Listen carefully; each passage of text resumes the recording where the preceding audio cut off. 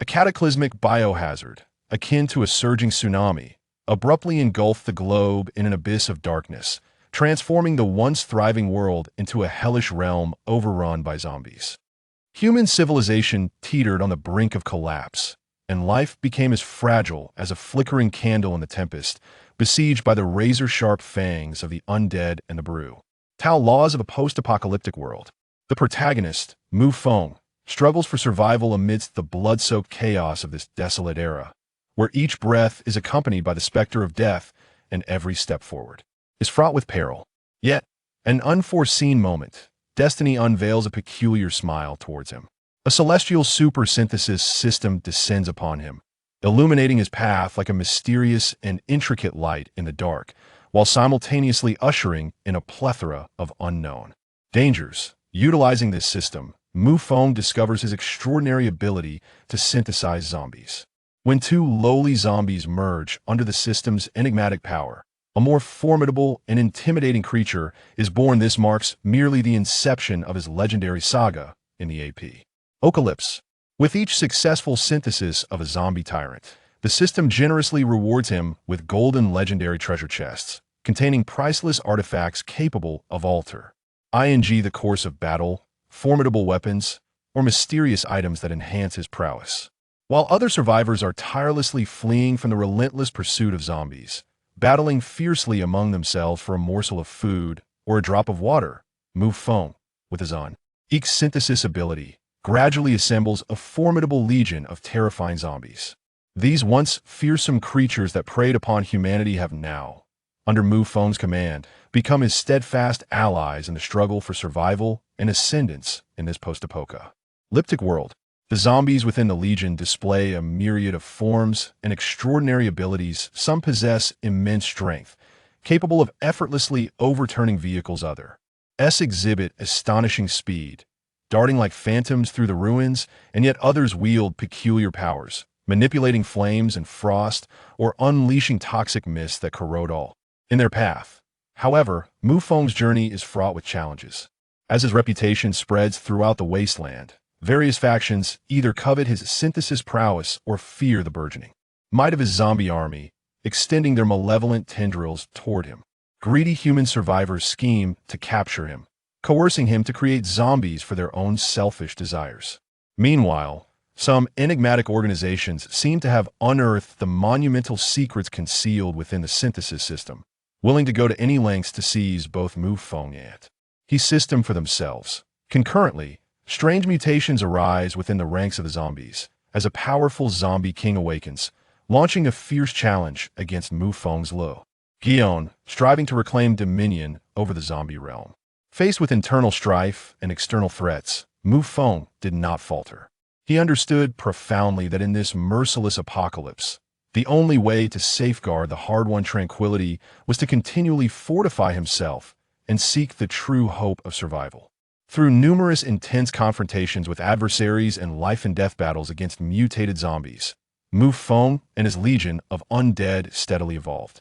With exceptional wisdom, he deftly navigated the complex web of various factions, exploiting their discord to carve out space for his own advancement. Driven by fearless courage, he personally led his zombie army into the fray, carving a bloody path through gunfire and relentless onslaughts bolstered by unwavering conviction. He persevered through countless predicaments, never relinquishing his thirst for life and dreams of a brighter future. In this world rife with despair and hope, Mu Feng wielded his unique ability to synthesize super zombies as a brush, using blood and sweat as his palette to inscribe his own legenda. Narrative. He and his zombie legion would emerge as pivotal forces capable of altering the landscape of the apocalypse and shaping the destiny of humanity. A global biohazard looms. The death knell tolls, and an overwhelming chill settles. The dead find no peace, and the living are robbed of serenity. Mu Feng struggles in this desolate world, where divine super-synthesis system descends, allowing him to create Zombie.es. Ding! Congratulations, host! You have synthesized a zombie tyrant and received a golden legendary treasure chest. Once the predators, zombies have transformed into his means of survival in this bleak reality. Chapter 1. Super Synthesis System. I can synthesize zombies. Gulyalu. Mu Feng rubbed his emaciated stomach, opened the empty refrigerator, and sighed. A whoa-bang.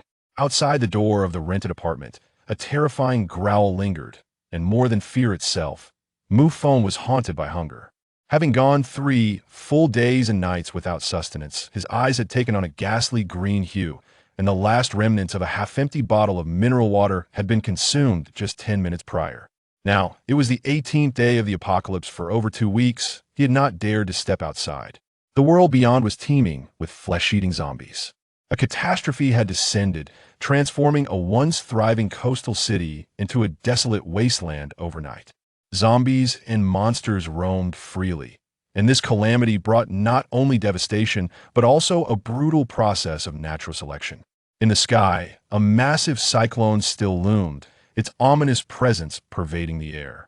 Creatures that absorbed this essence, unable to withstand its transformative power, would inevitably become ravenous beasts. Yet, those who successfully assimilated this strange gas could awaken extraordinary abilities.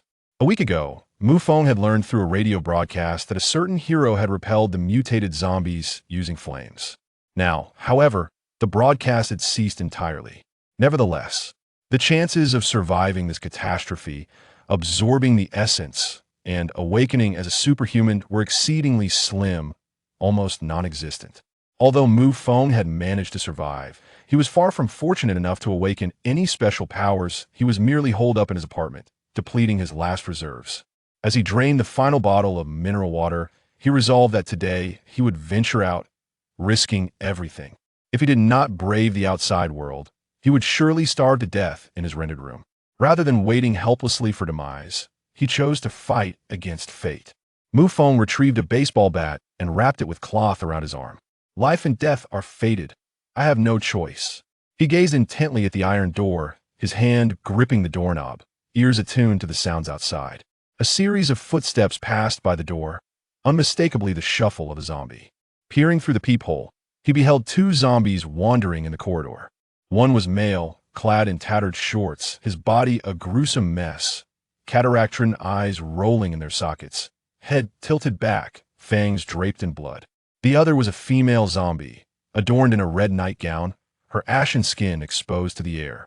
The hem of her gown was riddled with holes, rendering her a ghastly specter in crimson. These 2 zombies were once a couple, the very neighbors Mu Feng had exchanged greetings with before the apocalypse descended. He recalled the fateful morning, half a month prior, when he had last spoken to them. Now, they had devolved into flesh-eating horrors. Mu Feng diverted his attention from the zombies to the half-open door across the way. If he could dash over, perhaps he could scavenge for food in their room and sustain himself for a few more days. This was his survival plan, simple yet brutal. No alternatives remained. Roar! Suddenly, the female zombie emitted a bone-chilling scream, startling Mu Feng. In that crucial moment, his legs trembled, and the courage he had summoned dissipated instantaneously. Thud! Mu Feng collapsed onto the floor, drenched in cold sweat, his body rendered even weaker by fatigue and hunger, causing his hands to tremble. Damn it! Mu Feng loathed his own helplessness. He was merely an ordinary man, confronted with the specter of death and the terror unleashed by the zombies. The chilling roars of the undead brought to mind a harrowing memory from a fortnight ago. He recalled the ghastly scene when his landlord was torn apart by a pair of zombie lovers, their eyes devoured in a single bite, flesh shredded and savored with grotesque delight. Ah! Mu Feng emitted a low, impotent howl, which instantly attracted the frenzied attention of 2 zombies, furiously battering against the iron door. Ding!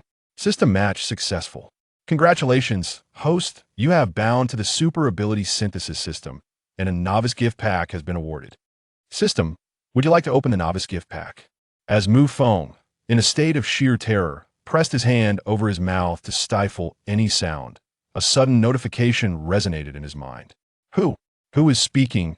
His eyes darted around with heightened vigilance, scanning his surroundings, yet he spotted no trace of even a ghostly figure. A look of astonishment crossed his face. A system? A novice gift pack? A golden finger? Had something straight out of a novel truly materialized before him? System, are you still there? Once he regained his composure, Mu Feng inquired with a mix of urgency, tension, and anticipation. System, would you like to open the novice gift pack? When the system's voice echoed again, a wave of relief washed over Mu Feng, prompting a light-hearted smile as he exhaled deeply. Open it. Do it now. Having confirmed the existence of his golden finger, Mu Feng felt a thrilling tingle coursing through him. With such a power at his disposal, he could scorn all adversities, possessing formidable abilities. This was his lifeline, a vital asset for survival. Congratulations, host, on successfully activating the beginner's gift pack. You have acquired 1 beginner buff potion, 1 level 1 healing bandage, and 1 immunity virus potion. Initiating the super ability synthesis function. Please refer to the details at your convenience. Mu Feng paused for a moment, taken aback by the peculiarity of this golden finger. It seemed rather intriguing. With the system's reassurance, Mu Feng's earlier trepidation began to dissipate. Having already steeled himself for a fight, the presence of the system emboldened him further. System, could you please enlighten me about the beginner buff potion? The zombies outside had grown quiet, and Mu Feng peered through the peephole, witnessing one of the undead rubbing its head against the wall.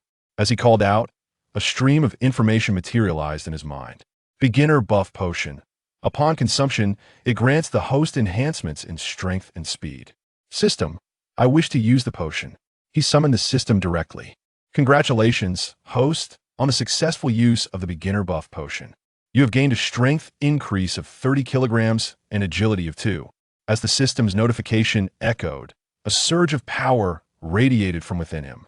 What was once a frail Mu Feng now felt invigorated, his eyes sparkling with newfound confidence. Grasping a baseball bat, he firmly seized the doorknob and yanked it open. Roar! Upon spotting a living human, the female zombie erupted into a furious frenzy, lunging at Mu Feng. With the system's aid, Mu Feng was brimming with confidence and an even stronger desire to survive. He took a step back, raised the baseball bat, and struck fiercely at the female zombie's head. Bang! The female zombie's skull shattered, and she fell to the ground. The commotion inside the house attracted the attention of a male zombie outside, who rushed in. This time, Mu Feng retreated 3 or 4 steps, arriving at the window. His gaze fixated on a rope on the floor, an obstacle he had set up in advance. The male zombie, of course, did not evade and tripped over it, falling flat on its face. With gritted teeth, Mu Feng approached and delivered 7 or 8 blows to the zombie's head with his bat. Ding! The host can perform super synthesis. Ding! The synthesis space has been activated. Just as Mu Feng prepared to shatter the male zombie's skull, the system prompt suddenly sounded, and 9 red squares appeared before him, enveloping the 2 zombies. What would transpire? Mu Feng was filled with anticipation, for this was tied to his hope of survival. Chapter 2. Synthesize Level 2 Zombie. Obtain lottery benefits. At this moment, the 2 zombies had lost their ability to move, each occupying a square. System, how do I synthesize? Mu Feng inquired. Ding! The host can slide with a finger and click on the zombie to be synthesized, moving it onto the target to complete the process. Instantly, Mu Feng understood. It was exceedingly simple. He immediately followed the instructions, pointing at the male zombie in one square and shifting it into the square of the female zombie. In an instant, a blue light flashed. Ding! Zombie synthesis successful. Congratulations, host. You have acquired a level 1 zombie. The system emitted 3 consecutive prompts, and Mu Feng pointed at the heads of 2 zombies. Instantly, information materialized before him. Level 1 zombie. Attributes: strength 30 kilograms, speed normal, bite force 60 kilograms. This is a decayed zombie, the most basic and ordinary type. The initial synthesis of a zombie filled Mu Feng with exhilaration, especially given the novelty of the process, which was quite astonishing. System: 2 level 1 zombies can be synthesized into a level 2 zombie, correct? Mu Feng inquired. Ding. Yes, host. Additionally, please note that zombies cannot be synthesized with different genders otherwise. The attributes will not increase after synthesis. Upon hearing this, Mu Feng nodded in understanding. No wonder there was no significant change post-synthesis. It remained a decayed zombie, appearing rather awkward. The head of a male zombie was paired with the body of a female zombie, creating a striking lack of harmony. Well, I suppose I will have to make do for now. With the synthesis system at his disposal, the future appeared promising, and Mu Feng was unbothered by these peculiarities. He promptly commanded the zombie to venture forth and scout the surroundings. Despite its sluggish reactions, the zombie complied, further astonishing Mu Feng. As the zombie moved outside, a vision akin to surveillance footage emerged in Mu Feng's mind. It was the perspective provided by the zombie. This is exhilarating. This is even more impressive than a drone. At last, Mu Feng recognized the formidable capabilities of the system. Through the perspective shared by the undead, Mu Feng ascertained that there were only 2 zombies at the the corridor before he stepped out of the room. He directly entered the opposite rental unit and, after a thorough search, finally discovered 2 bottles of mineral water and a bag of expired bread. After a modest replenishment of his stamina, Mu Feng resolved to clear the corridor first. Following that, he intended to scavenge for food from each unit. Initially, Mu Feng focused on the 2 male zombies at the corridor's end, both of whom he recognized. One was the apartment's security guard, and the other was the proprietor of the small shop downstairs. He employed the same tactics as before, which remained effective against the zombies, as they possessed no consciousness, only primal instincts. Having prepared accordingly, Mu Feng unleashed a level 1 zombie to attack the shopkeeper. The shopkeeper, robust and powerful, retained a strength surpassing that of ordinary zombies even in his transformed state, and he had already achieved level 1. Mu Feng had learned about the zombie hierarchy a month prior through a radio broadcast, which classified them from levels 1 to 10, with levels above 10 being categorized as C, BA, and S. Upon reaching level C, various mutated special zombies emerged, each more ferocious and terrifying than their counterparts of the same level. At that moment, Mu Feng observed the zombie staggering towards the shopkeeper, launching a surprise assault. The shopkeeper immediately emitted a furious roar, baring his bloodied maw as he engaged in a fierce struggle with the zombie under Mu Feng's control. Although Mu Feng issued his command promptly, the low-level zombie was sluggish in its execution, resulting in it sustaining severe injuries during the confrontation. Provoked, the shopkeeper would not allow the level 1 zombie to escape unscathed and pursued it with an open mouth. Meanwhile, the adjacent zombie was drawn over, causing a flicker of anxiety to rise within Mu Feng. Damn it, they've all been lured in. He hastily retreated 2 steps, gripping his baseball bat, his gaze fixed on the convenience store owner. This individual was the most troublesome. He had to be dealt with first. As the burly owner charged forward, he tackled the limping zombie to the ground, stirring a pang of sympathy in Mu Feng. With a fierce swing of the bat, he unleashed a relentless barrage of strikes. Just die already.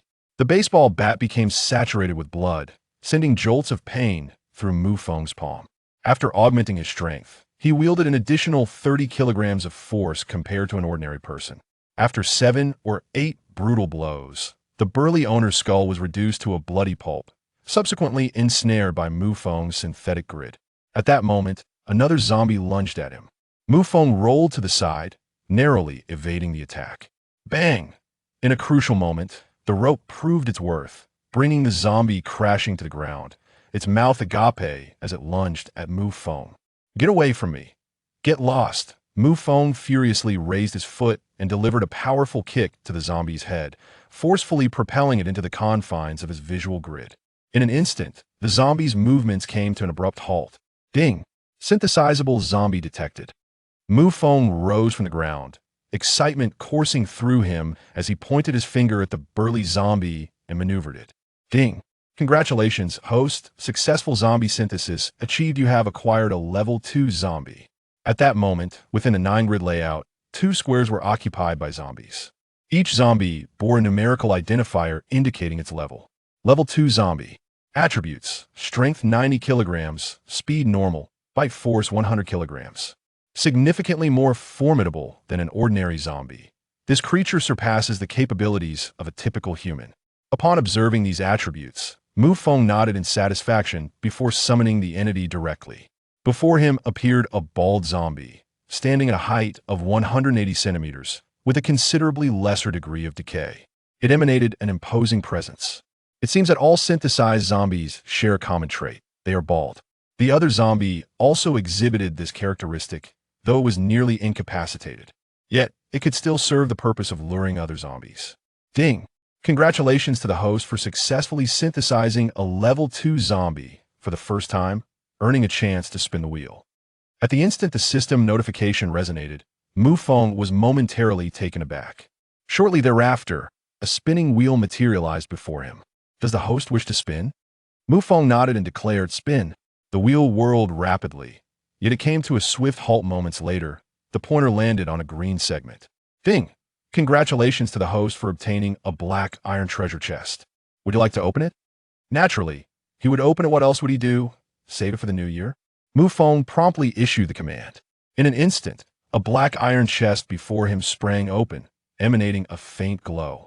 Ding! Congratulations to the host for opening the black iron treasure chest, resulting in attribute enhancements. Strength 10, Speed 10, Skill Points 2. Immediately, Mu Feng felt his strength surge once more.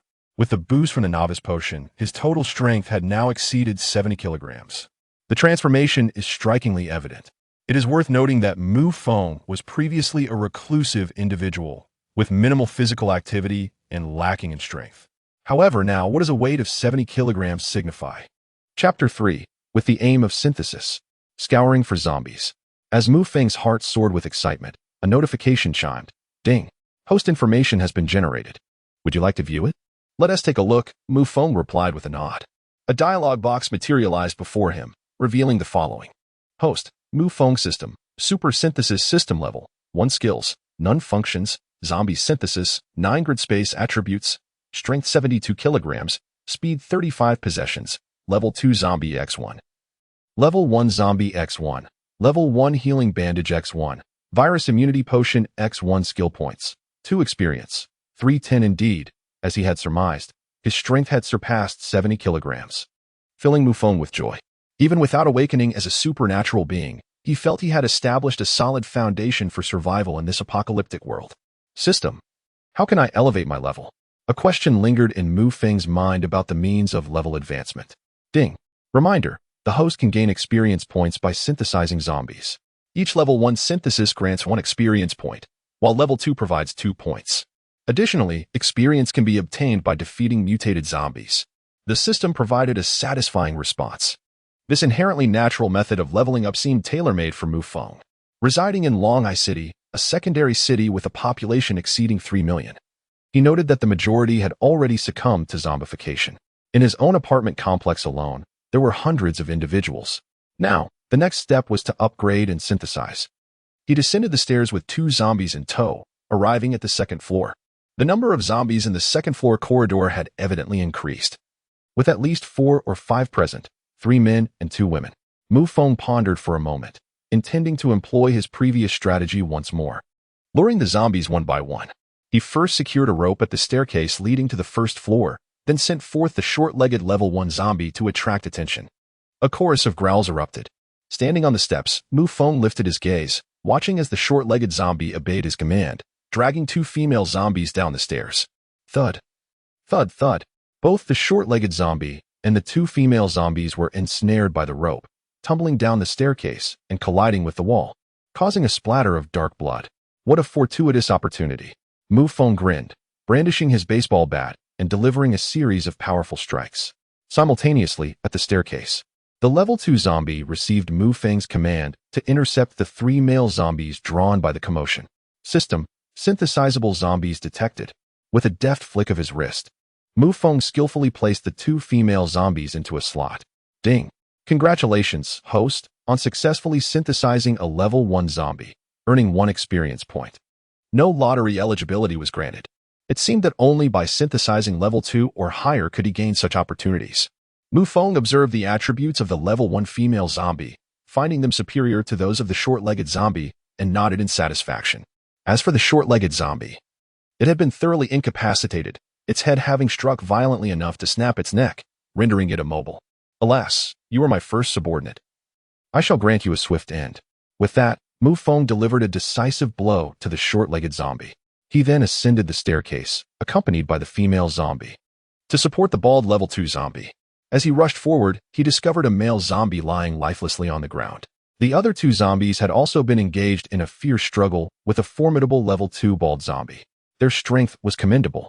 Mu Feng grinned widely, and alongside his own zombie, he swiftly dispatched all 3 male zombies. This resulted in the synthesis of a level 1 zombie. Yet it proved incompatible for merging with the female zombie.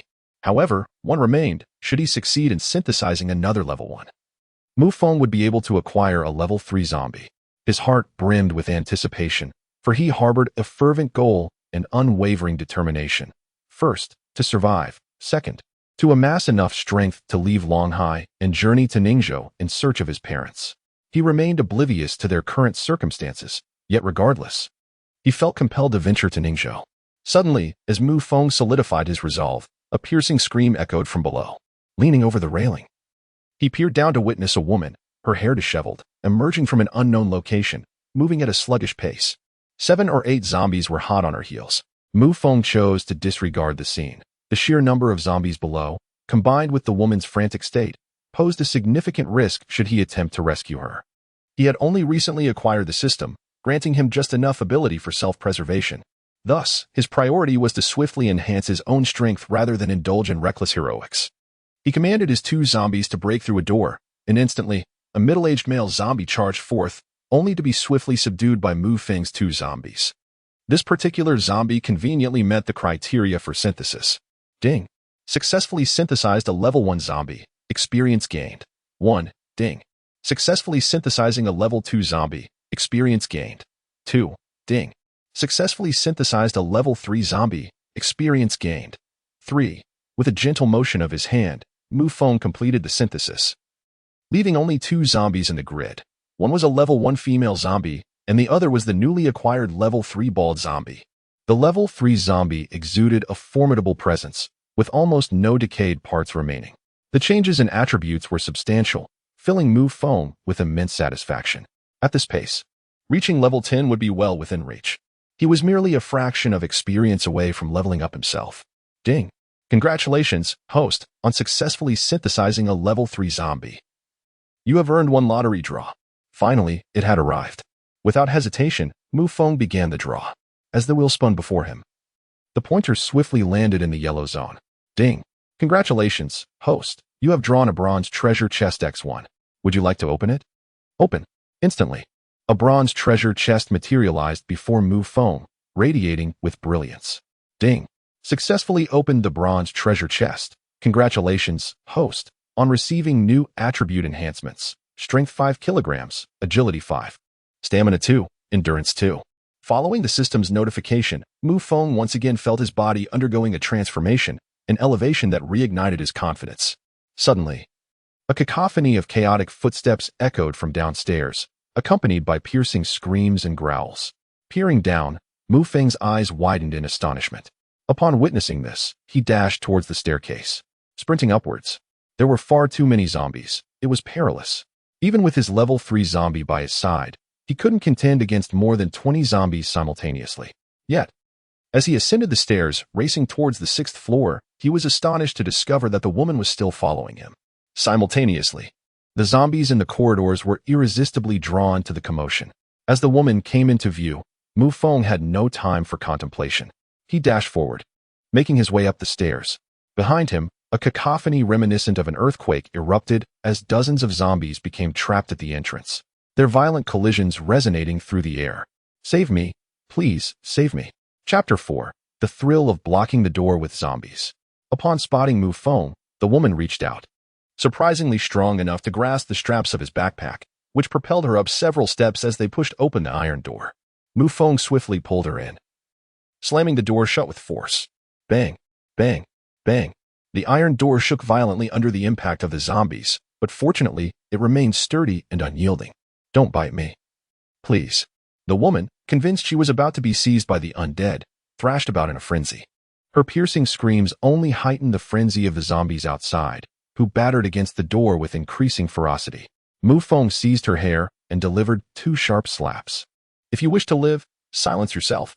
His words struck her with chilling clarity, causing her to hastily cover her mouth, terror etched across her dirt-streaked face. Relief washed over her when she realized Mu Feng was not one of the undead. However, her eyes widened in horror at the sight of the level 3 bald zombie looming behind him, and in her panic, she released her grip and opened her mouth to scream. Yet, when Mu Feng cast a fierce glare in her direction, she swiftly muffled her cries, trembling as she gazed at the bald zombie. Moments later, as a level 1 zombie appeared behind her, she fainted, her consciousness slipping away in sheer fright. Mu Feng glanced at the woman, muttering in a conflicted tone, "What a nuisance, truly unfortunate." Having spent half a month sequestered within the confines of his dwelling during the apocalypse, he had witnessed far too many dark scenes. A family, driven mad by hunger, dashed out only for the man to abandon his wife and child, fleeing for his own survival. He also beheld a young couple, where the youth, in a desperate bid to save himself, pushed his girlfriend into the fray to attract the zombies, thus securing his own escape. In this desolate world, the most fragile element proved to be the human heart. Mu Feng prided himself on not being cold-blooded or heartless, however.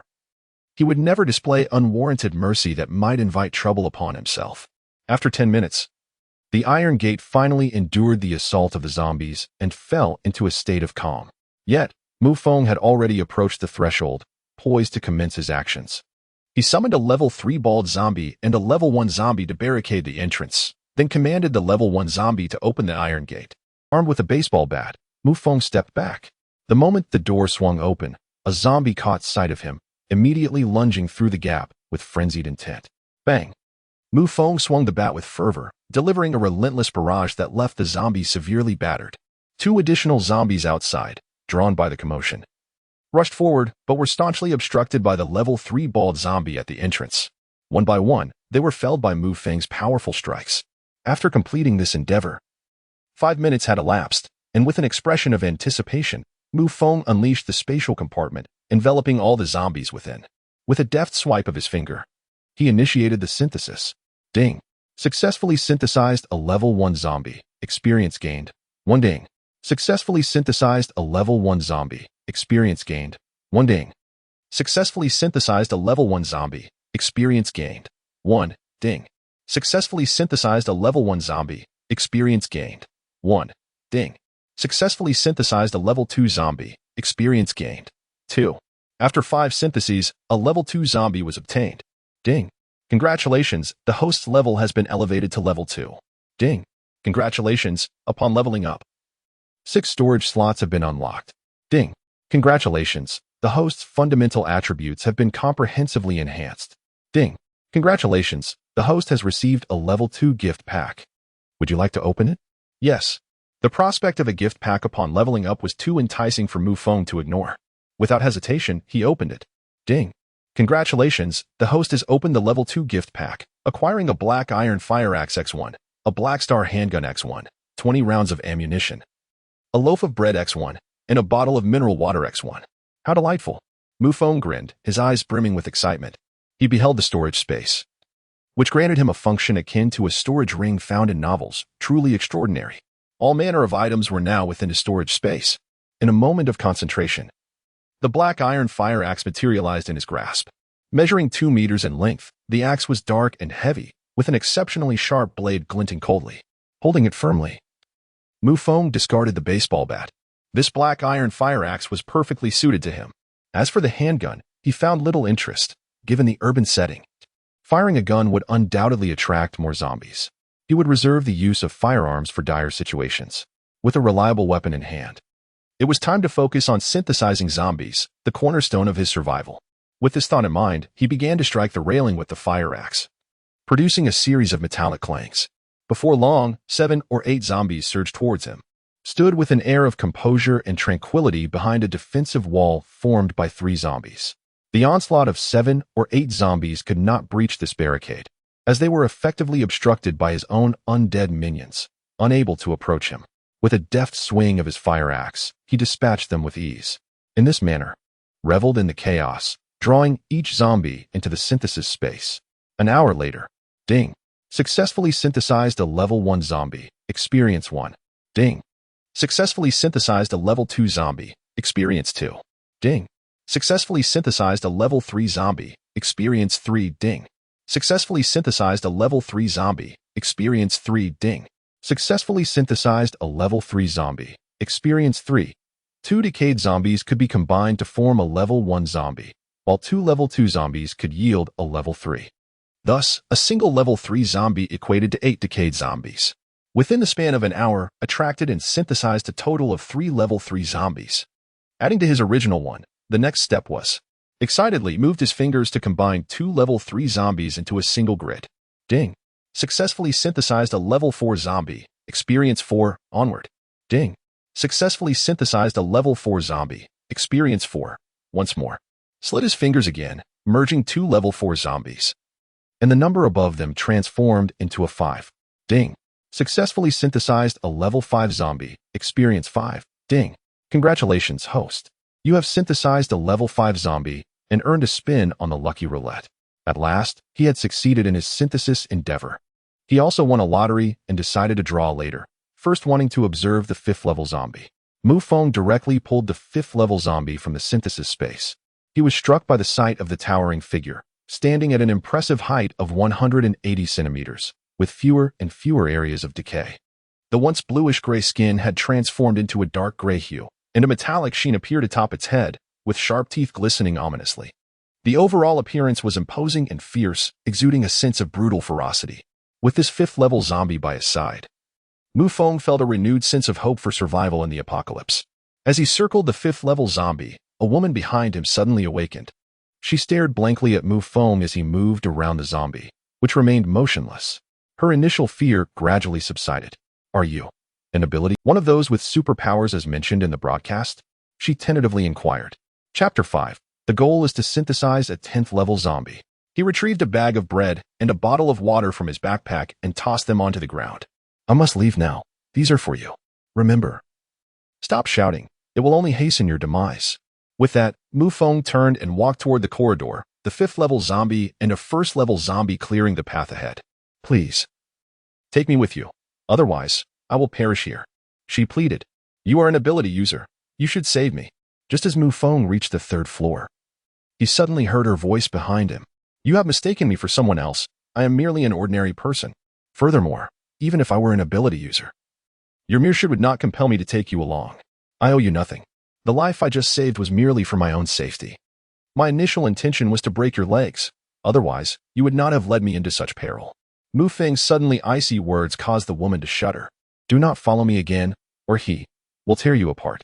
Mu Feng gestured towards the level 5 bald zombie clearing the path ahead, speaking with an expressionless demeanor. This further terrified her, causing her to crouch down, trembling. Observing her reaction, Mu Feng finally turned to leave. Upon arriving at the courtyard, he discovered a couple of decaying zombies. He promptly issued commands to the level 5 zombie. The level 5 zombie approached the few zombies and charged fiercely, attacking with a frenzy of bites. Had Mu Feng not intervened in time, those decaying zombies would have been utterly shredded. Nevertheless, 3 decaying zombies remained, 2 males and 1 female, the latter of whom had already had her head twisted off, her body lying on the ground. Mu Feng dragged the other 2 zombies into the synthesis grid. Ding. Synthesizing level 1 zombie. Experience 1. System. Display my information panel. Mu Feng wished to ascertain how much experience he needed to level up, while also checking for any changes in his attributes. The information panel promptly materialized before him, as follows. Host. Mu Feng system. Super synthesis system level. 2 skills. None functions. Zombie synthesis. 9 square space. Storage space. 6 slots. Attributes. Strength 77 kilograms. 1. Speed 40. 1. Agility 5. 1. Stamina 2. 1. Endurance 2. 1. Possessions. Level 2 Zombie X1. Level 1 Zombie X1. Level 1 Healing Bandage X1. Virus Immunity Potion X1. Black Star Pistol X1. Bullets X20 Skill Points. 2 Experience. 32-100. The changes in attributes were substantial, particularly the notable increase in all attributes. The system storage was full, and the remaining food had been placed into Mu Feng's backpack. Remarkably, his experience had multiplied tenfold, bringing him closer to leveling up. System. I still have one opportunity for a lucky draw. Let us commence. Before taking action, Mu Feng sought to enhance his strength as much as possible. Ding. Lucky wheel draw activated. As the system's prompt echoed, the wheel materialized before him. Mu Feng fixed his gaze upon the pointer, his heart racing with anticipation. Gold, gold. The rewards were categorized by color, with ordinary ones being white, blue, and green, medium quality represented by orange, blue, and gold, high quality by purple, orange, and red, and the supreme grade being purple gold. However, Mu Feng felt that merely obtaining a gold reward would be fortunate. At that moment, the pointer halted, landing within the orange section of the green zone. Ding. Congratulations, host, you have drawn an orange prize, acquiring the passive skill, mastery of daggers. To his astonishment, he had obtained a skill. However, proficiency in daggers? Mu Feng drew a fruit knife from his waist, measuring merely a few inches in length. And for the sake of convenience, let us refer to it as a dagger. Yet, such a diminutive weapon seemed utterly powerless, particularly against the undead. Ding. Would you like to learn dagger proficiency? Yes, Mu Feng replied, a hint of disappointment in his voice. As his words resonated, a surge of information penetrated his mind, seemingly merging with his very being. In the next moment, the fruit knife began to whirl effortlessly in his hand, a newfound skill blossoming within him. This unexpected mastery filled Mu Feng with astonishment. In his grasp, the fruit knife appeared almost animated, instilling in him the belief that he could easily vanquish zombies of level 5 and below. With this thought in mind, Mu Chun felt a surge of eagerness. His gaze fell upon the security zombie at the entrance of the courtyard, and he cautiously approached. A level 5 zombie stood vigil beside him, ready to intervene if necessary. As the security zombie spotted Mu Chun, it opened its bloody maw and charged forward, claws flailing. It seemed to be a level 1 zombie, at least according to Mu Feng's estimation. Only upon entering the designated area would he ascertain the true level of the zombie. As the zombie lunged, Mu Feng's narrowed eyes snapped wide open, and he deftly swung the dagger. With precision, it pierced the security zombie's forehead, and in an instant, the creature convulsed before collapsing to the ground. Mu Feng promptly dragged it into the synthesis space. Upon seeing the number that appeared above the fallen zombie's head, a smile spread across Mu Feng's face. Indeed, it was a level 1 zombie. Without hesitation, he proceeded with the synthesis. At that moment, Mu Feng had acquired yet another level 2 zombie. Then, he emerged from the courtyard accompanied by 2 zombies, stepping onto the street, where he was instantly taken aback by the scene before him. The thoroughfare was littered with the wreckage of automobiles and debris. A chill breeze swept through, leaving only the haunting moans of the surrounding undead. Though autumn had yet to arrive, the atmosphere was far more desolate and forlorn. Once a bustling metropolis, it had now devolved into a hellish ghost town. Mu Feng sighed, concealing his tumultuous emotions. He spotted a supermarket across the street and resolved to clear a path toward it, seeking food and a radio to keep abreast of the world's conditions. Rather than unleashing his zombies, he deftly wielded his dagger, dispatching the undead along the way. 7 or 8 zombies fell, their skulls pierced, and were dragged into the synthesis space. He then successfully synthesized 2 level 2 zombies, earning 8 experience points. However, they were in a state of decay, heads hung low, incessantly groaning, completely transformed into zombies. Mu Feng opened the door, released his zombies, and effortlessly dealt with the 3 stock clerks. He successfully synthesized a level 2 female zombie. At this juncture, his grid was nearly full. Alas, space was running short. Rubbing his head in contemplation, he continued to search for heat-retaining food and found a radio to stow in his backpack. Subsequently, he seated himself at the entrance of the supermarket, releasing his zombies and gradually luring the surrounding undead toward him. At his current pace, it would take at least 3 to 4 days to clear the zombies from the street. However, after that period, his zombies would likely exceed level 10. What would it mean to possess a level 10 zombie? It would be effortless to sweep through 2 streets, moving with unassailable confidence.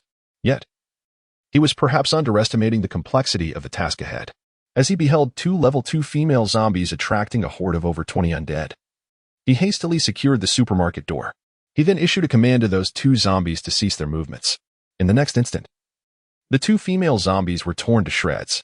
Among them was a particularly formidable and corpulent zombie, larger and more ferocious than his level 5 zombie, which seized the head of one female zombie and savagely tore into it. The scene was utterly brutal. The loss of these 2 zombies ignited a flicker of rage within him. With the demise of my 2 zombies, I shall seek to replenish my ranks with you. A glint of icy determination sparked in his eyes. Chapter 6. The synthesis of a level 7 once more. This zombie was inherently massive, its chest split open, revealing a mouth brimming with barbed teeth. It was evidently a high-tier zombie. Level 2 zombies stood no chance against it. He swiftly summoned back his level 5 zombie along with a level 3 and a level 2 zombie. This constituted all his current assets. A high-tier zombie. You shall be the one. He had resolved to eliminate this high-tier zombie, as it might expedite the process of synthesizing a level 10 zombie. The level 5 zombie would spearhead the assault, while the other 2 would flank it from either side. He dared not approach too closely, after all. It was a level 5 zombie.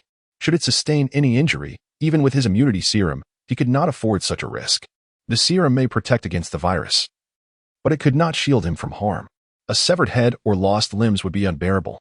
The level 5 zombie, still a formidable force, clashed with the high-tier zombie in an explosive confrontation, engaging in fierce biting.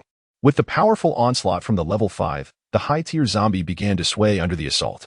Combined with the attacks from the level 3 and level 2 zombies, the high-tier zombie found itself at a disadvantage. Mu Feng observed for a moment, seizing the opportunity to wield the black iron fire axe in his hand, swiftly toppling the 5 surrounding zombies. He then dragged them into the synthesis space. His fingers danced rapidly across the interface as he retreated backward, for more zombies were already charging at him. His actions were remarkably swift, akin to a synthesis game. With a few deft movements, he fused the 5 ordinary zombies into a level 1 zombie X2, and then continued the synthesis to X3, leaving 1 ordinary zombie remaining. Mu Feng released the newly synthesized level 3 zombie to intercept the 2 female zombies lunging at him. With a fierce swing of the fire axe, he unleashed a flurry of strikes. Once subdued, he dragged the 2 zombies into the synthesis space, completing a synthesis that yielded a level 1 female zombie. This was insufficient. He needed to find more female zombies. His gaze quickly fell upon a distant cluster of zombies, predominantly female, with at least a dozen in sight. He knew he had to take a risk. Mu Feng approached a Wrangler SUV, leaping atop it, and commanded the level 3 zombie and the level 1 female zombie to fetch 2 more zombies. He operated from the vehicle's roof, and as the 2 female zombies were subdued, he dragged them into the synthesis space, resulting in a completed level 2 female zombie. Minutes passed, and the female zombie was successfully synthesized to level 4. Experience points continued to accumulate. Not far away, a high-level zombie suddenly erupted forth, sending 2 low-level zombies flying with a single blow, even knocking a level 5 zombie to the ground. Roar. The high-level zombie locked its gaze onto Mu Feng atop the vehicle, baring its bloodied maw to unleash a fearsome roar.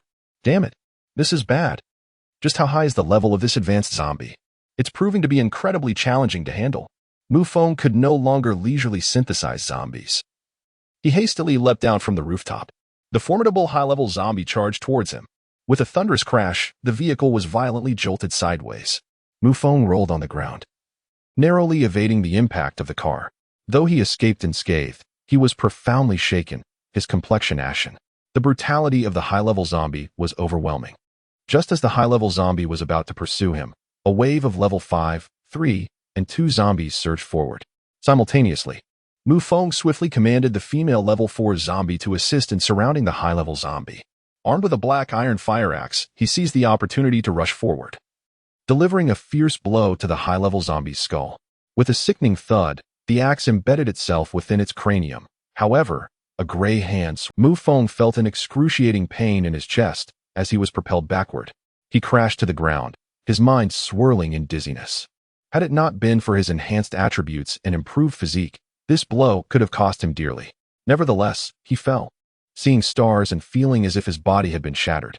Just as he prepared to muster his strength for a desperate fight, he noticed that the high-level zombie had been subdued by his minions, pinned to the ground, ready to be devoured. That could not be allowed. Mu Feng quickly issued a cease command and swiftly gestured, pulling the high-level zombie into the synthesis space. The crisis and pressure evaporated in an instant. Mu Feng gasped for breath. He had no time to dwell on the high-level zombie, instead focusing on synthesizing 2 level 3 zombies into a level 4. Now, he commanded a modest but formidable horde. 1 level 5, 2 level 4, 1 male and 1 female, and 1 level 2, totaling 4 zombies. A small but significant achievement indeed. However, Mu Feng was far from content with the current situation. This was merely the beginning. He aimed to swiftly synthesize a level 10 zombie for greater assurance. With this thought in mind, Mu Feng shook his head and struggled to rise from the ground. He cast a glance at the synthesis space, his gaze settling on the newly captured high-level zombie. Upon noticing the crimson digits hovering above the zombie's head, he was momentarily taken aback. A level 7 zombie. No wonder it was so formidable. Mu Feng promptly summoned the level 7 zombie, and at that moment, the fire axe had once again found its way into his grasp. Yet, a trace of blood still marred the zombie's head. It needed to be synthesized anew to restore its form. With this in mind, Mu Feng became increasingly impatient. He led 5 zombies, ranked 7, 5, 4, and 2, to commence their rampage through the streets. In a back alley where the number of zombies was relatively sparse, Mu Feng was well aware that the corner ahead was likely teeming with them, for it led to the vegetable market. Upon arriving at the street, he synthesized 3 additional level 2 female zombies and subsequently combined them to create a level 4 zombie, which, when further synthesized, transformed into a level 5 female zombie. Now he had 1 male and 1 female zombie. His gaze fell upon the entrance of the vegetable market, and as he had anticipated, a mass of zombie heads rolled about, congregated in the market.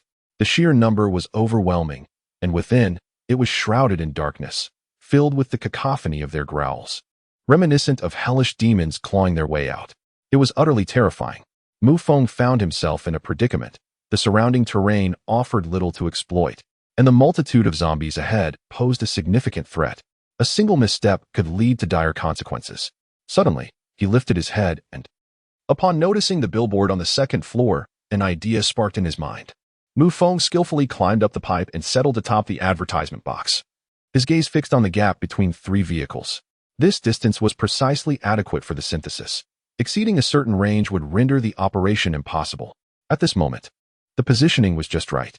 Thus, Mu Feng commenced his fishing endeavor, releasing a male and a female level 5 zombie, then deftly pulling 2 of them back. A few elderly zombies, limping along, followed suit, only to be swiftly subdued by Mu Feng's level 7 zombie. Perched on the light box, he initiated the synthesis game, his fingers gliding rapidly. Otherwise, those elderly zombies would fall victim to the might of the level 7 adult zombie. Ding. Synthesized level 1 zombie, experience 1. Ding.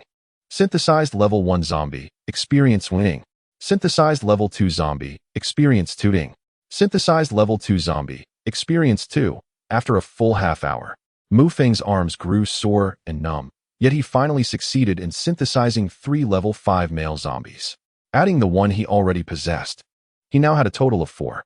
With another swift flick of his fingers, he synthesized 2 level 6 zombies, leading to the emergence of a brand new level 7 zombie.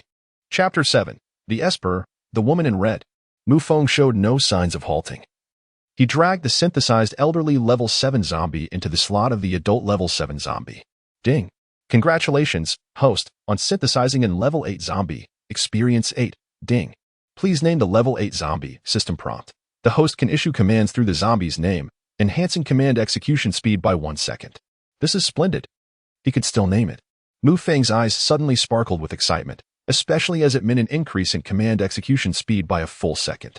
For him, this was akin to a timely boon. His greatest frustration had been the sluggishness with which the zombies executed his commands. Higher-tier zombies performed significantly better. Let us call it Lai Fu. As Mu Feng's words fell, a notification chimed. Ding. Congratulations, host. You have successfully named an 8th-tier zombie. Upon hearing this, Mu Feng's gaze fell upon the 180-centimeter-tall 8th-tier zombie before him, its muscles taut and devoid of decay. Yet, to his astonishment, the name displayed above it read. Let us call it Lai Fu. Mu Feng was taken aback. Was the system malfunctioning? Did it not comprehend human speech? Lai Fu. Lai Fu. How could it have incorporated his command slogan into the name? After finally seizing the opportunity to name his first zombie, the system had chosen let us call it Lai Fu. Well, a name is merely a designation, he thought. He sighed and resolved to focus on the next matter at hand. Mu Feng prepared to continue synthesizing zombies, aiming to create a 10th-tier one before dusk. Just as he was about to release a zombie to attract attention, a sudden roar of a motorcycle shattered the air. In the next moment, a Harley sped past him, racing down the street. Instantly, zombies from every corner, from alleys to the bustling market, collided and surged forth, converging onto the road in a dark mass. The glass of the buildings lining the street shattered as the zombies leapt down, frantically lunging towards the Harley. The cars on the ground were crushed to pieces beneath their onslaught. As a multitude of zombies was drawn away, Mu Feng stood there, utterly bewildered. His gaze fell upon a figure clad in a red leather jacket atop a Harley motorcycle. Wasn't this akin to lighting a lantern in a restroom, courting death? Mu Feng muttered to himself before hastily leaping down from the billboard, accompanied by his lucky and several other zombies trailing behind the throng. As the zombies moved swiftly, Mu Feng pursued them, a spectacle that would undoubtedly astonish any onlooker. What immense courage it took to chase after a horde of zombies. Yet, in Mu Feng's eyes, he feared more the prospect of losing these zombies. The thought of having to gather them individually was far too cumbersome. A street filled with zombies converged, amounting to several hundred, a dark mass of figures. Their guttural roars sent shivers down the spines of survivors hiding in the shadows, who covered their mouths in fear, not daring to make a sound. Following closely behind, Mu Feng utilized two fifth-level zombies, one male and one female, to capture 4 decayed zombies, successfully synthesizing them into a second-level creature. While he pursued and synthesized simultaneously, the effort was arduous, yet honed Mu Feng's operational skills, rendering his movements increasingly adept. He orchestrated the zombies to accelerate, ensnared them, and dragged them into the system's space, his fingers gliding deftly for synthesis. This series of actions demanded considerable mental acuity and physical coordination. After half an hour, Mu Feng's motions flowed seamlessly, growing ever more proficient. The speed of the zombie horde began to diminish, ultimately halting at the entrance of a hospital. The iron gates stood firmly shut as the horde relentlessly battered against them. At that moment, within the expansive grounds of the hospital, the sudden sound of gunfire pierced the air. A sense of urgency gripped Mu Feng as he swiftly turned around, only to witness a horde of zombies surging toward him. Without hesitation, he commanded the 8th-level zombies to charge forth. Over 30 decaying corpses, interspersed with those of varying ranks, descended upon the scene, leaving Mu Feng no time for discernment. The 8th-level zombies wreaked havoc like tigers among sheep, effortlessly smashing the heads of the rotting zombies with a single swipe, rendering them utterly incapacitated and incapable of synthesis. Mu Feng promptly directed 2 5th-level zombies to assist in capturing the remaining foes, dragging the defeated zombies into his spatial realm for synthesis. Ding! Successfully synthesized a 4th-level zombie, earning 4 experience points. He had successfully created a female 4th-level zombie, just 1 level shy. She could be combined with another 5th-level female zombie to form a new 6th-level entity. After eliminating the remaining zombies, Mu Feng finally synthesized a female 6th-level zombie. Ding! Congratulations, host. Your level has risen to 3, and you have received a level 3 gift package. Just as the system notification chimed, a heavy rumble echoed from behind him. The massive iron gate had finally been toppled by the relentless swarm of zombies, resulting in the demise of numerous undead. A multitude of zombies lay sprawled on the ground, and Mu Feng couldn't help but click his tongue in dismay at the sight. He realized that this audacious woman might very well be a superhuman. I must hasten to seize the opportunity, lest she eliminate all the zombies herself. Mu Feng murmured to himself, brandishing his black iron fire axe as he pursued her. Observing the downed zombies attempting to rise, he dragged them into the synthesis space.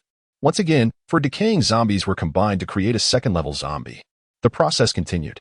As the horde of zombies surged into the hospital lobby, Mu Feng had already synthesized a level 4, a level 3, and a level 2 zombie. With the synthesis of 1 more level 2 zombie, he would be able to sequentially create a level 5.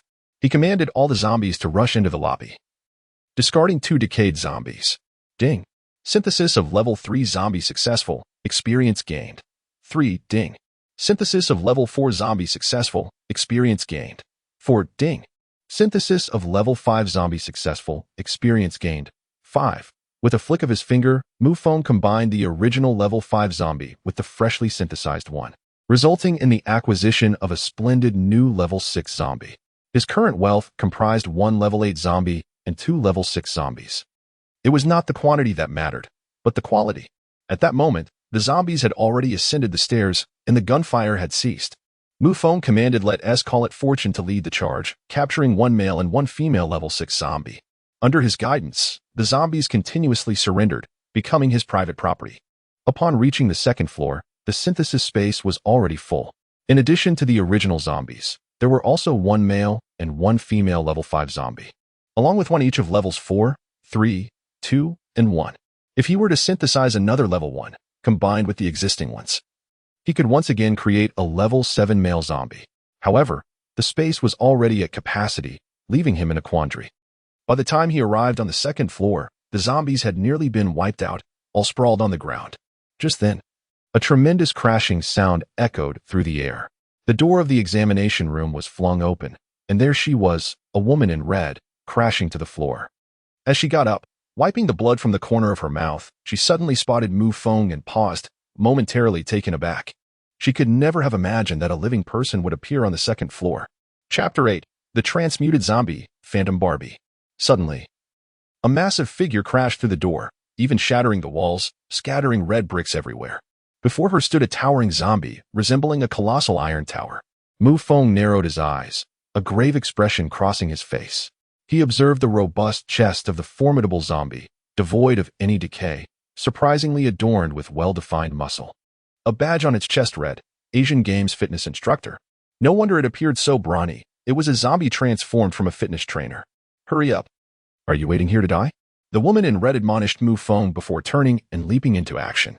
Her body agile and her movements swift as she charged towards the imposing zombie. Mu Feng remained motionless, recognizing that this zombie was evidently of a higher caliber.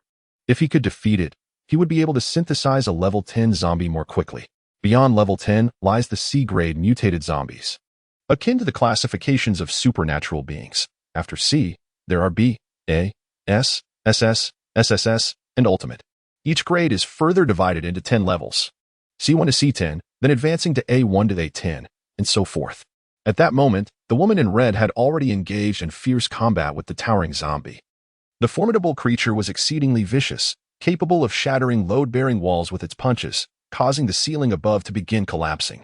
The woman was no weakling either. She narrowly dodged several of the zombie's attacks. However, in comparison, she still appeared to be struggling. The probability of defeating the towering zombie seemed to be a precarious 55. The surrounding walls had been breached, and Mu Feng stepped back 2 paces, bewildered. This woman seemed intent on saving him. How infuriating, because of her. He could not confront that zombie. Only by vanquishing the creature could the survivors on this street hope to escape unscathed. A level 10 zombie possessed territorial awareness, and this street was its domain. To eliminate it was to liberate the surrounding survivors. The meticulously devised plan he had prepared was now jeopardized by her actions, leaving them to endure the looming threat of death. The woman paused, her exquisite face contorted with rage, abruptly halting in her tracks. She extended her hand and pushed Mu Feng out of the window, leaving him suspended in midair. How I wish to kill you. I should never have saved you. Your demise would have been preferable, for your reckless actions endanger so many survivors. Their eyes locked. The woman gritted her silver teeth, contemplating releasing her grip. Meanwhile, Mu Feng was poised to draw his black iron fire axe, ready to fight back. He had not anticipated her sudden push, which had thrown him into peril. Though he could synthesize zombies and possessed a system, he lacked the ability to survive a fall from the 3rd floor. Thus, he prepared to strike at her the moment she loosened her hold. Even if he were to miss, he would ensure she felt the consequences. Suddenly, the ground trembled, unmistakably indicating that the hulking zombie was closing in. Do you realize there are now hundreds of zombies upstairs? Moreover, over 30 survivors are trapped within this building. Initially, I could have seized the chaos to lure these 10 zombies inside, allowing them to turn on each other. Yet all of this is thwarted by your meddling. The woman ceased her words abruptly, forcefully pushing aside Mu Feng before dashing down the stairs. What does it matter to me? The zombies you cannot contend with pose no threat here. Truly, she is an odd woman. Mu Feng muttered to himself, then summoned all the zombies to block the 2nd floor. Alone, he charged up to the 4th floor. The woman had mentioned that there were hundreds of zombies above. He could not afford to overlook this. Upon reaching the upper floor, he was taken aback by the multitude of zombie heads lining the corridor. This is exceedingly dense. Ugh, it appears I must once again engage in extreme measures. Mu Feng commanded, just call it luck to lead the charge. With 4 level 5 and 6 female and male zombies trailing behind to subdue the surrounding undead. Thus, he commenced his grand undertaking of synthesis. The rumbling from below persisted, accompanied by the incessant crackle of gunfire. In the narrow corridor, Mu Feng proceeded with caution, meticulously clearing the area, wary of taking reckless risks. For should all the zombies surge forth, his demise would be inevitable. However, the moment he synthesized 2 level 7 zombies, 2 female zombies clad in nurse uniforms, wielding scalpels, rushed towards him with alarming speed, swiftly obliterating the heads of the 2 level 4 zombies he had just created. Their velocity was dazzling. Even a level 7 zombie fell victim to their assault, riddled with gaping wounds, black blood oozing from its body. The 2 nurse zombies moved with ghostly swiftness, making evasion nearly impossible. Despite this, one of the level 7 male zombies had already lost both arms, rendered a mere shell of its former self. What in the world is this abomination? Mu Feng, filled with dread, began to retreat. At that moment, a woman in a red dress suddenly charged towards him, her face a mask of panic. Upon seeing the 2 nurse zombies wielding surgical knives, her expression shifted to one of heightened fear. Almost instinctively, she exclaimed, "Aberrant mutated zombies." Phantom Barbie, a new term. Aberrant zombies. Mu Feng took note. What level are aberrant zombies? He inquired. At this juncture, even his let's call it good fortune was struggling to cope, his body riddled with numerous stab wounds. The other level 7 zombie could only linger in the vicinity. Unable to keep pace, a horde of zombies began to converge. Mu Feng had no choice but to retreat. The aberrant zombie, Phantom Barbie, had surpassed level 10, distinct from ordinary zombies due to her aberrant abilities. As she had been transformed after being infected as an ability user, her body underwent a mutation, merging aberrant genes with the zombie virus, thus becoming an aberrant zombie. This type of zombie was far more terrifying than the level 10 behemoth downstairs. Why am I even telling you this? You wouldn't understand. It seems today may very well be my last. Who would have thought I would meet my end alongside a wretch like you? Truly unfortunate. The woman in red gritted her teeth, her demeanor decidedly pessimistic. What? You didn't take care of that behemoth downstairs? Mu Feng asked, astonished. It seemed as though the failure to eliminate the hulking zombie downstairs was somehow the fault of the woman in red, tinged with a hint of mockery. However, Mu Feng was truly not mocking her, nor did he possess such intentions. He merely assumed that the other party had rushed forward and successfully dispatched the zombie. It was entirely a misunderstanding. Yet, the woman in red took it to heart. What right do you have to ridicule me? If it weren't for me, you would have been torn apart and reduced to mere fodder for the undead long ago. If you wish to avoid death, then step aside and rush into that room. There lies a glimmer of hope. Suddenly, the woman in red grasped Mu Feng's clothing, only for him to forcefully tear it apart. Do not touch me. You nearly ended my life just now. I do not require your assistance. Mu Feng's demeanor nearly incited the woman to a frenzy. Chapter 9. Out with the old, in with the new. I care not for your fate, the woman in red declared, ceasing her discourse. With a powerful leap, she vaulted over 2 mutated zombies and dashed into a hospital room, decisively shutting the door behind her.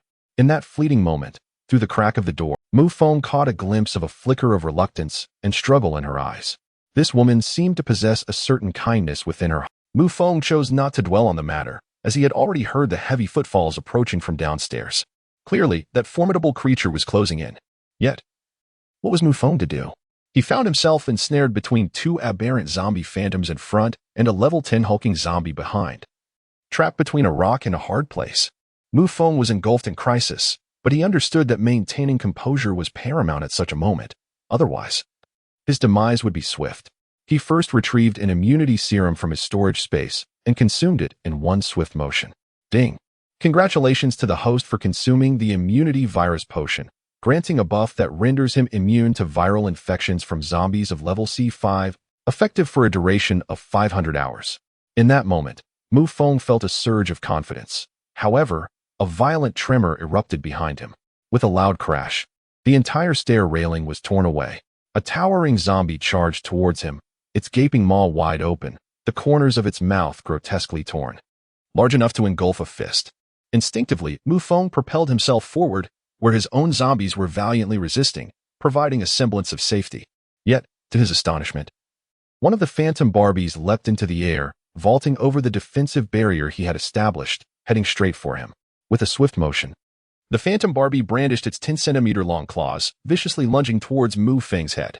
A direct hit would surely result in his demise, as his skull would be pierced. Terror gripped Mu Feng as he sensed the imminent threat of death. He rolled to the side, narrowly evading the deadly strike. The Phantom Barbie, having lost its target, landed on the ground, tilting its head and letting out a furious roar, clearly enraged. Ahead, Mu Feng's zombie squad was effectively subduing another Phantom Barbie, which exceeded level 10. Reaching C1 status.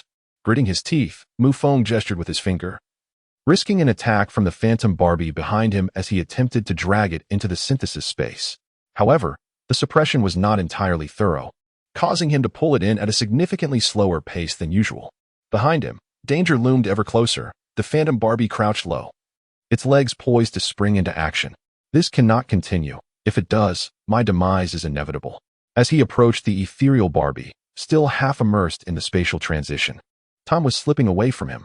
Just as Mu Feng was poised to surrender, an unexpected eruption occurred.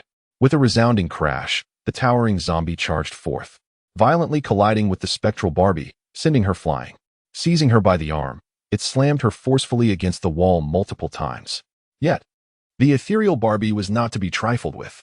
This was her domain, and she would not permit such an invasion.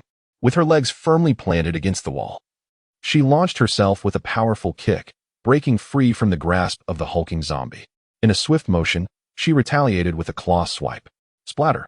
Flesh and blood erupted in a gruesome display, and the formidable zombie was momentarily incapacitated. Witnessing this scene, Mu Feng felt a chill of dread wash over him. Had he been struck, he might have been severed in two. Observing the two zombies turning against each other, he hastened his efforts, his heart racing with anxiety. At last, after a tense minute, he successfully dragged the ethereal Barbie into the synthesis space. What a harrowing experience it had been. Elation surged within him at the capture of a C1 mutated zombie, the ethereal Barbie, surpassing even his level 10 colossal zombie. At the stairwell, the battle between the two zombies had reached a fevered pitch. Though the massive zombie possessed great strength, it was utterly overmatched in combat prowess. As its arm was brutally wrenched from its socket by the ethereal Barbie, the gaping wound on its chest resembled a gaping maw. With a howl of fear, the hulking zombie turned to retreat down the stairs. The ethereal Barbie chose not to pursue but instead turned, tilting her head, her pale eyes fixated on Mu Feng. In the next moment, she came rushing in. Go for it, seize her. Mu Feng commanded all the zombies to charge forward. However, in the next moment, the frenzied phantom Barbie was terrifying beyond measure. With a single swipe of her claw, the heads of Mu Feng's level 7 zombies were severed, leaving only one level 7 zombie, which was also pierced through the abdomen and violently torn apart. Roar. The level 10 zombie unleashed its fury, joining forces with the other zombies to once again impede Phantom Barbie. At that moment, Mu Feng narrowed his eyes slightly and activated the synthesis space. His gaze fixed upon the head of Phantom Barbie. C1 level mutated zombie Phantom Barbie, possessing formidable jumping ability, incredible speed, and body parts transformed into sharp, blade-like claws. Upon seeing the information about Phantom Barbie, Mu Feng wasted no time in attempting to extract her. However, a failure prompt emerged. In the next instant, a system notification sounded. Ding. Please name the new C1 level zombie to receive an exclusive mark before it can be released. Mu Feng instantly understood. Sakura. This time, he had learned from experience and directly stated the name. Ding. Congratulations to the host for successfully naming. Ding. Congratulations to the host for acquiring a C1 level zombie, earning 11 experience points, and receiving 3 lucky draw chances. What a thrill! Mu Feng felt that the recent adventure was well worth it. Sakura, protect me. Remember, if that creature harms me, you're done for. Gazing at the newly acquired Phantom Barbie, now named Sakura and exclusively belonging to Mu Feng, he showed no mercy. Instead, he issued an unequivocal command. Roar. Suddenly, a growl echoed from the front. As Mu Feng raised his head, his eyes brimmed with tears, feeling a pang of anguish. Let us call it Lifu. He mourned the first and most laboriously synthesized level 10 zombie, now fallen. It had been shattered by the Phantom Barbie. Its head and arms scattered across the ground, its body cleaved in two. The other zombies had been entirely annihilated. Mu Feng was left with only Xiaoying, the sole remaining Phantom Barbie. Go obstruct her. Mu Feng commanded, anger coursing through him. Xiaoying received the order without hesitation, whipping up a tempest and launching herself into battle against the Phantom Barbie, who had just moments ago been an ally. Mu Feng turned, cleaving the two zombies that charged down the corridor. With the black iron fire axe in hand, his strength surged. Ding. Synthesized a level 1 zombie. Experience 1. Ding. Synthesized a level 1 zombie. Experience 1. Ding. Synthesized a level 2 zombie. Experience 2. After synthesizing a level 2 zombie, efficiency improved, resulting in reduced casualties among the zombies. Mu Feng commanded the level 2 zombies to hold the front line, swiftly dragging the subdued ones into the synthesis space. In less than 5 minutes, he had nearly cleared the corridor of zombies. A total of 32 zombies had been synthesized into a single level 4 zombie. Now, he possessed 1 level 2, 1 level 4, and notably, Xiaoying, the C1 level zombie. Chapter 10, Self-Upgrade. Attribute Enhancement. At this moment, Xiaoying bore numerous ghastly wounds.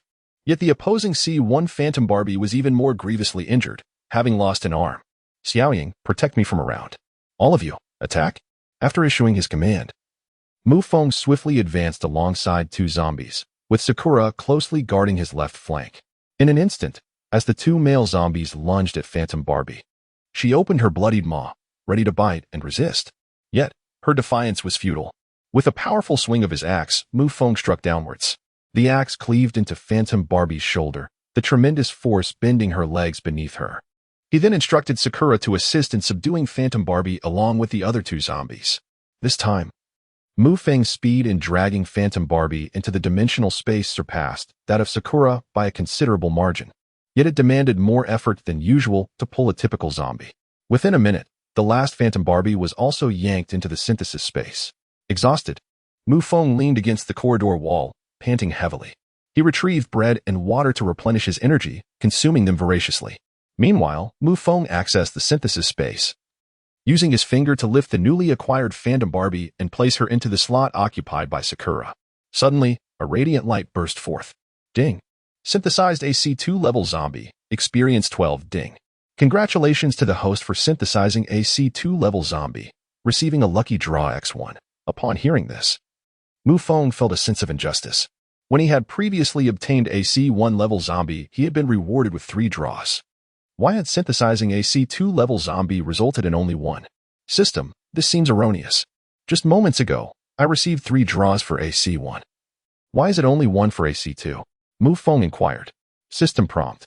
The first acquisition of AC level zombie grants a triple reward on the lucky wheel. A perfect explanation. Mu Feng was rendered speechless. He now possessed 4 opportunities for a lottery, but time was of the essence. He needed to fill the void left by his sacrifice, aptly named Fortune. Just as he rose, a door swung open, revealing the face of a woman. It was the woman in red from earlier. Her eyes darted around, exhibiting a palpable sense of vigilance. Upon witnessing the corridor strewn with the corpses of zombies, mangled flesh, and walls splattered with blood, her eyes widened in shock, leaving her momentarily stunned. The woman instinctively inquired, "Is this not obvious?" Indeed, it was evident that all the zombies in the corridor had been vanquished by him, including the 2 C1 level zombies. Mu Feng spoke with an air of indifference, not out of arrogance or boastfulness, but merely to intimidate. After all, this woman had nearly thrown him from the upper floor moments ago. The woman in red was an ability user, and he needed to remain cautious. However, as soon as he finished speaking, the woman dismissed him with a scoff. Enough boasting. You wouldn't even suffice to fill the gaps for those 2 C1 zombies. Nevertheless, this floor is secure. The lower levels are perilous. You can have this room. There are some provisions inside. With that, the woman turned and ascended towards the 3rd floor. Mu Feng paid her no mind, glanced at the door, and then descended the stairs. Upon reaching the next level, Mu Feng quickly encountered a towering zombie. It was astonishing to see it devouring other ordinary zombies. Its injuries having healed significantly, it turned out that zombies could consume one another as well. Big fella, my zombie squad is still in need of a meat shield. And you shall be the one. Mu Feng smiled broadly and summoned the C2 level Xiaoying. After her upgrade, Xiaoying's claws had grown several centimeters longer. Her nails now a sinister shade of black and red, curving menacingly with a glint of icy sharpness. Xiaoying, go and capture him, but be careful not to kill him. The prowess of the C2 level Xiaoying was indisputable. At that moment, Mu Feng found himself concerned for the safety of the robust zombie. If anything happened to it, it would all be in vain. The instant Xiaoying received her command, she leaped forward with astonishing speed, resembling a phantom as she swiftly closed the distance of several meters to confront the formidable zombie. The surrounding ordinary zombies, frightened, began to spin in place, emitting anxious growls. Mu Feng quickly ordered the other 2 zombies to assist. Initially, the muscular zombie put up a struggle, but soon, under Xiaoying's overwhelming force, it was pinned to the ground. The other 2 zombies joined in to secure it. Everything was in order. Mu Feng hurried over and dragged the robust zombie into the synthesis space. Ding. Congratulations, host. You have acquired a level 10 zombie. Please name it. This time, there was no experience gained. Mu Feng didn't even need to inquire with the system, as there was no experience awarded for synthesis. As for Xiaoying, she had achieved her first C-level mutated zombie, marking a significant milestone. Lai Fu. Mu Feng casually chose a name. Ding. Naming successful. Shortly thereafter, he observed the name Lai Fu materializing above the level 10 zombie's head. Lai Fu. Go and gather those zombies for me. Mu Feng ascended to a higher vantage point and commanded Lai Fu and the other 2 zombies, level 2 and level 4, to capture the zombies that were still spinning in confusion from Xiaoying's intimidating presence. He stood atop the table, while Sakura vigilantly watched from the side. Then, Lai Fu entered with 2 zombie companions, hurling a succession of undead bodies to the ground beside Mu Feng as if discarding sacks. A pile of 4 or 5 ordinary zombies accumulated, and to Mu Feng's astonishment, One of them managed to rise, lunging towards him. Snap! In the next moment, Mu Feng remained motionless, while Sakura swiftly intervened, forcefully twisting the head off the oblivious zombie. Alas, such a waste. Sakura, do take it a bit easier, Mu Feng remarked, shaking his head in resignation at the headless corpse. The other zombies were swiftly disposed of into the synthesis space. In no time, all the zombies on this level had been captured, and Mu Feng sat atop the table like a wealthy landlord, counting his spoils. He then proceeded to synthesize the zombies. Ding. Synthesized a level 6 zombie, experience 6, ding. Synthesized a level 5 zombie, experience 5, ding. Congratulations, host. Experience is full, level has been upgraded to level 3. Bathed in a radiant glow, Mu Feng could not help but hum, feeling invigorated. The fatigue dissipated, leaving him revitalized, and he sensed a notable increase in his strength. Moreover, his agility seemed enhanced as well. Movements he once deemed unattainable now showed remarkable progress. Satisfied, Mu Feng nodded as he surveyed the empty hall, then summoned the system to check his information panel. Eager to discern the extent of his newfound prowess following this upgrade. Chapter 11, The 5 Scoundrels. In the next moment, the information was revealed. Here it is. Host, Mu Feng System, Super Synthesis System Level, 2 skills, none functions, zombie synthesis, 9 square space, storage space, 6 slots, attributes, strength 77 kilograms, 2, speed 42. Agility 5, 2, stamina 2, 2, endurance 2, 2, inventory, LV, 1 healing bandage x1, black star pistol x1, bullets x20 skill points, 5 experience, 6 500 indeed. Upon examining the information panel, the changes were significant. All attributes had increased by 1 point. The skill points had also risen by 3. Now, my strength is sufficient for self-preservation in this vicinity. As long as I do not encounter zombies of C2 level or higher, none can pose a threat to my existence. With this in mind, Mu Feng set a new objective, the broadcasting building, for there awaited someone dear to him. Previously, lacking the capability for self-defense, Mu Feng could only remain cooped up in a rented room. Now, he was fully capable of rushing to rescue that person. The sweet voice of the cheerful broadcaster, Xiaoya, had been his solace during the long nights fraught with the terror of death and the howls of the undead since the apocalypse. It was her melodious voice that had soothed him. Otherwise, he would have long succumbed to despair. Xiaoya, await my arrival for your rescue. Mu Feng's resolve solidified, accompanied by a well-structured plan. Though his current strength was insufficient to escape the city in search of his family, the system bestowed upon him the ability to synthesize formidable zombies, even to assemble a legion of the undead. By that time, the entire city's zombies were resources synthesized by him. As Mu Feng fantasized about finding Xiaoya, leaving the city, and searching for his family, suddenly, a gunshot echoed from above. Instantly, a large wave of zombies surged in from the street outside. Mu Feng furrowed his brow and commanded Lai Fu to charge forward, subsequently synthesizing this wave of zombies into a level 4 zombie, further amplifying his forces. At this moment, he possessed a C2 Sakura, a level 10 Lai Fu, and one each of level 6, 5, and 4 zombies, with the level 4 and 5 being female zombies. It appeared that there were numerous female zombies on the street. Mu Feng was not in a hurry to search for them. Upon hearing the gunfire, he ascended the building, determined to eliminate all the zombies within and seize control of the premises. This building occupied a central position among 3 streets, making it an ideal attractor for zombies. Meanwhile, on the 3rd floor, in a spacious banquet hall, a woman in a red dress lay slumped on the ground, one hand clutching her shoulder, which was bleeding profusely. Most alarmingly, her arm bore 5 deep lacerations that exposed bone. Opposite her stood 5 burly men, all clad in suits, brandishing firearms, their faces etched with malice. Who would have thought such a beautiful girl could fight off a C1 level zombie? Impressive indeed. Yet, it seems she may have been infected. The leader, a middle-aged man with a slicked-back hairstyle, aimed his gun at the woman in red, the very weapon that had fired moments ago. Brother Wong. It appears that this young lady is indeed the enhanced individual mentioned on the broadcast. Alas, she has succumbed to the infection of the undead. Heh. Why not seize the moment and indulge before she transforms into a zombie? A youth with a sharp chin and a cunning demeanor ran his fingers across his face, licking his lips with a lecherous grin. His expression was replete with depravity. Presently, let us not be hasty. We shall act once she loses consciousness. She imbibed that drink laced with sleeping pills and will not last much longer. The man known as Brother Wong remarked with a vicious glint in his eyes. They were far from virtuous beings. Having been trapped here for half a month, had it not been for the provisions available, they would have succumbed to starvation long before the zombies could claim them. Just as they prepared to descend and fight for their lives when their supplies ran low, unexpectedly, a woman ascended and dealt with their greatest threat, the C1 level raging zombie. Moreover, her arrival signified that the area below was now secure. The group felt a surge of relief. However, rather than expressing gratitude, they conspired to offer the woman a drink laced with sleeping pills, intending to repay kindness with malice. "You worthless scum, I deeply regret saving you," the woman in red hissed, her eyes ablaze with fury. Never had she experienced such wrath. Initially, rescuing these individuals was her mission. Should she save over 20, she would earn the reward of evolution liquid from the stronghold. Just 3 more lives, and her task would be complete. Yet, to her dismay, she had saved 5 ungrateful wretches. Her heart burned with indignation. At that moment, the young man with a sharp face approached, rubbing his hands with ill intent. Just then, a figure suddenly appeared at the staircase.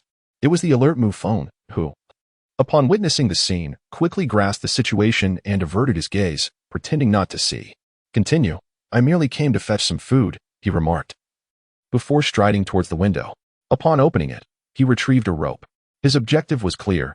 He had his sights set on the wandering zombies in the street.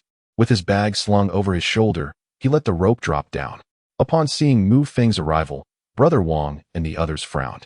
Even in the apocalypse, the presence of outsiders made them uneasy while plotting their misdeeds, despite the absence of legal constraints. "Brother Wang, I'll take care of this brat," a burly man grumbled. Irritated, however, Brother Wang seized him firmly. "Hold on, let us see how he goes about getting food. Anyone who could make it up from the lower levels is not to be underestimated." Brother Wang was the most astute and alert among their group, having led 5 individuals to survive thus far. The burly man scoffed, considering Mu Feng's physique utterly unthreatening.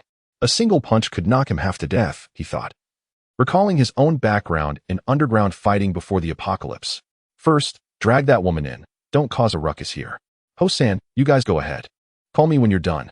I want to see what this kid is truly capable of," Brother Wang commanded, and Ho-san and the others nodded in compliance, reluctant to defy him. After all, this group is under Wang Ji's command. The woman in red has already succumbed to sleep. The combination of sedatives and viral infection has rendered her powerless to resist. At that moment, she was dragged into a private room by 2 men. Just before losing consciousness, she caught a glimpse of Mu Feng, initially holding onto a flicker of hope. However, after hearing Mu Feng's words, she completely relinquished her struggle and slipped into slumber. Meanwhile, Mu Feng fashioned a loop with a rope and tossed it onto the street, ensnaring the neck of a backpack-wielding zombie, pulling it up with force. Quietly, he gestured with his fingers, casting it into the synthesis space. Chapter 12. Changwei and Laifu. The synthesis space expanded by 3 slots. He then retrieved the package, opening it to reveal a collection of clothes and documents. The only sustenance included a bottle of water and 2 Snickers bars. Yet, it was still a modest reward. Just as Mu Feng prepared to unscrew the cap of the mineral water, a chilling voice pierced the air. "Put down the water, or I will kill you now." Upon hearing this, Mu Feng slowly turned around, only to find Wang Gu aiming a gun at him. The gunfire would surely attract the zombies. "If I hadn't dealt with those zombies below, you would all be dumplings by now." Mu Feng did not put down the bottle of water. Instead, he took a long drink. "Enough of your nonsense. Wang Gu, I didn't expect this kid to have such a trick up his sleeve. Why didn't we think of searching for food this way?" With a grin, the burly man cursed, witnessing how effortlessly Mu Feng captured the zombies. A smile spread across his face. Wang Gu nodded in agreement. The individual before him exhibited considerable experience and possessed a remarkably such a straightforward method to procure sustenance had not eluded them. Rather, their subconscious fear of the undead had rendered them blind to this simple yet effective approach. "Ahu! Go and eliminate him.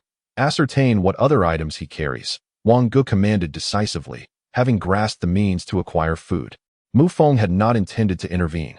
Capturing zombies in this place was exceedingly simple. Yet, these individuals insisted on provoking him. The brawny figure known as Ahu cracked his knuckles and approached Mu Feng step by deliberate step. "Haha, before the apocalypse, I relished the thrill of twisting people's heads off to use as footballs. Back then, the law held me back, but now, my desires can finally be fulfilled. Little brat. Once you fall into my grasp, I assure you, your existence will be a living nightmare." Ahu's visage was a mask of brutality. towering over Mu Feng by a good 7 or 8 centimeters, rendering Mu Feng seemingly diminutive in comparison. Big guy, do you truly believe you have the upper hand? Suddenly, Mu Feng grinned, a glint of mockery flickering in his eyes. Ahu's senses sharpened, an inexplicable wave of dread washing over him. It felt as if he were on the brink of being consumed. This sensation was utterly peculiar. Or perhaps you wish to resist. Such an act would only intensify your suffering. Come here. Just then, Ahu, undeterred by superstition, reached out to seize Mu Feng. Mu Feng allowed himself to be grasped. Even his ropes entwined his arms, drawing tighter with each passing moment. As Ahu forcefully pulled him over, the rope was also drawn up from below. Immediately, a green-skinned zombie, resembling a humanoid frog, was yanked up as well, violently tugging at the rope. The green-skinned zombie emitted a cacophony of furious shrieks, growing increasingly frenzied. At that moment, taking advantage of the other's momentary stupor, Mu Feng fiercely entangled the rope around Ahu's arms and body. Then, he abruptly released his grip and lunged aside. With a roar, the green-skinned zombie leaped over 3 meters high, the rope tightened instantaneously, and with a wild surge of power, it yanked Ahu towards it. As Ahu tumbled to the ground and rose, his eyes widened in horror, a primal fear coursing through him. There, before him, crouched the green-skinned zombie, their gazes locking. Brother Wang, save. Ahu's words were cut short as the zombie lunged forward, pinning him to the ground and tearing into him like a ravenous beast. His piercing screams abruptly ceased, blood splattering as the chilling cries fell silent. Once Wang Gu and the others regained their senses, they all turned to flee, lacking even the courage to fire their weapons. Meanwhile, Mu Feng had already seized a fire axe and charged at the green-skinned zombie. This creature was undoubtedly a mutated zombie, and it bore an injury, a gaping wound on its back where a melted ice blade had been lodged. Once the ice blade fully melted, it would likely heal. Seizing the opportunity to strike while it was vulnerable, Mu Feng had initially targeted this zombie, which was why he had ascended to the upper floor. Had it not been for the disruptions caused by these individuals, he believed he would have already subdued the green-skinned zombie, who truly remains oblivious to the perils of existence. As the green-skinned zombie indulged in its grotesque feast, Mu Feng surged forward, wielding his black iron fire axe. In an astonishing leap, he found himself suspended from the ceiling. In the next heartbeat, he perceived a sudden rush towards him. Xiaoying, bring him down. Mu Feng commanded, unleashing Xiaoying, who transformed into a shadowy figure and propelled herself upward, colliding with the advancing green-skinned zombie, sending it crashing to the ground. Without hesitation, Mu Feng approached and struck down with his axe, aiming for the zombie's form. Strangely enough, the damage inflicted was minimal. His axe was deflected. The zombie's skin exhibited an unexpected resilience, akin to that of rubber. However, Xiaoying had already pierced through both shoulders of the creature, rendering it immobile. Mu Feng swung his axe repeatedly, delivering 7 or 8 blows before finally cleaving through the creature's skull. Yet, the green-skinned zombie remained unyielding. At that moment, Mu Feng gestured with his finger, laboriously dragging the creature into the synthesis space. Ding. You have acquired a C1 level green frog zombie. Ding. Please name the zombie. Instantaneously, a spark ignited within Mu Feng's mind. Without a trace of hesitation, he declared, Chang Wei. It was a rather amusing notion with Chang Wei. The collection would be complete. Next, he envisioned capturing a zombie dog, aptly named De Huang, to achieve perfection. A broad smile illuminated Mu Feng's face. Ding. Congratulations, host, on successfully naming the zombie. Mu Feng pondered, intrigued by the fact that this green frog zombie was merely C1 level. Had it not been for its injuries and Xiao Ying's surprise attack, capturing it would have proven quite a challenge. The primary obstacle lay in the creature's remarkable speed and agility. Yet now, everything belonged to Mu Feng. After subduing the zombies, Mu Feng's gaze shifted to the private room. With a mere thought, he released Lai Fu, who charged into the room and forcefully burst through the door. The sound of gunfire was followed by anguished cries. Through the shared vision with Lai Fu, he witnessed the group led by a man known as Brother Wang, all of whom met their demise by bites. As for the woman, she lay unharmed on the ground, of no concern to Mu Feng. Moments later, the individuals within the room transformed into zombies, all of which became resources for Mu Feng's synthesis. 5 zombies combined to create a level 2 specimen, while another was callously discarded by Mu Feng. The hulking figure Ahu, now a grotesque zombie, was of no use as a meal. Upon synthesizing a level 4 female zombie, Mu Feng would be able to attain a level 7 creature. His subsequent aim was straightforward, to infinitely synthesize level C1 zombies, ultimately enhancing both Xiaoying and Lai Fu. However, the immediate priority was to synthesize Lai Fu first. Lai Fu functioned as a tank, resilient and robust, embodying a power mutation. Xiaoying, though versatile, leaned more towards speed and ambush tactics. Mu Feng approached the window and utilized ropes to ensnare the zombies, casting them down to the ground, where Lai Fu could easily manage them. Nevertheless, this synthesis method proved too sluggish. Therefore, Mu Feng released 3 zombies of levels 6, 5, and 4 to descend directly, positioning themselves to forcibly draw in the nearby female zombies, restraining their heads and binding them with ropes. Lai Fu deftly hoisted the rope with one hand, while Xiaoying cooperatively subdued the zombie. Mu Feng, resembling a wealthy landlord, pulled over a chair to sit firmly, dragging the subdued zombie into the synthesis space. Ding! Congratulations, host, on completing 100 synthesis attempts. The synthesis space has expanded by 3 slots. As Mu Feng synthesized a level 4 female zombie and subsequently stored the zombies from downstairs, he successfully created a level 7 zombie. The system provided a notification, prompting him to hastily inspect the synthesis space, which indeed transformed from a 9-slot grid to a 12-slot grid. Chapter 13, The Synthesis Plan. Entering the morgue. Even so, the space was still insufficient, as Xiaoying alone occupied 2 slots. He estimated that when synthesizing a C3 level, 3 slots would be required. He resolved to inquire with the system about enhancing the number of slots at the next opportunity.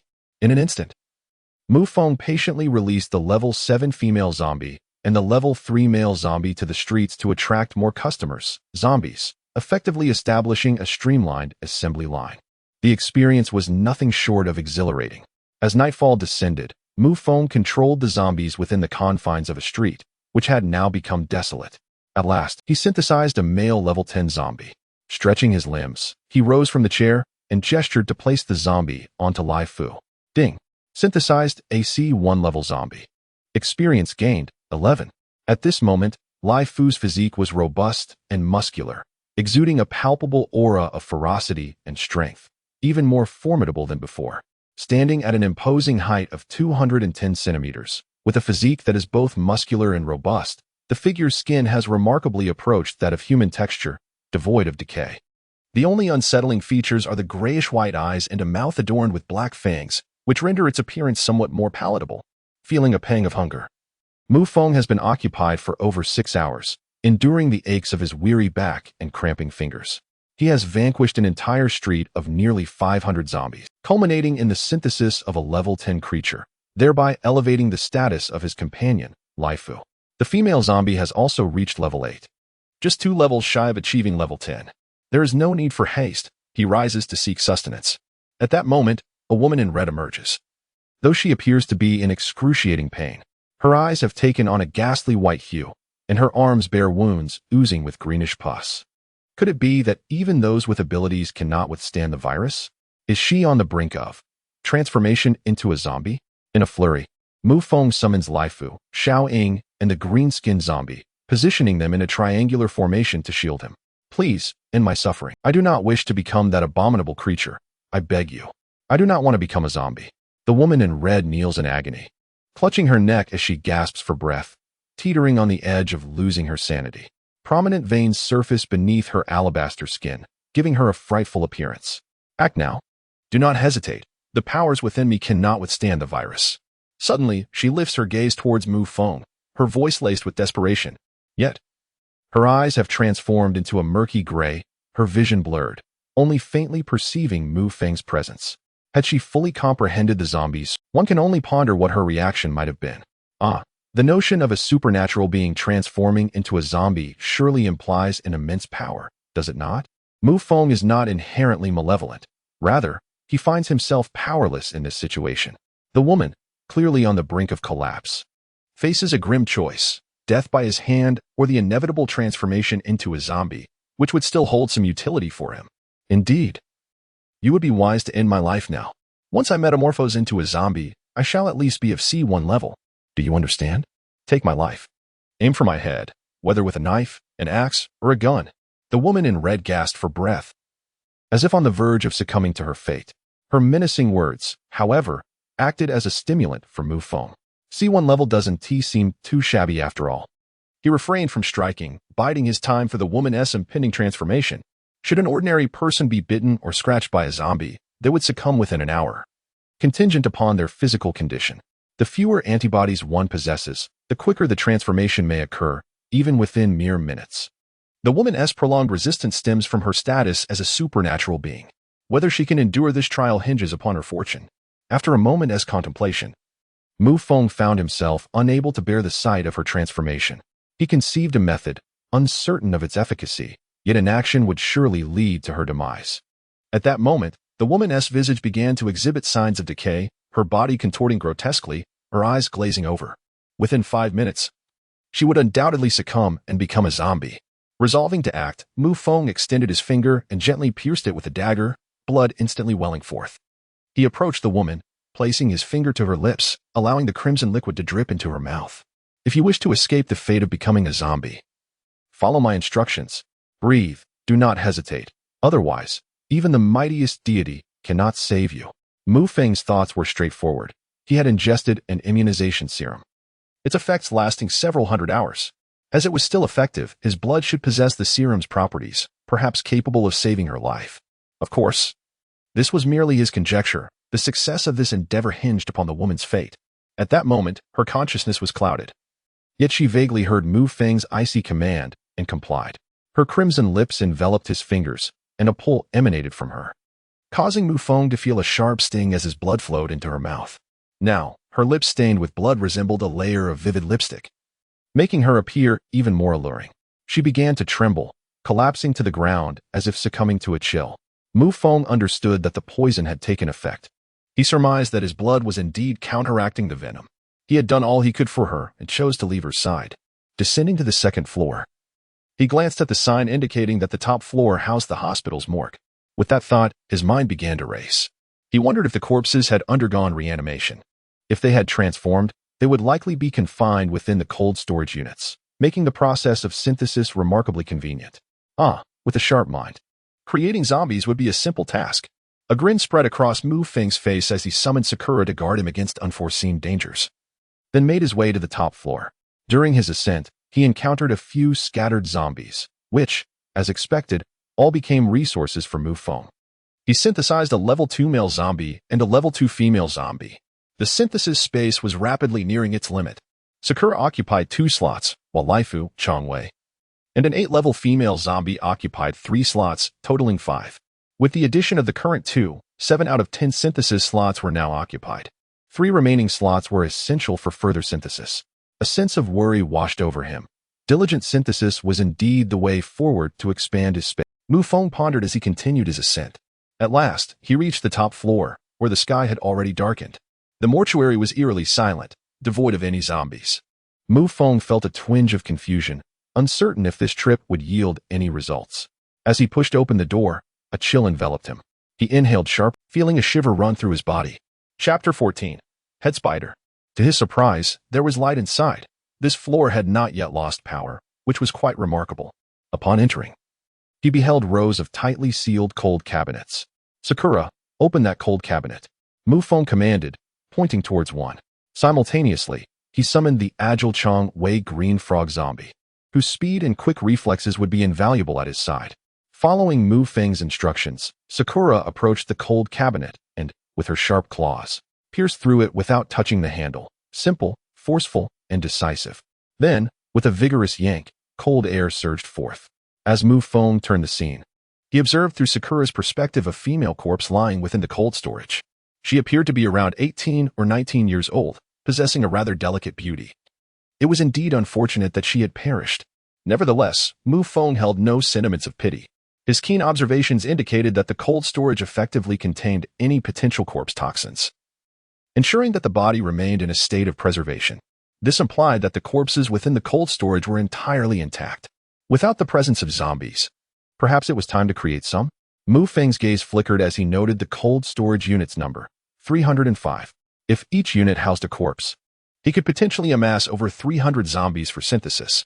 To illustrate, 8 ordinary zombies could be combined to form one level 3 zombie. Consequently, 16 would yield 2 level 3s, equating to 1 level 4 zombie. 64 zombies would culminate in a level 5. With more than 300 zombies at his disposal, he could potentially forge an 8th-level creature. How advantageous! With this thought in mind, Mu Feng unhesitatingly released all the zombies. He then issued a command to open each cold storage unit sequentially and instructed his zombies to take a bite before halting. As he anticipated, the bodies began to undergo transformation, and swiftly. However, the newly transformed zombies remained within the cold storage, controlled by Mu Feng's existing zombies.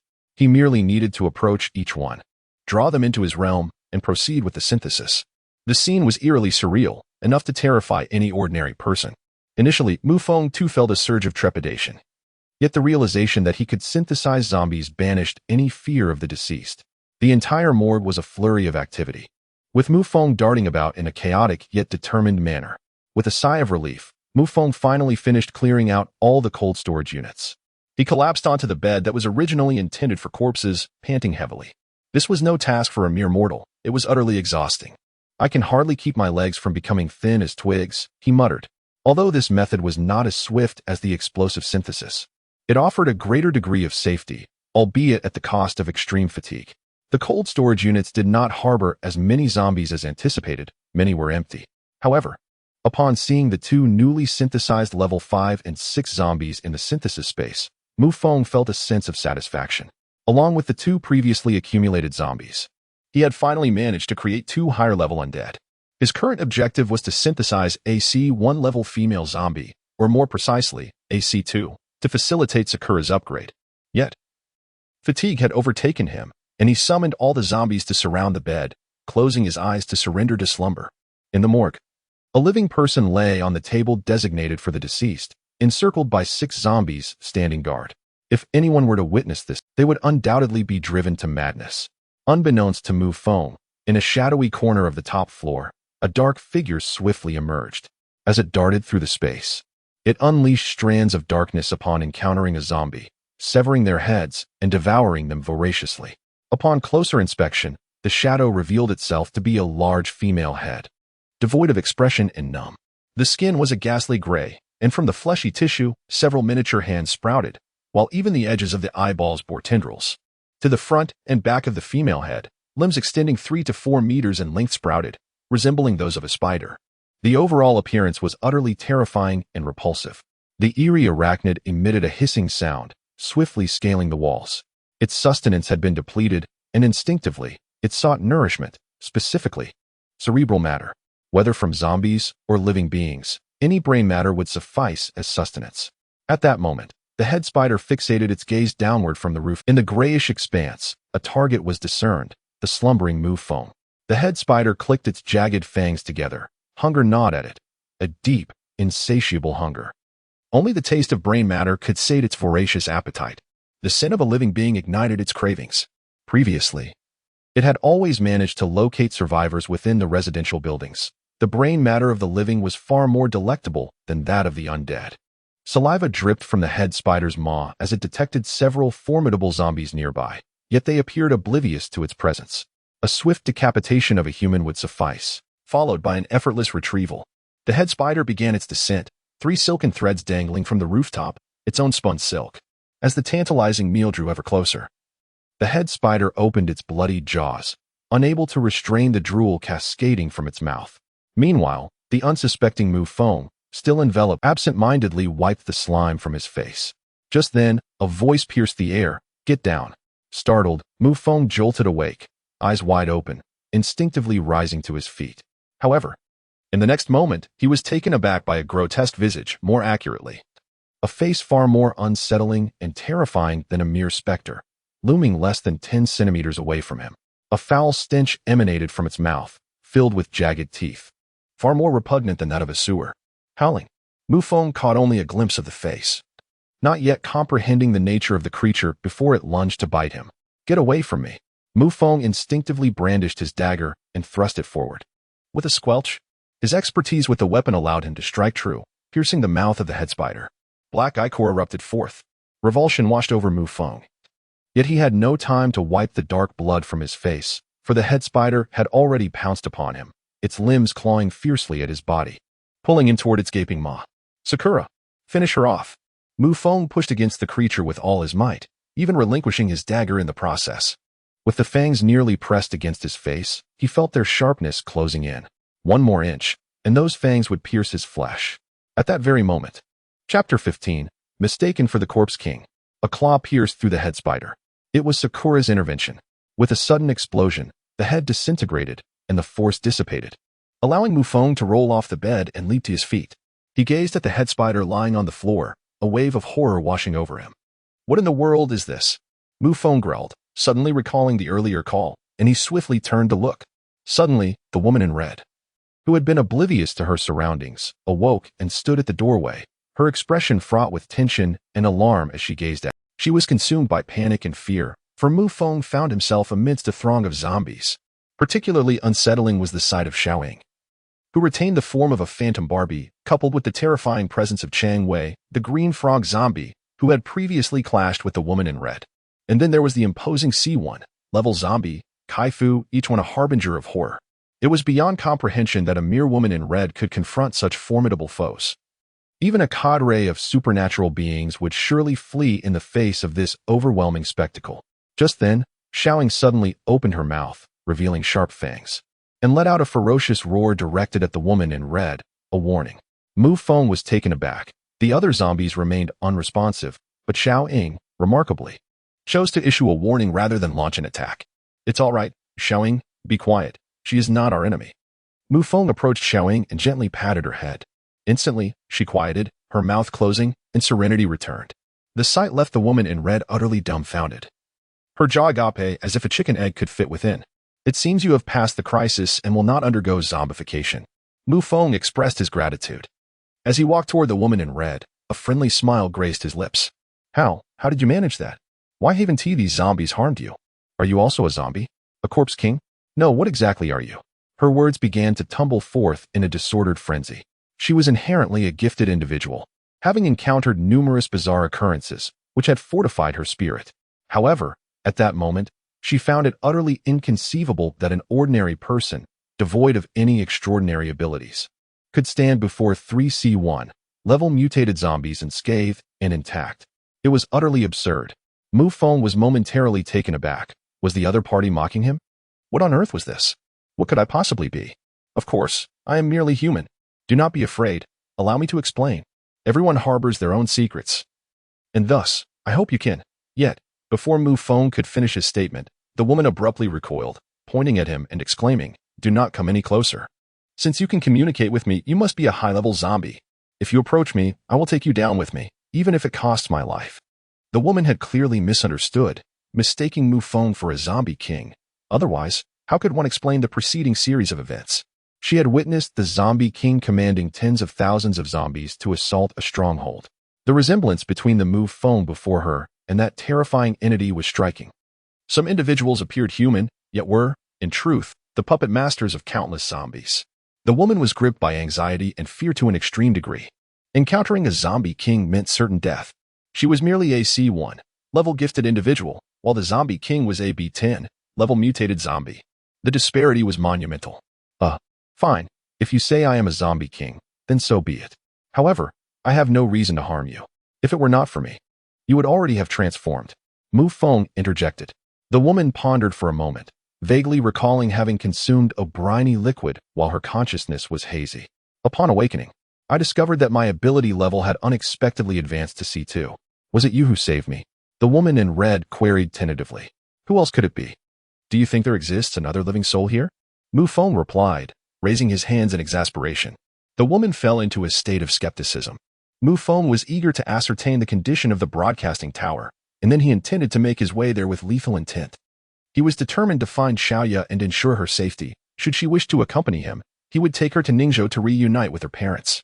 However, before that, he needed to significantly enhance his strength, which entailed the infinite synthesis of zombies. The higher his level, the greater his chances of safely departing Longhai City.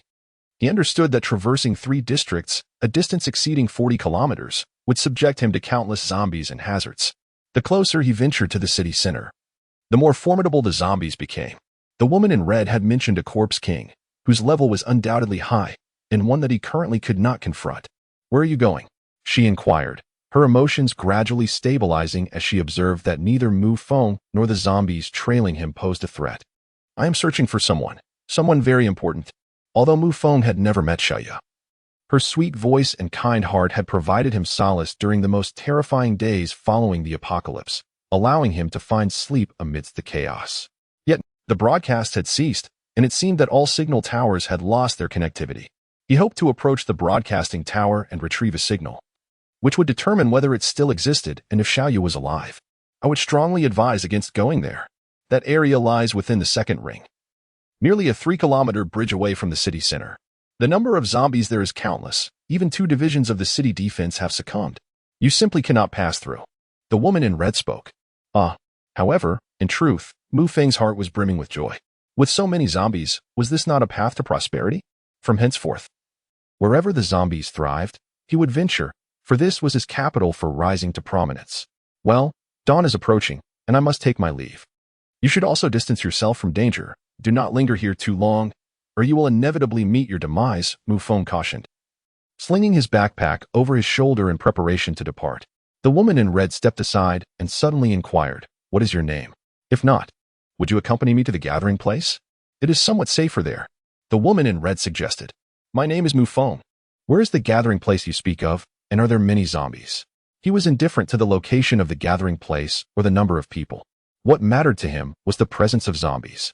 Chapter 16. Using dice to upgrade fortune. The zombies are manageable, not too numerous. The area has been largely cleared by both factions of the gathering place. There are many ability users there, though the majority are still civilians. As long as one does not encounter a tide of zombies, there is essentially no danger, the woman in red explained. By the way, my name is Angel. The woman quickly added, "Oh, in that case, I would prefer to visit the broadcasting tower. Perhaps we shall meet again." Having spoken, Mu Feng turned and descended the stairs. And she was about to mention that the gathering place was located along the route to the broadcasting building when, unexpectedly, zombies approached, startling her into retreat. Fortunately, the zombies did not launch an attack and instead followed Mu Feng down the stairs, allowing her to breathe a sigh of relief. After approximately half an hour, the woman in red conducted a thorough search and astonishingly discovered several survivors in the rooftop ventilation ducts, whom she subsequently led out of the hospital. At this moment, Mu Feng had already set out, adhering closely to the street, with Xiaoying and Lai Fu clearing the path ahead, while Chang Wei led the female zombies behind, accompanied by a 5th-level male zombie bringing up the rear. They were armed to the teeth, akin to an emperor on a royal procession, leaving nothing in their wake. After traversing a street and eliminating over 100 zombies with ease, Mu Feng found the efficiency to be lacking. The zombies scattered throughout the street made it challenging to group them together. Even a stroke of luck in encountering a small wave yielded merely a dozen at most. After merging more than 100 zombies into one 5th-level being, Mu Feng's 5th-level male zombie had ascended to level 6, while the female zombies had progressed from level 6 to level 7. As Mu Feng journeyed and synthesized along the way, by noon, he had successfully elevated the 8th-level female zombie to level 9 and the 6th-level male zombie to level 7. Observing the overcast sky devoid of sunlight, cold winds swept, yet he was drenched in sweat, the result of exhaustion. "System, initiate the lottery," he commanded, depleting all 4 chances. As Mu Feng called out, a wheel of fortune materialized before him and began to spin rapidly. Soon, the pointer halted in the medium blue zone. A splendid omen, a stroke of fortune indeed. Mu Feng grinned widely, took a sip of mineral water, and was in a state of exhilaration. Ding! Congratulations to the host for drawing a medium prize. Receiving a basic zombie die X1. A zombie die? What on earth? Mu Feng, puzzled, examined his storage space and discovered a die shaped like a zombie's head, marked with numbers from 1 to 6. Basic zombie die. Upon usage, it grants 16 lucky points, which can elevate the zombie's level according to the die's result. In an instant, Mu Feng comprehended the implications, his heart swelling with joy and an insatiable desire to proceed. This meant that if he rolled the zombie die and obtained a score of 6, he could then apply it to a regular zombie, thereby elevating it to level 6. The thought ignited his excitement, and his gaze fell upon Xiaoying beside him. If Xiaoying were to ascend to level 6, it would imply that the synthesis process could be bypassed entirely, propelling her directly to level C8. Incredible. Could it be true? Mu Feng was engulfed in a wave of disbelief. This was simply astonishing, akin to a divine artifact, a timely boon that provided exactly what he lacked. He swallowed hard, unable to contain himself, and promptly commanded the system to roll the zombie die. The die spun, and Shen Lu obtained 3 points. However, in the next moment, when he attempted to use the die, the system alerted him that usage was not permitted. Why could he not upgrade Xiaoying? Mu Feng inquired. His earlier euphoria considerably dampened. The system provided an answer, which relieved Mu Feng. Although it could not be applied to Sakura, it was still usable. This realization saved him considerable effort. With that in mind, Mu Feng directly selected a level 7 male zombie from the system's inventory. Ding! Congratulations to the host for using points to elevate the zombie's level by 3. Following the system's notification, Mu Feng gazed at the level 7 zombie, which had indeed reached level 10. Ding! Would you like to name the zombie? No. Mu Feng declined. This zombie was merely a means to enhance Lai Fu's level. Naming it was unnecessary. The next step was to elevate this level 10 zombie to C1, allowing Lai Fu to be synthesized to C2. However, there were too few zombies in the vicinity. Before the apocalypse, he could never have afforded such a vehicle. Yet now, with luxury cars lining the streets, he paid them no mind. Mu Feng turned on the music, immersing himself in the melody, finally feeling the ambience reminiscent of the world before the end times. He tilted his head and glanced at Sakura, suddenly recalling a popular internet phrase from before the apocalypse, whose passenger seat doesn't he hold a little treasure? Unfortunately, his co-pilot was just a zombie companion. He wondered if Sakura would have a chance to speak after being synthesized to a higher level, which might alleviate his solitude.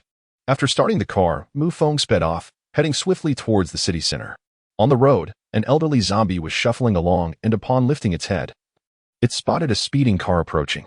In the world before the apocalypse, the vehicle would have come to an abrupt halt. Those unruly seniors roaming the streets were not to be trifled with. However, at that moment, Mu Feng pressed down hard on the accelerator, and with a resounding crash, the windshield shattered, and the car shook violently. Chapter 17. Bursting into the pedestrian street, continuing the lottery. By afternoon, Mu Feng drove westward, traversing approximately 12 stations, and the zombies became increasingly numerous and densely packed. The vehicle was battered and on the brink of being totaled. It had just narrowly escaped a massive horde of zombies that nearly overturned the car. It was no longer safe to drive, and overturning would spell danger. As the zombie horde swelled around him, Mu Feng parked his car on a pedestrian street. He stowed away Xiaoying, flung open the car door, and dashed out. The cacophony of growls erupted around him. Bang, bang, bang. From all directions, the zombies surged toward him, and a glance revealed a sea of undead, easily surpassing 1,000. Though Mu Feng felt a surge of excitement at the prospect of abundant zombies, which promised the potential for upgrades, he knew he had to find a secure location to prepare. The surrounding shops were also teeming with the shadows of zombies. After a quick survey, he zeroed in on a clothing store. He drew his dagger and charged to the entrance, kicking the door open. Roar! Instantly, a female zombie clad in a midriff-bearing t-shirt and a miniskirt lunged at him, her high heels clicking ominously on the ground. In her lifetime, she must have been a fashionable urban beauty, yet at this moment, her skin was grotesquely peeling, her eyes bloodshot, and she lunged at Mu Feng with the ferocity of a wild beast. With a swift motion, Mu Feng, undeterred, knew that even without relying on the zombies, his current attributes would easily allow him to eliminate any undead below level 8. The dagger in his hand shimmered like a glimmering blade, piercing through the woman's forehead and emerging from the back of her skull. Instantly, the female zombie lost her strength, collapsing to the ground and convulsing a few times before falling still. There was another zombie in the store, a male, who charged forward wearing nothing but shorts, but Mu Feng dispatched him with equal ease. Outside, a horde of zombies gathered, numbering at least in the hundreds, all relentlessly battering against the door. The glass shattered with a cacophonous crash. Fortunately, the clothing store was relatively spacious. Mu Feng dashed to the second floor and swiftly summoned Xiaoying, Lai Fu, and Changwei to block the staircase. As a zombie ascended, Lai Fu struck it down with a powerful slap, rendering it nearly lifeless before tossing it aside. Mu Feng then dragged it into the system space for synthesis. Unfortunately, his inventory was already saturated, forcing him to synthesize them one by one, significantly diminishing his efficiency. Nonetheless, he remained safe, as the multitude of zombies could not ascend the staircase. Lai Fu and Changwei incapacitated those at the front, tossing them behind to provide Mu Feng with the necessary materials for synthesis. Meanwhile, across from the clothing store, on the second floor of a gym, several individuals stood before the floor-to-ceiling windows, a mix of men and women. The men were muscular, all clad in tactical gear. The woman possessed a curvaceous figure, Reminiscent of the voluptuous physiques often celebrated in Western cultures, a veritable embodiment of the peachy ideal, though her facial features were rather unremarkable. They seemed to be enjoying themselves, with each individual wearing a normal expression, all gathered by the window, observing the commotion outside. How unfortunate it was for that fool to dare drive on the pedestrian street. Huh, he is certainly doomed. We have witnessed countless idiots like him over the past fortnight. A few individuals engaged in animated discussions. Among them, a slightly portly man pointed toward the opposite side and declared, "Ero, I wager that unfortunate soul is as good as dead, no more than 5 minutes. If I win, you must forego accompanying Gao Yang tonight and spend time with me instead." As he spoke, his gaze fell upon a lithe and attractive young woman, a fitness instructor at the gym, who stood next to her boyfriend, a young man. "Very well, I bet that fool won't survive 10 minutes.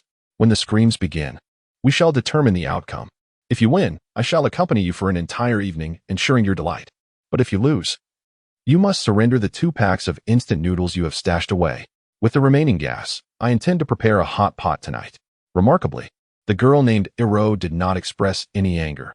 In front of her boyfriend, she accepted the dubious wager. Even more astonishing was the fact that her boyfriend, Gao Yang, displayed no signs of anger whatsoever. In this apocalyptic world, food remains the most precious resource, the hope and capital for survival among the remnants of humanity. Meanwhile, Mu Feng busied himself on the second floor, energetically darting about.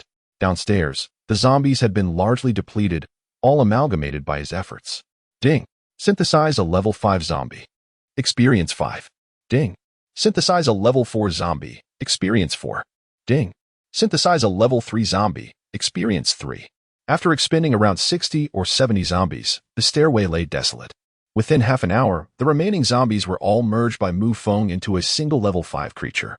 This wave of incoming zombies allowed Mu Feng to profit handsomely, resulting in 1 level 5 zombie of each gender. At this point, few zombies remained downstairs. Mu Feng decided to take his chances in the changing room above. Initiating a lottery, he aimed to roll the dice, hoping to swiftly elevate 1 to level 10. With 2 level 10s, he would achieve C1, thereby enabling the enhancement of the device to C2. The system had 3 lottery attempts remaining, all of which he utilized. "Let us draw together." As Mu Feng's voice faded, the lucky wheel reappeared. The pointer spun rapidly, soon halting at the basic level. "Ding. Congratulations, host. You have drawn a bronze treasure chest X1. Do you wish to open it?" "Open," Mu Feng declared. "Ding. Congratulations, host, for opening the bronze treasure chest, acquiring permanent attributes, strength 20, speed 20, physique 5, skill points 4. The moment the system's voice concluded, Mu Feng felt an exhilarating surge of strength coursing through his body. He raised his fist and swung it suddenly. Crack. The wall was struck with such force that a deep crater was formed. Delightful. With his current attributes, he believed he could easily take on a level 10 zombie in a one-on-one confrontation. Coupled with his axe, he felt confident enough to contend even with C1. Simultaneously, Mu Feng distinctly sensed that his height had seemingly increased. It appeared to be the result of new attribute points, an effect brought about by his enhanced physique. Originally measuring 172 centimeters, he now stood at no less than 177 centimeters. He even took the time to measure himself, and indeed, it was as he suspected. Gazing into the mirror at his towering figure, Mu Feng felt a surge of elation within. His physique seemed intricately linked to his height and stamina. He could clearly perceive a significant boost in his endurance. Whereas he could previously run 10 kilometers in one breath, he now found himself capable of traversing 15 kilometers. This was the difference. While speed could indeed be augmented, it required a corresponding level of stamina for sustained performance. Mu Feng increasingly believed that with the extraordinary system at his disposal, even in the terrifying world of the apocalypse, the future held promise. As the second lottery commenced, the pointer of the roulette landed on the position of the primary reward, marked in green. Green could be considered one of the finest prizes among the initial rewards. Ding. Congratulations, host, you have drawn the skill, Firearm Mastery X1. Would you like to merge it? Merge. Mu Feng resolutely declared. Ding. Congratulations, host. You have successfully merged the Firearm Mastery skill. A wondrous sensation enveloped his entire being, and a cascade of firearm knowledge and experience flashed through Mu Feng's mind. As this feeling fully integrated with his body, his eyes deepened with newfound intensity. He retrieved the Black Star pistol from the system space, aimed it at a plush toy in the distance, and decisively pulled the trigger. Bang! In the next moment, the plush toy exploded spectacularly. Mu Feng grinned broadly, reveling in his newfound prowess. With this skill, he was akin to a sharpshooter. System, one last draw. In his heart, Mu Feng fervently prayed for a successful roll of the dice. Finally, on the third draw, it seemed that his supplications bore fruit.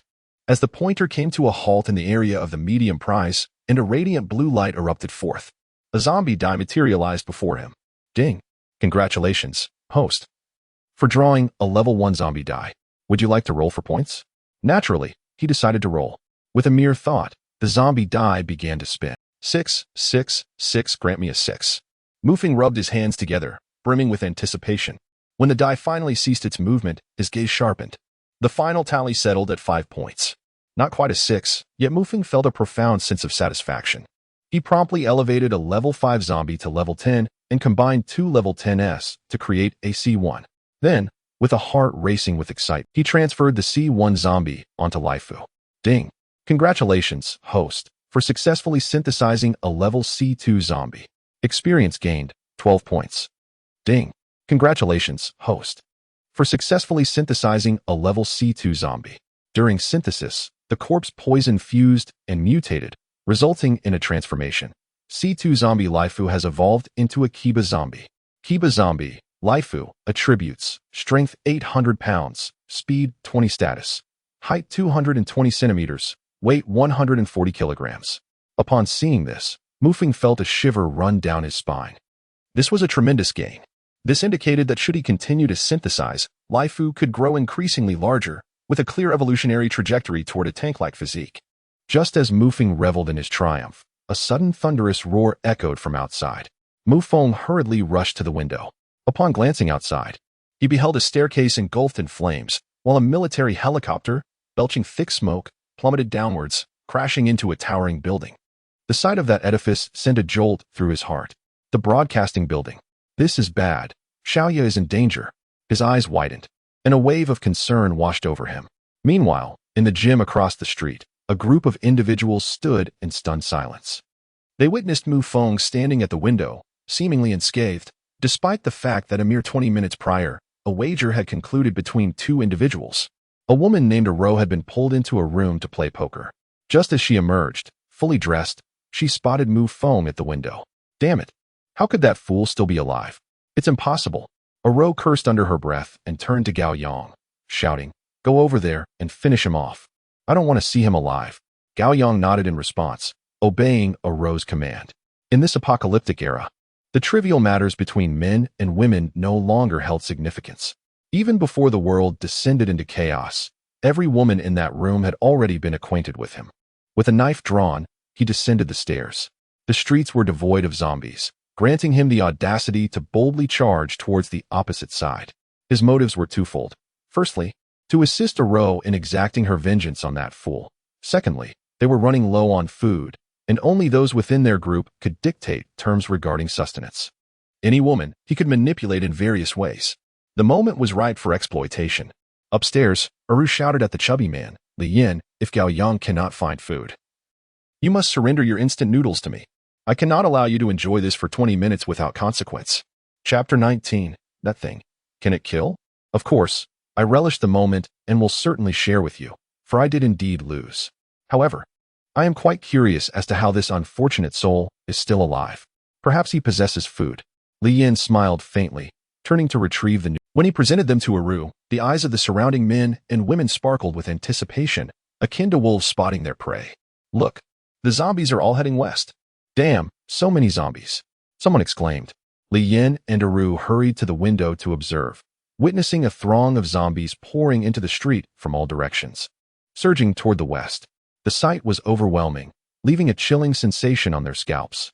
Though the group was sheltered on the second floor and relatively safe, they were still greatly alarmed. Wasn't there a gathering place to the west? It was rumored to house 7,000 or 8,000 people, along with armed factions. Could the horde be moving in that direction? Aro squinted slightly, her mind racing. If not for her quick thinking during the outbreak, leading them to the second floor and barricading the stairway, they would have perished long ago. Thus, her deduction garnered nods of agreement from many.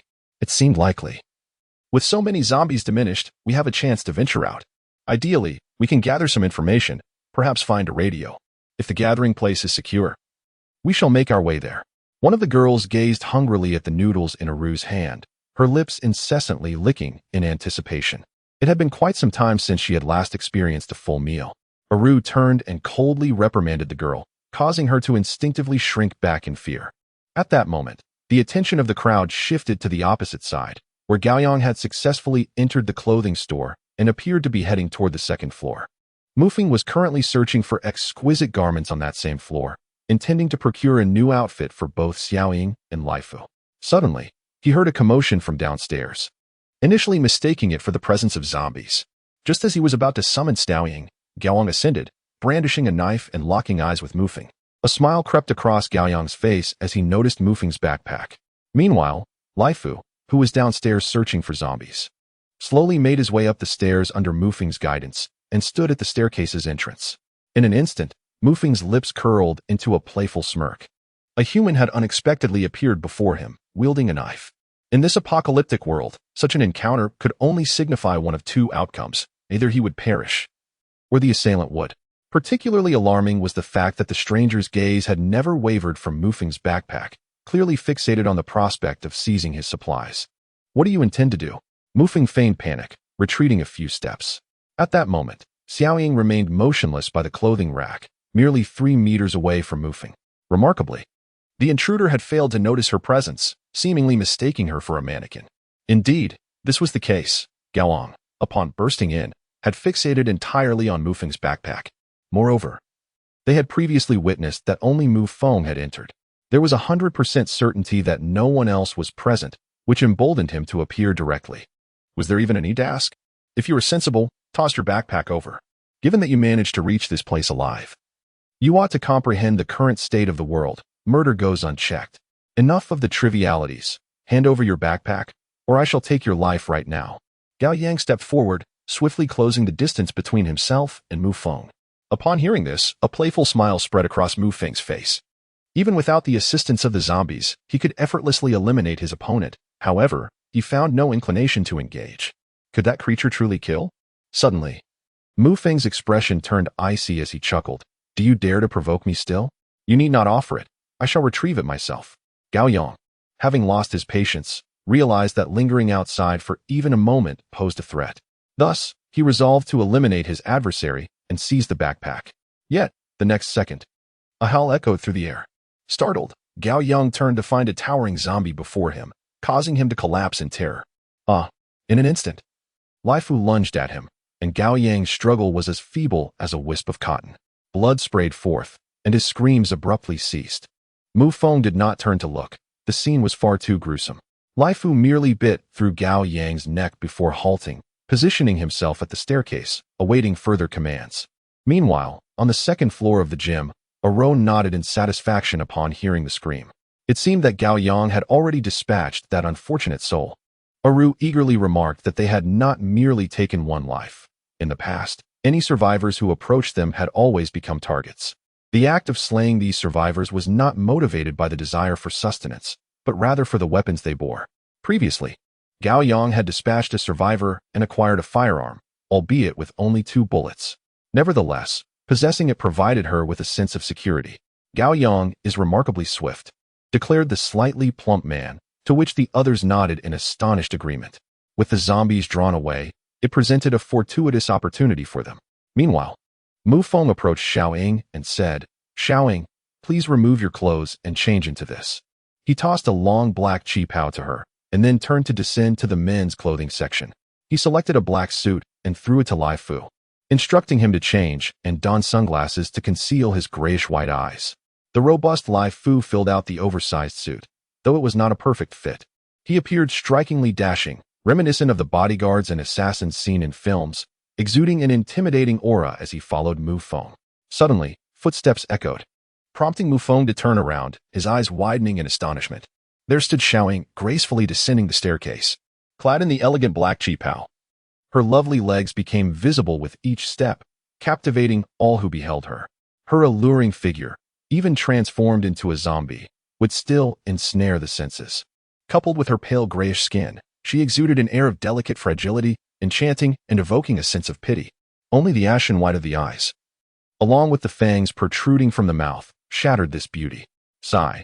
One cannot help but wonder if Sakura, upon evolving to a higher level, could regain her original appearance.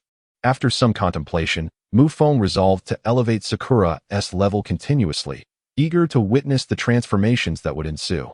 Stowing away Sakura and Laifu, Mu Feng brandished his black iron fire axe and made his way outside. He was determined to head towards the broadcasting tower. As Mu Feng emerged onto the street, he was suddenly confronted by a throng of zombies surging in a singular direction. In that moment, he could only glimpse the rear, where zombies from all corners were converging. Unbeknownst to him, on the second floor of a nearby gym, a group of individuals stood in stunned silence, watching him vanish into the street. Chapter 20. Comprehending a new skill, backstab. Where is Gaoyang? Aru exclaimed, her eyes wide with disbelief as she gazed at the direction Mu Feng had departed. Instantly, expressions of astonishment spread across the faces of the others, and Aru pivoted, rushing downwards as her companions hurriedly followed suit. Upon entering the clothing store, they were confronted by the sight of a familiar zombie figure, and their faces drained of color. Their comrade, Gaoyang, had transformed into a zombie and was now charging towards the crowd. His first target was Aru. She stood frozen, caught off guard as Gaoyang pounced upon her, sinking his teeth into her flesh. The screams resounded through the air, and the crowd erupted into a frenzy, desperately fleeing. In an instant, several zombies from the alley, drawn by the commotion, rushed forth towards the panicking throng. Indeed, he had not departed. Rather, he had turned the young man who sought to kill him into a zombie. He sought to ascertain whether there were any companions of the adversary nearby, intending to eliminate them all to prevent these nuisances from causing further harm. From the moment the young man had assaulted him, he was convinced that this individual was not a novice in the heinous acts of robbing survivors and silencing them permanently. Observing several newly transformed zombies, still dripping with crimson blood, Mu Feng charged forward without hesitation, wielding his dagger with lethal precision. Within minutes, he had dispatched all the freshly turned zombies, successfully merging them into one male and one female level 2 zombie, which he then stored in his spatial compartment.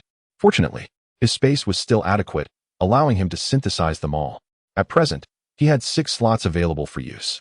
System, please review my personal attributes, Mu Feng requested, wishing to assess the changes in his strength before embarking on his journey, seeking to gain clarity.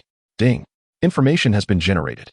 Instantaneously, a new panel materialized before, displaying the following information. Host, Mu Feng. System, Super Synthesis System. Level 3. Skills, Dagger Mastery, Firearm Mastery. Functions, Zombie Synthesis, 12 slot space.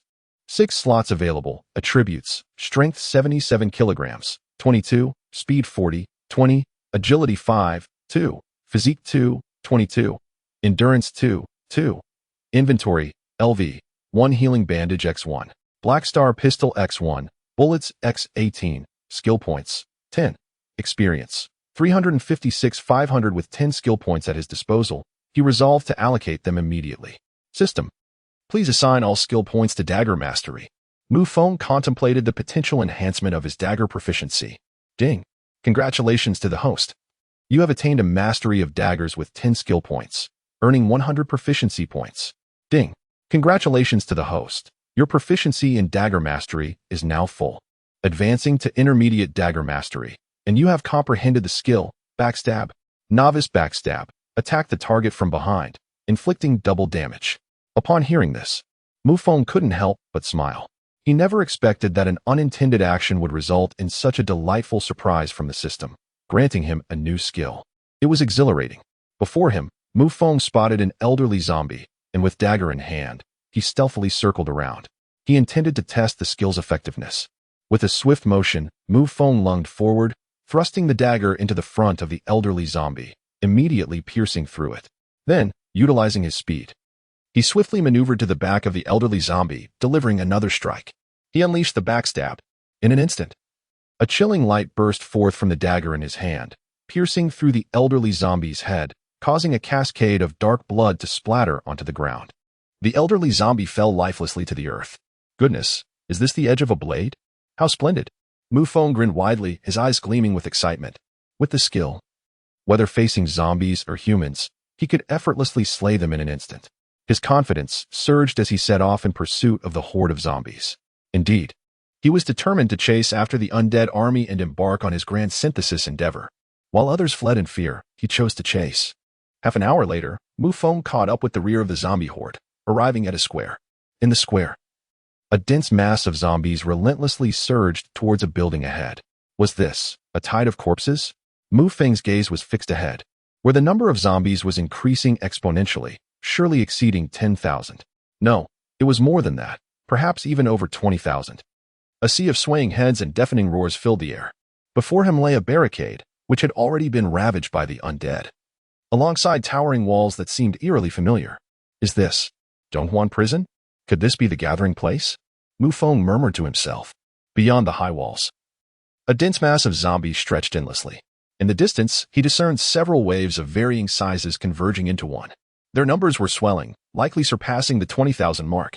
He even spotted numerous uniquely shaped zombies, their ferocity unmistakable, suggesting a significant presence of C-class zombies as well. This was Mu Feng's first encounter with a zombie tide, and he was utterly astonished by the scene before him. How could zombies breach such towering walls? Just as he pondered this, a thunderous roar erupted. Mu Feng witnessed a colossal creature charging against the high wall, its fists akin to the size of punching bags. Its rotund body, abundant with flesh, quivered violently with each movement, resembling waves of flabby flesh in turmoil. It was a bald-headed zombie, standing at least 300 centimeters tall, its bulging abdomen likely requiring 3 people to encircle. With each ferocious impact, the wall began to splinter, cracks emerging in the concrete. At this rate, it wouldn't be long before the high wall was breached. On the other side, the situation was even more terrifying. A multitude of zombies had accumulated, resembling a mound of ants, growing ever higher. Some of the undead had even managed to climb to the top of the wall, becoming ensnared in barbed wire. At last, a cacophony of gunfire erupted within the gathering, as countless zombies were mowed down. Yet, there were simply too many. One bullet could not suffice to vanquish, and those that fell quickly rose again to continue their assault, soon reaching the base of the towering wall. Leading the charge were the more rudimentary zombies, which collided helplessly against the thick fortifications, unable to breach the barrier. They were subsequently crushed into a mass of flesh by the relentless tide of their brethren surging from behind. The rear ranks of zombies, finding themselves unable to advance, began to ascend atop one another, creating a horrifying wave of corpses. Standing atop a stone sculpture in the square, Mu Feng murmured to himself. The wall towered at least 8 meters high, equivalent to 2 stories. It would take no fewer than 100 zombies to scale it. What a waste. If only he had 1,000 zombies, he could easily forge a high-level undead. Come forth, it is time to commence. As the zombie horde officially launched their offensive, the gathering began to retaliate. Mu Feng sensed that the moment had arrived. He released his formidable allies, 2 level 9 and level 7 female zombies, along with a level 6 southern zombie. Xiao Ying and Chong Wei flanked him, remaining close to ensure his safety against any potential ambushes from lurking mutated zombies. Chapter 21. The Zombie Tide Assault. I seized the opportunity. Thus, while the zombies rampaged against the stronghold, Mu Feng reveled in the chaos from behind the main force of the horde, nearly bursting with exhilaration. After such a lengthy siege, they had yet to penetrate the defenses. It appears that the stronghold is heavily fortified. No wonder Angel mentioned that this place is safe. While dispatching zombies, Mu Feng observed the battle unfolding. He noticed the zombies climbing up the human ladder along the towering walls, only to be met with a barrage of gunfire that sent them tumbling back down. Suddenly, Mu Feng spotted a particularly agile zombie swiftly ascending the makeshift ladder, and in a flash, it leaped over the wall. This creature must certainly be a Class C mutated zombie. The situation looks dire. The stronghold is in jeopardy. Mu Feng silently lamented the predicament. Indeed, a mutated zombie tore through the barbed wire, allowing a relentless wave of zombies to surge upwards. Could it truly be so easily breached? A hint of concern crossed Mu Feng's face. After all, he is human, and witnessing such a terrifying tide of undead left him feeling powerless. All he could do was assist from the rear, fulfilling his role in this grim scenario by converting adversaries into his personal zombie bodyguards. The overall number of zombies was significantly reduced. A counterattack was initiated within the stronghold, suggesting that some extraordinary individuals had joined the fray, as many zombies were sent plummeting from the walls. Yet, soon after, several notably faster zombies charged up again. The flames commanded, Frost roared. It seemed there were quite a few extraordinary beings involved. The mutated zombies must have focused their efforts on breaching the city, taking risks for potential rewards, contributing to the survival of Longhai City's inhabitants. Mu Feng, ever resolute, swiftly made his decision. If it were not for the uncertainty surrounding the classification of the mutated zombies, he would have charged forward long ago. In his possession were AC2, level mutated zombie, Sakura, as well as Chongwei, AC1, and Lai Fu, AC2, level Kiba zombie. With such formidable allies, he felt no fear as long as he did not encounter zombies ranked C3 or above. With this thought in mind, Mu Feng commanded Lai Fu to clear a path, while the other zombies flanked him on both sides, and Sakura and her companions guarded him closely. They swiftly reached the tail end of the zombie tide. Then, the streamlined operation began. His speed was remarkable. He first stored the subdued zombies into his space, then dragged them, followed by confirming the action, culminating in their synthesis. The zombies behind him soon took notice and began to converge. Yet many others were drawn to the commotion ahead, continuing to push toward the towering walls of the gathering site, where the sounds of cannon fire intensified. At the tail end of the horde, he encountered only ordinary zombies. Mu Feng's fingers grew numb, and his arms ached from the strenuous effort, but under the pressure, he managed to synthesize yet another level 9 female zombie, along with a male counterpart. The number of zombies he had synthesized exceeded 500. Gradually, he tore a gaping hole in the tail end, leading to an increase in the number of level 2 and level 3 zombies. The speed of synthesis was exhilarating, akin to riding a rocket. He even overlooked the system notification indicating his level had risen to 4, as he became engrossed in the frenzy of synthesis. Beep. Congratulations, host, on synthesizing AC1, level male zombie. Please provide a name. Beep. Congratulations, host, on synthesizing AC2, level female zombie. Please provide a name. As the zombie levels increased, the speed of synthesis multiplied several times over. Mu Feng brought Xiao Ying into the synthesis space and dragged the newly synthesized C2, level female zombie into her grid. The number in the upper right corner of Xiao Ying transformed into C3. Ding. Congratulations, host, on synthesizing a C3, level zombie, gaining 13 experience points. At this moment, Mu Feng had indeed struck a fortunate windfall, with Xiao Ying as a C3, level mutated zombie, and the others being C2, levels, Lai Fu and Chongwei, along with a level 6 female zombie and 4 male zombies at levels 5, 4, and 3. His grid was now completely occupied, leaving only the slots reserved for further synthesis.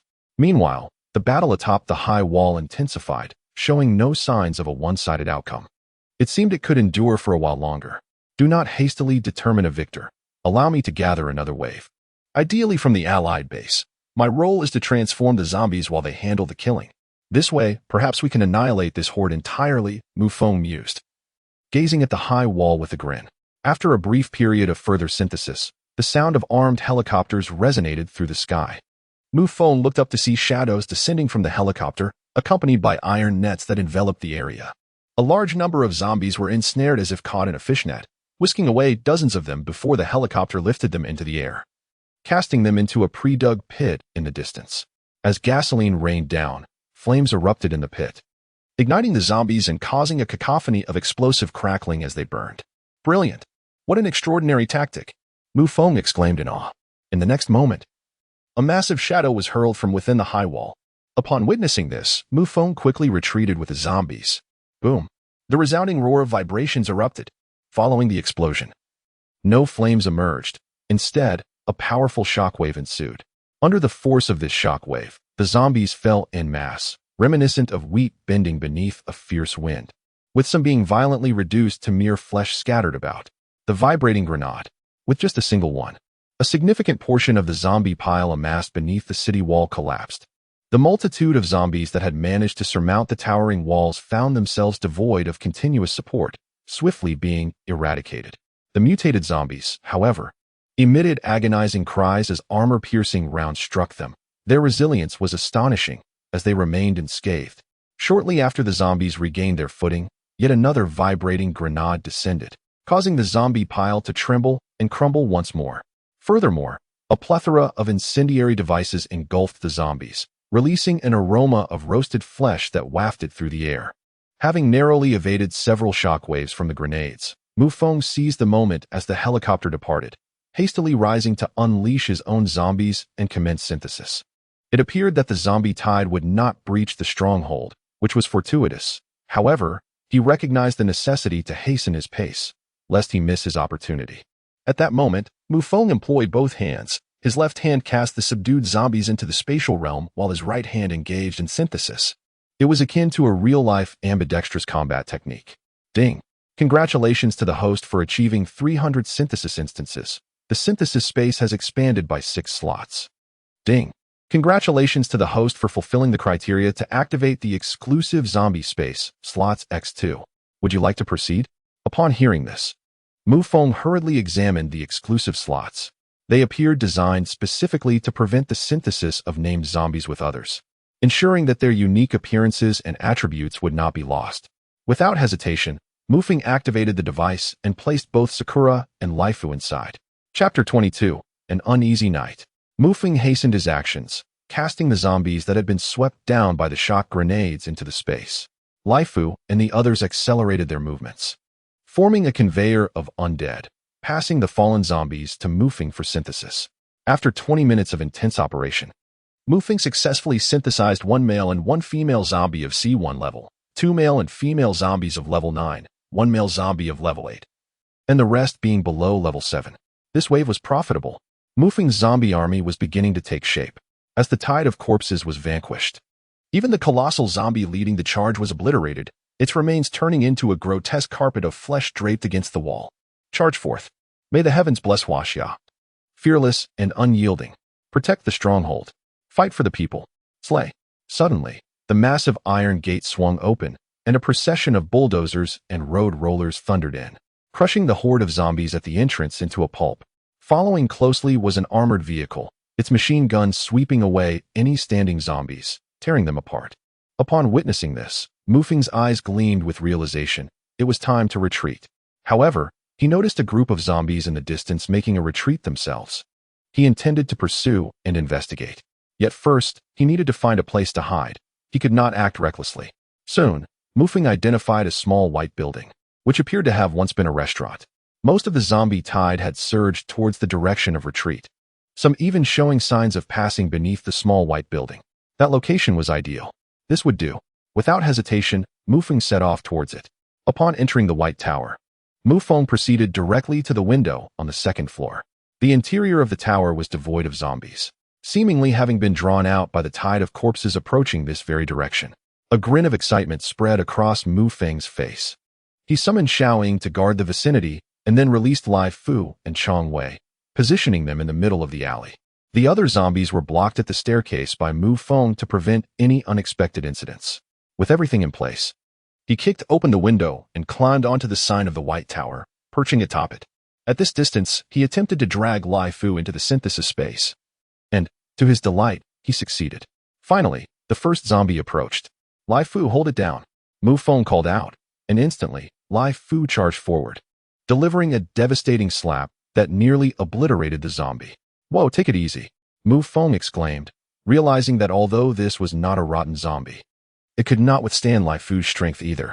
To eliminate it would be a waste. He waved his fingers, pulling the zombie into the space. When he saw the number 4 displayed above the zombie's head, a satisfied smile graced his features. If all the zombies were level 3 or above, synthesizing C1 and C2 would be significantly simpler.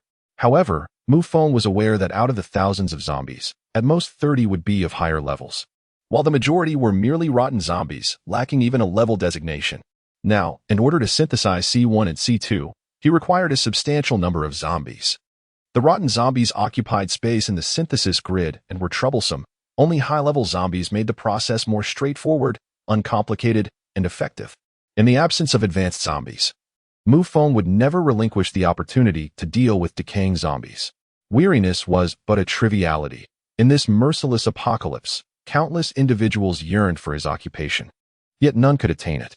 Continuing to fish for zombies, Mu Feng merely needed to wave his fingers, effortlessly casting the zombies into the synthesis space, a truly exhilarating experience. As a horde of zombies approached, Lai Fu and Chong Wei were busily engaged in their own struggles. To their astonishment, a C1 mutated zombie, surrounded by the two, managed to escape, much to Mu Feng's dismay. Capturing that C1 would have significantly accelerated the synthesis process. Nevertheless, while he lost one C1, he did secure a level 9 male zombie, which somewhat alleviated his disappointment. The synthesis operation persisted for over 3 hours, with dusk settling in. Mu Feng decisively erected barriers, trapping Lai Fu, Chong Wei, and a recently synthesized level 10 zombie in the alleyway. He then released a level 10 female zombie, a level 9 female zombie, along with 7 additional male and female zombies below level 8, all cornered behind them. Caught in this pincer movement, the trapped zombies spun in confusion. This spectacle brought Mu Feng immense joy as he swiftly synthesized on the billboard. Though his fingers grew weary, his heart felt light. Finally, after synthesizing the last wave of zombies, Mu Feng's collection began to merge into C1. 2 C1 female zombies combined to form C2, merely one level shy of Sakura. The 2 C1 male zombies fused directly into C2. After careful consideration, Mu Feng ultimately chose to elevate Lai Fu's level. Upon reaching C3, Lai Fu's height surged to an astonishing 230 centimeters. His skin had transformed into a bronze hue, causing the ill-fitting suit to strain and tear. Muscles, as solid as stone, were embedded within him. As night descended, he kindled a fire and set up a pot procured from a nearby supermarket. He filled it with mineral water and layered it with hot pot ingredients, including luncheon meat, instant noodles, ham, and pork trotters, all tossed in at once. The aroma wafted through the air as Mu Feng savored the hot pot, listening to the distant wails of the zombies. It was a peculiar ambience. After indulging in a hearty meal, Mu Feng fell into contemplation. With his current rate of zombie synthesis, he would soon elevate Xiaoying and Lai Fu to above C9 level. Once they reached B rank, perhaps surprises awaited him. In this apocalyptic world, the system was Mu Feng's lifeline for survival. Indeed, with this golden finger, he could live a carefree life. Crackling sounds emanated from the radio as Mu Feng sought to connect to a local broadcast. Suddenly, a voice broke through the static. "Hello everyone, it's Xiaya bringing you tonight's broadcast. Survivors of the apocalypse, how are you holding up? I am Xiaya, and today marks the 27th day of our survival. We have endured 27 days of hellish existence together. Outside, demons and zombies abound, yet I still believe that this calamity will ultimately come to an end. Let us strive to persist. Victory is within our reach, and the dawn of hope will illuminate our path forward." Upon hearing the familiar voice, a smile graced Mu Feng's face, a wave of relief washing over him. Xiaoya was still alive. "Xiaoya, wait for me." Mu Feng clenched his fists, his gaze resolute. He intended to set off for the broadcasting tower the following day. Just as he was about to drift into slumber, a thunderous roar erupted from outside. Startled, Mu Feng sprang to his feet and approached the window, where he beheld a fiery spectacle illuminating the distant street. In the haze, a colossal figure crashed through a 3-story building, while flailing tendrils wreaked havoc, reducing nearby structures to rubble. The cacophony of revving motorcycles, the anguished cries of zombies, and the sharp reports of gunfire intertwined in a chaotic symphony. The once tranquil night had transformed into a scene of pandemonium. Chapter 23, A Shift in Support. I come solely for synthesis. That enormous zombie, if captured and drawn into my domain, could serve my purpose, whether for clearing paths or capturing other zombies. My efficiency would undoubtedly soar. A grin spread across Mu Feng's face as his mind raced. Tomorrow's journey to the broadcasting tower promised peril, and it would be prudent to enhance his strength tonight. With this thought, Mu Feng retrieved a dagger from his system space and dashed down the stairs. He summoned Sakura, who concealed herself in the shadows along the street, following him as they rushed toward the site of the battle. In the heart of the intersection, a grotesque, corpulent zombie roamed, its abdomen ruptured, sending a flurry of intestinal loops, 30 or more, each as thick as a human arm, into the air.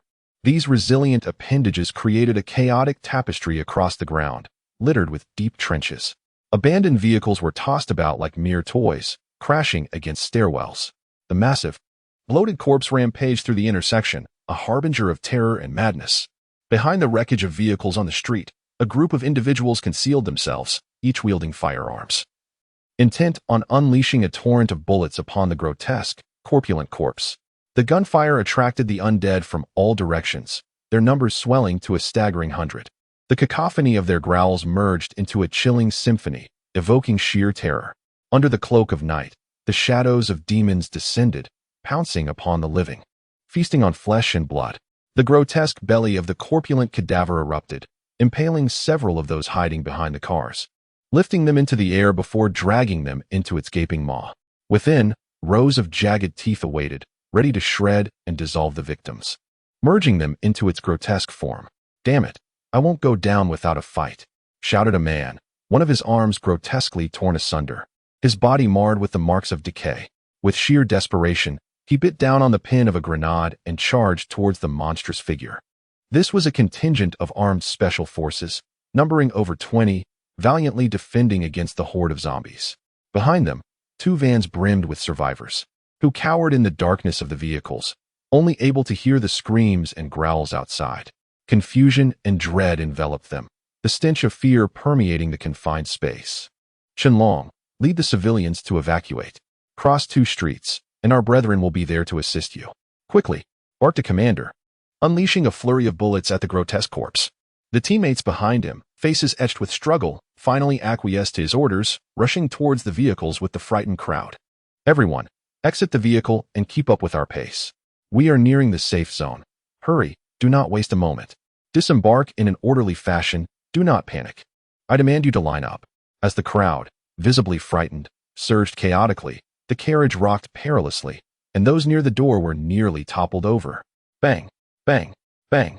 Qianlong squeezed the trigger of his formidable firearm, the sound reverberating with an air of intimidation that silenced the throng.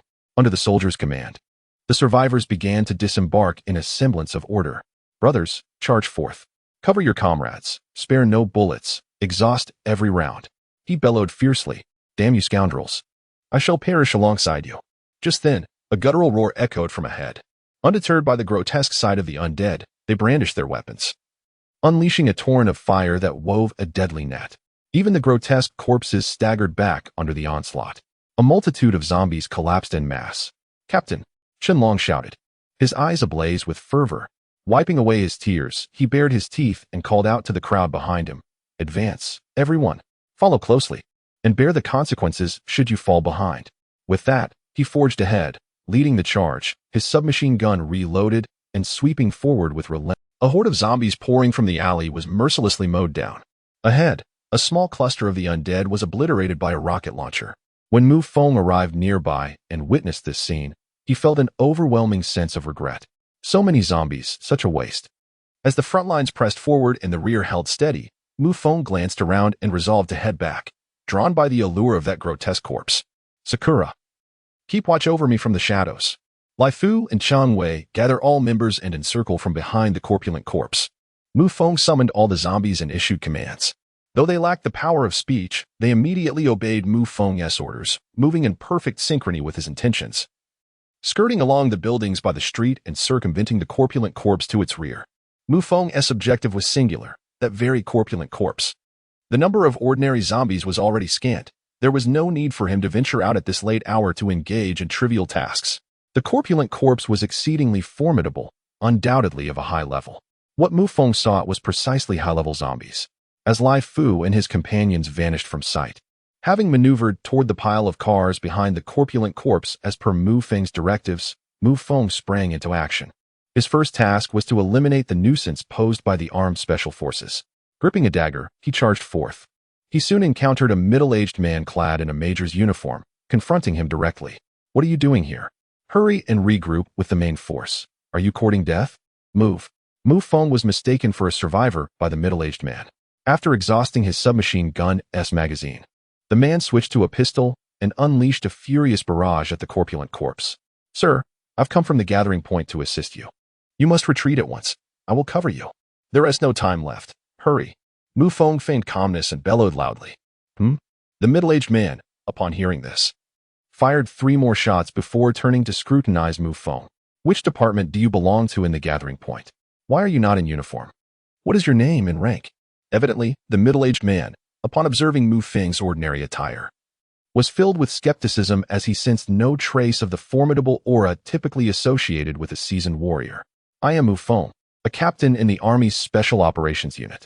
As an ability wielder, I am not bound by conventional uniforms. This is my mission. Commander, time is of the essence. We must retreat swiftly. Otherwise, my comrades will perish in vain." Mu Feng fabricated a hasty rationale, urging them onward.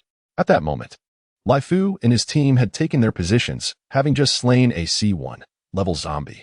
Regrettably, Mu Feng could not reach them in time. He could not allow Lai Fu and his companions to be assaulted and harmed. Thus, he resolved to let Lai Fu and Chang Wei eliminate the C1 level creature instead. It pained him to witness the formidable zombies surrounding him, all towering and agile. Even if they did not reach C1 status, they were at least level 78. Representing valuable synthesized resources. They could not afford to squander them further. You possess abilities? Questioned the Major, his concern palpable. Yet that grotesque creature is a C5 level monster. You alone cannot contend with it. We shall remain behind to assist you, affording my subordinates more time to evacuate, he asserted. Shaking his head. Major, I command you to withdraw. This is an order from the highest authority of the gathering. Do you wish to defy military orders? Mu Feng bellowed, his voice stern and commanding. Internally, he chastised them, these noble souls who, even in times of prosperity, bore the weight of their duty to the people. Even in the apocalypse, they sacrificed for the sake of salvation. Mu Feng felt a tumult of love and frustration towards them. They needed to leave quickly. After all, how many of his zombies had already been dispatched? Chapter 24. Target. The corpulent corpse. Should it attract the attention of the stronghold and summon troops? The situation would become increasingly dire. Yet, the Major hesitated. At that moment, the grotesque figure hurled a mass of flaming car wreckage toward them. The fierce winds carrying sparks that toppled two soldiers, rendering them unable to rise again. An ever-growing horde of zombies gathered at the feet of the grotesque figure, surging forth with alarming cohesion, as if commanded by it. There's no time for hesitation. Retreat swiftly. I shall cover you. Major, trust me. Mu Feng grasped the Major's arm and pushed him backward. Very well, your name is Mu Feng. I shall remember it. You brave lad, I will escort the civilians. You must survive. Remember, you must live. With that, he astonishingly relinquished all his weapons to Mu Feng. Everyone, leave your arms with Mu Feng. Follow my orders and commence the evacuation. Upon the Major's command, 12 team members discarded their weapons onto the ground. Then, under the Major's leadership, they charged forward. However, after a mere few dozen meters, they all abruptly halted and turned in unison. Mu Feng, brother. Hearing this, Mu Feng swiftly turned around, only to witness the Major and his men bowing and saluting him. The moment the gun was in his grasp, a seamless synergy emerged. It felt like an extension of his very being. Under the influence of his firearms proficiency, Mu Feng's marksmanship was impeccable. A volley of bullets rained down, eliciting anguished cries from the corpulent corpse. Almost as soon as Mu Feng's gaze locked onto a target, the bullet was toward that location. A multitude of zombies surged forward, all of them having their legs shattered by his gunfire, leaving them to crawl helplessly on the ground. Beside Mu Feng, Xiaoying also commenced her assault, mercilessly tossing the fallen zombies aside. With his left hand gripping the firearm, Mu Feng unleashed a series of precise shots, the flames dancing in the night sky. The corpulent zombie, struck with excruciating pain, went into a frenzy, flailing its numerous appendages, inadvertently sending Xiaoying flying a considerable distance. A roll-up door was smashed open by her force. Witnessing this, Mu Feng's heart tightened. He discarded his gun and seized a dagger, weaving through the wreckage of automobiles. Boom. The grotesque limbs flew haphazardly, wreaking havoc in all directions. Utilizing his agility, Mu Feng evaded one onslaught after another, eventually reaching a general goods store, where he located Xiaoying and immediately ascended to the second floor. The monstrous zombie, along with its horde, charged toward the shop. Upon reaching the second floor, Mu Feng observed the walls collapsing under the relentless assault, and a sense of dread washed over him. He urgently called for Xiaoying to carry him, and they crashed through the window, leaping to safety. Xiaoying landed steadily with Mu Feng on her back. With a thunderous crash, the grocery store crumbled from the second floor, shattered by the obese zombie's impact. Mu Feng gritted his teeth upon witnessing the destruction. This creature must be at least above level C5. It was proving to be quite formidable. In a direct confrontation, sustaining a loss of 1,000 while inflicting only 800 on the enemy, and potentially losing Rui Fu and the others, seemed a rather unwise trade-off. Mu Feng's greatest fear was the loss of other zombies, which could lead to the demise of the fat zombie, or worse, result in an inability to harvest them for the synthesis space. That would be a significant setback. Not only would he gain nothing from that night, but all his efforts over the past few days would also be in vain. Mu Feng began to waver. As he watched the fat zombie prepare to leave with the horde, it seemed to have noticed him and his companions. Gritting his teeth, he thought. Damn it. Life and death are fated, and fortune lies in the heavens. If I don't subdue you, I won't be able to sleep soundly. It's you. Sakura, be ready to strike at any moment. Follow me. Mu Feng ultimately decided to take the risk. If all else failed, retreat would still be an option. Without hesitation, he charged out of the alley with Sakura, issuing commands to Lai Fu and Chang Wei to concentrate on the fat zombie and launch an assault. Minutes later, Mu Feng met up with Lai Fu and Chang Wei. Lai Fu, with his massive form, surged forward without holding back this time. The command Mu Feng had given was to unleash full firepower. A multitude of zombies were crushed under Lai Fu's might, their skulls shattered as they fell to the ground. Chang Wei displayed remarkable speed, darting around and decapitating zombies with precision. The other zombies, surpassing the fat zombie commander in rank, wreaked havoc all around. However, the fat zombie was no pushover. It swung its corpulent limbs and instantly pierced through one of Mu Feng's C1 level zombies and a level 10 zombie, mercilessly slamming them into the ground. The earth cracked beneath the impact. Sakura, your task is to protect me, Mu Feng commanded, swiftly dragging the downed zombies into the synthesis space, executing rapid operations for synthesis. After transforming into his own zombie, he unleashed it upon the fat zombie, strategically diverting its attention. This maneuver served to prevent Lai Fu and Chang Wei from becoming the focus of the onslaught. Mu Feng's tactic proved effective as two level 5 zombies lunged at the fat zombie, attacking fiercely. Initially, the fat zombie had fixed its sights on Lai Fu and was poised to strike, but became irked by the persistent assaults of the two zombies, ultimately eliminating them. Seizing the moment, Mu Feng drew his pistol, aiming at the fat zombie's cranium, and fired relentlessly. 18 rounds were expended, and the weapon was discarded onto the ground. Xiaoying circled around from behind, targeting the fat zombie's head. Mu Feng commanded her. Her agility and elevated level meant that even if she could not overpower the fat zombie, she could at least hold her ground. Lai Fu, with his tough hide, could endure a few hits, but Chang Wei, if captured, would be utterly vulnerable. Despite his swiftness and fierce attacks, his defense was a glaring weakness. At this moment, Mu Feng's mind was in disarray, juggling the synthesis of zombies, directing Lai Fu and the others, and simultaneously eliminating the approaching undead. It was a true test of multitasking. With a sudden thrust, Mu Feng wielded his dagger, aiming to dispatch the oncoming female zombie.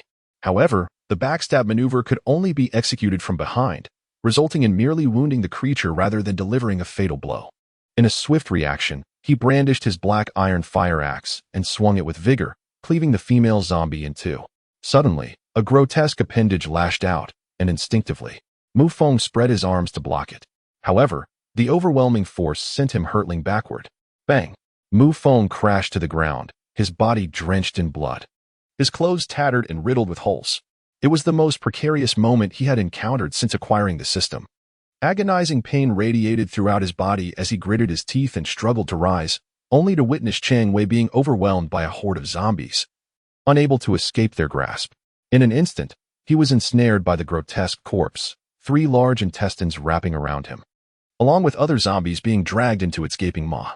A sickening splatter of blood erupted forth as Mu Feng watched in horror as Chang Wei was torn apart, reduced to mere fodder for the grotesque creature. Damn it, you seek death. He seethed, his heart racing. This was his lifeline, the fruit of his labor. At that moment, only Xiaoying, Lai Fu, and 2 level 9 male and female zombies remained by his side. The rest had perished. If he failed to vanquish this monstrous corpse tonight, the losses would be catastrophic. Should there be no chance of victory, Mu Feng would have retreated without hesitation. Yet now, a bold idea sparked in his mind. If successful, he could conquer the grotesque corpse, not only recovering all his losses but also enhancing his own strength. Resolute, Mu Feng gritted his teeth, preparing for an explosive assault. Chapter 25. Conquering the monstrous corpse. He charged forward, hurling the axe to Lai Fu, already towering and robust. Lai Fu's combat prowess soared upon receiving the black iron fire axe. The surrounding zombies could not approach. They were swiftly cleaved into pieces. Xiaoying brandished her sharp claws, having already torn into the monstrous corpse's legs and back multiple times. However, the creature's height proved a challenge. Each time Xiaoying attempted to leap atop it, she narrowly avoided being ensnared by its grotesque intestines. Fortunately, Sakura's agility allowed her to evade the attacks. However, if this continued, it was only a matter of time before she would be struck. Once ensnared by the grotesque tendrils, trouble would surely follow. Holding a dagger, Mu Feng charged towards the corpulent creature. "Sakura, cover me." Suddenly, the grotesque figure turned, locking its gaze on Mu Feng, as a multitude of thick tendrils shot forth, aiming to pierce him. Just then, a glimmer of cold light intertwined, and Sakura appeared, brandishing her claws and astonishingly shredding the resilient tendrils. Yet, in the next moment, overwhelmed by the sheer volume of the tendril onslaught, she was pierced through the shoulder and lifted skyward. Sakura lost her balance, her claws unable to reach the tendrils that ensnared her. It seemed imminent that she would be devoured by the grotesque entity. Seeing this, Mu Feng hastened his pace, sliding beneath the grotesque figure. Lifu charge. In that instant, Mu Feng thrust his dagger fiercely into the creature's thigh. Backstab! Backstab! Kneel before me. He unleashed 2 backstabs. 2 icy beams erupting from the dagger, piercing through the creature's thigh. The grotesque figure trembled violently, losing its balance, and sank to one knee. At that moment, Lifu, wielding a black iron fire axe, brought it down mercilessly upon the kneeling, descending creature. Roar. The grotesque figure bellowed, its head thrown back in a thunderous roar. The surrounding zombies were startled, spinning in place. Mu Feng rolled away, narrowly avoiding the creature's fist as he locked onto the other thigh, launching another backstab. Thud. The corpulent corpse knelt on the ground, emitting anguished howls. Lifu was sent sprawling by its massive fists, the fire axe clattering to the ground. Sakura, charge now. At the same moment, Mu Feng noticed that Sakura had also fallen, her strength crushed beneath the weight of the grotesque figure. Responding to Mu Feng's command, Sakura leaped onto a nearby vehicle for leverage. With a thunderous crash, the car exploded beneath her feet as she soared 5 meters high, gracefully evading the swinging fist of the corpulent corpse and landing behind it. With precision, her claws pierced deep into its skull, causing the creature to shudder violently in agony. The air was filled with its desperate roars. Mu Feng quickly led Sakura away from the scene, locating Lifu before casting a glance back at the thrashing corpse. After a full half-hour, the creature grew significantly calmer. Mu Feng's gaze burned with intensity as he unleashed the synthetic space, straining every ounce of his strength to draw the creature into it. The corpse, sensing its impending doom, began to resist, but by then, it had already entered the space halfway. Escape was no longer an option. Your fate will not be in vain. Mu Feng grit his teeth and growled. At last, he succeeded in pulling the corpulent corpse into the synthetic realm. He scarcely had time to catch his breath, collapsing onto the ground in exhaustion. Meanwhile, Lifu and Sakura swiftly eliminated the remaining zombies around them, while Mu Feng, with great effort, moved his weary fingers, synthesizing level 4, 3, and 2 zombies. At that moment, he suddenly heard footsteps approaching from a distance. Mu Feng gritted his teeth, rose to his feet, and swiftly concealed himself within a building. Outside, a woman clad in red and a pair of young individuals appeared, scanning their surroundings. The woman in red was none other than Anchi. Her brow furrowed as she surveyed the chaotic battlefield. Where is the corpulent corpse? And what of the captain mentioned by Major Zheng? Why are they absent? Anchi inquired. They must have been lured away, I suppose. That captain possesses remarkable courage, a young man in black remarked, his fist clenched, exuding a striking charisma with his fair complexion and unique demeanor. Impossible. The corpulent corpse is AC5, level mutated zombie. Not only could one captain not withstand such a threat, but even we would struggle to delay it for long. The woman shook her head, articulating her perspective. Ame is correct. That captain is undoubtedly dead, and there is no need for us to search further. The young man in black concurred, approaching the body of a zombie. Yet this is our mission, and it was personally ordered by Major Zheng. We should continue our search, and she interjected. Why should I heed the orders of a mere major fleeing for his life? You may search as you please. I have no interest in it. Since we have a zombie's corpse here, I intend to enhance my abilities. The young man in black declared, biting his finger and then drawing a peculiar symbol upon the ground. As he murmured incantations, the zombies, having met their demise twice, inexplicably crawled forth from all directions. Even more bizarrely, their flesh began to detach, leaving nothing but skeletal remains. They stood before him, mere skeletons. Sacrifice. With the utterance of the cloaked youth's words, the skeletons shattered into fragments, which then coalesced into a singular form. Anchi gazed in astonishment at the surreal spectacle. The youth, a wielder of dark powers, possessed the ability to offer flesh as a sacrifice, merging it into the undead. Before them loomed a colossal, 3-meter-tall crimson skeleton. Its arms transformed into axes of bone, adorned with spikes that exuded a menacing aura. This must be the blood skeleton, even more formidable than a C2 level zombie. Ame remarked with admiration. The cloaked youth, Hei Long, beamed with pride as he approached the blood skeleton, stepping upon the fallen bone arms to leap atop its head. Of course. Enchi, what do you think of my powers? Though they belong to the dark arts, in this apocalyptic era, strength is essential for survival. Wouldn't you agree? As long as you maintain a good relationship with me, even if our refuge is overrun by a tide of corpses, I can ensure your safety and enjoyment amidst the chaos. Hei Long's gaze lingered on Enchi's figure, igniting a flicker of desire within him. Chapter 26. Sakura and Laifu Enhanced. Enchi, in both physique and beauty, far surpassed Ame. The crux of the matter lies in the fact that Ame, the eager and contemptible character, had grown weary of him a fortnight ago. How could Enchi fail to discern the insinuations in Hei Long's words? She merely smiled, choosing silence instead. Hei Long had relentlessly pursued her earlier, employing various means to profess his affection, all while covertly undermining Ame. Enchi was well aware of the nature of Ame's relationship with Hei Long, and she held a disdain for Hei Long's character. Yet, despite her reticence, Ame's glance towards her was laden with jealousy and resentment, even emanating a palpable hostility. After all, Ame's ability level was rather meager, barely reaching level 8 and yet to surpass C1. Such a low-tier ability user might indeed enjoy a higher survival rate than the average person, but when faced with terrifying mutated zombies, she appeared utterly powerless. Let us continue our search for the lieutenant, Enchi declared, and with a casual flick of her wrist, an ice blade cleaved through the air, piercing the skull of an approaching zombie before she commenced her search of the nearby structures. Upon witnessing this, Hei Long let out a cold laugh. Raising his hand and clenching his fist, "You will inevitably belong to me."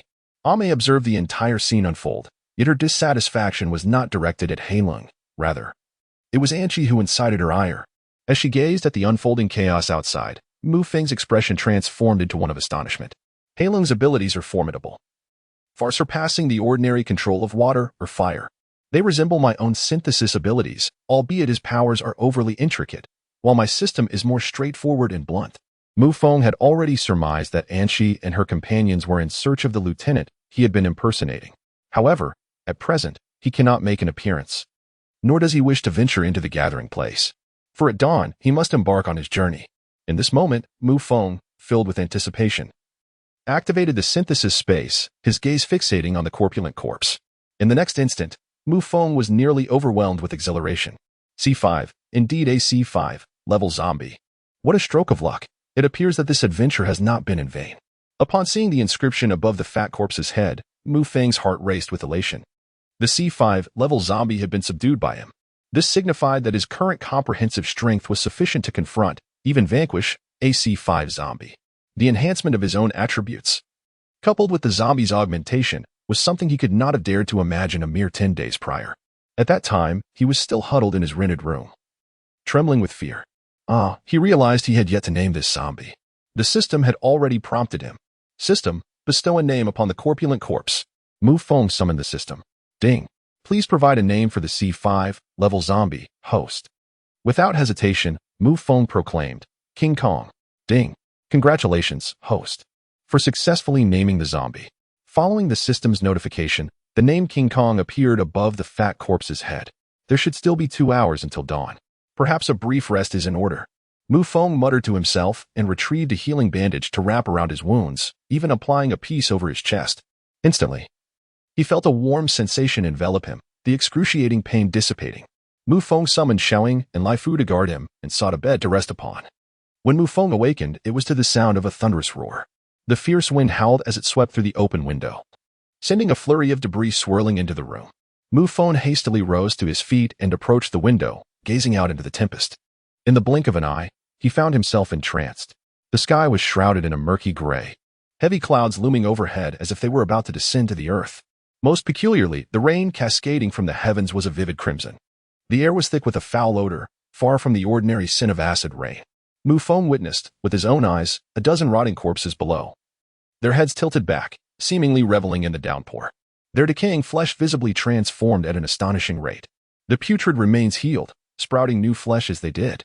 Within mere breaths, their bodies grew taller and more robust. They evolved from rank corpses to levels 1, 2, 3, and 4 before finally halting. The original level 1 zombies ascended to level 5. Increasing numbers of the undead emerged from the curtain of rain, all undergoing a frenzied evolution. At that moment, Mu Feng's heart surged with a complex blend of emotions. The elevation of the zombies' levels presented a dilemma. It was both a misfortune and a boon. The stronger the zombies became, the more efficient his synthesis would be.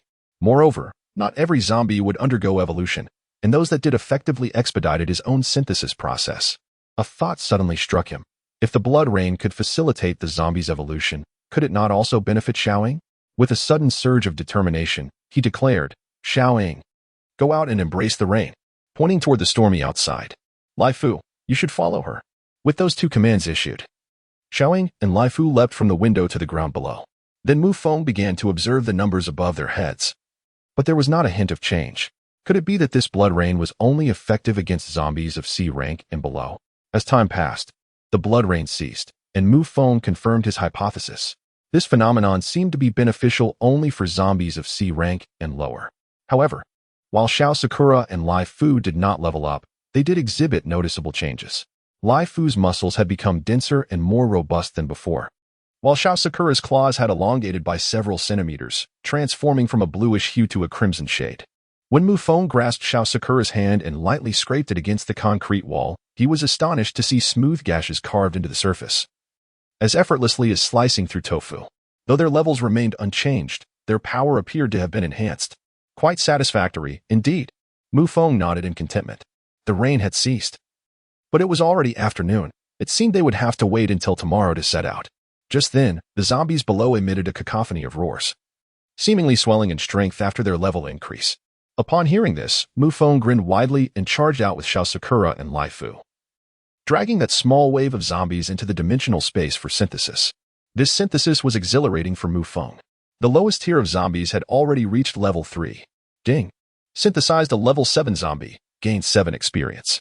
Ding. Synthesized a level 7 zombie, gained 7 experience. Ding. Synthesized a level 8 zombie, gained 8 experience. Ding. Synthesized a level 8 zombie, gained 8 experience. Ding.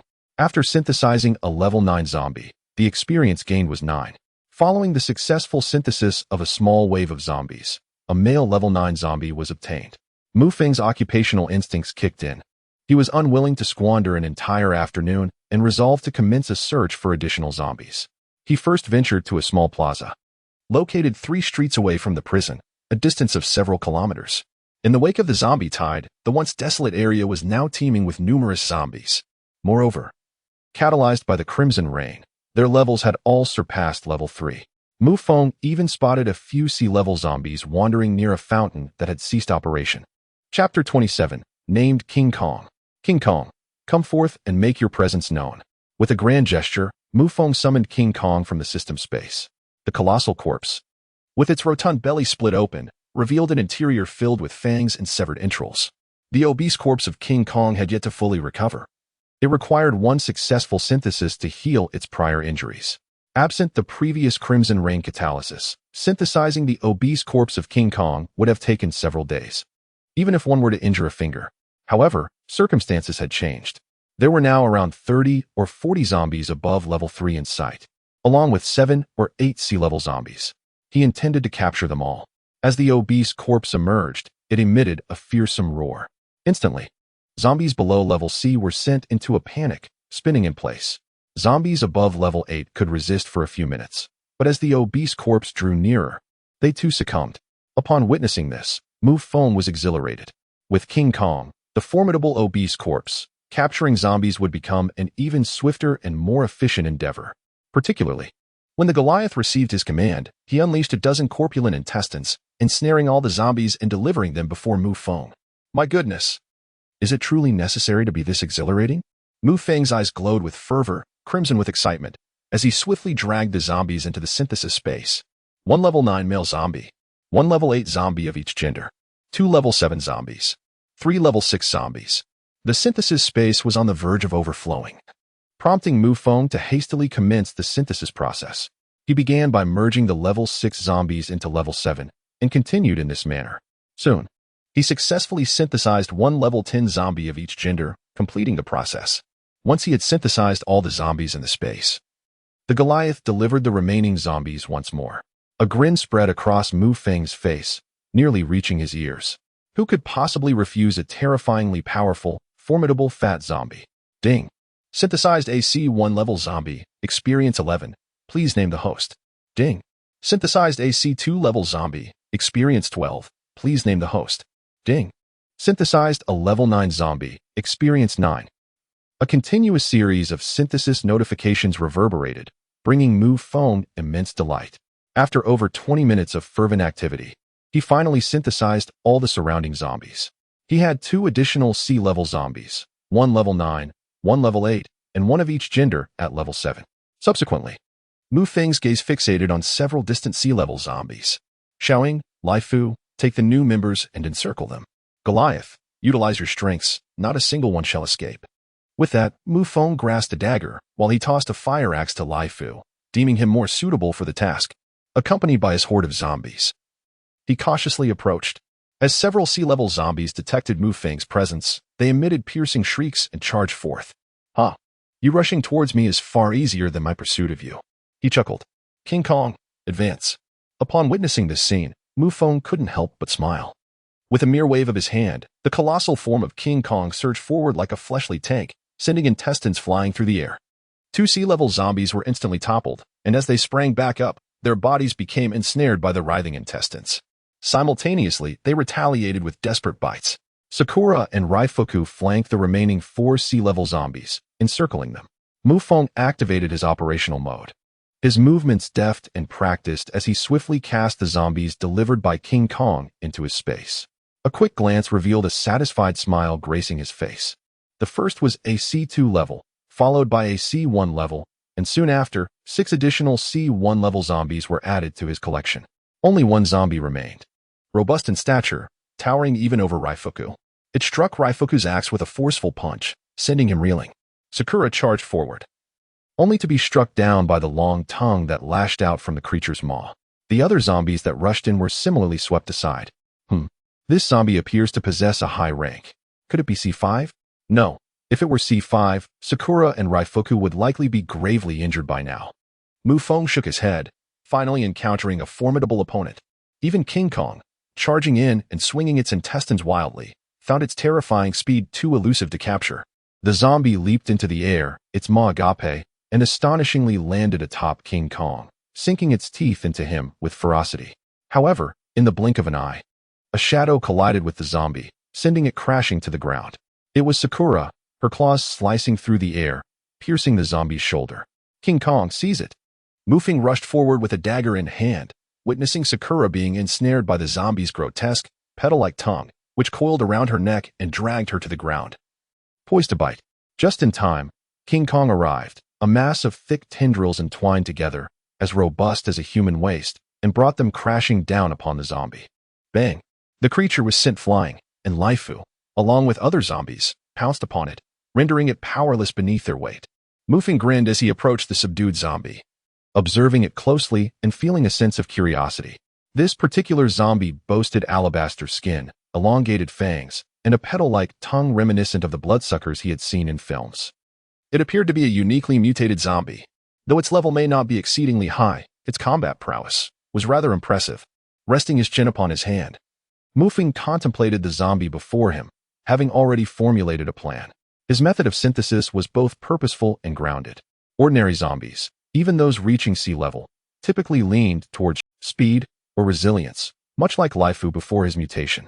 Such zombies were regarded by Mu Feng as mere resources for synthesis, while unique specimens like Chong Wei and Sakura were preserved for that very purpose. Thus, Mu Feng felt a surge of anticipation. This zombie was indeed exceptional.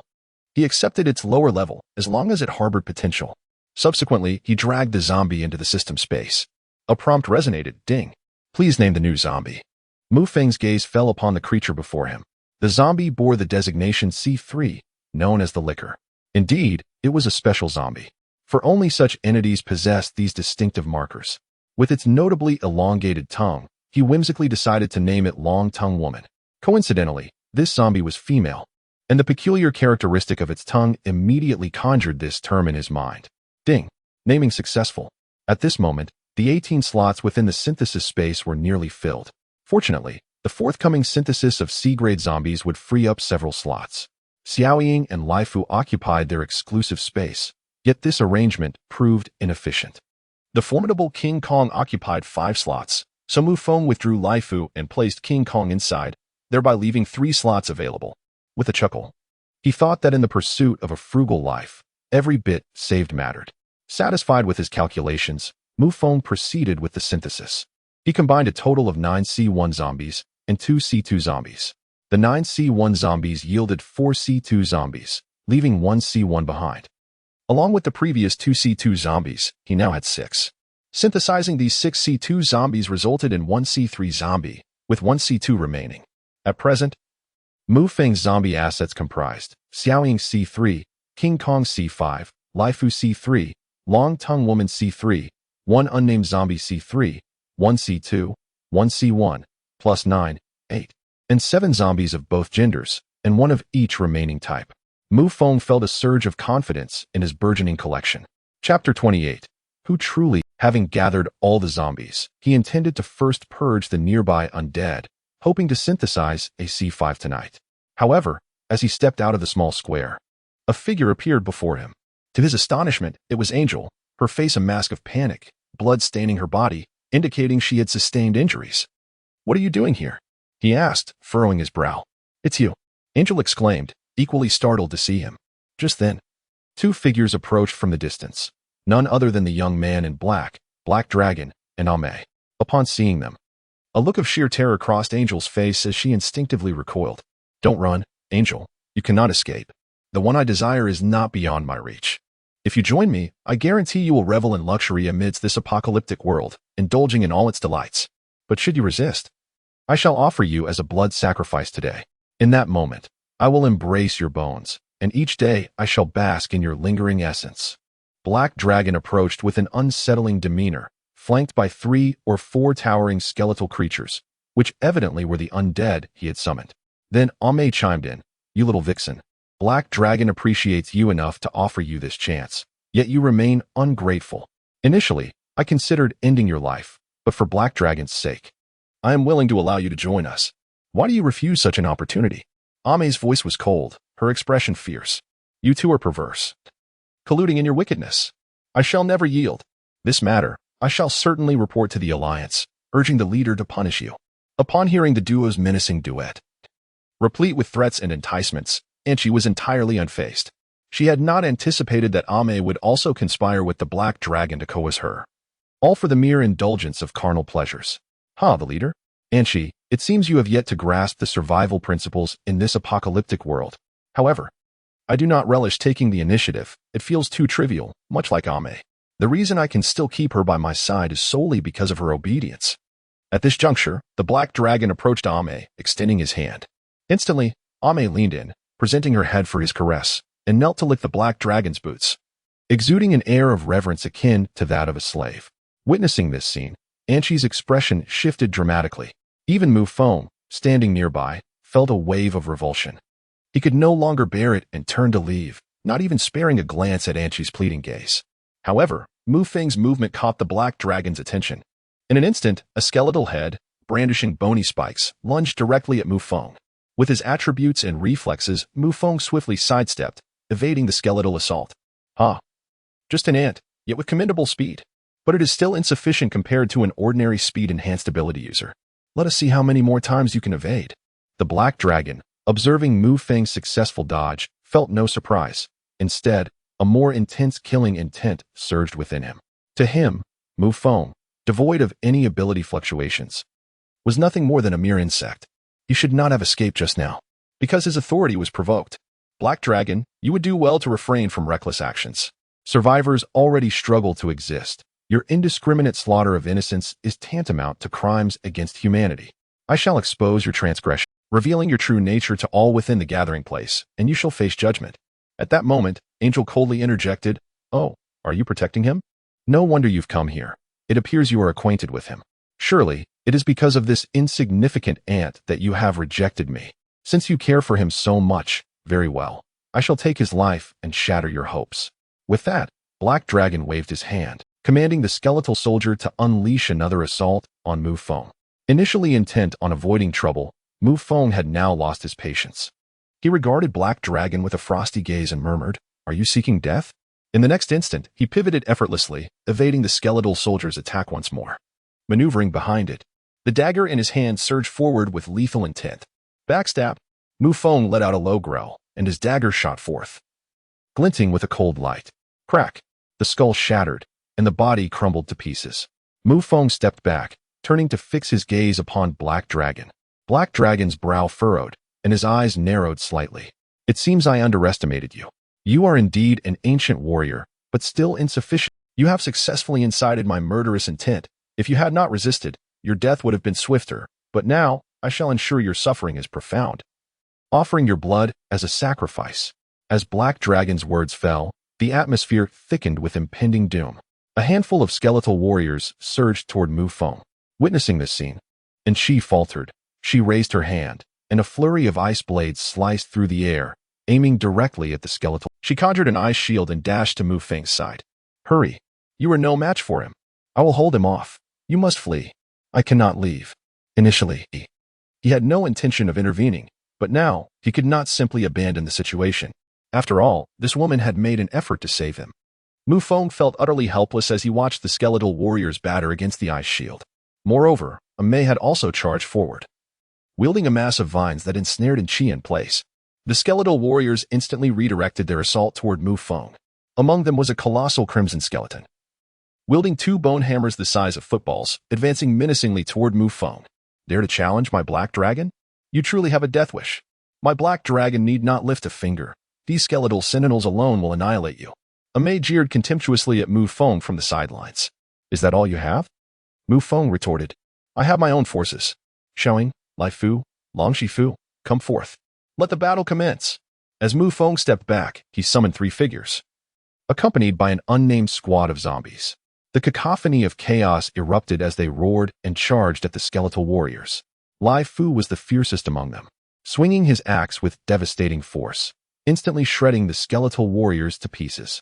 Long Shifu, utilizing his elongated tongue, though unable to siphon the skeletal blood, effortlessly ensnared them and smashed them viciously against the ground. Sakura charged towards the blood-red skeleton, leaping onto its head and unleashing a flurry of strikes with her razor-sharp claws. Snap! The skull of the blood skeleton shattered, and as Sakura sprang into the air, she landed with such force that the remnants of the skeleton scattered in all directions. In less than a minute, the Black Dragon's skeletal team was utterly annihilated. Mu Feng stood unscathed, observing the drastic change in the Black Dragon's expression with a mocking smile. Chapter 29. Unexpected Delight. 2 unique zombies. You can actually control zombies? The Black Dragon exclaimed in disbelief. His powers were already dark in nature, yet they seemed to pale in comparison to Mu Feng's abilities, which allowed him to directly command the undead, a far more sinister power. Xiaomei was equally stunned. The words she had spoken just moments ago now felt like a slap in the face, especially when confronted with a horde of mutated zombies that left her paralyzed with fear, causing her to wet herself. On the other hand, she maintained a semblance of composure. Having witnessed Mu Feng's capabilities before, he initially suspected him of being a zombie king. However, he soon realized that Mu Feng possessed the ability to control zombies. At that time, he had only seen Sakura and Lai Fu, whose levels and powers were not as formidable as they were now. Upon encountering the long-tongued lady and the unnamed zombie squad, he was left utterly astounded. I can not only command zombies, but I can also dominate you. Mu Feng grinned. I had no intention of causing trouble, but you've wasted my time, and this debt must be settled with you. He scoffed. Did you think you had me at a disadvantage? How naive. The preceding events were merely an appetizer. Now, behold the true extent of my power. Corpses and blood sacrifices. Come forth and slay. The Black Dragon suddenly grinned wickedly, his hands bleeding onto the ground. Instantly, from beneath the earth, a colossal skeleton arose, still draped with decaying flesh. Towering at 3 meters, this horrific figure exuded terror. Are you frightened by such a giant? Do you think these mere little zombies? Allow me to unveil the dread of AC4. Level undead. Relish in your fear. Ha ha. The Black Dragon cackled. Kong, come forth and entertain him. As Mu Feng's words faded, a roar resonated, shaking the ground with a thunderous crash. A hefty form descended, crushing the corpse puppet beneath it. Kong's robust figure, accompanied by flailing innards, embodied a frightful sight capable of instilling mortal terror. Just a moment ago, the Black Dragon wore an expression of arrogance, which now solidified into sheer horror as he witnessed his ultimate trump card, the corpse puppet, ensnared by Kong. its entrails entwined and colossal fist, the fangs on its chest tearing into it. The corpse puppet emitted a wail, torn to shreds on the spot. In the next instant, Mu Feng's silhouette materialized behind the black dragon, his dagger poised at the nape of his neck. Did you just say I should feel fear? In the spirit of reciprocity, let me offer you a taste of despair. The icy presence loomed ominously behind him. The black dragon felt a chilling dread envelop him, as if his very blood had turned to ice. No, please don't kill me, I concede. Thud. Before the black dragon could finish his plea for mercy, he was pierced through the skull by Mu Feng's backstab skill, his eyes widening in shock, blood rushing instantly to his face. His lifeless body fell to the ground with a thud. At this moment, Xiaomei, witnessing the scene, had completely forgotten her fear, having reached the limits of terror. She had become numb. Kneeling on the ground, she forced a flattering smile and pleaded, "Please, don't kill me. I beg you to toy with me. I will serve you well." Mu Feng felt a wave of disgust at Xiaomei's request. He lowered his head and spoke softly, "Is that so? You will be obedient?" Hearing a glimmer of hope for survival, Xiaomei eagerly nodded. "I will be very obedient. You are my master. And I will do anything you ask." "Very well. Close your eyes," Mu Feng said with a smile. Xiaomei obediently shut her eyes, and in the next moment, her neck was bitten by a zombie unleashed by Mu Feng. She let out a chilling scream, but Mu Feng did not turn to look. He would not leave any survivors. Otherwise, trouble would ensue. Clutching her neck, Xiaomei lay on the ground, blood pooling around her, knowing her fate was sealed. Meanwhile, Mu Feng commanded a zombie to take a bite out of the black dragon as well, then stood there, waiting. At this moment, and she, who was watching from the side, was left utterly speechless, her gaze towards Mu Feng filled with terror. To her, everything Mu Feng had done was profoundly malevolent. The black dragon deserved his fate, yet Xiaomei posed no threat to him. Still, she met the same grim end. Approximately 10 minutes later, unexpectedly, the already deceased Xiaomei's body twisted into a horrifying shape. She then rose from the ground, her mouth agape, revealing a set of formidable fangs. Her entire body was adorned with barbed protrusions, her skin a pallid gray. Although her form was covered in deathly mottling, it had not succumbed to decay. Upon witnessing this, Mu Feng felt a surge of satisfaction. "Sakura, apprehend her," he commanded, swiftly ordering the immobilization of Xiaomei as she transformed into a corpse. He then dragged her into the synthesis space. A glance at Xiaomei revealed the inscription of level 10 above her head, accompanied by the title, Thorn Zombie. Attributes, what? Talent, entire body covered in thorns, capable of inflicting damage, growing in accordance with level. Level 10. After absorbing this information, Mu Feng nodded in approval, deciding to retain Xiaomei as a specimen for synthesis. At that moment, the black dragon also rose, exuding a potent aura of death. His transformation was even more terrifying, with his body in a state of grotesque decay. Yet, he was enveloped in blood-red skin, reminiscent of the Hell Baron from the movies. A broken horn protruded from his head, and there were no other alterations, which left Mu Feng somewhat disappointed. After all, the prowess of the black dragon was formidable. He vaguely recalled hearing and Qi mention the black dragon's level during their previous conversation, suggesting he was a C3 level ability user. How could he be so inept upon becoming a zombie? Mu Feng was disinclined to drag him into the space, contemplating whether to have Sakura eliminate him outright. Nevertheless, he reasoned that as a zombie, his level might still be around 10, making him potentially valuable for synthesis. He instructed Lai Fu and Sakura to jointly subdue the black dragon and subsequently pulled him into the synthesis space. However, upon glimpsing the number above the black dragon's head, he was momentarily taken aback. Bloodhand Butcher, attributes, special talent, blood-sucking, rending, blood fury, level, C3 level. What a delightful surprise. Chen Lu was momentarily taken aback, but soon a look of joy spread across his face. However, at that moment, Anchi let out a cold snort. "Senior, your actions are far too cruel. They are already dead. Why transform them into zombies?" Anchi's gaze toward Mu Feng was filled with skepticism as she questioned him. "Senior? Such a commendable title. Since you address me as such, do you truly believe I require your guidance in my endeavors?" Mu Feng replied icily, his eyes fixed on her. Roar, roar, roar. It seemed that Mu Feng's emotions resonated with Xiao Ying and Lai Fu, who all directed their growls toward Anchi. The long-tongued creature extended its tongue, revealing its fangs, poised to strike at any moment. This scene left Anchi utterly pale, rendering her speechless. Chapter 30. The Apocalypse of a Year Ago. She hastily stepped back, admonishing herself to keep her mouth in check. Were it not for your brave intervention, I would not concern myself with your fate. Having said that, Mu Feng turned and made his way toward the building where he had taken refuge. Anchi hesitated for a moment, but ultimately decided to follow him. At that time, dusk was approaching and darkness was imminent. Through the windows, the sunset cast an unusual glow. The crimson sunlight filtered through the glass, illuminating the room where Mu Feng squatted on the floor, savoring a hot pot meal. He indulged in fine red wine and luncheon meat, living a life in the apocalypse that was even more carefree and exuberant than before the cataclysm. At that moment, Anchi approached, her eyes widening in astonishment at the lavish meal before Mu Feng. After all, in the settlement, both food and water were in scarce supply. Such a feast was a luxury reserved for the elite. Even someone like her, an ability user, could only afford 3 loaves of bread and 2 bottles of mineral water each day. With tens of thousands of survivors in the settlement, daily consumption amounted to a staggering figure. The authorities of the settlement were perpetually troubled by the issue of food shortages. Come, have a bite.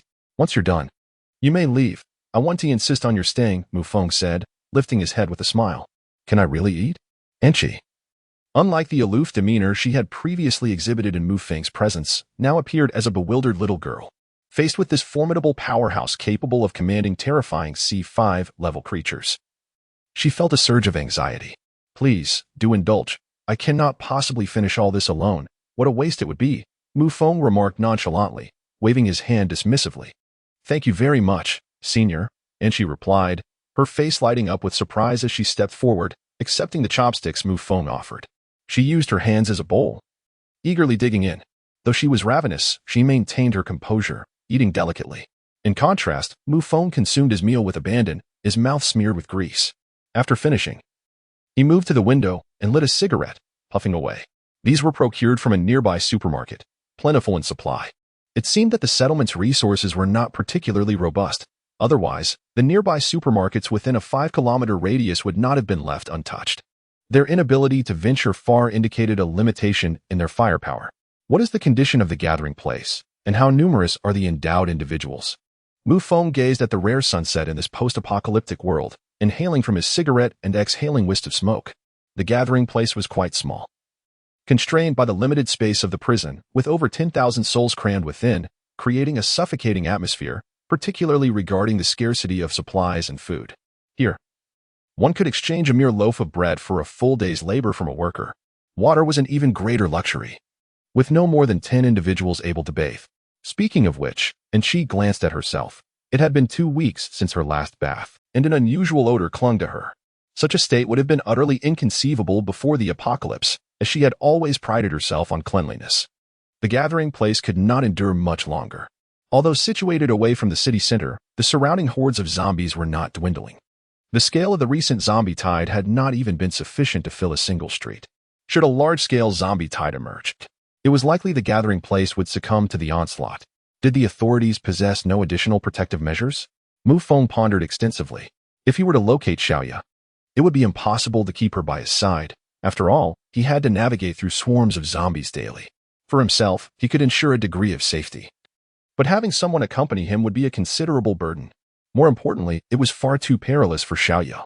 The authorities were equally helpless, as they ventured out daily in search of supplies and weapons. Yet, the sheer number of zombies surrounding them was overwhelming, especially after the recent red rain, which had catalyzed the emergence of advanced and mutated zombies. Should they encounter another zombie tide, it remained uncertain whether the authorities could withstand the impending threat. At this point, a shadow of sorrow crossed Anchi's face. She had satiated her hunger. Yet as she gazed at the bubbling luncheon meat in the pot, she found herself unable to eat another bite. Wasn't there still the gathering of supernatural beings? The so-called 100 Battle Alliance you mentioned. If those endowed with abilities ventured forth to scavenge for supplies, it should prove much easier. Mu Feng turned around and inquired of Anchi. Supernatural beings? Senior, have you not witnessed the Black Dragon? To be precise, most of these extraordinary individuals resemble the Black Dragon, indulging in pleasure, inflating their own significance, and long ago losing themselves in the benefits bestowed by their unique powers. They are merely a pack of selfish souls. Relying on them is utterly futile. Moreover, while the 100 Battle Alliance may sound formidable, it comprises fewer than 50 supernatural beings. The Alliance has consistently collaborated with official forces, acting as a private entity, utterly defiant of military commands, and quite lethargic. Anchi sighed as having observed the myriad shades of human nature and the darkness therein at the gathering, she still found herself unable to grow accustomed to it. So, should the next wave of undead assault the gathering, you have no assurance of safety. Is there only this one gathering in Ning City? Mu Feng furrowed his brow, beginning to ponder the dilemma. If that is the case, where could I possibly settle Xiaya? He mused.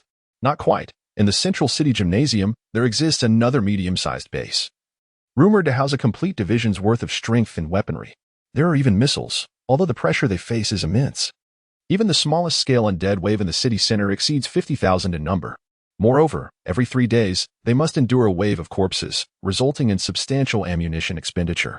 However, the area remains secure for the time being. The gathering point has recently established contact with another location, seemingly to orchestrate a bold plan to break free from the confines of the gathering place and rendezvous with the 3rd Army Camp in the suburbs.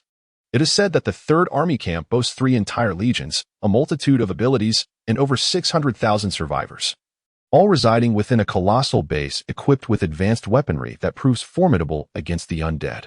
As Anchi spoke, her eyes sparkled with anticipation, revealing her desire to escape Ning City and venture towards that vast base housing an immense population. Only someone with her abilities could possess such knowledge.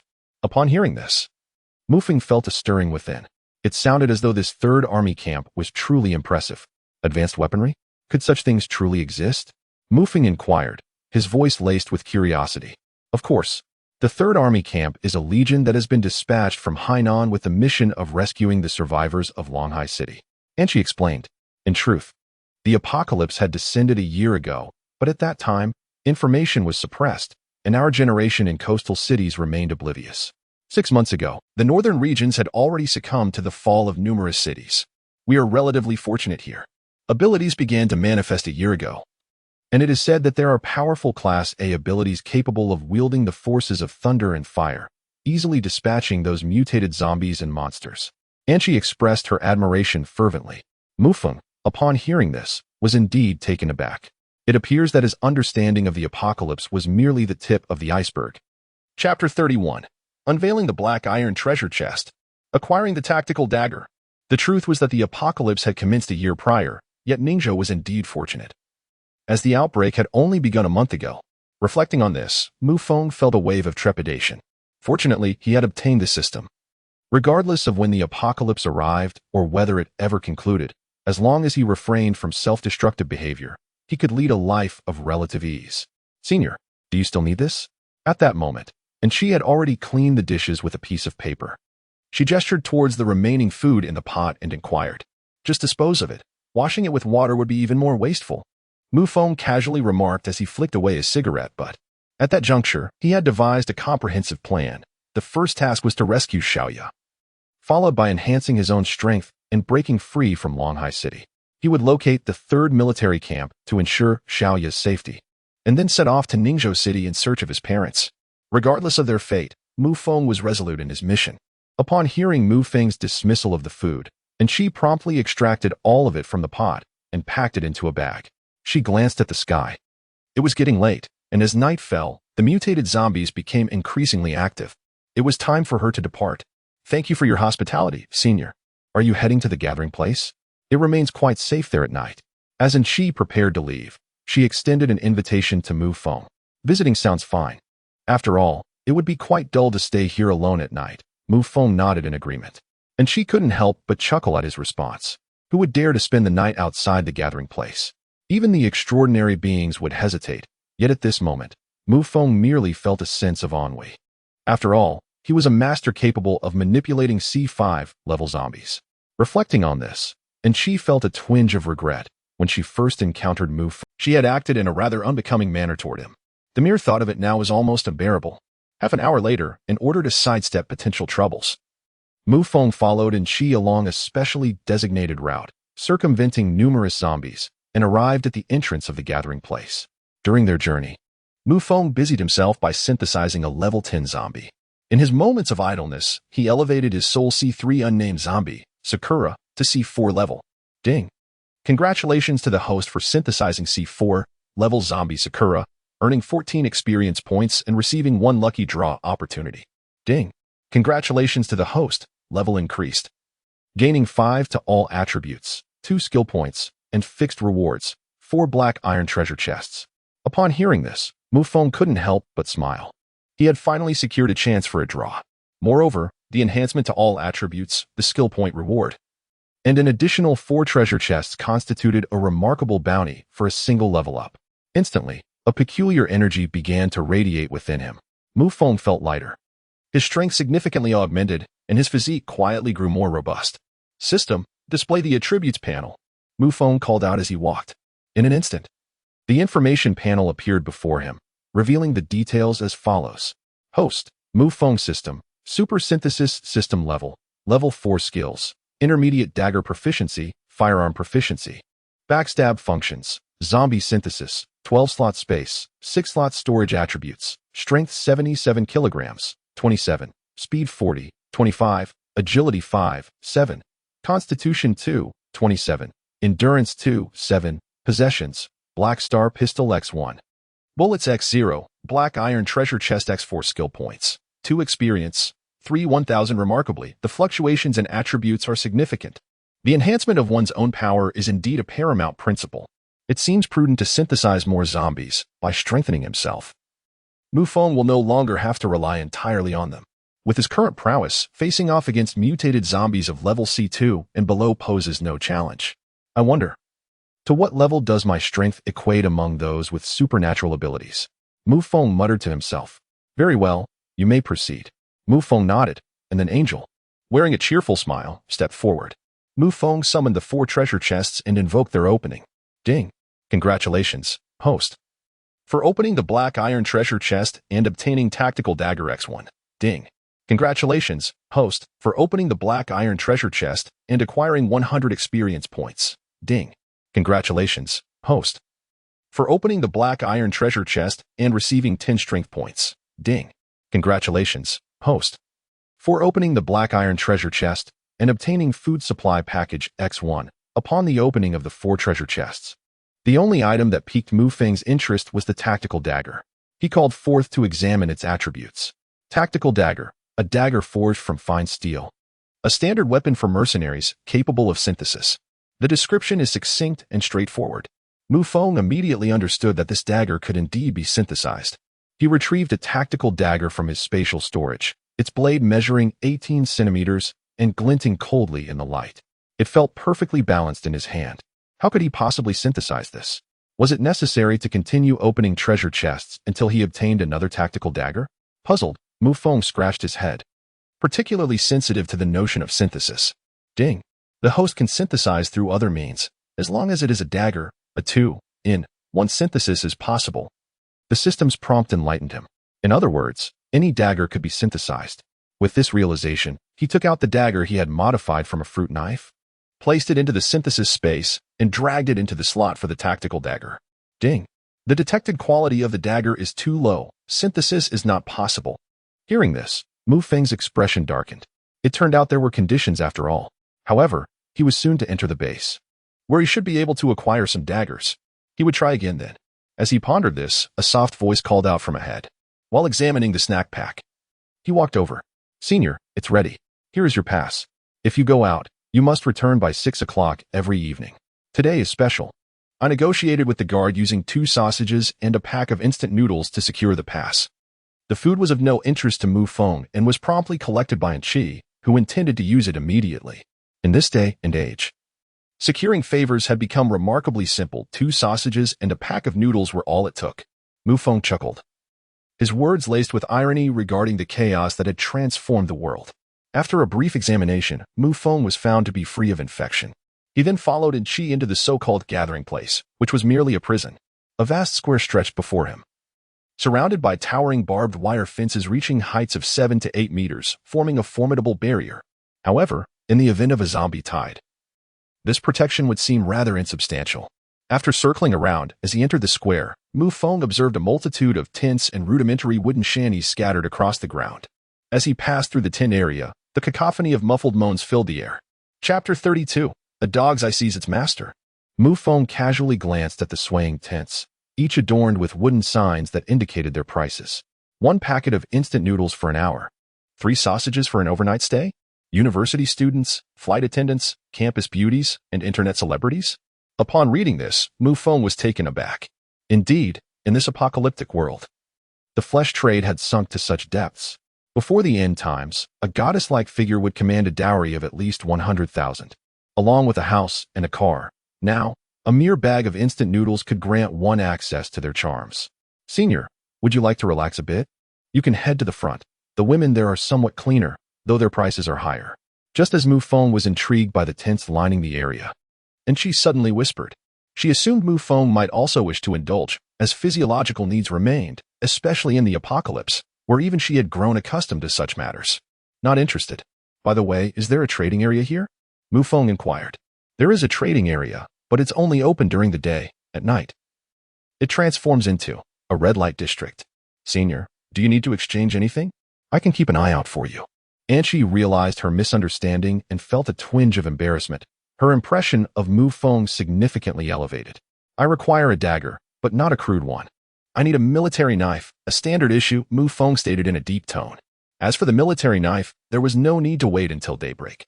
I shall first take you to my residence, and then we can seek out some contacts.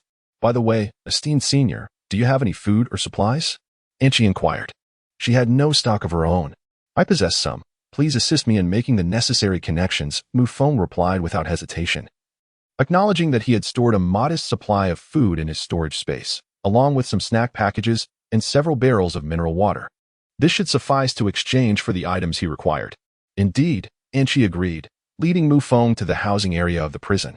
Upon reaching the entrance, they encountered two guards and a middle-aged man seated at a table adorned with scattered food items. Accountant Chun, might I trouble you for a tent? And she approached with a smile. Ah, Missin, it is indeed you.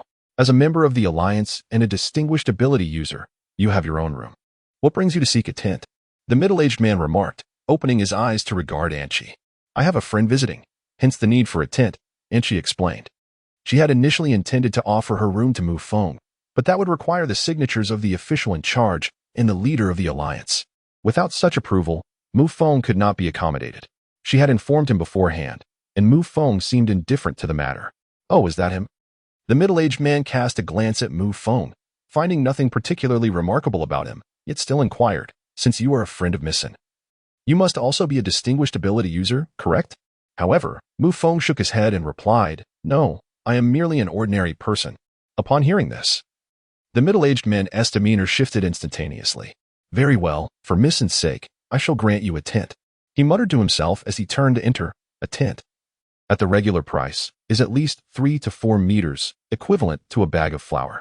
For Missin's sake, I suppose a bag of flour will suffice. The middle-aged man then addressed, Chin, could you possibly defer the provision until tomorrow? I have yet to collect my rations for today. Is that acceptable? And she interjected, Miss, I have already extended considerable courtesy towards you. I am merely performing my duties, and you cannot place me in an awkward position. Besides, it is not as if you are the one residing here. In the absence of provisions, one can simply sleep under the stars. The current state of affairs is such that merely being alive and breathing is a blessing. Having provisions is what truly matters. The middle-aged man regarded Mu Feng with a mocking expression. Just as Shi was at an impasse, Mu Feng casually produced a bundle containing 10 sausages, along with a can of luncheon meat and 2 packets of instant noodles, tossing them onto the table. Is this sufficient? Mu Feng stated indifferently. Upon witnessing the food on the table, the middle-aged man's eyes widened as if he had encountered an unparalleled beauty before him, his gaze gleaming with astonishment. Enough, enough, enough. Sir, here you are. This is the finest military tent, the middle-aged man said, personally presenting the tent to Mu Feng with a pleasing expression. You just mentioned that having provisions makes one the master. However, did you just call me, sir? Mu Feng extended his hand to rest upon the item, grinning as he remarked, if you call me master, the rest shall be considered a reward for you. Otherwise, I might just take everything to feed the dogs. Accountant Chin was slightly taken aback, his smile freezing in place. Yet, upon glancing at the food in Mu Feng's hands, he gritted his teeth and endured. It would be unwise to oppose when it came to sustenance. To do so would be tantamount to courting disaster. Were it not for his connections, he would not have the opportunity to serve as an accountant. He would have long been among those unfortunate souls digging tunnels daily. Master, thank you for your generous reward. Accountant Chen exclaimed, his smile wide and exuberant. With such a bounty of food, he could consume at least half and use the remainder to cultivate connections. Perhaps he might even exchange it for a more favorable position. With a casual grasp of the tent, Mu Feng turned to leave, and Chi hurriedly followed suit. Humph, let you be arrogant for now. In a few days, you shall find yourself in need of my assistance. Ahead, there were several individuals in demand of provisions and firearms, who, in the end, would go so far as to send their wives to entertain him for a couple of days over a mere 2 tents. As the cold approached, even a pair of cotton socks would compel them to kneel for an entire night. Watching Mu Feng's retreating figure, Accountant Chen scoffed, his tone laced with a chilling undertone. At that moment, Mu Feng settled within the tent and accessed the lucky wheel. He still had one reward left to draw. The system commenced the lottery. As Mu Feng's words fell, a fortune wheel materialized, and the pointer began to spin rapidly. When the pointer finally came to a halt, Mu Feng's eyes sparkled with excitement, for it had landed on the highest tier of the medium prize, golden. Ding! Congratulations, host, for acquiring Awakening Potion X1. Awakening Potion. This can be applied to zombies, with a chance to awaken their innate talents and skills. Upon seeing this, Mu Feng was elated. It felt tailor-made for him. However, with success comes the possibility of failure. He reminded himself not to celebrate too soon. He contemplated using it on Sakura, but at present, his trump card was the hefty zombie, King Kong. With that thought, Mu Feng directly administered the potion to King Kong. Ding! Congratulations, host, for successfully using the Awakening Potion, activating the Lava Defense skill for Zombie King Kong. Lava Defense. Once activated, the zombie will be enveloped in a layer of lava stone armor, providing formidable protection. Mu Feng nodded in satisfaction upon seeing this. The skill was indeed impressive. As expected, golden creations are always of superior quality. Just as Mu Feng was reveling in his good fortune, an uproar erupted outside. Chapter 33. Encountering an acquaintance frowning, he lifted his gaze and noticed several figures moving about outside. Soon after, a voice rang out. Damn it, you inside, get out here. What audacity for a newcomer to occupy such a fine tent. Who gave you the nerve? Outside the tent, curses filled the air. A chill crept across Mu Feng's face upon hearing this. He rose, unlatched the chain, and stepped outside to find 5 burly men standing before him. At the forefront stood a bald man, his face marred by a deep scar, exuding an intimidating aura. In his hand, he wielded a knife, a clear indication that he was not to be trifled with. Surrounding him were several gaunt-eyed individuals, their hunger evident, who had been unceremoniously kicked aside, too fearful to utter a sound. This tent is under my command. Who are you to dictate terms? Now leave, and I shall spare your life. Mu Feng had no desire to provoke trouble, yet he was unafraid of it. Before the apocalypse, he had been a reclusive, introverted individual, bullied during his university years and in the workplace. Now, possessing formidable resources, he had even tamed a C5 level monstrous corpse. How then could he be intimidated by a mere group of thugs? You're quite arrogant, thinking you can spare me. One of the thugs scoffed. You ought to inquire about my past. Before the apocalypse, I was a death row inmate, imprisoned right here. Who dares to challenge me? The bald man pointed to his own nose, his arrogance palpable. Indeed, our brother Leopard had the audacity to kill even before the chaos, and after the world fell apart. He continued to slay zombies, those terrifying, man-eating monsters that could make anyone wet their pants. A young man beside brother Leopard threatened Mu Feng, his finger aimed menacingly at him. Enough of your prattle. Keep your distance or face the consequences. Mu Feng, weary of their banter, issued a final ultimatum. How dare you continue to boast? I'll drain your blood right now and teach you a lesson. Brother Leopard, infuriated by Mu Feng's audacity and lack of fear, had never encountered anyone so bold. In a sudden surge of rage, he thrust his knife viciously toward Mu Feng. Upon noticing the military knife in the opponent's hand, Mu Feng offered a faint smile and, with swifter reflexes, seized the adversary's wrist. A sharp crack echoed as he merely twisted it gently, resulting in a fracture. Leopard Brother opened his mouth, poised to scream. Yet he desperately clamped a hand over it, for if he uttered a sound, it would attract the dreaded zombies, leading to dire consequences, including expulsion by the authorities and the Alliance. Beyond the confines of their sanctuary, the flesh-eating undead were far more terrifying than death itself. The knife was commendable. It would be mine. Mu Feng swiftly snatched the dagger from his opponent, toying with it in his hands. Just then, Leopard Brother collapsed to the ground, curling up in agony, overcome by excruciating pain. His subordinates were taken aback, unable to comprehend that their once fearsome leader had been subdued so easily. Instantly, The gazes of the onlookers towards Mu Feng were filled with dread. Why aren't you leaving? Mu Feng shot a chilling glare, causing the group to pale in terror. Just wait. If you dare oppose us, you are as good as dead. They spat, hastily dragging the pained and still muffled leopard brother away. Mu Feng paid their threats no heed. He clapped his hands and turned to enter the tent when suddenly, a tentative voice called out, "Mu Feng, is that you?" The voice resonated with familiarity, and as he pivoted around, he beheld a disheveled woman, clad in tattered clothing, crouched on the ground, gazing at him as if fleeing from some calamity. As he approached for a closer look, he was taken aback. Chen Lili? Upon hearing Mu Feng call her name, the woman immediately displayed a look of excitement. She stood up and walked towards Mu Feng. During their time at the company, this woman often mocked him with biting sarcasm. In fact, the one time he managed to find a girlfriend, it was this Chen Lili who intervened and caused their breakup. Since then, Mu Feng had not dated anyone again. Mu Feng, is that really you? I almost didn't recognize you just now. It seems like you've grown taller and stronger. And you appear far more handsome than before. Chen Lili appeared to have lost her memory, forgetting all that she had done to Mu Feng in the past. In her eyes, there were now only two types of people, those who were well-fed, dressed respectably, and had a healthy complexion, as opposed to her own palate. It was evident that Mu Feng was faring quite well, certainly not lacking in sustenance. She recalled a hefty man who had entered the company 2 weeks prior. Now, he lay on the ground behind her, emaciated and unable to open his eyes. Is that so? Perhaps it's just the clothing, she remarked.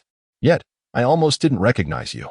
Mu Feng gazed at Chen Lili, feeling a wave of melancholy. She drove a BMW X5 and lived in a house worth over 30,000 per square meter. Half of each month was spent traveling, and her shoes were Valentinos, equivalent to a month's salary for Mu Feng, while a single bag of hers cost several thousand. Her life was nothing short of exquisite and indulgent. However, now, the Valentinos were gone, luxury items had vanished without a trace, and she was clad in tattered cotton garments, with stuffing visibly protruding. She looked utterly destitute. Certainly, it must be that you've become more handsome. Could it be that you've turned into an extraordinary being? Even the formidable leopard has been bested by you, Mu Feng. You are truly remarkable. As Chen Lili spoke, she moved closer to Mu Feng. However, the scent emanating from her was quite pungent, causing Mu Feng to instinctively take a couple of steps back. Well, it's not my fault. I prefer to avoid trouble. Yet I am not averse to it, Mu Feng remarked casually before opening the tent and suggesting, why not come in and sit for a while? He truly wished to avoid entanglements with Chen Lili, finding her presence rather irksome, yet he still extended a polite invitation. Really? Thank you so much. I was freezing to death. It's all those rascals' fault for stealing my tent. To his surprise, Chen Lili actually squeezed in, and Mu Feng immediately regretted his decision. What was the point of being courteous to someone like her? However, now that she had entered, it would be difficult to ask her to leave.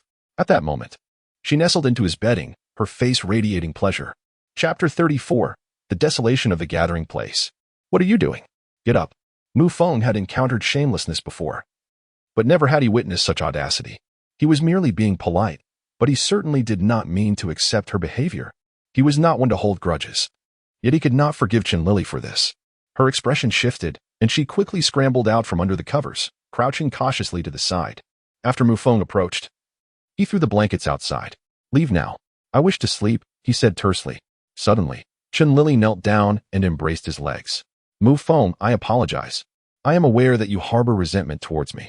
My previous actions were indeed misguided, yet the world has taken a turn, and I have faced my retribution. I implore you to forgive me. I extend my sincerest apologies, and should you grant me your forgiveness, I would be willing to do anything. Though I find myself in a disheveled state, I still possess an allure worth noting. My figure remains commendable, should you wish to verify. I assure you, I am untainted, untouched by any man. Mu Feng, might you allow me the chance to make amends? As she spoke, Chen Lili reached out to unfasten Mu Feng's belt, only to receive a sharp slap across her face. I told you to leave. Are you deaf? If you do not depart at once. Do not blame me for my lack of civility. I have shown you enough mercy. You should be grateful that I have not ended you outright. In a sudden motion, Mu Feng brandished a handgun, aiming it squarely at Chen Lili's head. Instantly, her complexion drained of color, and she trembled in terror. Please, do not kill me, Mu Feng. I will leave at once. I will go by myself. Sobbing, Chen Lili turned away, her ample form swaying as she exited the tent. She spotted the blanket on the ground, showing no disdain, and promptly burrowed beneath it. Many others lacked such comforts, exposed to the chilling winds, with fatalities. Regardless, having secured a blanket, she counted herself fortunate. Mu Feng, listening to the sounds of her weeping from outside, felt an acute irritation and yearned to rid himself of her presence. Yet, upon reflection, he realized that with his current prowess, ending Chen Lily's life would be a simple task. Allowing her to perish would be, in essence, granting her a mercy she did not deserve. When it comes to hatred, it seems that Chen Lily's involvement in the breakup with his girlfriend is the most significant. However, Mu Feng had long since come to terms with this. A woman who could be persuaded to part ways by a close friend was not worth his remembrance. What remained was Chen Lily's deliberate harassment during work hours, which hardly constituted hatred. He could certainly take his revenge, and the time to commence was now. Contemplating this, Mu Feng seized 2 bottles of mineral water, a loaf of bread, and 2 pieces of ham, then hurled them out of the tent. The food struck Chen Lily, causing her to widen her eyes in disbelief.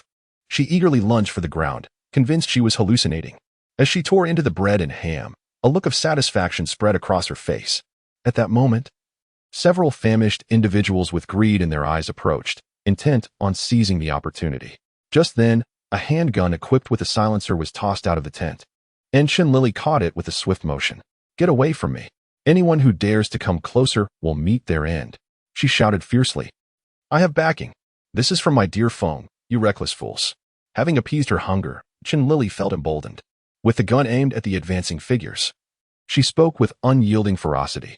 Although the onlookers were so hungry they could devour anything, their eyes gleaming with desperation, they ultimately feared for their lives. Mu Feng paid no heed to the commotion outside. After waiting for Angel for 2 hours without receiving any word, he simply lay down and drifted into slumber. As dawn broke, Mu Feng was stirred by a sudden sound. He raised his head to find Chen Lily kneeling before him, holding a clean cloth and an iron basin filled with 2 bottles of mineral water. Remarkably, the water was warm, a rarity in this apocalyptic world where electricity was even scarcer than water. He wondered how she managed to heat it. "Mu Feng, wash your face. You are a person of status. You cannot allow yourself to appear like a beggar. Here, wipe your face. This is all clean water. I saved it from last night and didn't drink any." Chen Lily wore a pleasing expression, as docile as a wildcat. She understood better than anyone that Mu Feng might be her only chance, at least a chance to avoid hunger. Despite guarding the 2 bottles of mineral water throughout the night, her throat had parched, yet she endured the thirst. Mu Feng, accustomed to solitude, had not washed his face even once. Water was easily obtainable for him. He still had 2 crates of mineral water and a crate of Red Bull in his storage. With a stoic expression, he nodded and accepted the towel to wipe his face. "You must be hungry, right? I have a piece of ham left," she said, producing it from her bosom and presenting it to him. "I kept it warm against my body. It's still packaged and clean. Before the apocalypse, she was adept at pleasing men, but never had she been so humble. In the past, a mere glance would suffice to ensnare a man's soul, and many suitors, without even touching her hand, would willingly shower her with gifts. This is her strength." Mu Feng did not take the ham. Instead, he casually remarked, "You may as well eat it yourself." I certainly will not, rest assured," Chen Lily responded, her heart brimming with joy as she fervently nodded. Upon stepping outside, Mu Feng was momentarily taken aback by the sight before him. The expansive courtyard was teeming with people, adorned with tents, makeshift shelters constructed from mounds of cardboard, and a haphazard collection of clothing. The wind swept through, stirring up clouds of dust. Most individuals appeared disheveled, emanating an unbearable stench, swarmed by flies, resembling a refugee camp. Cries of despair echoed all around, with men and women bemoaning their hunger, slumped on the ground. Among them, a few women, immaculately dressed and heavily made up, passed by. Yet none paid them heed, for they were far too starved to even open their eyes. As Mu Feng surveyed this scene, a profound sense of disillusionment surged within him. These were his compatriots. In the pre-apocalyptic world, at least they had enough to eat. But now, he even caught sight of many individuals sprawled on the ground, motionless, already devoid of life. Even he found it difficult to bear, yet he felt utterly powerless. It was a miracle that he had managed to survive. If it were within his means to assist, he would not hesitate. Everything must be sold, everything. Mu Feng approached the eastern wall, where he spotted a bustling marketplace. The vendors, lacking energy, called out feebly, some even stifling yawns. He intended to see if he could procure some daggers or other useful items. Chapter 35. Transaction completed. Daggers in hand. Mu Feng gazed upon the array of goods spread across the carpet, most of which were weapons, with scarcely any household items or food in sight. This served as a testament to the dire scarcity of resources in this place. His attention was soon captured by a man clad in camouflage, whose stall displayed 3 or 4 military knives meticulously arranged. Approaching the stall, he crouched down and inquired, "How much for these?"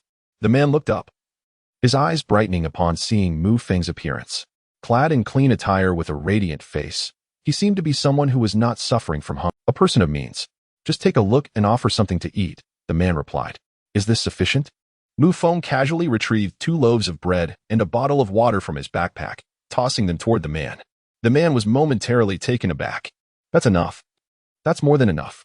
Thank you, sir, thank you," he exclaimed, his excitement palpable as he hurriedly gathered the food and stuffed it into the bag at his waist. "Please, do not display the food openly, as these starving wretches may resort to anything," the man cautioned kindly. "Understood," Mu Feng nodded nonchalantly, having no intention of lingering in this place. If anyone dared to rob him, he would not hesitate to eliminate them. Yet, he instinctively felt a sense of caution regarding the local authorities and decided it prudent to remain inconspicuous. He picked up the 3 knives and retreated to a secluded spot, where he produced his synthetic tactical knife and placed all of them into the synthetic space. Then, with a flick of his finger, he began to operate. Ding! Congratulations to the host for successfully synthesizing a level 2 dagger, gaining 2 experience points. At this moment, Mu Feng beheld the newly crafted dagger, its blade exhibiting enhanced resilience. Even under the daylight, the cold gleam it reflected imparted an icy aura. As he wielded the dagger, he effortlessly sliced through the bark of a tree. "What a remarkable item!" Mu Feng nodded in approval. He then combined the other 2 daggers to forge a level 1 dagger, lamenting the insufficient quantity. Muttering to himself, he ventured back onto the street, intending to procure more. However, he soon discovered a significant drawback. The stalls were scattered, preventing him from acquiring a sufficient number of daggers in one go. Consequently, the consumption of food would be considerable, as he could not simply break bread to trade. Moreover, frequently displaying food would undoubtedly draw attention. While he pondered how to gather the merchants in one place, he was suddenly called from behind. Turning around, Mu Feng saw Chi approaching with a man dressed in uniform. "Senior, I was wondering where to find you, and here you are," she exclaimed. "Lieutenant Wu. This is the senior I mentioned, Mu Feng." And she introduced the man with great enthusiasm. Mu Feng nodded and extended his hand for a handshake. "Greetings. I am Sun Chong, the captain of the guard here," he said. "I hear from Chi that you wish to purchase some standard daggers." Sun Chong's tone was courteous, devoid of any bureaucratic arrogance. Mu Feng found a favorable impression of him, allowing the conversation to continue. "Yes, the more, the better," Mu Feng affirmed with a nod. "Please, follow me. Indeed, I possess a considerable number of daggers. Let us see if they meet your expectations," Sun Chong remarked with a smile. He then turned and led the way, with Mu Feng and Xie following closely behind. "Senior, I apologize. I was summoned by the leader last night regarding a matter concerning the Black Dragon, and I did not disclose anything. That is why there was a delay." Xie spoke, her tone laden with remorse. "Not a problem at all. I would still appreciate your assistance in finding a seller," Mu Feng replied, feeling a hint of nervousness at the prospect of collaborating for the first time with official personnel. "Rest assured, Senior, Lieutenant Sun Chong is a commendable individual, entirely trustworthy." And Xie seemed to sense Mu Feng's discomfort and offered reassurance. Nodding in acknowledgement, Mu Feng remained silent as they followed Sun Chong to a warehouse. "Here it is. Take a look." Sun Chong gestured towards the wall adorned with an array of daggers, along with military knives sprawled across the table, at least 100 pieces in total. Upon observing the collection, Mu Feng felt a surge of satisfaction, yet he remained uncertain whether these daggers and knives met the requisite quality for synthesis. "Lieutenant Sun, I wish to acquire all these daggers, but I am unsure if I can utilize them all. I will be gathering here, not venturing elsewhere," Mu Feng inquired tentatively. "Absolutely. Take as many as you need. Our soldiers are well equipped, and these would only remain idle," Sun Chong replied. "However, how much material can you provide me?" he continued. "In terms of resources, I can initially offer you a portion of food as a deposit. Once I ascertain the exact quantity required, I will supply you with more. I am uncertain about the market rate. How about we value 1 dagger equivalent to a piece of ham?" Mu Feng tentatively inquired once more. "2, he stated. "I shall not haggle with you. If Mr. Mu has ample provisions, this trifling amount is of no consequence." I seek only to enhance the sustenance of the warriors and safeguard our gathering place. Sun Chong interjected. Very well, just two. Mu Feng nodded in agreement, and Sun Chong promptly dispatched someone to package the daggers and deliver them to Mu Feng's tent. At this juncture, Mu Feng did not hesitate. He unfastened his backpack and reached inside. Although it appeared he was retrieving items, he was, in fact, accessing the system space, using the backpack merely as a guise. He produced 30 sausages, 5 cans of luncheon meat, and an assortment of snacks, all of which he placed upon the table. Upon witnessing this, Sun Chong joyfully nodded, astonished that the other party could indeed produce such a bounty of food. A single individual can procure so much sustenance. It seems this person is quite remarkable. Brother Mu Feng, are you an ability user? Sun Chong inquired. Not at all, merely fortunate enough to have stumbled upon a small supermarket. All right, I await your return. Sun Chang nodded and, accompanied by Enchi, escorted Mu Feng out. Once Mu Feng had departed, Sun Chang turned to Enchi and asked, Are you familiar with this individual? Is there any chance you could assist in introducing him to our team? Captain Sun, I apologize, but I am not well acquainted with this senior. I encountered him while rescuing survivors, and from his demeanor, it seems he has no desire to join any organization. However, he appears intent on heading to the broadcasting tower, and she responded, The broadcasting tower? It is a place we cannot approach. We have just received word that the main force there is preparing to relocate. They can no longer withstand the pressure. It is said that the zombies outside have evolved into B10 level forms, possessing the terrifying capability to annihilate an entire battalion with but one. Upon hearing this, Sun Chong felt a chill run down his spine, causing Angel to tremble with fear. Chapter 36. Synthesis of the Level 9 Dagger, Serpent's Kiss. AB10, level zombie, how utterly horrifying that must be. Just days prior, the zombie king that attacked the stronghold was merely C9 level, a staggering 11 levels lower. It is beyond comprehension.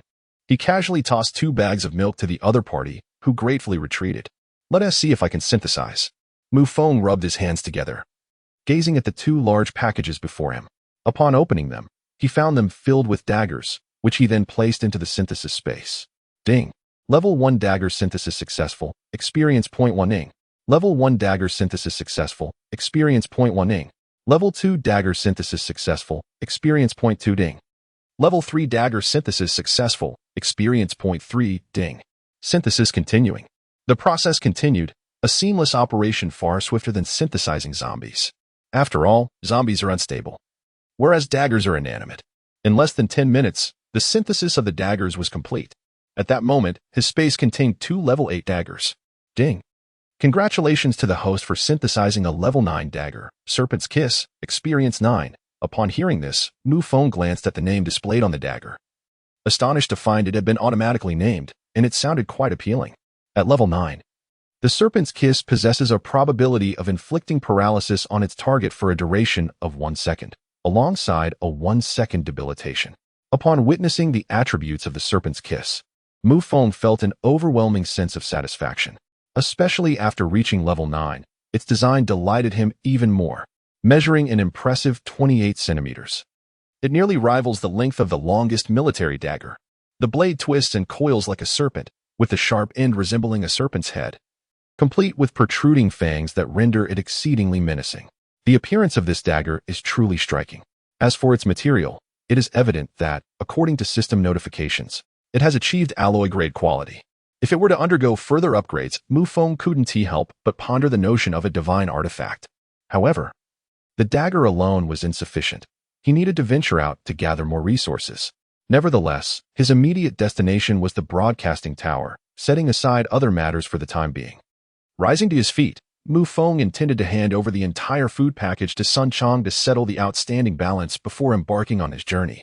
Just then, Enchi approached, and he overheard her conversation with Chen Lily. Pushing aside the tent flap, Mu Feng addressed Enchi, inviting her in. Please, come inside. Enchi nodded and stepped into the tent. Senior, are you preparing to depart for the broadcasting tower? She inquired. Indeed. Is there a problem? Mu Feng responded. It would be wise for you to refrain from going there for the time being. The situation has become untenable, and they are migrating toward us. Moreover, the zombies there are exceedingly powerful, with the emergence of AB10 level mutated zombie king. The number of zombies has surpassed 700,000, and every day, varying scales of zombie hordes are forming. And she spoke with evident anxiety, Currently, the team over there is also gradually relocating towards us. We will be making significant movements as well. During the rendezvous, we will search for nearby supplies and may even attempt to break through to the outskirts of the city in the short term. As Anshi's words hung in the air, Mu Feng hesitated momentarily, yet a sense of joy surged within him. Zombies? 700,000? The super-mutated Corpse King? Ah, that was his utmost delight. However, he refrained from expressing his true thoughts. I still need to test the waters. I have an important friend who requires my rescue, Mu Feng stated. Anshi could hardly believe her ears. For someone as cold-hearted as Mu Feng to risk himself for another spoke volumes about that person's significance, most likely a family member or a lover. Very well. If you need assistance, do not hesitate to inform me. I am willing to help, Anshi replied. No need for that for the time being. I will step out for a while. Please deliver this food to Lieutenant Sun Chong, Mu Feng said as he handed a large bag of snacks to Anshi.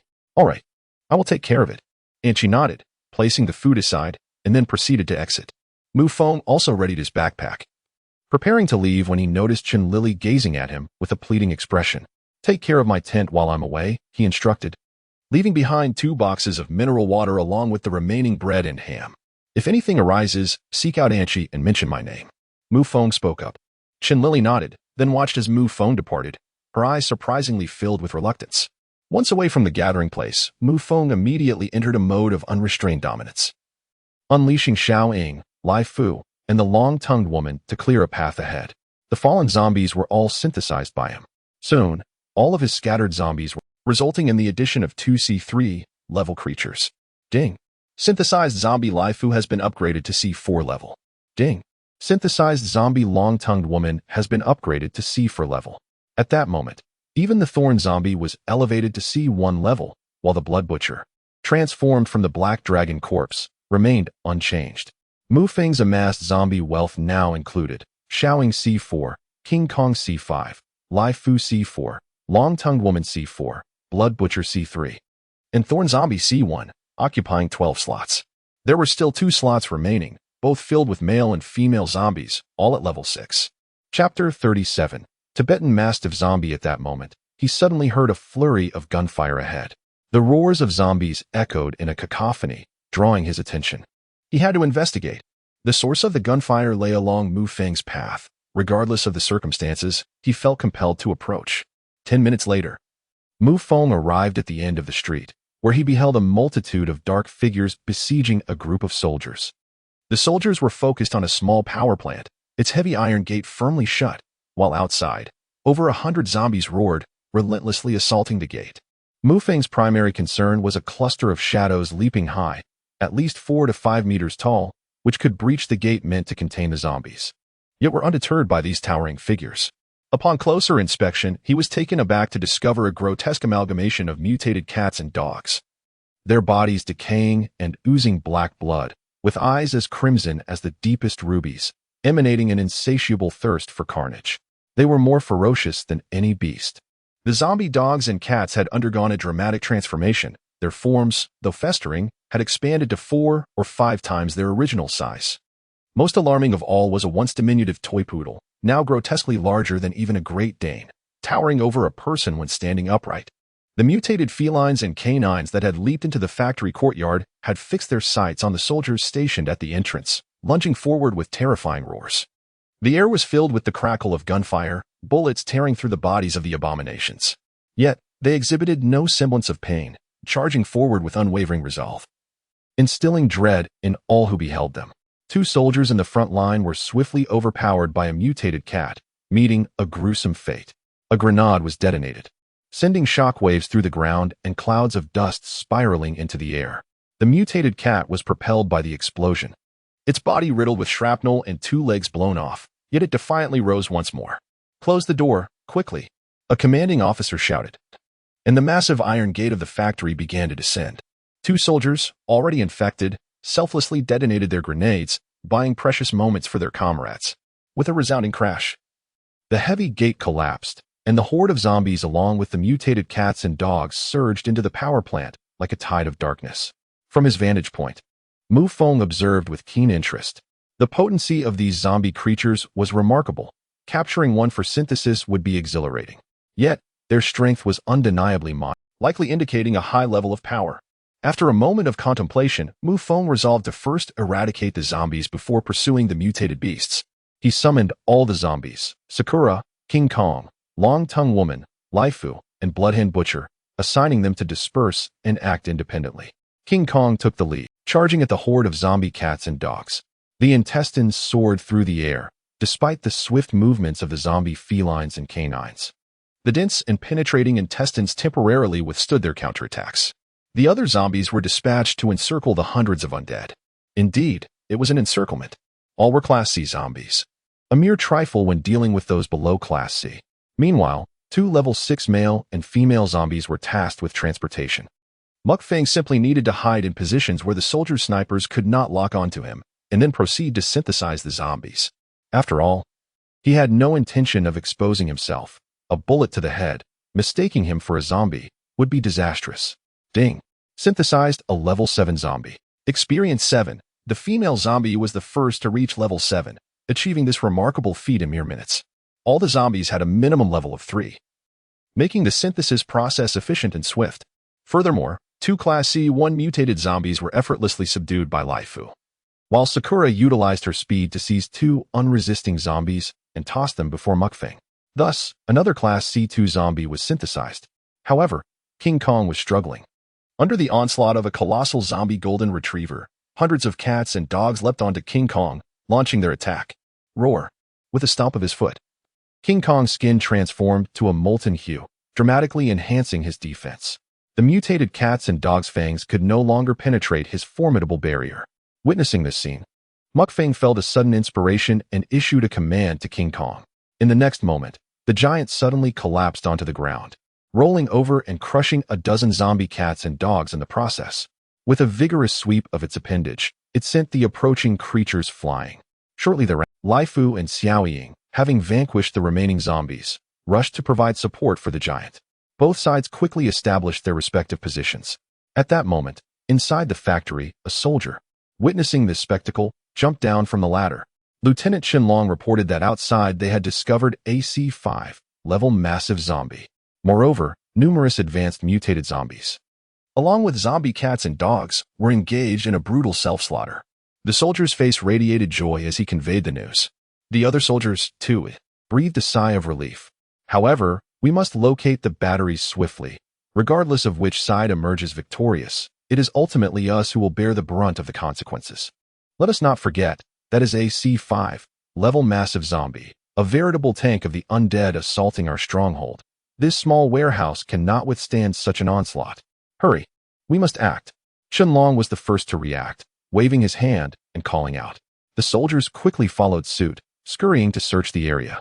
Observing the fearless advance of the giant, with Xiaoying responsible for assassination, the support from the long-tongued woman and the blood-handed butcher on either side, and Laifu leading the charge with a fire axe, cutting through everything in his path. This was the zombie battalion he had meticulously forged. Even the hundreds of mutated cats and dogs had been subdued. The large golden retriever zombie was ensnared by the giant's appendage and slammed down onto the... With Xiaoying's assistance, the golden retriever zombie was nearing its breaking point. A perfect opportunity. Mu Feng rubbed his hands together, preparing to toss the golden retriever into the synthesis space. Suddenly, a deafening roar reverberated through the air. Following that, a colossal shadow leaped forth. The body of the mighty King Kong was sent sprawling by a massive paw, crashing against the warehouse wall and shattering it to pieces. Sakura, swift as the wind, narrowly evaded the strike, but the other zombies were not so fortunate. Even Mu Feng was swept aside, crashing to the ground, feeling as though his entire body had been dismantled. A thunderous roar, akin to a bolt from the blue, instilled a primal fear within those who heard it. An aura of extreme brutality began to permeate the atmosphere. Gritting his teeth against the pain, Mu Feng rose from the ground, only to be momentarily stunned by the sight before him. It was a zombie dog, towering at 3 meters and stretching 6 to 7 meters in length, far larger than an off-road vehicle. Its head was bald, and its body was marred with wounds.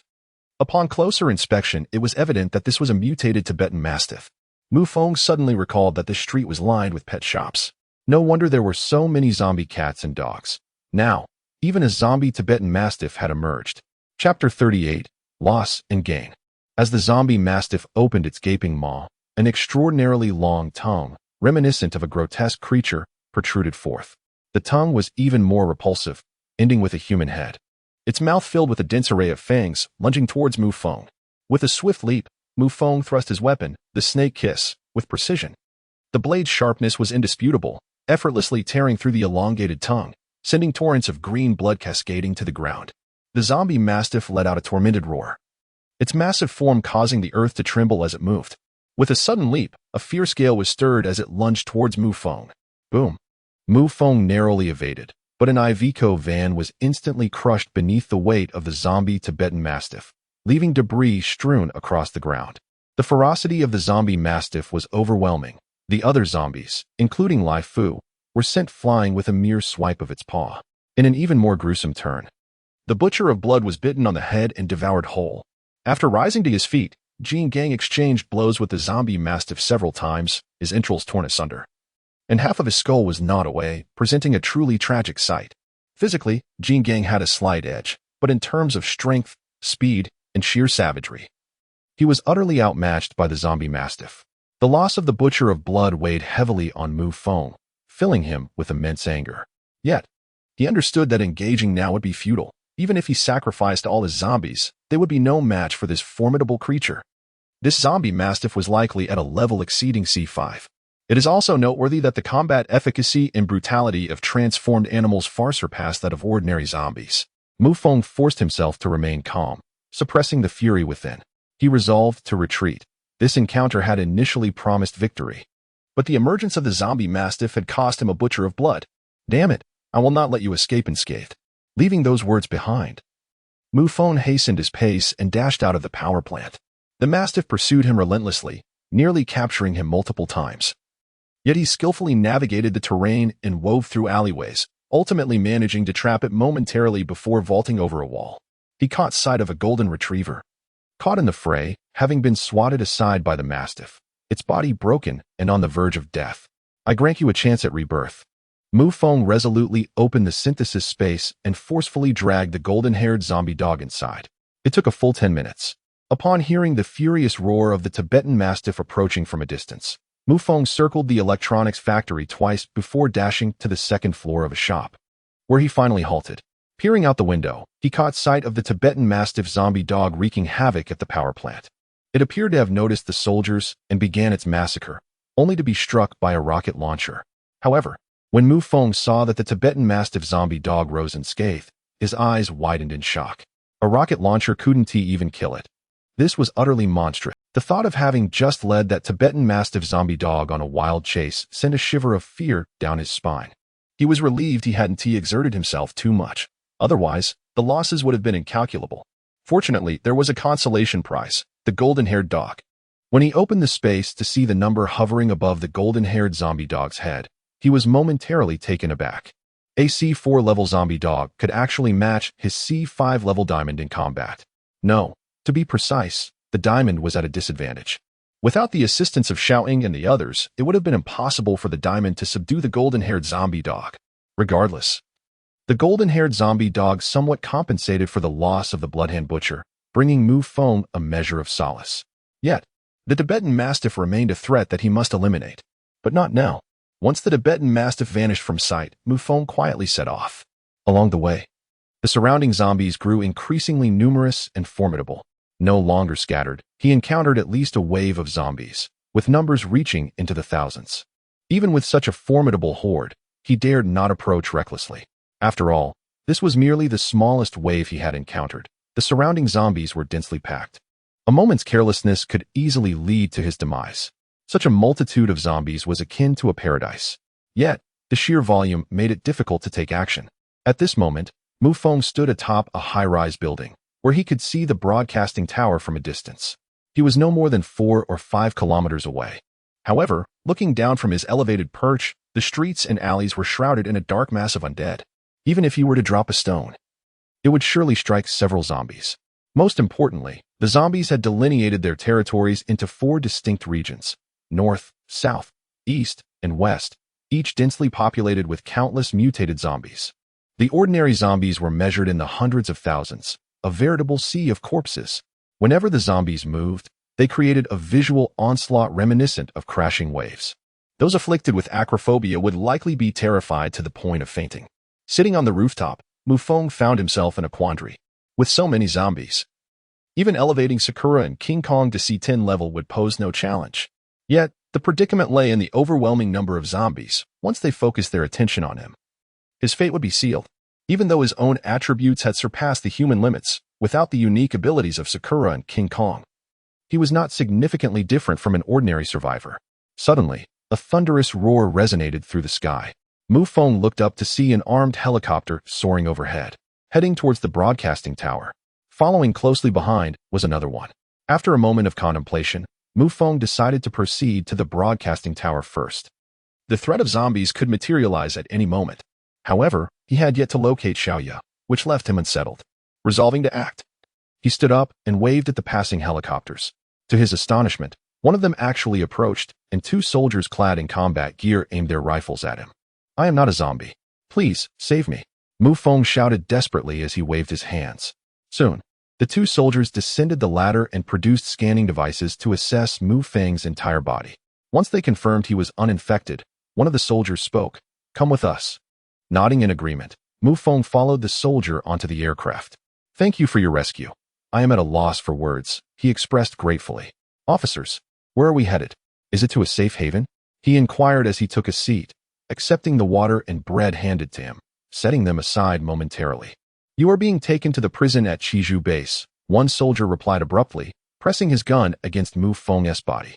Mu Feng was taken aback, his expression turning awkward as he questioned, "Comrade, please calm down. You have already confirmed my status. I am not infected." "Indeed, you are uninfected," the soldier retorted. "But we suspect you may be an agent sent by Sakura Nation, intending to undermine our base. The typical survivor certainly does not possess your remarkably vibrant complexion and well-being. Firstly, your attire is impeccably clean. Secondly, the food, so precious to a survivor, has been carelessly set aside by you, indicating that you have never experienced hunger. These discrepancies do not align with the characteristics of a true survivor." The soldier's meticulous words left Mu Feng utterly astonished. Chapter 39. Extraction of the Strength Pill Reward. While he may not be a foreign operative, he is undoubtedly not an ordinary survivor.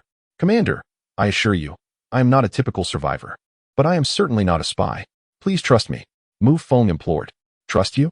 On what grounds? Your words can be saved for the interrogator in prison." "My sole duty is to apprehend you," the soldier retorted coldly. However, in the next moment, a frigid dagger was pressed against his neck. Instantly, all the other soldiers raised their weapons, aiming at Mu Feng. "Drop your weapon.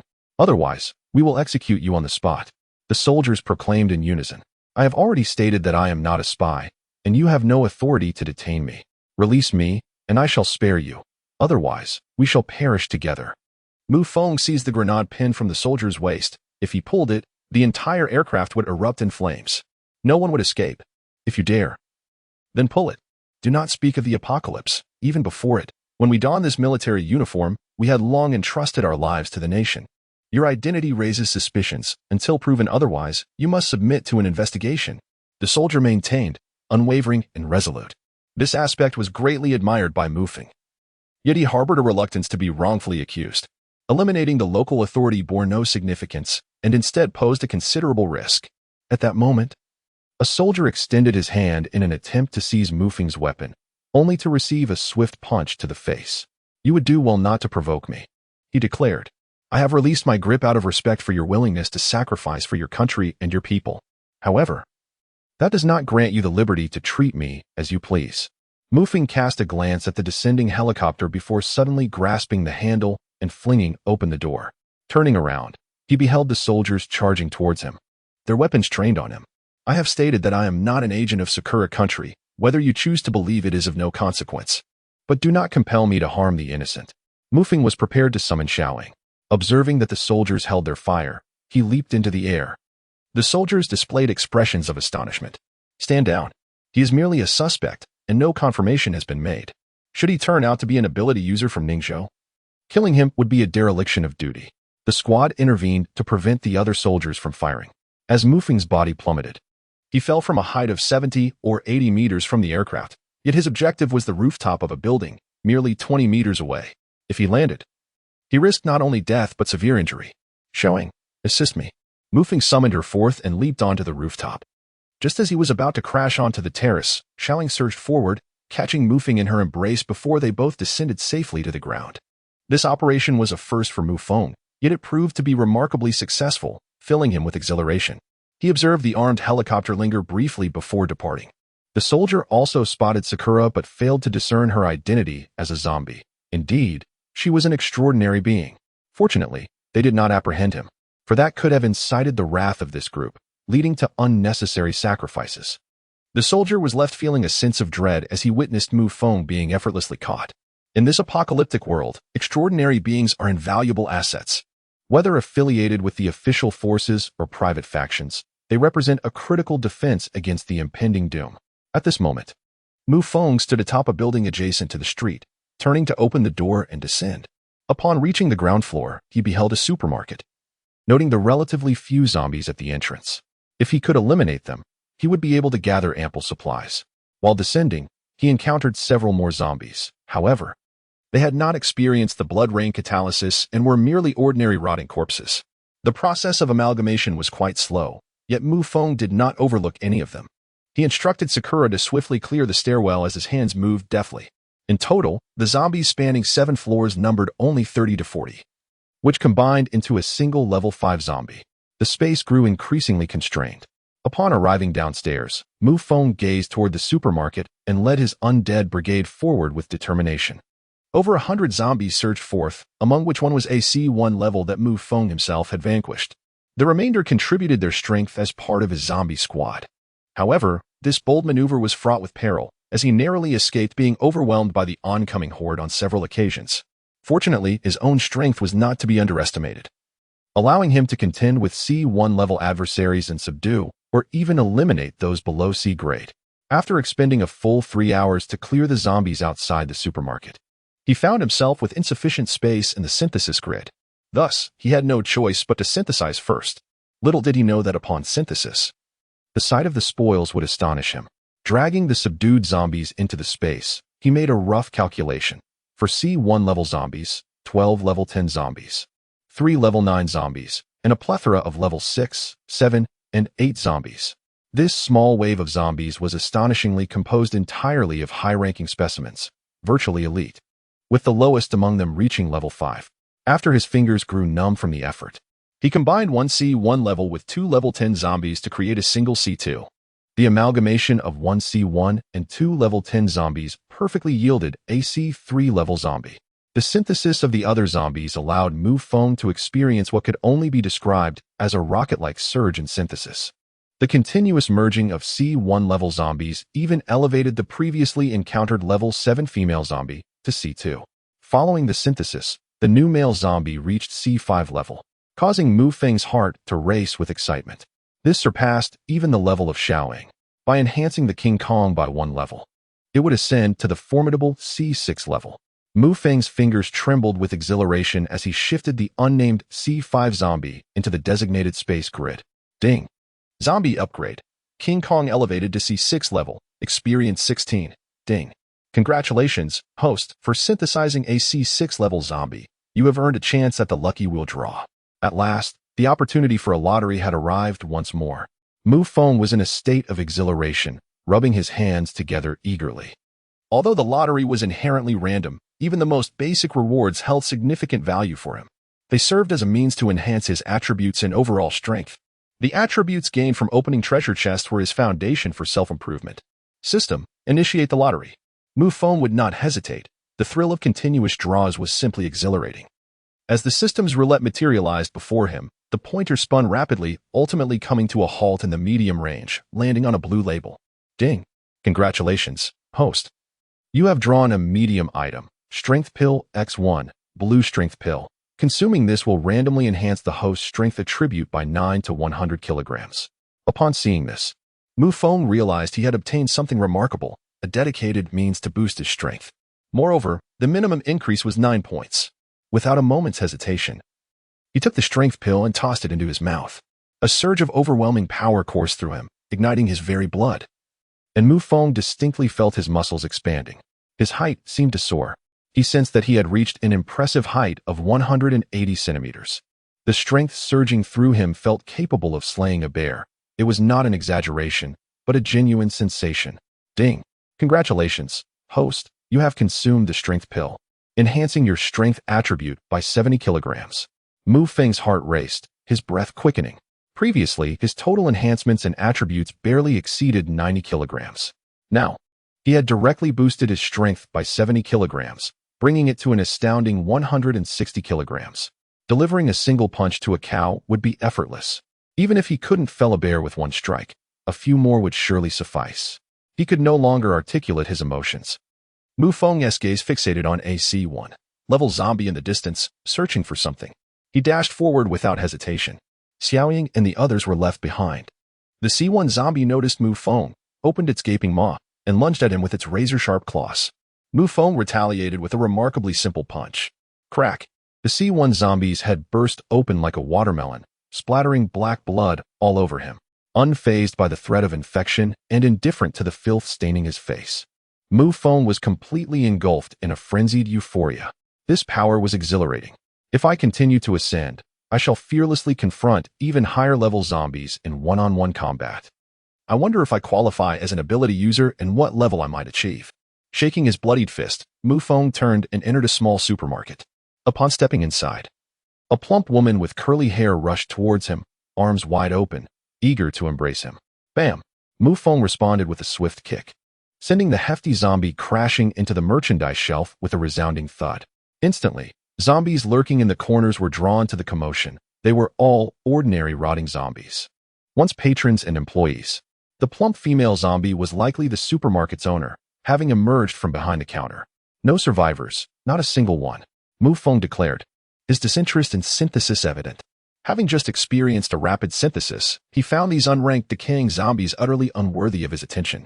After effortlessly dispatching the zombies, Mu Feng dispatched Xiao Ying and her companions to scour for high-calorie food, which they loaded into shopping carts.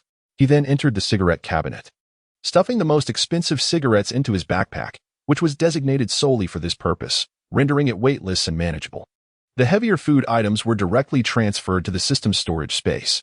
Lighting a huazi, Mu Feng stood at the supermarket entrance, flinging it wide open.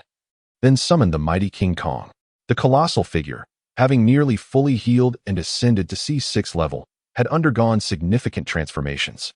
It appeared more corpulent than before, with a gaping wound on its chest, and its number of intestines had diminished from over 100 to merely 30 or so, albeit thicker and more resilient. Adorned with numerous barbed spikes, King Kong's height had also surpassed 4 meters. Overall, it exuded a ferocious and wild demeanor, truly resembling a tank of zombies. This formidable creature combined physical prowess with a unique skill, lava skin defense. Ah, splendid. Mu Feng was thoroughly pleased as he recalled King Kong, noting that the distant zombies had sensed its presence and retreated. Upon turning back, he saw that Xiaoying and the others had gathered 3 substantial carts filled entirely with high-calorie chocolates, luncheon meat, and packaged meats. Mu Feng began to transfer the food into the persistent space, but alas, the space contained only 6 slots. Even with stacking, it could accommodate only 1 cart. The storage was insufficient. System, is there any method to enhance my storage space? Mu Feng inquired. Ding. System prompt. The host can enhance storage space by completing tasks. Upon hearing about the task, Mu Feng felt it might be rather cumbersome, yet realizing it was the sole option available, he decided to give it a try. All right. Present me with the task. I shall attempt it. Mu Feng nodded and declared. Ding. The host has accepted the task to enhance storage space by 6 slots. Please eliminate the special zombie big-headed zombie within the allocated time to complete the task. Task hint. Big-headed zombies typically appear in areas with a high human population and minimal danger.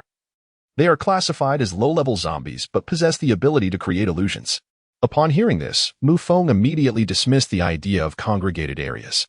Within such locales, the presence of zombies is exceedingly perilous. Any encountered zombie is swiftly dealt with.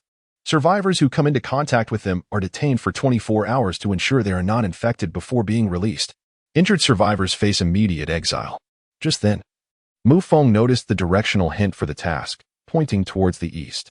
This indicated that survivors were likely present in that direction, which also happened to be near the broadcasting tower he intended to approach. He glanced at the food in the supermarket, deciding to temporarily forego it. After changing into a new set of clothes, he exited the supermarket. Unbeknownst to Mu Feng, moments after his departure, several survivors on a nearby rooftop were observing him through binoculars. Boss, this fellow seems to be an ability user. Otherwise, how would he dare approach the supermarket? There are far too many zombies down there. We've been watching for half a month without daring to take action. A slender young man spoke up, suggesting that they might be dealing with a supernatural being. However, it was a slight improvement compared to before. They needed to devise a way to divert the zombies and then rush into the supermarket, seizing whatever supplies they could. They could no longer afford to wait. This was their sole opportunity. A one-eyed man, with his remaining eye fixed on the supermarket, glinted with a cold, menacing light. The others, upon hearing this, displayed expressions of sheer terror. In the face of zombies, no one could maintain a semblance of normalcy. After all, they were flesh-eaters. Yet, their food supplies were dwindling. And if they continued to wait, death would be their only outcome. Rather than succumb to starvation, they would rather take a gamble. Approximately half an hour later, several burly men managed to locate a few elderly survivors, binding them with ropes before callously throwing them from the upper floor. In an instant, their screams, combined with the blood that splattered as the elderly bodies struck the ground, incited the frenzy of the zombies. Even those at the supermarket entrance rushed towards the commotion. A perfect opportunity arose. They needed to navigate around without attracting the zombies. The one-eyed man, armed with a knife, led his group downstairs. And as the zombies were drawn away, they seized the moment to rush out frantically. However, just as they reached the supermarket entrance, a few nearby zombies spotted them and lunged forward, claws bared. Chapter 41. Something feels off. Long Mao, you're Guzzi. You lot hold the line. The one-eyed man commanded fiercely. The two young men, terrified of the zombies yet more frightened of the one-eyed man's brutality, steeled themselves and engaged in a desperate struggle against the approaching undead. Seizing the opportunity, the one-eyed dragon and his companions rushed into the supermarket, charging towards the abundant food like famished beasts. Just then, screams echoed from outside. Brother, brother. Let me in. Ere Guzzi hurried over, panic etched across his face, frantically pounding on the door. However, the one-eyed dragon and his crew, seeing the zombies approaching from behind, had no intention of opening the door. They swiftly closed the rolling gate, followed by another scream and a sound of impact. The one-eyed dragon displayed no semblance of compassion. Instead, he turned to grab a beer and began devouring various food items. With this supermarket under our control, we can survive for at least 6 months. Brothers, let's revel tonight. By the way, now that we have food, let's figure out how to acquire some weapons, and then. A wicked grin suddenly spread across the one-eyed dragon's face. Hee hee, boss, let us use our previous method to lure them in, preferably those with abilities. They carry the most valuable items. The last time we took down that woman, the thrill lasted for days. It's a pity she wasn't an ability user. I've yet to experience one of the female ones. At that moment, a lewd young man, grinning as he gnawed on a pig's trotter, chimed in. Yes. Let's employ that tactic. After all, we now have ample food. We'll clear out the entire street. As long as we stay inside, we'll be the local emperors, living as luxuriously as we desire. The one-eyed dragon said, grinning broadly. The others murmured their approval, their laughter tinged with malice. Meanwhile, Mu Feng remained blissfully unaware that he had become the target of their sinister intentions.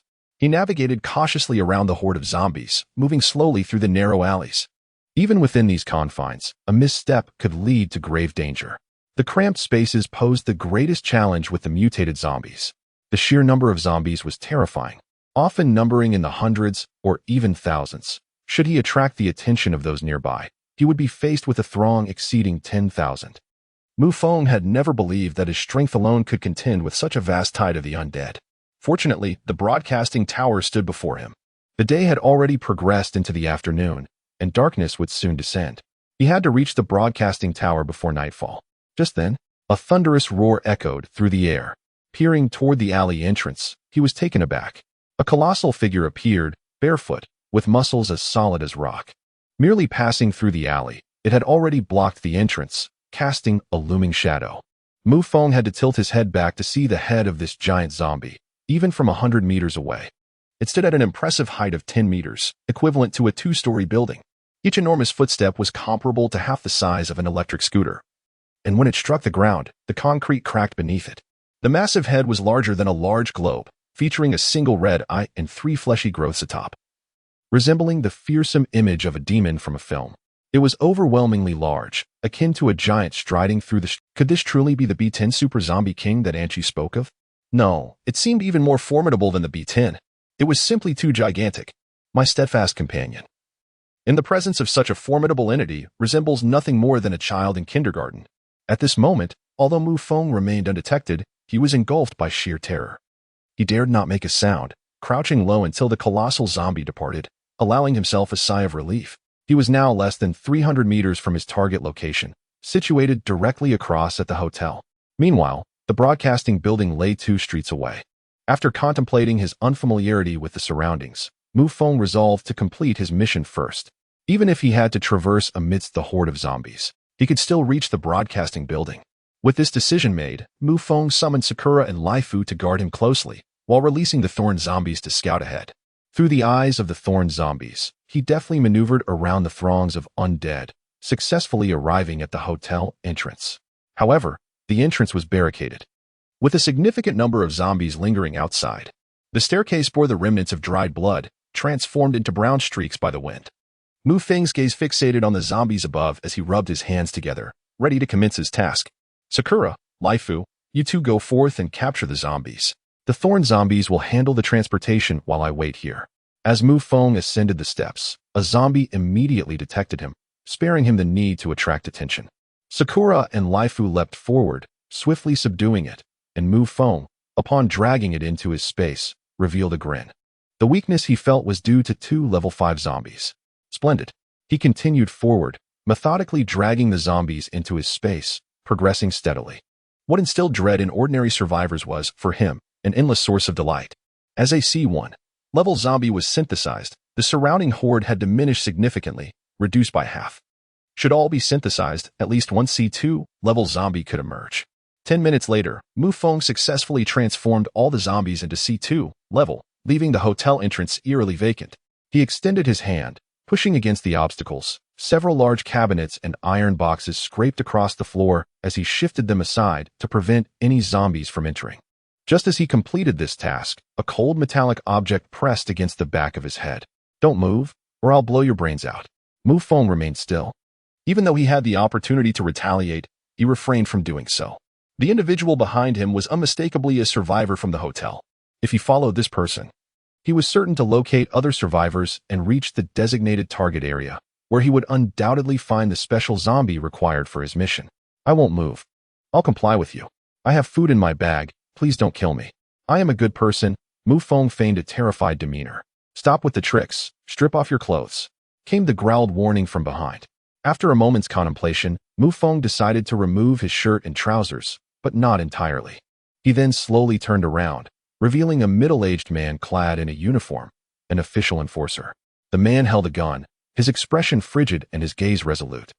Put your clothes back on and come with me, he commanded, lowering his firearm but still maintaining a vigilant stance towards Mu Feng. At this moment, Mu Feng's serpent kiss lay within the confines of the system space, ready to be summoned at a moment's notice to eliminate any adversary. However, such action seemed unnecessary. Chapter 42, The Murderous Maniac? Zhao Gang. After donning his attire, Mu Feng followed his companion upstairs. The hall was strewn with headless corpses, clearly evidence of zombies having been dispatched. Yet, the surrounding chaos was not overwhelming. It appeared as if the zombies had been lured in to meet their demise. The enforcer led Mu Feng to a room on the 2nd floor and pushed the door open, revealing a space cluttered with various items. The floor was littered with bags of food, and provisions of sustenance and water were abundant. Upon witnessing this, Mu Feng suddenly comprehended why his earlier offer of food had elicited no response. They were, in fact, not in want of anything. Greetings, I am Mu Feng. Upon entering the room, Mu Feng seated himself and spoke amicably. I am Zhao Gang. By the way, how did you manage to enter? There are numerous zombies at the entrance. Zhao Gang scrutinized Mu Feng with an appraising gaze, akin to that of a judge examining a defendant. There were no zombies at the entrance. They all seemed to have migrated eastward.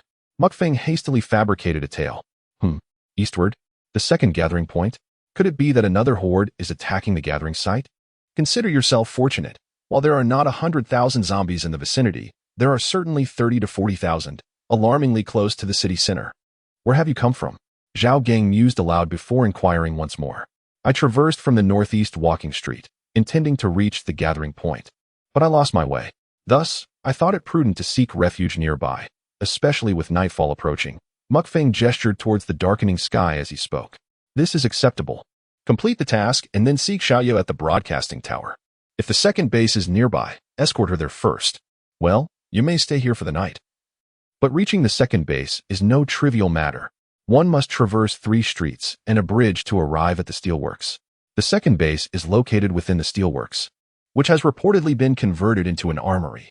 We have long wished to venture there, yet have found no opportunity. Zhao Gang's expression remained indifferent. Mu Feng discerned no trace of yearning in his eyes, indicating that he was clearly deceiving him. However, Mu Feng did not dwell on it. You? Are there other survivors? Where are they? Mu Feng suddenly inquired.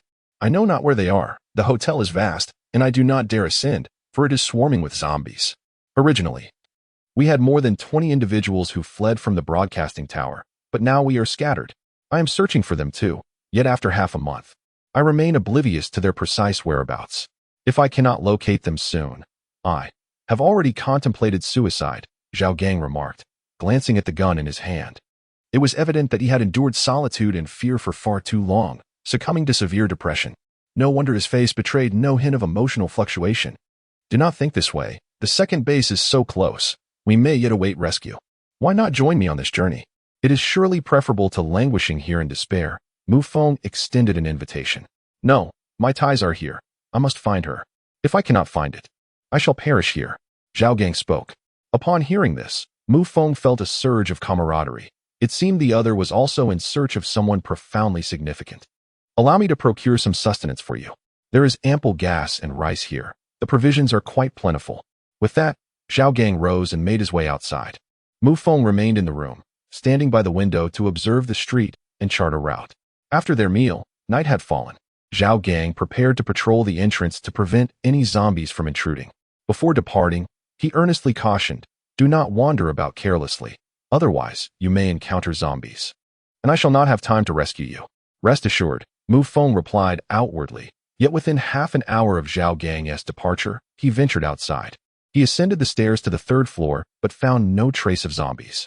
At last, on the 7th and 8th floors, he encountered numerous zombies, all of which he dispatched with ease. However, these zombies had not been catalyzed by the red rain and possessed low levels. He synthesized a level 3 creature. Leaving his hands fatigued, continuing his ascent, he reached the 12th floor, only to find the door barricaded. Furrowing his brow, he pushed with all his might, and with a resounding crack, the door yielded to his formidable strength. Immediately, a panicked voice rang out, do not approach, or we shall fight you. You murderous fiend. You perverse maniac. It was a woman's voice, trembling with fear. As Mu Feng pushed open the door and stepped inside, he was met with the sight of a disheveled woman, her clothes soiled and hair unkempt, wielding an iron rod and pointing it at him. His guard began to lower. Fear not, I am not a murderous fiend. I am here to rescue you, he said, striving to maintain an amicable demeanor, a smile gracing his lips. There are many others here. You must leave quickly, or I shall call for help. She retorted, her anxiety palpable. Do not attempt to deceive me. You are undoubtedly in league with that murderous man below. The woman's tension escalated. Although her face was obscured, Mu Feng could sense her terror. Her figure trembled. Her voice quavered, and even her breaths were shallow and rapid. The enforcer below is searching for you as well. Where is this murderous fiend you speak of? Mu Feng felt a wave of confusion wash over him. Are you referring to someone named Zhao Gang? The woman inquired. Indeed, Officer Zhao is also seeking you. I just arrived and was exploring, unaware of what awaited me, Mu Feng replied with a smile. He is the murderer. He is no enforcer. He is a death row inmate. Have you seen the bodies in the hall? They are not zombies. They are the victims of his hand. We are not hiding from zombies, but from him. Suddenly, the woman cried out, and upon hearing her, Mu Feng was taken aback. At that moment, a sound of footsteps echoed from behind him. In the next instant, Mu Feng instinctively leaped forward. Bang! The sound of gunfire erupted, and sparks flew as the door splintered. The woman, startled, turned and fled, while Mu Feng furrowed his brow and sprinted in her direction. Almost immediately, a figure emerged behind him. Don't run. You cannot escape. Ha ha. Mu Feng, I am grateful to you. I never imagined you could clear out all those zombies on the 7th or 8th floors. My gratitude knows no bounds. At that moment, Zhao Gang's crazed voice echoed through the corridor. Hearing this, Mu Feng's brow tightened. He did not linger, not out of fear of Zhao Gang, but rather to ascertain the number of survivors on this floor. As for Zhao Gang, he felt as insignificant as an ant. The woman ahead continued to flee, prompting Mu Feng to quicken his pace in pursuit. Behind him, Zhao Gang was relentless, no longer firing his weapon, but keeping close behind. Chapter 43, Hallucination, Nightmare. At last, Mu Feng chased the woman to the banquet hall on the 13th floor. However, a heavy door stood firmly shut before him. Although Mu Feng possessed the strength to push it open, it would consume precious time. The sound of footsteps approached from behind, accompanied by Zhao Gang's maniacal laughter. Mu Feng quietly concealed himself, eager to uncover the enmity between Zhao Gang and this group of survivors. As Zhao Gang neared the door, he glanced around before raising his gun and pulling the trigger on the lock. Bang, bang, bang. The gunfire was followed by a cacophony of frantic cries from within. Zhao Gang kicked the door open. Yet, instead of entering, he took 2 steps back. A group of individuals, approximately 7 or 8 in number, emerged from the doorway. At the forefront was a middle-aged man clad in a white shirt and black trousers, his visage betraying a state of disarray, evidently having endured the pangs of hunger for many days. The interior was illuminated, with several flashlights aglow and candles casting a bright light around. Zhao Gang, having already taken so many lives, surely your thirst for vengeance must be quenched. How much longer do you intend to wreak havoc? What manner of world do we inhabit now? We can no longer sustain ourselves while you occupy the restaurant. Have we uttered a single word against you? You entice those men and women with food, only to have the men's skulls crushed and the women subjected to your vile whims until their demise. You are nothing short of a monster, the middle-aged man proclaimed. Wang Lijun, spare me your pretense of righteousness. Where is Annie? Where has she gone? Tell me, where is she? Zhao Gang's countenance was one of madness, as though he were on the brink of a violent eruption. Upon hearing this, the man known as Wang Lijun shook his head and replied, at that moment, Annie left with you. How would I know? Why do you assume we have hidden her? If you doubt me, look around and see if Annie is present. Wang Lijun gestured towards the crowd behind him, commanding, those who wish to live, step forward. Do you think you can escape? Moments later, the hidden men, women, and children slowly rose from their concealment behind tables and chairs, their faces awash with panic. Suddenly, a gunshot rang out as Zhao Gang fired, and a young man collapsed to the ground, unable to even emit a scream. Sun Chong, you are still alive. It is you who has brought harm to Annie. I demand your lives. Zhao Gang exclaimed, preparing to charge forward, only to be seized by Wang Lijun. Zhao Gang, regain your composure. Annie's fate is of no concern to them, regardless of whether she lives or dies. She chose to accompany Sun Chong and his group. You know in your heart why she did not choose you. Your wanton violence against the innocent is no different from the flesh-eating monsters outside. Wake up. In this world, merely surviving is a feat. Even if you no longer wish to live, can you not grant us a chance to survive, for the sake of our old friendship? Suddenly, Wang Lijun knelt on the ground, pleading with the furious Zhao Gang. One by one, those behind him followed suit, kneeling in solidarity. Mu Feng hid beside a trash bin. Observing this unfolding scene, still perplexed as to the reason behind their actions. At that moment, Zhao Gang seemed to genuinely calm down. After a prolonged silence, he sat on the ground and addressed Wang Lijun, saying, Old Wang, please help me find Annie. Regardless of her fate, I must locate her. The supplies below are yours. But you must assist me in finding Annie. All right, I promise you. I will send someone to search immediately. Please wait here, Wang Lijun replied, gesturing for the people behind him to proceed. Over 30 individuals, men, women, and children, many of whom were hotel staff, including cleaners, waitstaff, and receptionists, began to move downward. The leading woman was the same one Mu Feng had seen earlier. Zhao Gang did not intervene. Once everyone had departed, Wang Lijun rose and approached Zhao Gang from behind. Suddenly, he drew a firearm from his bosom, aiming it menacingly at Zhao Gang's back, poised to pull the trigger. In an instant, Zhao Gang, who had taken lives before and was indeed a death row inmate, sensed the impending danger, his heightened awareness betraying his past. As he turned, both Wang Lijun and Zhao Gang squeezed the triggers simultaneously, resulting in both being pierced through the chest, collapsing onto the floor. Wang Lijun's eyes widened in disbelief. He had not anticipated Zhao Gang's vigilance at such a critical moment. Equally incredulous, Zhao Gang stared at the weapon in Wang Lijun's grasp. Annie's gone. Where's Annie? You scoundrel, Wang Lijun. How could you deceive me? Zhao Gang bellowed, blood saturating his body. Meanwhile, Wang Lijun leaned against the wall, his visage marked by both agony and panic.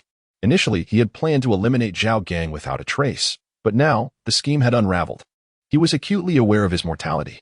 Annie, she is inside, harmed by someone. This has nothing to do with me. I only wish to survive. She is trapped within. Her body has undergone a transformation, Wang Lijun uttered. Zhao Gang sprang to his feet, remaining vigilant of Wang Lijun as he advanced inward. At that moment, a hand suddenly seized Zhao Gang, tripping him and causing him to lose his balance and fall to the ground. As Zhao Gang glanced up, he recognized Sun Chang, the man he had shot earlier. Gritting his teeth, he raised his arm and fired a shot at the man's head.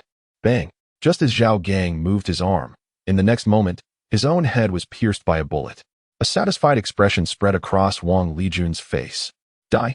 You wish to see Annie. I shall send you to her. With that, Wang Lijun leaned against the wall and made his way out. Just as Mu Feng was about to rise to investigate, a sudden wave of dizziness overwhelmed him, causing him to collapse to the floor. When he opened his eyes, he discovered he was still in the same room he had just arrived in, now a chaotic scene filled with bloodstains. It appeared as though the room had been ransacked. Mu Feng stood up, rubbing his head, utterly bewildered, as if he had just awakened from a vivid dream. Everything felt as though it had transpired only moments ago. Damn it! Xiaoying, Laifu, come forth. A hint of terror surged within Mu Feng as he summoned Xiaoying and Laifu, searching the surrounding rooms thoroughly. Yet he found no trace of Zhao Gang. When he reached the 12th floor, the door was ajar, the scene eerily identical to before. The surroundings were dimly lit, with Laifu and Xiaoying leading the way, while two low-level zombies trailed behind, granting him a sense of security. Chapter 44, Terror? Malice? Let me show you the depths of human nature. Following the dream's lead, he pursued the woman to the 13th floor, where he encountered a flickering light and the sight of a decaying corpse. Judging by the level of decomposition, even if Mu Feng lacked expertise, he could surmise that this individual had been dead for at least a week, their body infested with insects. A wound on the head resembled a gunshot wound. The features of the face had decayed severely, rendering the appearance unrecognizable. However, from the uniform, Mu Feng immediately discerned that this was indeed the corpse of Zhao Gang. Was this a dream, or something else entirely? Mu Feng surveyed the dim surroundings. His flashlight had long since run out of batteries, and the candles had burned out. He proceeded in the direction Zhao Gang had taken before his demise. He arrived at a storage cabinet, eyeing the lock atop it. Just as he drew out his dagger to unlock it, a series of footsteps echoed from outside. He hastily concealed himself. Haha, that receptionist girl is having such a blast. Just in her 20s, quite fresh, but too bad she isn't wearing stockings to tear off. A lewd voice emerged. She is the hotel's front desk attendant. She was spotted by the HR manager during the interview. Back then, she didn't even glance my way, yet now she must cater to me. Thank goodness for Brother Wang, or we would never have the chance to indulge in such high-quality women in our lifetime. TSK. Now that you mention it, I'm feeling interested again. I'll go down and have some fun later. The conversation of the two men grew louder as they approached. Two figures appeared at the doorway, both wielding flashlights, scanning the area. Mu Feng caught sight of their faces. One was clad in security attire, while the other wore work clothing. The two men, varying in height and build, both exuded a lewd demeanor. The most beautiful one was still that Annie. What a waste, allowing Brother Wang to ruin her. Otherwise, perhaps we could have savored some leftovers ourselves. At that moment, the man in work attire moved closer, sweeping his flashlight around the vicinity. In a light-hearted manner, the security guard jested, Hey, Brother Lin, Annie is right inside the cabinet. Why not go have some fun? The man in work attire kicked the guard with disdain, retorting, Are you out of your mind? She's turned into a zombie. That would be courting death. The guard continued to jest. Didn't T. Wang say he pulled out all her teeth? Regularly, mind you. After a good cleaning, they're still usable. However, the man in the work uniform grew serious. Do you have any idea what you're talking about? Wang makes us patrol every day, not just for fun. He fears that Annie might escape. Even without teeth, she could still tear you apart. I heard on the radio that some zombies, after mutating, don't even need to bite to finish you off. After speaking, the man approached the cabinet, knocking on its surface. Roar. A series of loud bangs and growls emanated from within, confirming the presence of a hidden zombie. Startled, both men instinctively recoiled. You see? How can you be so reckless? Let's get out of here. Terrified, they turned quickly to flee. At that moment, Mu Feng stood up, gazing intently at the cabinet, slightly narrowing his eyes. Go, Laifu. Open the cabinet. Mu Feng wished to ascertain whether this zombie was indeed his target. Lai Fu obediently approached the cabinet and swung his axe, shattering it to pieces. Suddenly, a dark figure lunged out, only to be seized by Xiaoying, who pinned it against the wall. Mu Feng stepped closer for a better look, momentarily taken aback. It was a male zombie, with a perfectly ordinary head, yet the task objectives had been laid out, leaving him somewhat disheartened. Moreover, it was merely a common decaying zombie. Utterly useless. Mu Feng promptly instructed Xiaoying to eliminate the zombie, then was enveloped in a cloud of confusion. Shouldn't this place be referred to as that of Annie? How had it transformed into a male figure? Mu Feng's bewilderment deepened. This was becoming increasingly perplexing. Initially, it felt like a dream, and now there was a discrepancy. Something was amiss. Locating these individuals should unveil the underlying issue. He remained concealed in his room, and as dawn approached, he heard footsteps outside. When he opened the door to peer out, he beheld several women, all disrobed, ascending the stairs. Following closely behind, he spotted Wang Lijun, accompanied by a group, also trailing the women upward. Mu Feng squinted slightly and dispatched Xiaoying to follow the group. Through the shared vision of Xiaoying, Mu Feng observed a conference room filled with people, at least 30 in number. Wang Lijun, assuming a leadership role and dressed formally, was distributing food. Each person received a sausage, a loaf of bread, and half a bottle of mineral water. The provisions appeared ample. The reason I have summoned you today is to announce a singular matter. Our food supply is dwindling. This will be the last distribution, Wang Lijun proclaimed. The once compliant individuals suddenly rose to their feet. Impossible. Previously, Zhao Gang commandeered the dining hall, and the accumulated food is sufficient for us to last 2 months. Wang Lijun, cease your tricks. Do not forget that, without our assistance, you would never have been able to kill Zhao Gang or deceive Annie into relinquishing her firearm. Now, you flaunt your power, attempting to starve us. Is that your intent? A burly man clad in security attire spoke with disdain. Nonsense. I, Wang Lijun, have never engaged in such treacherous acts. Even in your absence, I could have easily dealt with Zhao Gang. Enough. Until Annie's corpse is located. We must ascertain that there are no zombies lurking within our establishment. I recall that when Zhao Gang took her away, she had already been infected. Yet we have not discovered her remains. This is the crux of the matter. As for provisions, I am aware that there exists a storeroom on the top floor, which undoubtedly contains supplies. Our priority now is to locate Annie's body and confirm that she has not transformed. Wang Lijun asserted. If you wish to search, do so on your own. Damn it. I should never have aided you, playing the Good Samaritan. How did Annie become infected? Was it not due to your drugging her, toying with her for an entire day and night before she managed to escape? Moreover, your perversion knows no bounds, binding her and leaving no part of her untouched. It is no wonder Zhao Gang went mad. If he were to discover that it was you who harmed Annie, he would surely come back from the grave to strangle you, his old classmate. The captain of the security team laughed heartily before leading his men out. Wang Lijun, our captain has shown you respect by allowing you to strategize. Do you truly believe yourself to be the ruler of this place? The provisions you hoard are merely to appease that little harlot. Do you think us fools? We too wish to experience the tender allure of the young girls you tend to. One of the security guards exited with an air of arrogance. Shortly thereafter, piercing screams of girls echoed from the adjacent room. Wang Lijun, upon hearing this, gritted his teeth and endured the torment. Through his vision and the cacophony of sounds, Mu Feng gathered the essence of the grievances between Zhao Gang and this group. None among them were innocent. They were but a collection of refuse. And he excelled in dealing with refuse. Chapter 45. Locating the head zombie. Mission accomplished. Mu Feng refrained from letting Sakura intervene. Steadfast in his belief that the they were seeking had likely transformed into a zombie, and furthermore, she was his designated target, a unique zombie. As this thought struck him, he abruptly pivoted, his gaze fixated beneath the bed. He instructed Lai Fu to lift the bed, and in the next instant, he was rendered speechless. Before him lay a zombie, female, with a disproportionately large head, her bald cranium resembling an inflated balloon.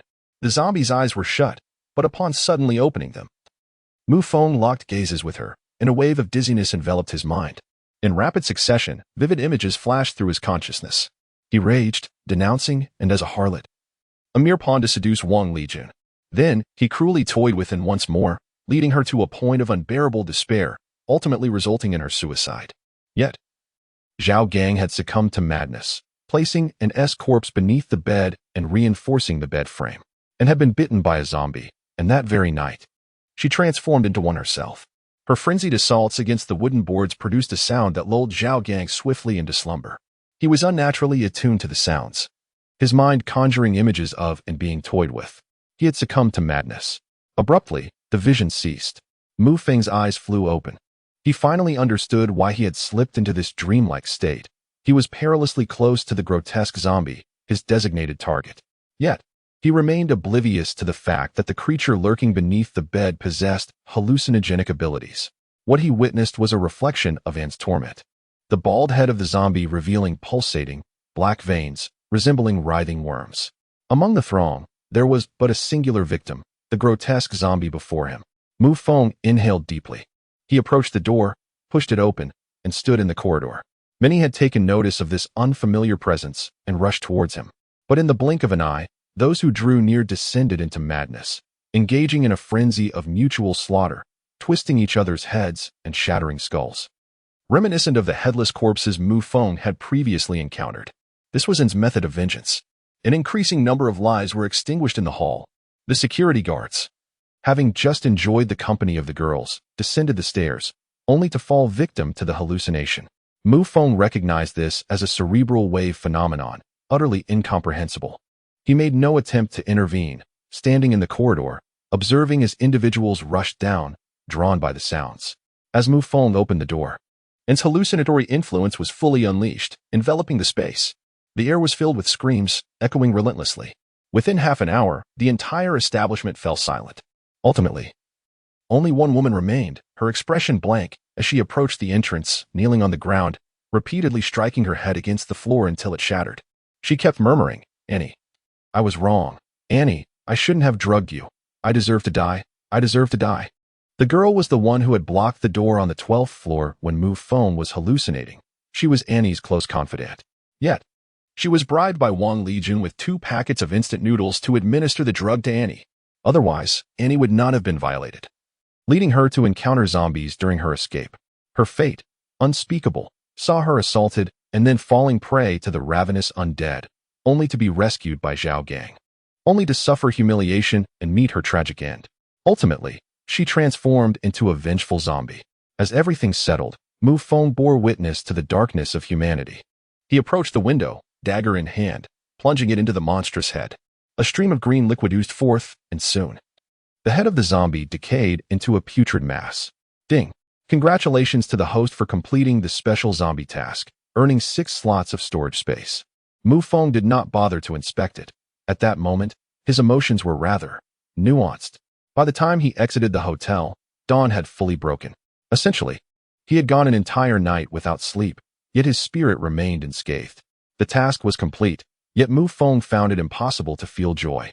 In the span of a single night, he had witnessed the entirety of humanity's dark facets. He had initially believed Zhao Gang to be a person of integrity, only to discover he was a murderous fiend. He had thought Zhao Gang was a passionate soul, desperately striving to save Annie. Yet again, the narrative twisted. He was merely indulging his own desires, a veritable pervert. As for the others, there was no need to elaborate. Cowardice, weakness, jealousy, and greed were all laid bare. Upon stepping outside the hotel, although the world remained shrouded in a gray haze, it contrasted starkly with the hotel behind him. The sky had cleared, and he made his way towards the broadcasting tower, where the zombies seemed to have been largely swept away, leaving only a few scattered remnants. According to Zhao, the majority had presumably gone to assault the second base. This revelation sent a chill down Mu Feng's spine.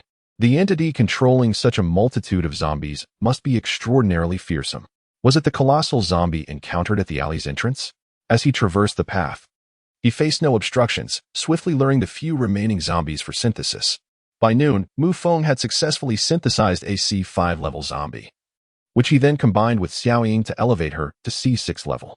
He now possessed a C6, Xiaoying, King Kong, C5, Laifu, long-tongued woman, and a single C4 ordinary zombie. Male.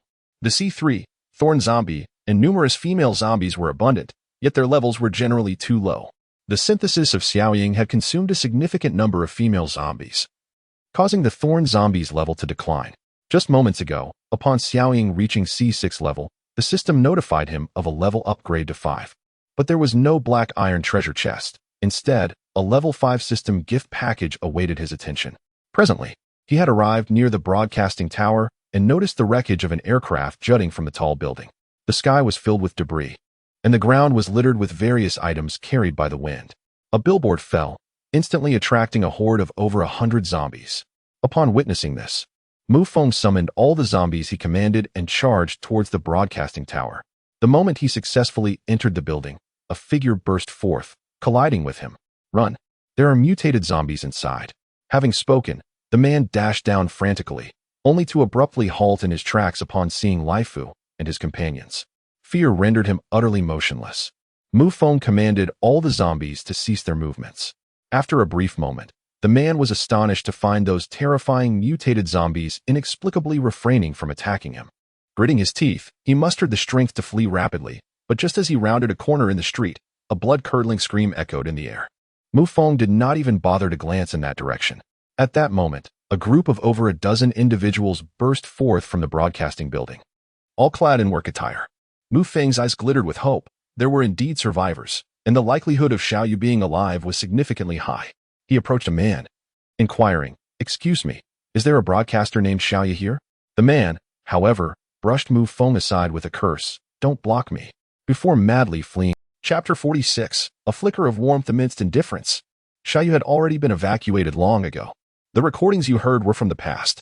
Many individuals risked their lives, rushing from beyond the fourth ring to find her, yet she had been taken by a rescue team over half a month ago. The man suddenly sank onto the steps and spoke up. "May I ask where she was relocated?" With the confirmation that Xiaoyu had indeed been rescued, Mu Feng felt a wave of relief wash over him. The second gathering point. Beyond that, I cannot say. By the way, brother, do you have a cigarette? If so, please hand me one. I feel I might not last much longer. Upon finishing his words, the man revealed his injured leg, which was a gruesome sight. Blood and flesh mangled, the blood itself a dark hue, indicating a clear infection. Without a moment's hesitation, Mu Feng produced a pack of cigarettes and tossed it to the man. The latter lit a cigarette and took a deep drag. "You must be an ability user," he remarked, the signs of decay already appearing on his face, a transformation into a corpse imminent. "I suppose so," Mu Feng did not deny it. He felt no need to guard himself against a man on the brink of becoming undead. His true concern lay with the humans. How fortunate. If I were also an ability user, I wouldn't be in such a dire predicament. Perhaps I could even save my brother. I am cowardly. Witnessing zombies devour people terrifies me more than anyone else, forced to helplessly watch as my brother is consumed to the bone. Damn it. I possess not a shred of courage. Now, I face the consequences. Brother, thank you for your cigarette. You must leave swiftly. Should I transform? It would spell disaster for you. I do not wish to become that monstrosity, bringing harm to others, yet I lack the resolve to end my own life. The man lifted his gaze, pleadingly meeting Mu Feng's eyes. "I will assist you." With that, Mu Feng brandished his weapon, the serpent's kiss, and approached decisively. "Thank you."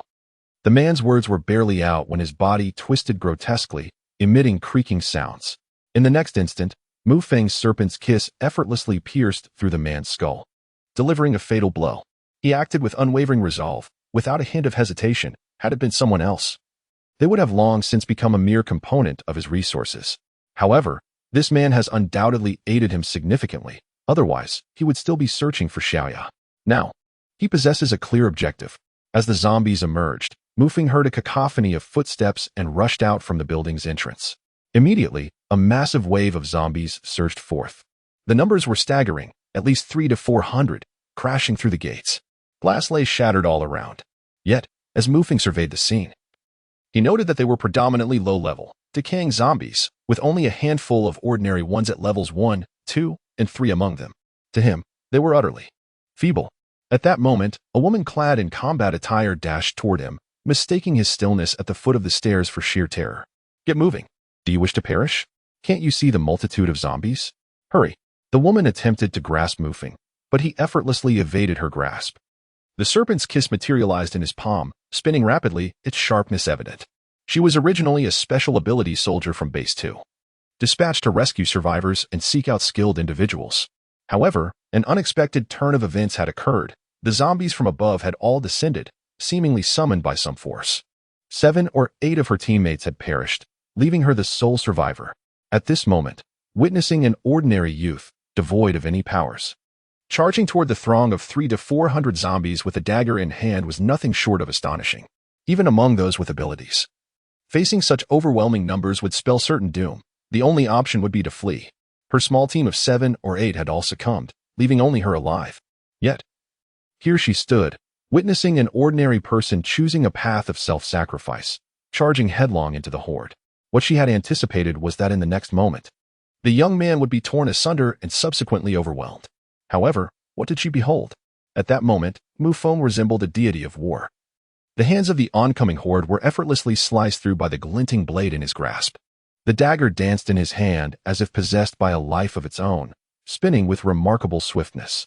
It moved like a serpentine, each strike effortlessly penetrating the skulls of the zombies with astonishing precision.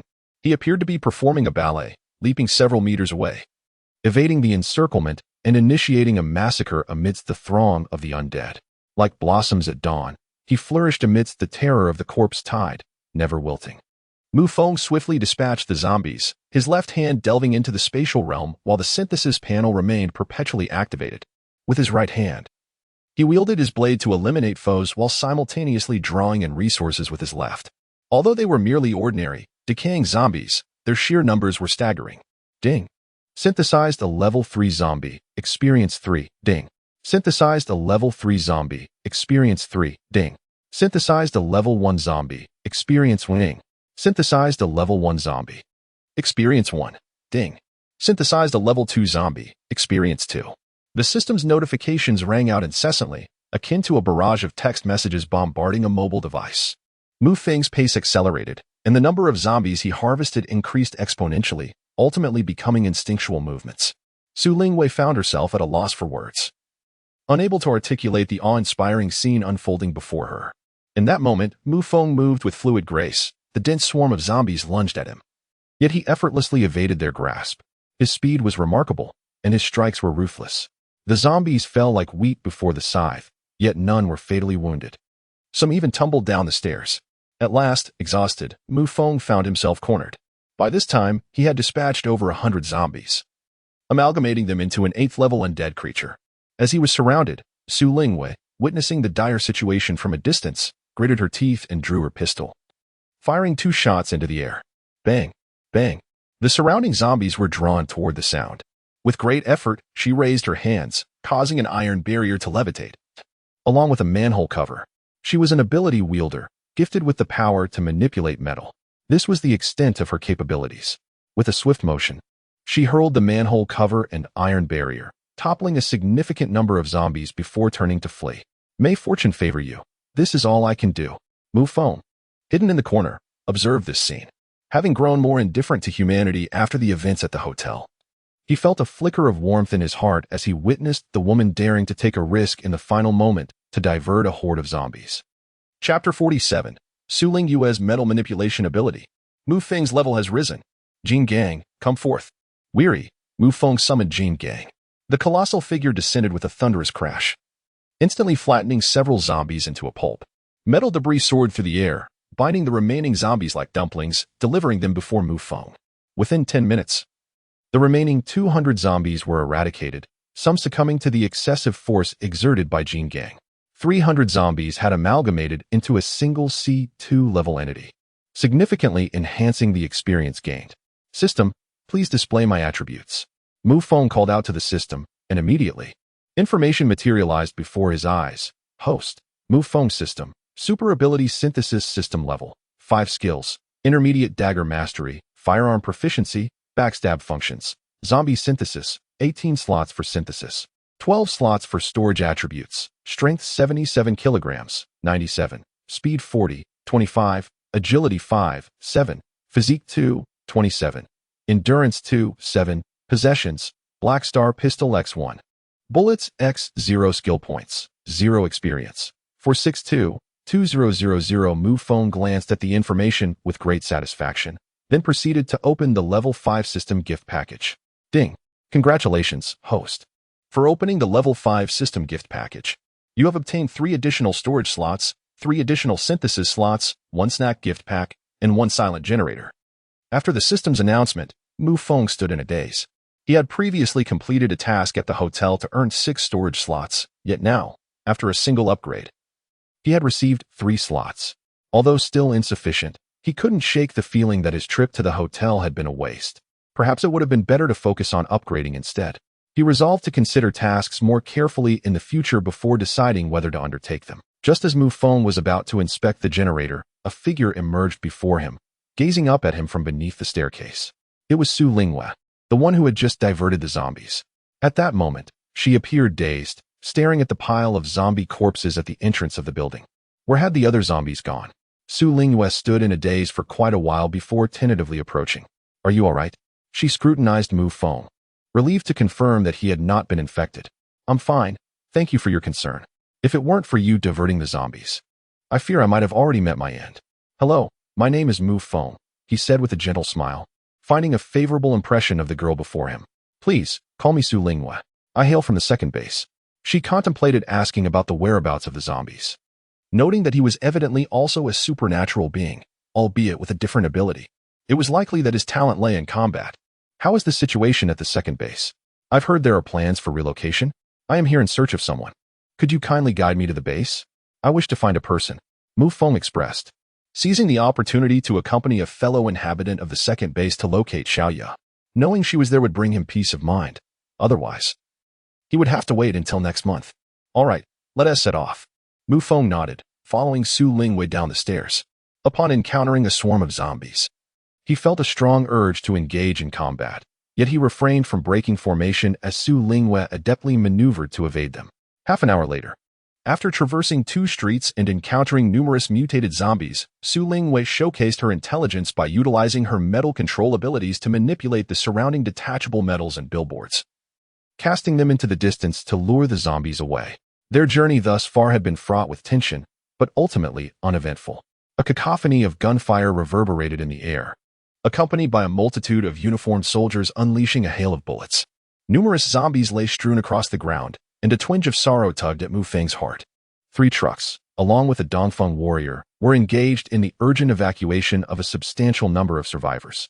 At that moment, the zombies surged toward the warrior, battering against it. The soldiers were nearing their breaking point. Simultaneously, Su Lingwe raised her arms, causing 2 manhole covers to levitate from the ground. Witnessing this extraordinary ability up close left Mu Feng utterly astounded. When the covers descended into the throng of zombies, they alleviated an immense burden from the soldiers. Members of the sanctuary. Quickly, everyone, move to safety. Reinforcements from the extraordinary warriors have arrived. A squad leader shouted with palpable excitement. As Su Lingwe approached with Mu Feng, the leader greeted her with deep respect and enthusiasm. Welcome back, extraordinary warriors. We must evacuate swiftly. Will you accompany us? The leader inquired warmly, his gaze fixed on Su Lingwe. Indeed, we too must relocate, she affirmed with a nod. Together with Mu Feng, they boarded the Dongfeng warrior, plowing through a dozen zombies. The trucks behind them roared to life, racing down the street. Seated in the vehicle, Mu Feng gazed at the increasingly dim sky, reflecting on the time lost during this excursion. After a smooth journey lasting half an hour, they finally arrived in a desolate area, though part of the city. It belonged to an industrial zone. In this area, residential buildings are scarce, and initially, the number of zombies was relatively low. However, the emergence of a horde has drawn the zombies from the city towards this vicinity. Along the way, they encountered several waves of over 10,000 zombies, forcing the convoy to take a detour. A journey that typically takes 20 minutes extended to 40. In the distance, the towering smokestacks of the steel plant became visible, indicating their proximity. Yet, at this moment, the convoy came to a halt, for they beheld a vast multitude of zombies surrounding the steel plant. The sight was a dense mass of undead. What level of horde is this? Mu Feng turned to Su Lingwe and inquired. It appears to be a beginner's level. With at most over 40,000 in number, it will become significantly more formidable at night, as the horde's numbers are expected to double. The daily task of clearing the corpses consumes a tremendous amount of manpower and resources, and many will inevitably perish during this endeavor, which is unavoidable. Su Lingwe sighed. What shall we do now? Should we charge in? Mu Feng asked. No, we cannot rush in. Setting aside the fact that the base gates are closed during a horde assault, even after the horde recedes, it will take a full day and night before we can enter. We must wait, Su Lingwe replied. At that moment, the captain approached with a grave expression. Miss Su, I have just received orders to assist with the western gate in clearing the zombies. The task of relocating these survivors must be entrusted to you. I will leave 10 soldiers behind and hope you can understand.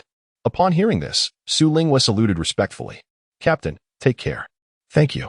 The captain nodded, then drove the vehicle, guiding the soldiers along an alternate route to the north.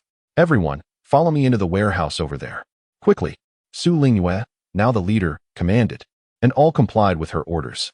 The crowd swiftly followed her, along with 10 soldiers, all making their way to the warehouse. Chapter 48. The End Times. The Heavenly Beings Leap. Negotiations fail. After dispatching several staff members who had transformed into zombies inside, the group entered the warehouse and secured the large door, finally feeling a sense of safety. Comrades, search the vicinity for any vulnerabilities. We must not allow the zombies to infiltrate, she instructed.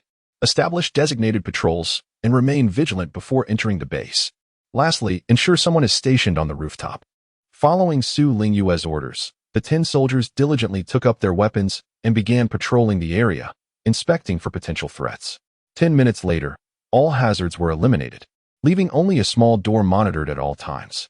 Mu Feng found a spot to sit on a crate and took out a bottle of water and some ham to eat. Just then, a woman approached him. Handsome, do you have any food left? She inquired. Clad in a leather coat, fishnet stockings, and knee-high boots, she bore no resemblance to a survivor. Her appearance was alluring and striking. In this apocalyptic world, to exist so exquisitely suggested either great fortune or the protection of numerous men nearby. Yes, what is it? Mu Feng replied casually, continuing to eat. Handsome, I haven't eaten in days. Could you spare me a little? Just a bit will suffice. On a frigid day, a woman unexpectedly opened her garment, revealing a profound allure that would leave any man salivating. Mu Feng, being a man himself and not a eunuch, found himself entranced. I happen to have a sausage. Would you care for it? Mu Feng suddenly grinned and remarked. Upon hearing this, the woman immediately broke into a knowing smile. With a furtive glance towards a nearby pile of debris, where concealment was assured, she turned and strode directly toward it. Mu Feng, after a brief observation, leaped down from his perch and followed her to the secluded spot. This scene was fortuitously witnessed by Su Lingwa, who merely cast a glance before shifting her gaze away. A group of individuals nearby were also watching intently. Master Dao, shall we proceed now?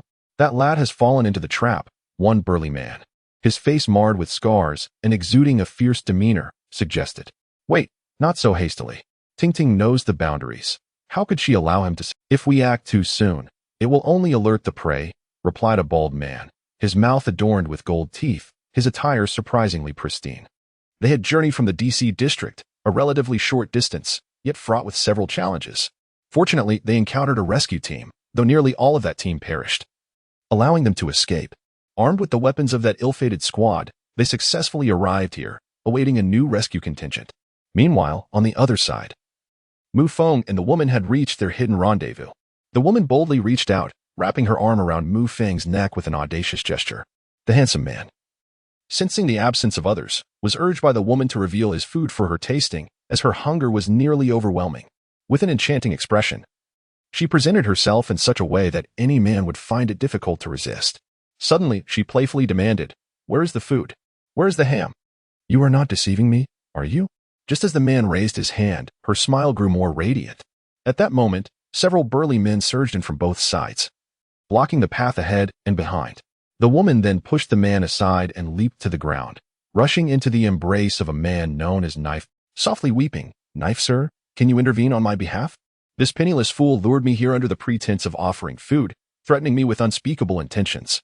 How dare you, you little wretch, lay hands on Knife Brothers' woman? You must be tired of living." At this point, a scar-faced man, exuding a menacing aura, approached the handsome man, angrily pointing at him. "We must teach him a lesson. He truly has the audacity." Another lean and arrogant youth emerged, threatening him as well. The handsome man maintained an impassive demeanor, suddenly producing a cigarette and lighting it. What kind of world is this, engaging in such deceit? Speak up, what is it you desire? Food or water? With a calm expression, he regarded these men with disdain. "Oh, you are quite bold. What I want is simple, your life. Hand it over." Upon finishing his words, the scarred face brandished a machete and charged towards Mu Feng. "Stop, Scar." Just as the blade was raised to strike at Mu Feng, the knife master suddenly interjected, approaching with the woman in his arms. Scar hastily halted his advance and stepped aside. "My brother, since you are well versed in this routine, I shall dispense with the pleasantries.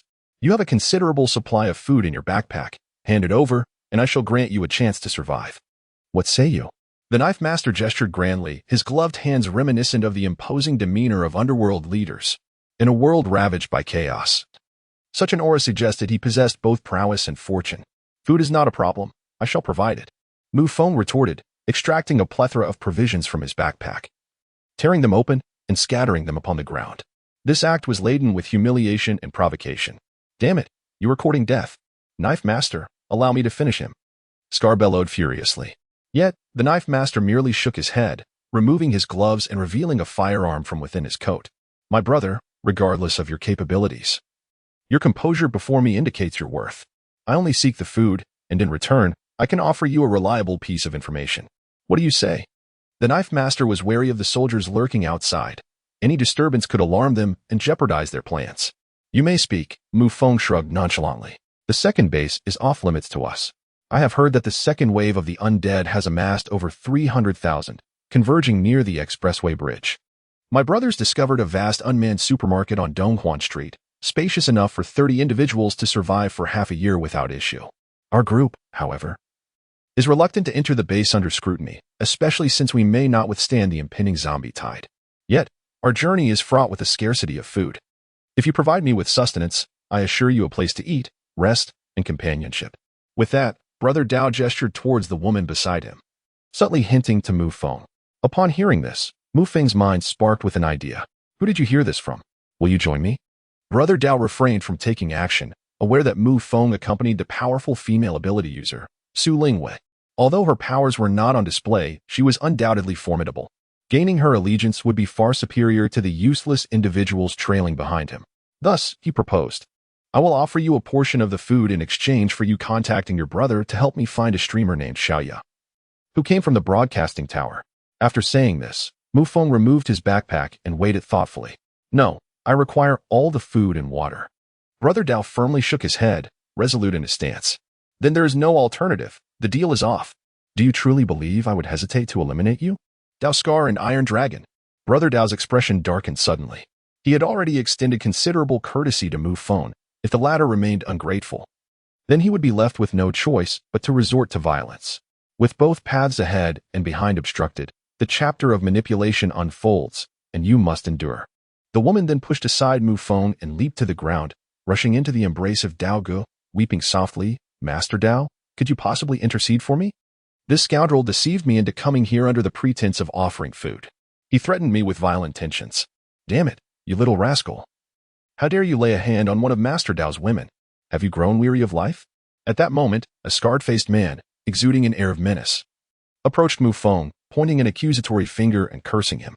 He must be taught a lesson. Truly, he possesses the audacity of a bear and the heart of a leopard. Bind him, and if he dares resist, let him bleed. Another lanky and arrogant youth stepped forward, issuing threats as well.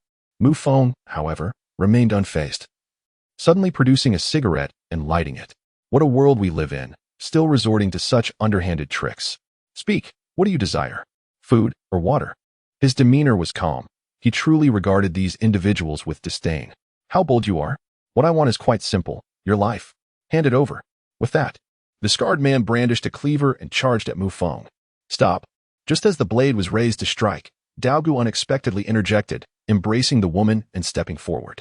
The scarred man hastily halted and retreated to the side. Brother, since you are already familiar with this game, I shan't waste words.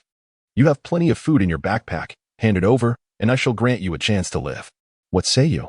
With a grand flourish, Knife Master waved his hand, adorned with leather gloves, exuding an aura reminiscent of those formidable figures of the underworld. In a world ravaged by the apocalypse, such presence undoubtedly attests to a blend of strength and fortune. Is acquiring food truly a challenge? Allow me, Mu Feng declared, as he retrieved a plethora of provisions from his backpack, tearing them open and casting them upon the ground. This act reeked of humiliation and provocation. Damn it. Are you courting death? Knife Scar bellowed, his voice filled with fury. Yet, Knife Master merely shook his head, removing his gloves and drawing forth a firearm from his coat. Brother, regardless of your abilities, maintaining composure in my presence marks you as a remarkable individual. I seek only sustenance, and in return, I shall offer you a piece of trustworthy information. What do you say? Knife Master was wary of the soldiers outside, should the situation escalate. It would alert them and jeopardize their plans. What do you propose? Mu Feng shrugged nonchalantly. The second base is inaccessible to us. I've heard that the upcoming wave of zombies has amassed over 300,000, converging near the expressway bridge. A few of my companions discovered an abandoned supermarket on East Ring Street. Quite substantial, sufficient provisions for 30 individuals to last half a year without issue. We prefer not to be regulated within the base, especially when this wave of undead may prove overwhelming. However, we lack food on our journey. If you provide me with sustenance, you are welcome to accompany me, assured of food, shelter, and companionship. With that, Knife Master gestured towards the woman beside him, subtly hinting to Mu Feng. Upon hearing this, Mu Feng was struck with inspiration. Whom did you hear this from? What do you say? Will you accompany me? The reason Dao Yu refrained from taking action was due to Mu Feng's proximity to the female supernatural being, Su Lingwei, though she had not revealed her powers. She was undoubtedly no ordinary individual. It would be far more advantageous to ally with someone of her caliber than to rely on the useless individuals behind him. Thus, I shall offer you a portion of food. In return, you will contact your brother and assist me in locating a streamer named Xiaoya, who has traversed from the broadcast tower, Mu Feng declared as he removed his backpack and weighed it in his hands. That won't suffice. I require all the food and water. Dao Gu replied with a firm shake of his head, resolute in his stance. Then it appears our transaction has failed. Mu Feng shot back. Do you truly believe I would hesitate to eliminate you? Dao Ba and Tai Long, his companions, exchanged glances as Dao Ji's expression darkened. He had already extended Mu Feng a considerable favor, and since the latter failed to appreciate it, he had no choice but to resort to violence. We are merely awaiting your command. Dao Gu, Tai Long said, cracking his knuckles. Damn it, I've long found him displeasing. Let's not waste words. Sever his hand first. Dao Ba exclaimed, swinging his machete directly at Mu Feng. However, in the next instant, Mu Feng sprang into action, his speed akin to a tempest. As the blade, aptly named Snake Kiss, sliced through the air, Dao Ba's arm was marred by crimson trails, and in the blink of an eye, it fell to the ground. Simultaneously, as his movements quickened, Tai Long sensed the impending danger too late. Mu Feng's knife had already pierced his throat.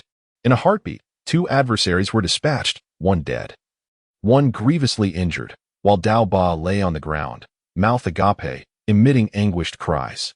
In the next moment, Mu Feng, his foot landing squarely on the opponent's mouth, shattering teeth and eliciting a muffled whimper.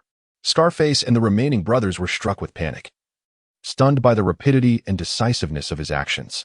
They barely had time to react. One of their most capable enforcers had been killed, and another rendered incapacitated. Now, I have matters to discuss with you, he continued. Have your brothers investigate.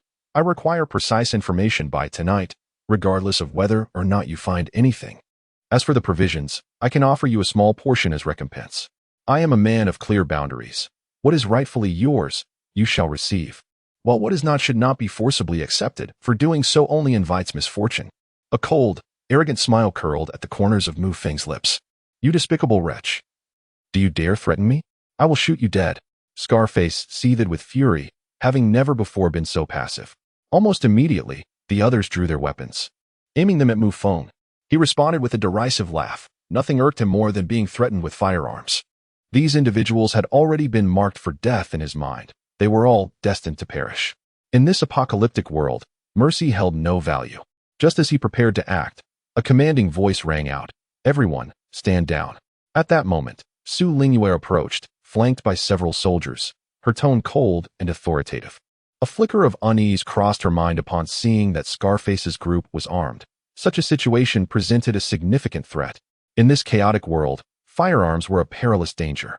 Upon noticing Su Lingyue's arrival, Scarface and his men lowered their weapons, refraining from opening fire. Mu Feng did not make any further moves. Do you understand the perilous situation we find ourselves in? With Su Lingyue's cold reprimand, Master Dao pointed to the corpse on the ground and said, Commander, do you see this? My brother was slain by this man. We were merely acting in self-defense. He is the true culprit. If you do not permit us to seek vengeance ourselves, then you must take action on our behalf. Upon hearing this, everyone turned to Su Lingyue, awaiting her response. After observing the body, Su Lingyue clenched her teeth and gazed at Mu Feng. Chapter 50, A Horde of Special Zombies. Why did you take a life? Even amidst the apocalypse, you have no right to commit murder. As long as I can see it, you are breaking the law. I regret to inform you that you must undergo an investigation. Otherwise, Even if you gain entry to the base, you will be detained. Please accompany me. No need for that. I can leave on my own. Mu Feng replied. An investigation is unnecessary. As you said, what kind of world is this? Is it wrong for me to kill? Should I just wait to be slain, for you to find my corpse and dig a grave for me? Is that when I would be deemed worthy? Mu Feng had no intention of remaining in this place. Since matters had escalated to this point, he had resolved to depart. However, when Lin Zhan uttered those words, disappointment flickered in Su Lingyue's eyes. That is not an option. You must undergo an investigation and come with me. With that, Su Lingyue seized Mu Feng and began to lead him outside. She led Mu Feng to a secluded spot and spoke. I am certain they have ensnared you in a trap, yet all I have witnessed are corpses. This matter falls upon my shoulders. Otherwise, how can I manage so many lives? The captain and his team have labored to rescue you. Should I merely stand by and watch you perish? Moreover, when I spoke of an investigation, I meant for you to remain here, even if it means being confined. Surely, that is preferable to facing certain death outside? Su Lingyue continued.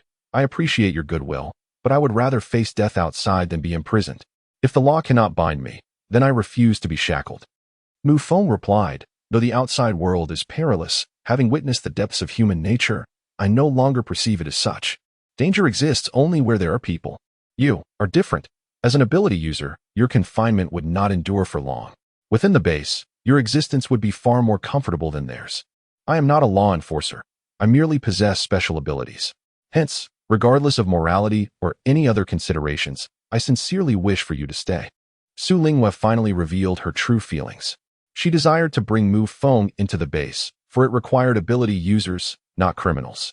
Moments ago, several individuals had discreetly informed her of those to be wary of, who had unknowingly harmed countless others.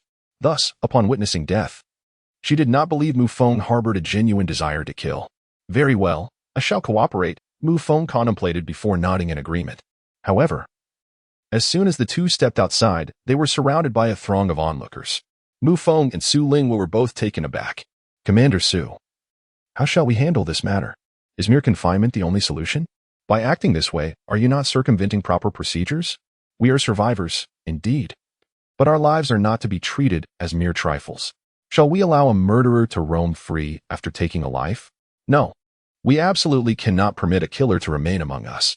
Several of Dao Ye's subordinates took the lead, rallying a group of survivors who all raised their hands in protest. He is an ability user. With him present, at least your safety is somewhat assured. Once we enter the base, he will naturally face appropriate consequences. Su Lingyue explained to the crowd. Once inside the base, we do not even know what the circumstances will be. We do not trust that. Ah. It is no wonder you are so protective of him. It turns out he is an ability user. Does that grant him the right to take lives? A life for a life. That must be repaid. If ability users can kill at will, what can we, the weaker ones, employ to resist? We are not lambs. We oppose violence and reject the wanton slaughter of innocent lives by ability users. Either let him leave, or we shall resolve this matter in our own way. At this moment, Dao Ye had already drawn his pistol, and others followed suit. The agitated survivors were convinced that Mu Feng was a dangerous individual who must be outside the base lay countless zombies. Should they venture out, certain death awaited. If they stayed, Dao Yu and his men would not spare Mu Feng either. Hence, the only resolution they deemed acceptable was to execute him. Most crucially, a significant number of survivors were involved in this decision. Because of a mere distribution of food by the Knife Lord, these individuals began to stir. Miss Su, the only solution to this predicament is to ensure his departure. Once they incite chaos, the danger escalates. Two soldiers voiced their concerns. What can we do? If Mu Feng steps outside, even as an ability user, it remains perilously unsafe. Su Lingyue expressed her dilemma. Our only course of action is to escort him beyond the most hazardous zone, one soldier declared. No need for that. I can manage on my own. I had intended to leave anyway. Thank you all. Mu Feng replied with a faint smile, turning to exit. As for his backpack, it had been retained by the Knife Lord and his crew, containing ample food for many. Watching Mu Feng depart, Su Lingyue sighed. Even for an ability user.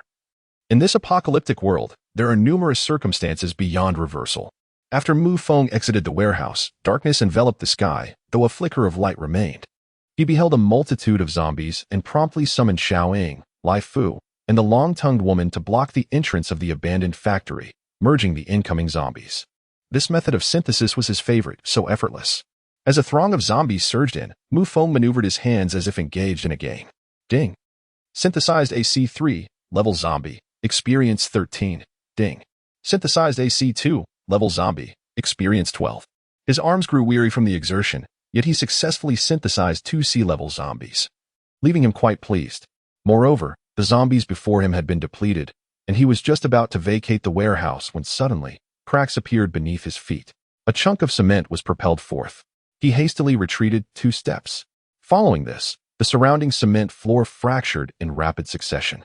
Mu Feng furrowed his brow, and in the next moment, he leaped onto Laifu's back. Beneath his feet materialized a sharp metallic protrusion, accompanied by 2 large, gray hands. A zombie resembling a massive groundhog, with a grotesque face, protruding rabbit-like teeth, and blood-red eyes, brandishing an iron pickaxe, erupted from the ground.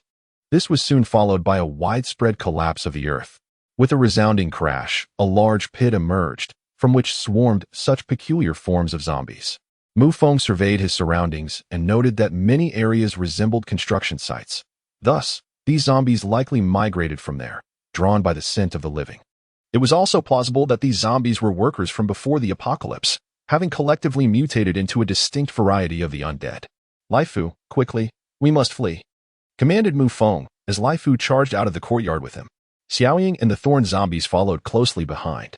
As they observed a multitude of dark figures converging towards the warehouse, Mu Feng's brow knitted in concern. Chapter 51, The Warehouse Breached. Return to the supermarket.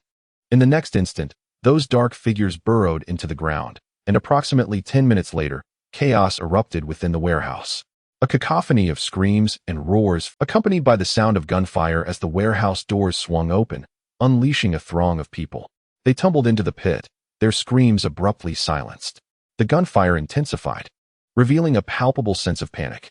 A multitude of zombies converged upon the warehouse, while an increasing number of people surged forth, fleeing in all directions. Mu Feng could intervene, yet he pondered the reason for doing so. An hour later, the anguished cries had nearly faded into silence. Among the survivors within the warehouse, some had broken free. Yet the majority had succumbed to death, both inside and outside. The gunfire had ceased, prompting Mu Feng to step inside. Upon his entrance, he beheld a small group of individuals still alive, cornered and engaged in a fierce struggle against a horde of worker zombies. He spotted Su Lingwe, laboriously wielding metal to form a defensive barrier against relentless assaults. Her endurance was waning. As a debt of human kindness, he resolved to repay it this time. Observing Su Lingwe, Mu Feng softly commanded, Kong Long, Xiaoying, charge forward. Break their formation. At his summons, the immense figure of Kong Long rolled into action, sweeping away obstacles in a whirlwind of chaos, bombarding the specialized zombie group with unrelenting ferocity. Xiaoying seized Mu Feng's serpent's kiss, transforming into a streak of black light, weaving through the fray. Each strike resulted in the demise of a zombie. Laifu exhibited remarkable strength, wielding a fire axe as he charged through, cleaving and hacking, forcefully carving a path. On the left, the tongue woman unleashed her elongated appendage, sparing none among the zombies, draining them entirely before tearing. The thorn zombie huddled together, erupting with thorny spikes, plunging into the horde and inflicting substantial damage. Additionally, the unnamed C3, C2, and C1 zombies joined the fray. Mu Feng sat casually on the back of a crate, smoking a cigarette, resembling a general commanding vast armies, his expression serene. With deftness, he seized a severely wounded special zombie and pulled it into the synthesis space. A glance revealed its classification, level 9 excavation zombie. To his surprise, it was merely level 9, but the quantity was substantial. Mu Feng accelerated his synthesis efforts. After successfully creating a C6 unnamed zombie, he noticed that Jin Gang and the others had sustained injuries. The sheer number of zombies surrounding them was overwhelming. If this continued, even Mu Feng's zombie squad would falter. Losing even one would render all their efforts futile. Thus, he decisively called out, "We must break through swiftly." As Mu Feng's voice resonated, Su Lingwe and her companions hastened their pace, desperately pushing forward. At that moment, Mu Feng commanded Jin Gang and the others to hold the rear against the onslaught of zombies, enabling their escape from the warehouse. Upon witnessing this scene, Su Lingwe was momentarily stunned, but was roused back to reality by 2 soldiers' reminders. She could hardly fathom that Mu Feng was capable of controlling such a massive growth. Moreover, it wasn't just one. There were many advanced mutated zombies obediently following his commands, gradually retreating from the abandoned warehouse and charging onto the street. Two, having sustained injuries, found themselves encircled by a horde of zombies and, in a last desperate act, detonated their explosives, sacrificing themselves heroically. With a resounding crash, Mu Feng kicked the door open and charged inside, unleashing a powerful punch that decimated the two approaching zombies, their heads exploding upon impact. Turning swiftly, he led Su Lingwei and the others to the second floor. Lost without purpose, the zombies now roamed the streets, while a few survivors cowered in corners. The guttural roars emitted by the passing undead cast a shadow over their lives. Yet, some could no longer withstand the terror and dashed out, only to be overwhelmed and torn apart by the zombies. Mu Feng and his companions stood at the window on the second floor, witnessing this grim spectacle unfold around the warehouse. Those unfortunate survivors who could not escape were gradually discovered by the zombies and subsequently shredded into pieces. Unable to bear the sight any longer, Su Lingwei turned away and sat on the sofa in the living room, raising her gaze to Mu Feng. "You could have saved more people." Her tone betrayed a hint of reproach. The soldiers around them also regarded Mu Feng with confusion. Being able to save and being willing to save are two different matters.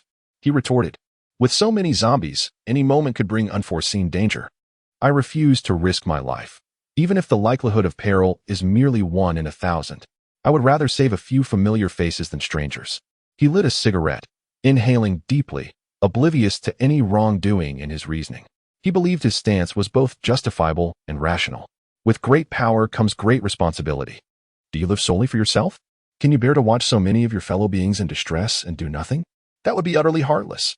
Su Lingwei stood up, her expression grave as she fixed her gaze upon Mu Feng.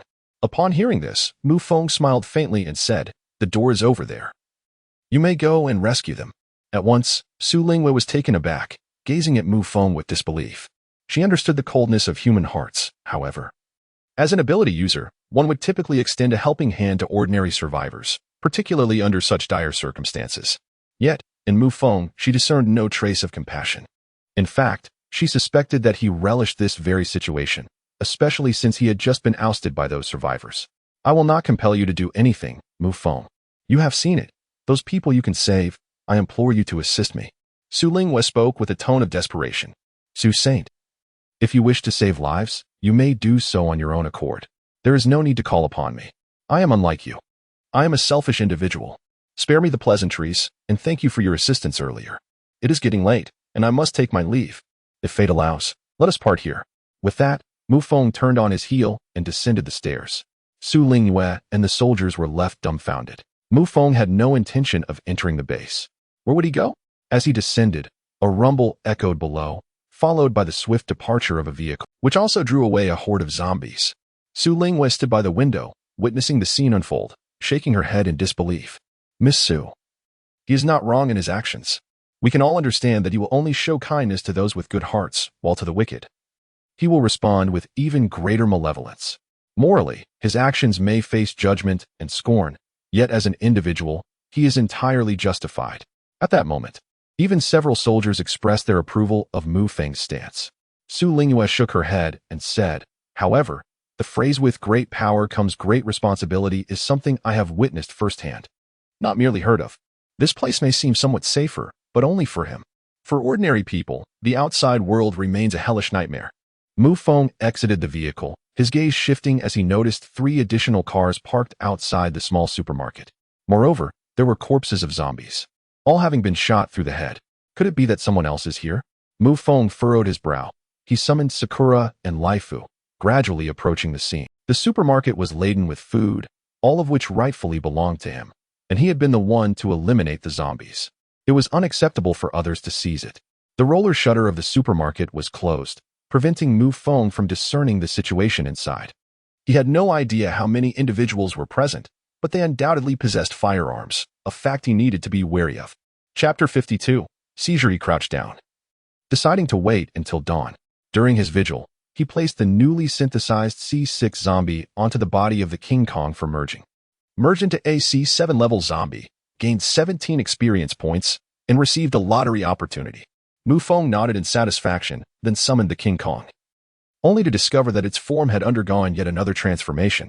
Its height surged by over 30 centimeters. The muscles were compressed, yet radiated a more explosive power. with the metallic surface of its belly becoming increasingly pronounced. Observing the newly transformed King Kong, Mu Feng felt a sense of contentment as he stored it away, then climbed into the car, leaving Sakura outside for protection, and drifted into slumber. The following morning, Mu Feng was jolted awake by a sudden sound. He lifted his head and was momentarily stunned. At the entrance, a car was shaking violently. Through the glass, he could see a naked woman engaged in some indescribable activities. The noise was deafening, attracting even the surrounding zombies. Occasionally, a man's deep voice could be heard, signaling the conclusion of their pleasurable escapades. It was then that a group of people burst out from the supermarket, dispatching 2 zombies, allowing the couple to finally emerge from the vehicle. Upon closer inspection, Mu Feng was astonished to find it was the knife-wielding man he had encountered in the warehouse, along with the woman. These individuals had somehow managed to escape here alive. What remarkable resilience they possessed. Mu Feng pondered the situation. Entering the supermarket meant he would have to contend with more than just one person, all of whom were armed. He glanced at the second floor, and a sly smile crept across his lips as he slowly descended from the car and climbed through the ducts. Simultaneously, he commanded Xiaoying and Lai Fu to split up and act independently. Meanwhile, inside the supermarket, more than 20 individuals were gathered in revelry, listening to the radio broadcasts from the official base regarding their battle against the zombie tide. Food from the shelves was taken and consumed without restraint. The Knife Lord and the One-Eyed Dragon congregated, watching 3 naked women dance before them as if they were emperors in a lavish court. The One-Eyed Dragon remarked, "I never expected to encounter you here. This place is splendid. As long as we stay inside, you are indeed the emperor." The Knife Lord had only recently led a frantic escape, inadvertently arriving here after fleeing from the warehouse. Originally, they had found 2 vehicles upon bursting from the warehouse, intending to head toward the gathering point. The second base's ability to withstand the impending zombie tide remains uncertain, and time is not on their side, especially since the warehouse has already been breached by the undead. Unexpectedly, their decision proved prudent, although the number of zombies here is significant. It is comparatively safer than at the base. Upon spotting this supermarket, they rushed towards it eagerly. The other supermarkets they encountered along the way had already been stripped bare by survivors or official scavengers. This location, at the junction of the third ring and the ear, boasted several supermarkets yet untouched, though most were besieged by an overwhelming number of zombies, except for this one, notably devoid of any undead presence. This place is decent, yet staying too long may become tiresome. The primary issue is the scarcity of women. The Cyclopean man's gaze fixated on the woman clad in fur beside the Knife Lord. The insinuation in his words was not lost on the Knife Lord. However, both parties were armed, and any attempt at robbery would likely result in mutual destruction. For women were far easier to handle. "Sharu, go have a drink with our one-eyed brother. Head to the inner room. It's too noisy here," the Knife Lord urged, nudging the woman who had just found a new pair of stockings. Initially reluctant, she soon realized that to survive, she must align herself with these men. Besides, the abundance of food and water here was undeniable. "Brother, do you think these stockings look good?" Shiru asked, swaying her beautiful legs in front of the one-eyed man. He had already grown impatient. The Knife Lord's earlier antics had stirred a tempest of excitement. It has already been made clear the allure of this woman. Without uttering a word, the one-eyed dragon swiftly lifted Xiaoru in a bear hug and proceeded towards the storage room upstairs, where a substantial reserve of water awaited. Upon their arrival, the one-eyed dragon, filled with urgency, began to shed his garments, to which Xiaoru responded in kind. However, at that moment, an icy dagger was abruptly pressed against the back of the one-eyed dragon's head. "Do not move. Do not scream. Otherwise, you shall meet a most dreadful fate." With these words from Mu Feng, Xiaoru's eyes widened in astonishment upon seeing him, and without a moment's hesitation, she dashed down the stairs, disregarding her clothing. Her piercing scream echoed through the chaos below, where the crowd had gathered at the entrance in disarray. Mu Feng had anticipated this turmoil. Knife Lord and his accomplices were already armed, their weapons trained on the stairway. "Brother, speak your desires, and I shall surely fulfill them. Food, water, take as you please. As for the woman, whichever one catches your fancy, I will summon her for your amusement." The one-eyed dragon raised his hands, his eyes glinting with malice. Yet his face bore a disarming smile. "Tell your men to drop their weapons and retreat." Mu Feng commanded directly. "Brother, that is quite implausible. We are not out. If we relinquish our guns, others will seize them. Continuing this standoff will yield no results, for there is another ruthless individual below, and should my brothers encounter, they will not hesitate to eliminate us all, including you and me. The one-eyed dragon responded. If you refuse to disarm, then open the roll-up door. Mu Feng contemplated before speaking once more. Brother, you are the extraordinary being from the day before yesterday, right? Did you clear out the supermarket? Suddenly, the one-eyed dragon spoke up. Indeed, I am the one who cleared the supermarket, yet you have taken it over. I offer you a chance for survival, but you had better not attempt any tricks. At that moment, Mu Feng realized with a jolt that he had been observed by this group while clearing the supermarket. If they were armed with cold weapons, he would be in peril. The thought sent a shiver of fear through him. He quickly commanded the gossiping woman outside to search the vicinity for any remaining individuals. It truly is you, extraordinary brother. We owe you our gratitude. Otherwise, we would have starved to death long ago. Since you captured the supermarket, we shall certainly vacate it, but could you allow us to take some food? Otherwise, we would be doomed once we step outside. The one-eyed dragon suddenly interjected. Very well, but do not attempt any tricks, or you shall find yourself in grave danger. Mu Feng smiled slightly, then swiftly drew a gun from the waist of the one-eyed dragon, giving him a gentle kick. The one-eyed dragon followed Mu Feng down the stairs. Upon seeing Mu Feng, Dao Yi and his companions all exhibited expressions of surprise. Goodness! Dao Yi, this fellow actually came over. Haha, what a twist of fate. You chose not to walk the path to heaven, yet here you are at the gates of hell. Dao Yi and his subordinates erupted into laughter. Their firearms now aimed at Mu Feng. Chapter 53. Return to the gathering place. Knife, do you truly wish to bring about my demise? Everyone, cease immediately. Or do not blame my brother's gun for being indiscriminate. The one-eyed dragon's eyes narrowed in surprise. He had not anticipated that the knife wielder and Mu Feng were acquainted, let alone harboring a grudge against each other. The situation had become exceedingly delicate. It was evident that the knife wielder and his companions would not come to his aid, leaving the one-eyed dragon with no choice but to fend for himself. As his words fell, the one-eyed dragon's 7 or 8 brothers brandished their guns, aiming them at the knife wielder and his group. The knife wielder and his associates paused momentarily, their faces betraying a cold smirk. A pack of foolish curs, among you. Only 3 possess bullets in their guns. Last night, during your indulgences, you revealed your vulnerabilities. What are you still clinging to? Fire. Instantaneously, a mocking grin spread across the knife wielder's face as he unleashed a barrage of shots towards Mu Feng and the one-eyed dragon. Quick to react, the one-eyed dragon threw himself to the ground, while Mu Feng displayed remarkable courage, darting up the stairs. The gunfight erupted below, but it endured for less than 5 minutes. In the end, only 2 women remained alive from the one-eyed dragoness faction, trembling in a corner. The knife wielder's side also suffered losses, with 2 subordinates, yet 8 remained armed and advancing towards the staircase.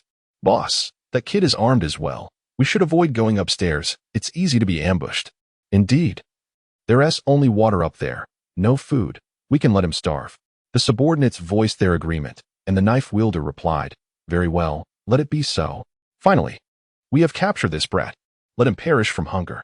With a maniacal laughter, the knife wielder reveled in his newfound dominion over the supermarket, no longer burdened by worry. The one-eyed dragon and his men were all but extinguished. He was now the sovereign of this domain. However, in the next moment, having discerned the situation within the supermarket, Mu Feng issued a command to Sakura, Laifu, and King Kong outside. With a resounding crash, the roll-up door was shattered. Dao Yi and his companions were rendered speechless, particularly upon witnessing the immense form of King Kong alongside a myriad of mutated zombies. They stood in sheer disbelief, questioning the origin of such a multitude of aberrant creatures. The imposing presence of King Kong instilled an overwhelming sense of dread among them. Don't just stand there, fire. Dao Yi was the first to react, raising his pistol to shoot. At that instant, a grotesque projectile erupted forth, piercing through his heart. In the blink of an eye, Dao Yi's body was yanked away, consumed by the gaping maw of the colossal King Kong. Under the assault of Sakura and Laifu, the remaining individuals were utterly defenseless, coupled with King Kong's relentless onslaught. The battle concluded in less than 5 minutes. Only 3 women remained in the supermarket. It was not that Mu Feng showed mercy by sparing their lives. Rather, at that moment, Sakura approached the women, stripping one of them, dressed in fur, of her garments and adorning herself with them. Following this, Sakura wiped the lipstick from the woman's lips and applied it to her own. To Mu Feng's astonishment, a glimmer of joy surfaced on her previously expressionless face. He approached Sakura, intrigued, and asked, Sakura, can you speak? His anticipation palpable. Yet, Sakura tilted her head, utterly unable to comprehend his command. appearing quite perplexed. Mu Feng, resigned to the reality, acknowledged that Sakura's intellect was akin to that of a young child. Even a primal instinct lurked within her. However, she had already acquired the skill of imitation, which meant that as her level continued to rise, limitless possibilities awaited her. After dispatching all the zombies, Mu Feng swiftly began to scour the supermarket, diligently packing high-calorie food into his reserve space. Although the supermarket was substantial, the wastefulness of previous patrons had left little behind. Nevertheless, his own storage was finite. After securing one-third of the high-calorie provisions along with some daily necessities, Mu Feng prepared to depart. Only the three of you remain. Consider yourselves fortunate. He cast a glance at the trio of women before turning to leave. At that moment, the woman who had previously attempted to deceive him approached. Trembling with fear. Brother, I was wrong. They forced me to do it. I never wanted this.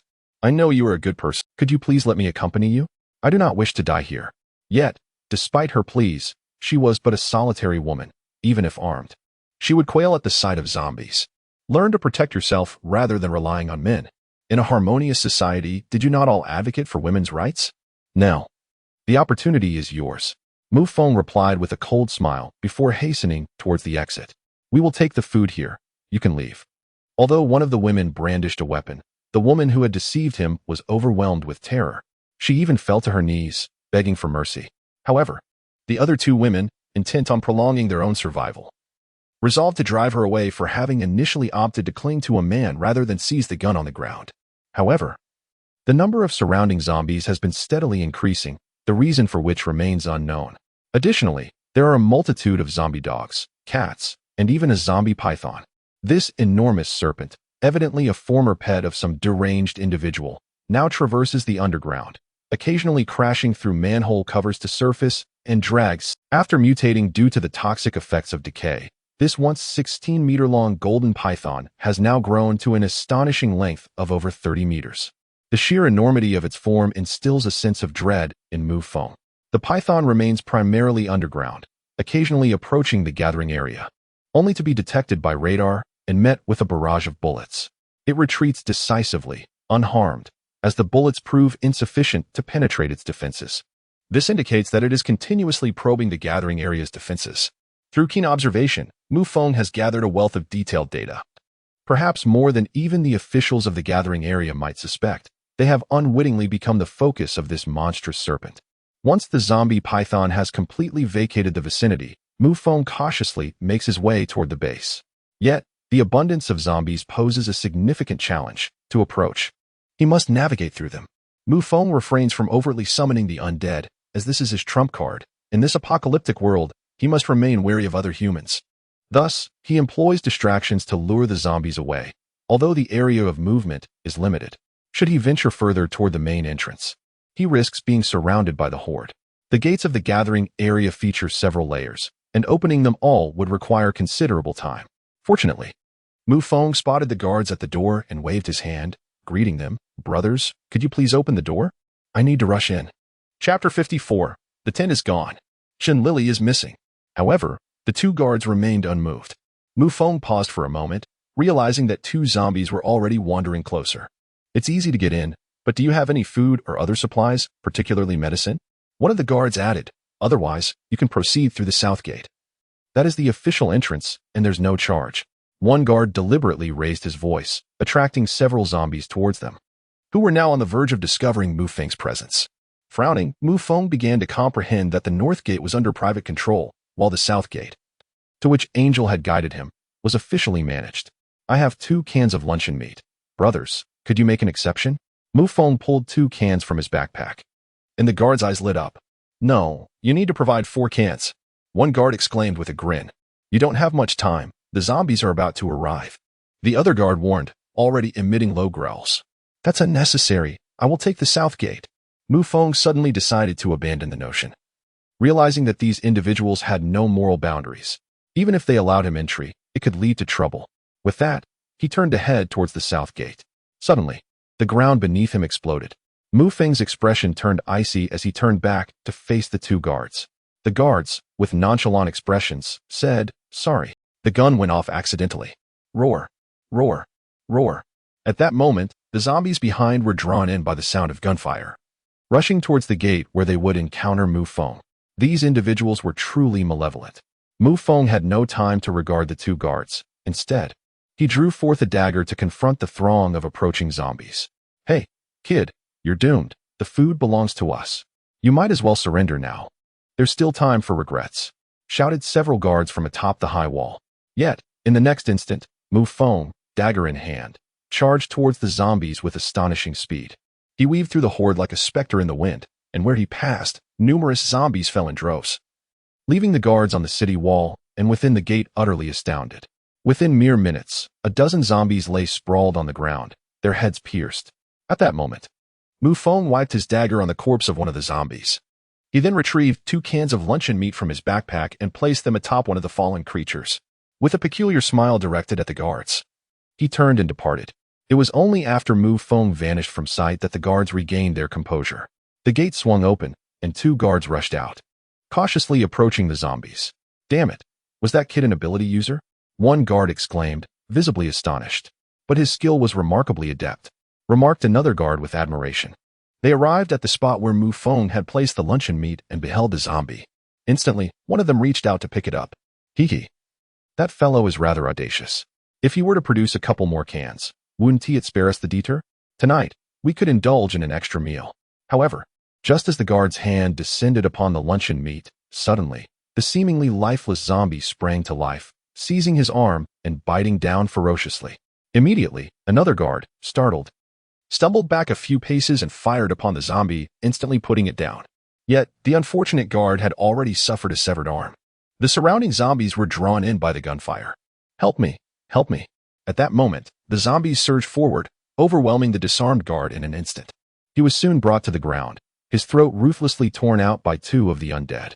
The guards atop the high wall, witnessing this gruesome scene, glared furiously in the direction of the retreating Mu Feng. "That scoundrel, dressed in tattered rags and carrying a blue backpack.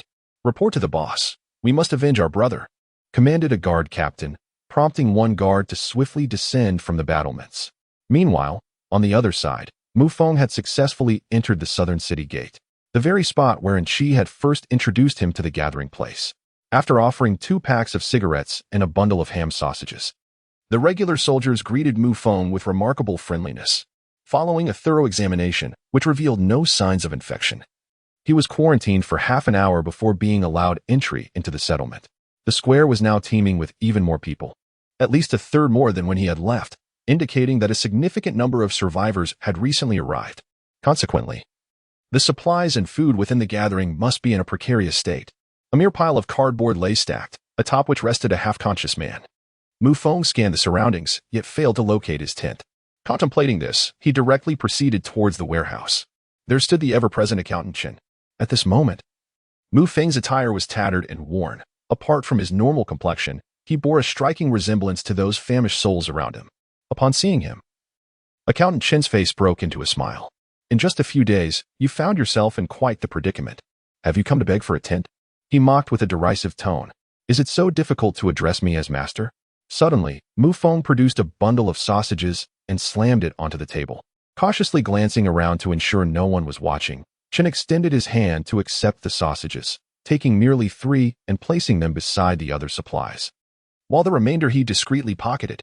"Master, as long as you are pleased, I shall call you that every day," he obsequiously replied, his demeanor swiftly transforming into that of a sycophant. Mu Feng let out a cold laugh, inquiring, "What is the price?" "Hee, master, for you, this is but a trifle. A bundle of sausages like this could sustain you for half a month." Alas, the influx of refugees has become overwhelming.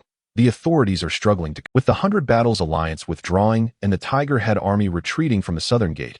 Resources have grown increasingly scarce.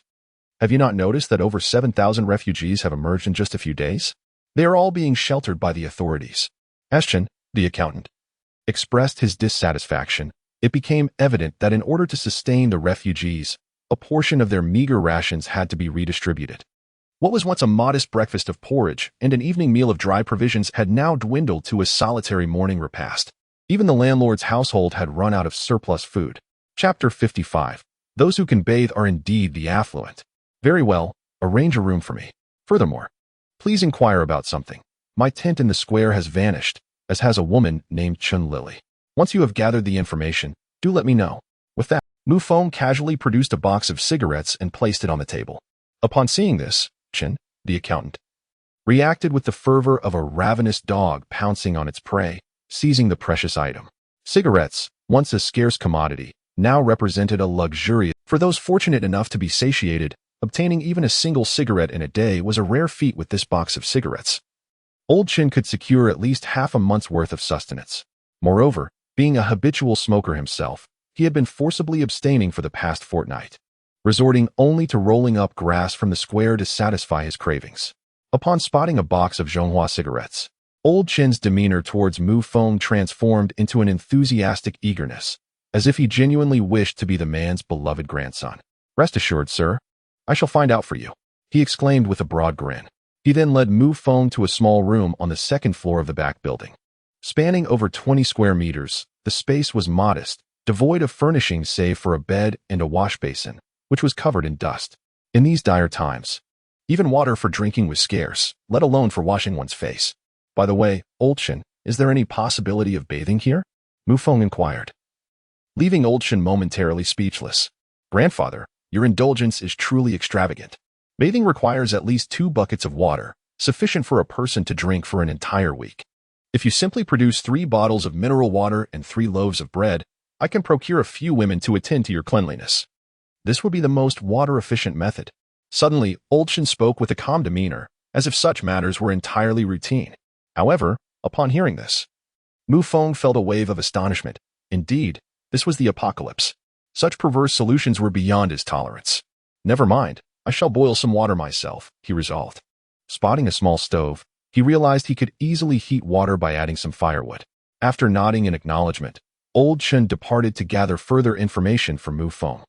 At this point, Mu Feng had already begun to heat the water. The supply stored in the system was ample for his needs, and bathing posed no issue. After tidying up the basin, he closed the door and relished in a refreshing wash. Subsequently, he reclined upon his bed and drifted into slumber. Later that afternoon, Mu Feng was roused by a series of knocks at the door. Instinctively, he grasped his dagger, but upon surveying his surroundings, he relaxed his guard. Upon opening the door, he was greeted by Old Chen. "Grandfather, I have completed the inquiries you requested. You have been out these past few days, and on the eve of your departure. Did you perhaps offend someone?" Upon entering and noticing the water in the basin, Old Chen, without a word, filled a cup from the table and drank deeply. Mu Feng felt a surge of nausea and frowned. That was his foot-soaking water. It seemed the stronghold was indeed nearing its breaking point. Old Chen is quite shrewd and has the responsibility of managing the warehouse. When he encountered water and food, he was equally pragmatic. One can only imagine how others fared. It seems he managed to drive away 2 small-time thugs, a certain fellow known as Leopard Brother. Mu Feng casually remarked, "Indeed. Your tent was seized by that Leopard Brother and his men. Additionally, the Chin Lily you asked me to locate was also taken by Leopard Brother's group. Apparently, she was armed and was abducted along with her weapon. I hear she is now serving as a maid for Leopard Brother." Old Chen replied, "I understand. Where are they located?" Upon hearing this, Mu Feng's eyes gleamed with a cold intensity. Regardless of the circumstances, Chin Lily was entrusted to safeguard his belongings. Not even a dog could be allowed to be taken by outsiders, including his tent. To seize his possessions would warrant a tenfold retribution. "Sir, are you contemplating revenge?" "I advise against it. Leopard Brother is one of the Tiger Head Army's 3 brothers. With over 200 men at his disposal, a force comparable to a battalion, armed and composed of desperate criminals facing the death penalty, they are ruthless. Their equipment is sophisticated, and even the authorities collaborate with them to combat the horde. While you may not worry about sustenance, you cannot contend with them." Old Chen felt it necessary to issue a warning. It would be a shame for a rare benefactor to meet an untimely end. "Oh, their influence is considerable. It might be worth my involvement. Just tell me where this Leopard Brother is." Mu Feng dismissed the number of men they had, if he so desired. Even a regular army would not deter him from taking action. Moreover, in a post-apocalyptic world, a band of marauders has emerged. Well, they are currently indulging in revelry in the entertainment area behind the houses. "My dear sir, if you meet your demise, please do not implicate me." Old Chen, observing Mu Feng's resolute demeanor, understood that he could not dissuade him. However, he feared that should any misfortune arise, he would be swept into the chaos. It would be as effortless for the Tiger Head Army to eliminate him as it would be to crush an ant. "It won't happen," Mu Feng replied. nodding as he retrieved a fresh set of clothing from his backpack and stepped outside. Upon exiting the main gate, he encountered a familiar face, Sun Chang, who had just emerged from the prison building with several soldiers. Mu Feng, my brother. It has been a few days since I last saw you. I heard you had ventured out. Sun Chang approached, visibly astonished.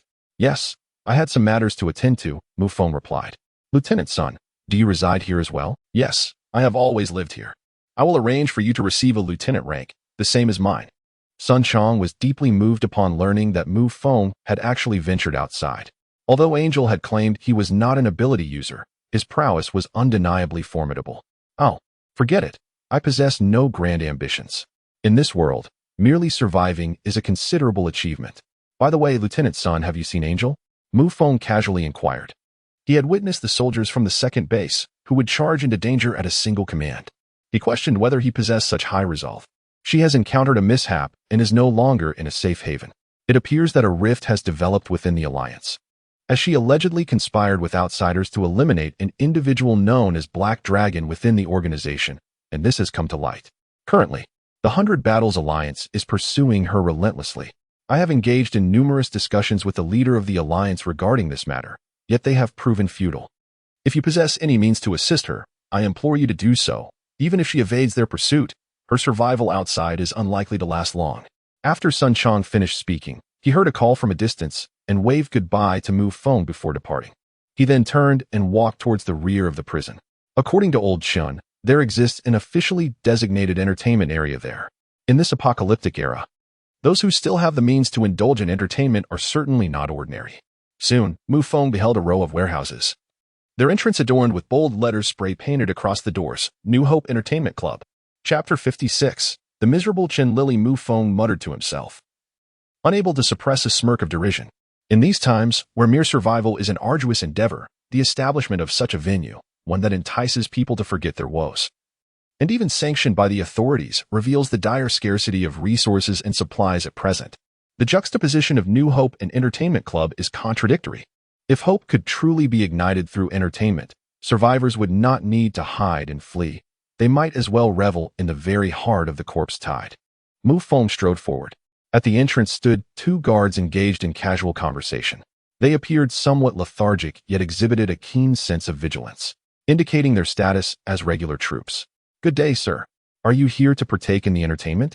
Here, tickets must be purchased, and aside from water, a minimum of 300 grams of food is required, while water necessitates 600 grams. One soldier, brimming with enthusiasm, remarked upon seeing Mu, who was impeccably dressed and bore an enchanting fragrance, likely a sign that he had recently bathed. In an apocalyptic world, bathing has become an extravagant luxury, with bathing water desperately sought after by countless individuals. Mu Feng produced a can of fish, weighed it casually in his hand, and then handed it over to the soldier. Is this sufficient? He inquired nonchalantly. Excessive, indeed. Moreover, this is meat. A mere 100 grams would suffice. I shall fetch you 3 bags of instant noodles. Upon catching sight of the fish can, the soldier licked his lips, even swallowing in anticipation. Food supplies were scarce, and meat even more so. Only the elite could indulge in such delicacies, or one would require strength and hope to fend off the zombies. Gentlemen, no need for change. At that moment, Mu Feng waved his hand and proceeded towards the entrance of the venue. The 2 soldiers displayed expressions of delight. The food they would receive without needing to barter was theirs to consume, and this could be considered a generous tip. According to regulations, tips were deemed personal property and were not subject to taxation. Mu Feng pushed open the door and stepped inside, entering a space designed like a bar. The walls were adorned with graffiti of various alluring beauties, and music played in the background. However, the sound quality suggested it was merely the output of an ordinary. After all, the entire settlement's electricity was under the control of the authorities, making it one of the most scarce resources available. Good day, sir. May I offer you a drink? A girl clad in a bunny outfit approached, her stockings riddled with holes, yet exuding an alluring charm. With a warm and spirited tone, she inquired, I am here to see Brother Leopard. Is he present? Mu Feng replied candidly, Brother Leopard is in the private room. Allow me to escort you there. The girl flashed a sweet smile and gestured for him to follow. However, Mu Feng seized her arm and pulled her into a secluded corner. Only a few patrons were scattered around, immersed in their drinks, oblivious to their interaction. Initially startled, The girl quickly regained her composure and urged, "Sir, we cannot do this here. If you wish, I can take you to the private room. However, my services are rather costly, 3 barrels of noodles and a bottle of water for 1 session, if you can accept." Before she could finish her tentative proposal, Mu Feng produced 2 cans of fish and pressed them into her hands. Instantly, her face lit up with delight as she exclaimed, "If you prefer to stay here, that is also acceptable, but please, be gentle." "Thank you." Mu Feng, bemused, responded, "I require none of your services. I merely need you to procure a set of male server attire for me. Furthermore, what you witness here must remain confidential. This is your remuneration." Though the girl was unaware of Mu Feng's intentions, the allure of the 2 cans of meat made the task of obtaining a uniform seem trivial. Without hesitation, she nodded and beckoned him to follow her. 20 minutes later, Mu Feng emerged clad in a rather coarse work uniform. The girl had already informed him of the room where Brother Leopard was located. He dragged 2 bottles of wine to the door and gently tapped with his hand. "Come in." A hoarse voice called from within. Mu Feng pushed open the door and strode inside. Upon entering, he immediately spotted Leopard reclining on the sofa, flanked by 2 women who were feeding him snacks, specifically Wang's Eye steamed buns. This was indeed a life of privilege. The room was modest, measuring just over 30 square meters, devoid of any unnecessary adornments, save for 2 sets of sofas. Including Leopard, there were 7 people in total, the flickering candlelight casting a dim glow. 4 men and 3 women occupied the space. One woman, dressed in ragged clothing and clutching a cloth, knelt on the floor, diligently wiping the table. The moment Mu Feng stepped in, his eyes fell upon the woman on her knees, Chen Lily.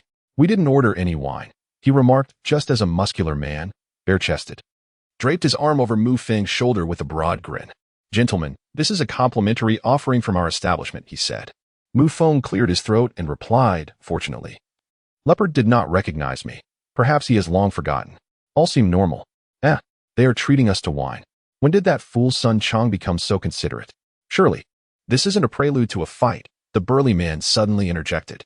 At that moment, Leopard lifted his head, casting a glance at Mu Feng before sneering. "These opportunists only remember us during the times of conflict. Damn it, if it's free, let's indulge. We shall drink. If they wish to fight, let them seek out someone else. I refuse to march to my demise," Leopard proclaimed with a flourish of his hand, exuding a sense of bravado. 2 bottles of wine were seized by a burly man, who uncorked them, prompting everyone to indulge in libations. "Ah, Sister Yang, spare me. My hand." At that moment, Chen Lily suddenly let out a piercing scream. A woman's stiletto heel was pressing down on her hand. The woman, with her leg crossed elegantly on the sofa, had directly stepped on Chen Lily's hand as she was attempting to clean the couch. In agony, Chen Lily lifted her head, revealing a face marred by blood and bruises, with a gash on her forehead that rendered her appearance utterly disheveled. The distinct imprint of 5 fingers was vividly visible on her face, clearly indicating she had endured considerable violence. "Silence, you wretched creature. Back at the company. You were so full of yourself, demanding that I work overtime. You drove a luxury car and flaunted your expensive perfume. Just look at you now. Discarded on the street like refuse, not even worthy of a dog's attention." The girl named Yang wore a mocking expression, her eyes glimmering with cruelty. She pressed down forcefully on Chen Lily's hand, who writhed in pain on the ground, pleading for mercy. "Do you remember when the company distributed prizes? I merely took an extra bottle of red wine, and upon your discovery, you had the audacity to deduct an entire month's salary from me. Chen Lily, have you forgotten all of this?" Yang leaned arrogantly against the arms of a man known as Leopard. At that moment, Chen Lily was in such torment that she could barely utter a word. Her pleas trembled in the air. Chapter 57. "Weren't you the one who wanted to kill me? Here I am. Yang, it turns out this vixen is your superior. No wonder she is so arrogant. Just a couple of days ago, she was with a pretty boy and dared to confront me. With a mocking laugh, she had carelessly left her defenses down, allowing me to seize the opportunity. That fellow was fortunate to have fled early. Had he lingered, I would have relished the chance to reduce him to mere fragments to feed the undead." The following day, the Leopard sought vengeance from Mu Feng, only to discover that he had vanished, leaving behind only Chen Lily, who stood guard at the entrance of the tent. The most unsettling aspect was her possession of a firearm, albeit devoid of ammunition, yet still sufficiently intimidating. "Ah, Chen Lily, your fate has run its course. Before the apocalypse, your allure may have swayed a few men into lavishly spending on you, but now you hold no value, inferior even to a common fowl. You were discarded by a pretty boy, How laughable. Suddenly, Yang Yang struck Chen Lili across the face. Faced with such aggression, she lacked the courage to retaliate. Collapsing onto the ground in a pitiful state, a few men emerged from the restroom, forcing a cup of urine down her throat. Mu Feng? So, the pretty boy is indeed him. That worthless individual was nothing more than a coward at the company, having lost his girlfriend to another. Even in the apocalypse, he remains a mere waste. What could he possibly use to contend with my brother leopard? Yang Yang was also acquainted with Mu Feng, having previously worked at the same company, though their interactions were minimal. The news of Mu Feng's breakup had circulated widely within the office. At that moment, Mu Feng was stealthily approaching Leopard, unnoticed by the others. Mu Feng. So, this fellow is named Mu Feng, Leopard remarked with a cruel expression.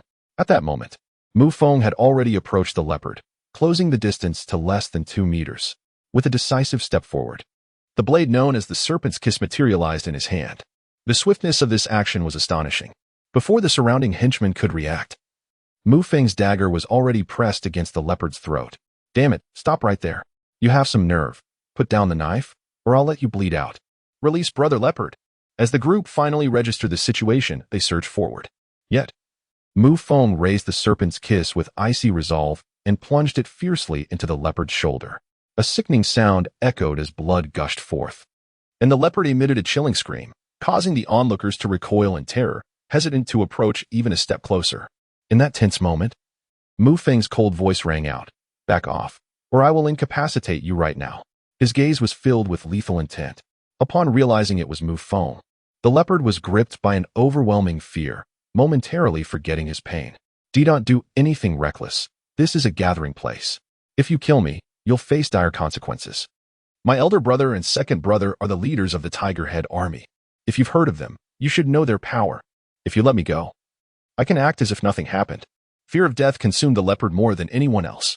Before the apocalypse, he had been a mere thug, living for the day without regard for tomorrow. However, in the aftermath, devoid of legal constraints, he thrived in a world turned upside down. In this new era, good people meet untimely ends while the wicked flourish. The Tiger Head Army is nothing to be feared. Don't try to intimidate me. I ask you, weren't you just seeking my life? Now that I have arrived, where are you? You wretched creature, I warned you last time, yet you have not heeded a single word. Where is my tent? Mu Feng extended his hand, striking the leopard's face, speaking with fierce intensity. At that moment, upon seeing Mu Feng, Chen Lili momentarily forgot all her pain and rose from the ground. You must leave quickly. You stand no chance against them in the gathering. The entire area is swarming with Tiger Head Army members, she urged, her voice filled with urgency. After hearing this, Chen Lili hesitated for just a moment before nodding emphatically. Just as she was about to depart, she suddenly seized the wine bottle from the table and turned to smash it against Yang Yang's head on the sofa. With a resounding crash, the bottle shattered, and Yang Yang did not even have time to scream before collapsing lifelessly. Though he did not die, his head was drenched in blood, rendering him unconscious. Bah, vile cur, worthless wretch, when have I ever found it difficult to deal with you? After spitting on Yang Yang, Chen Lili finally felt a sense of satisfaction and turned to leave. As she departed, anxiety gripped her heart, and she dashed towards the law enforcement department, fearing that Mu Feng might not be able to contend with those adversaries. At this moment, only Mu Feng and the group of leopards remained in the room. Kid, release Brother Leopard immediately. Our leader will be here shortly. By then, it will be too late for you to plead for mercy. Several burly men threatened menacingly. He sat directly beside the leopard, the dagger still pressed against the latter's neck, ready to deliver a fatal blow with a mere exertion of force. Speak. How shall this matter be resolved? My tent, what assistance will you provide? Furthermore, the individuals I left behind have suffered at your hands. How shall you compensate for this? I shall grant you 3 minutes. Should you fail to satisfy me, you may relish your final moments of breath. The tone of Mu Feng was chillingly devoid of emotion, exuding an air of cold-bloodedness and relentless cruelty. Having ventured into the world, confronting the undead and slaughtering mercilessly, Mu Feng had unwittingly cultivated an aura of lethality.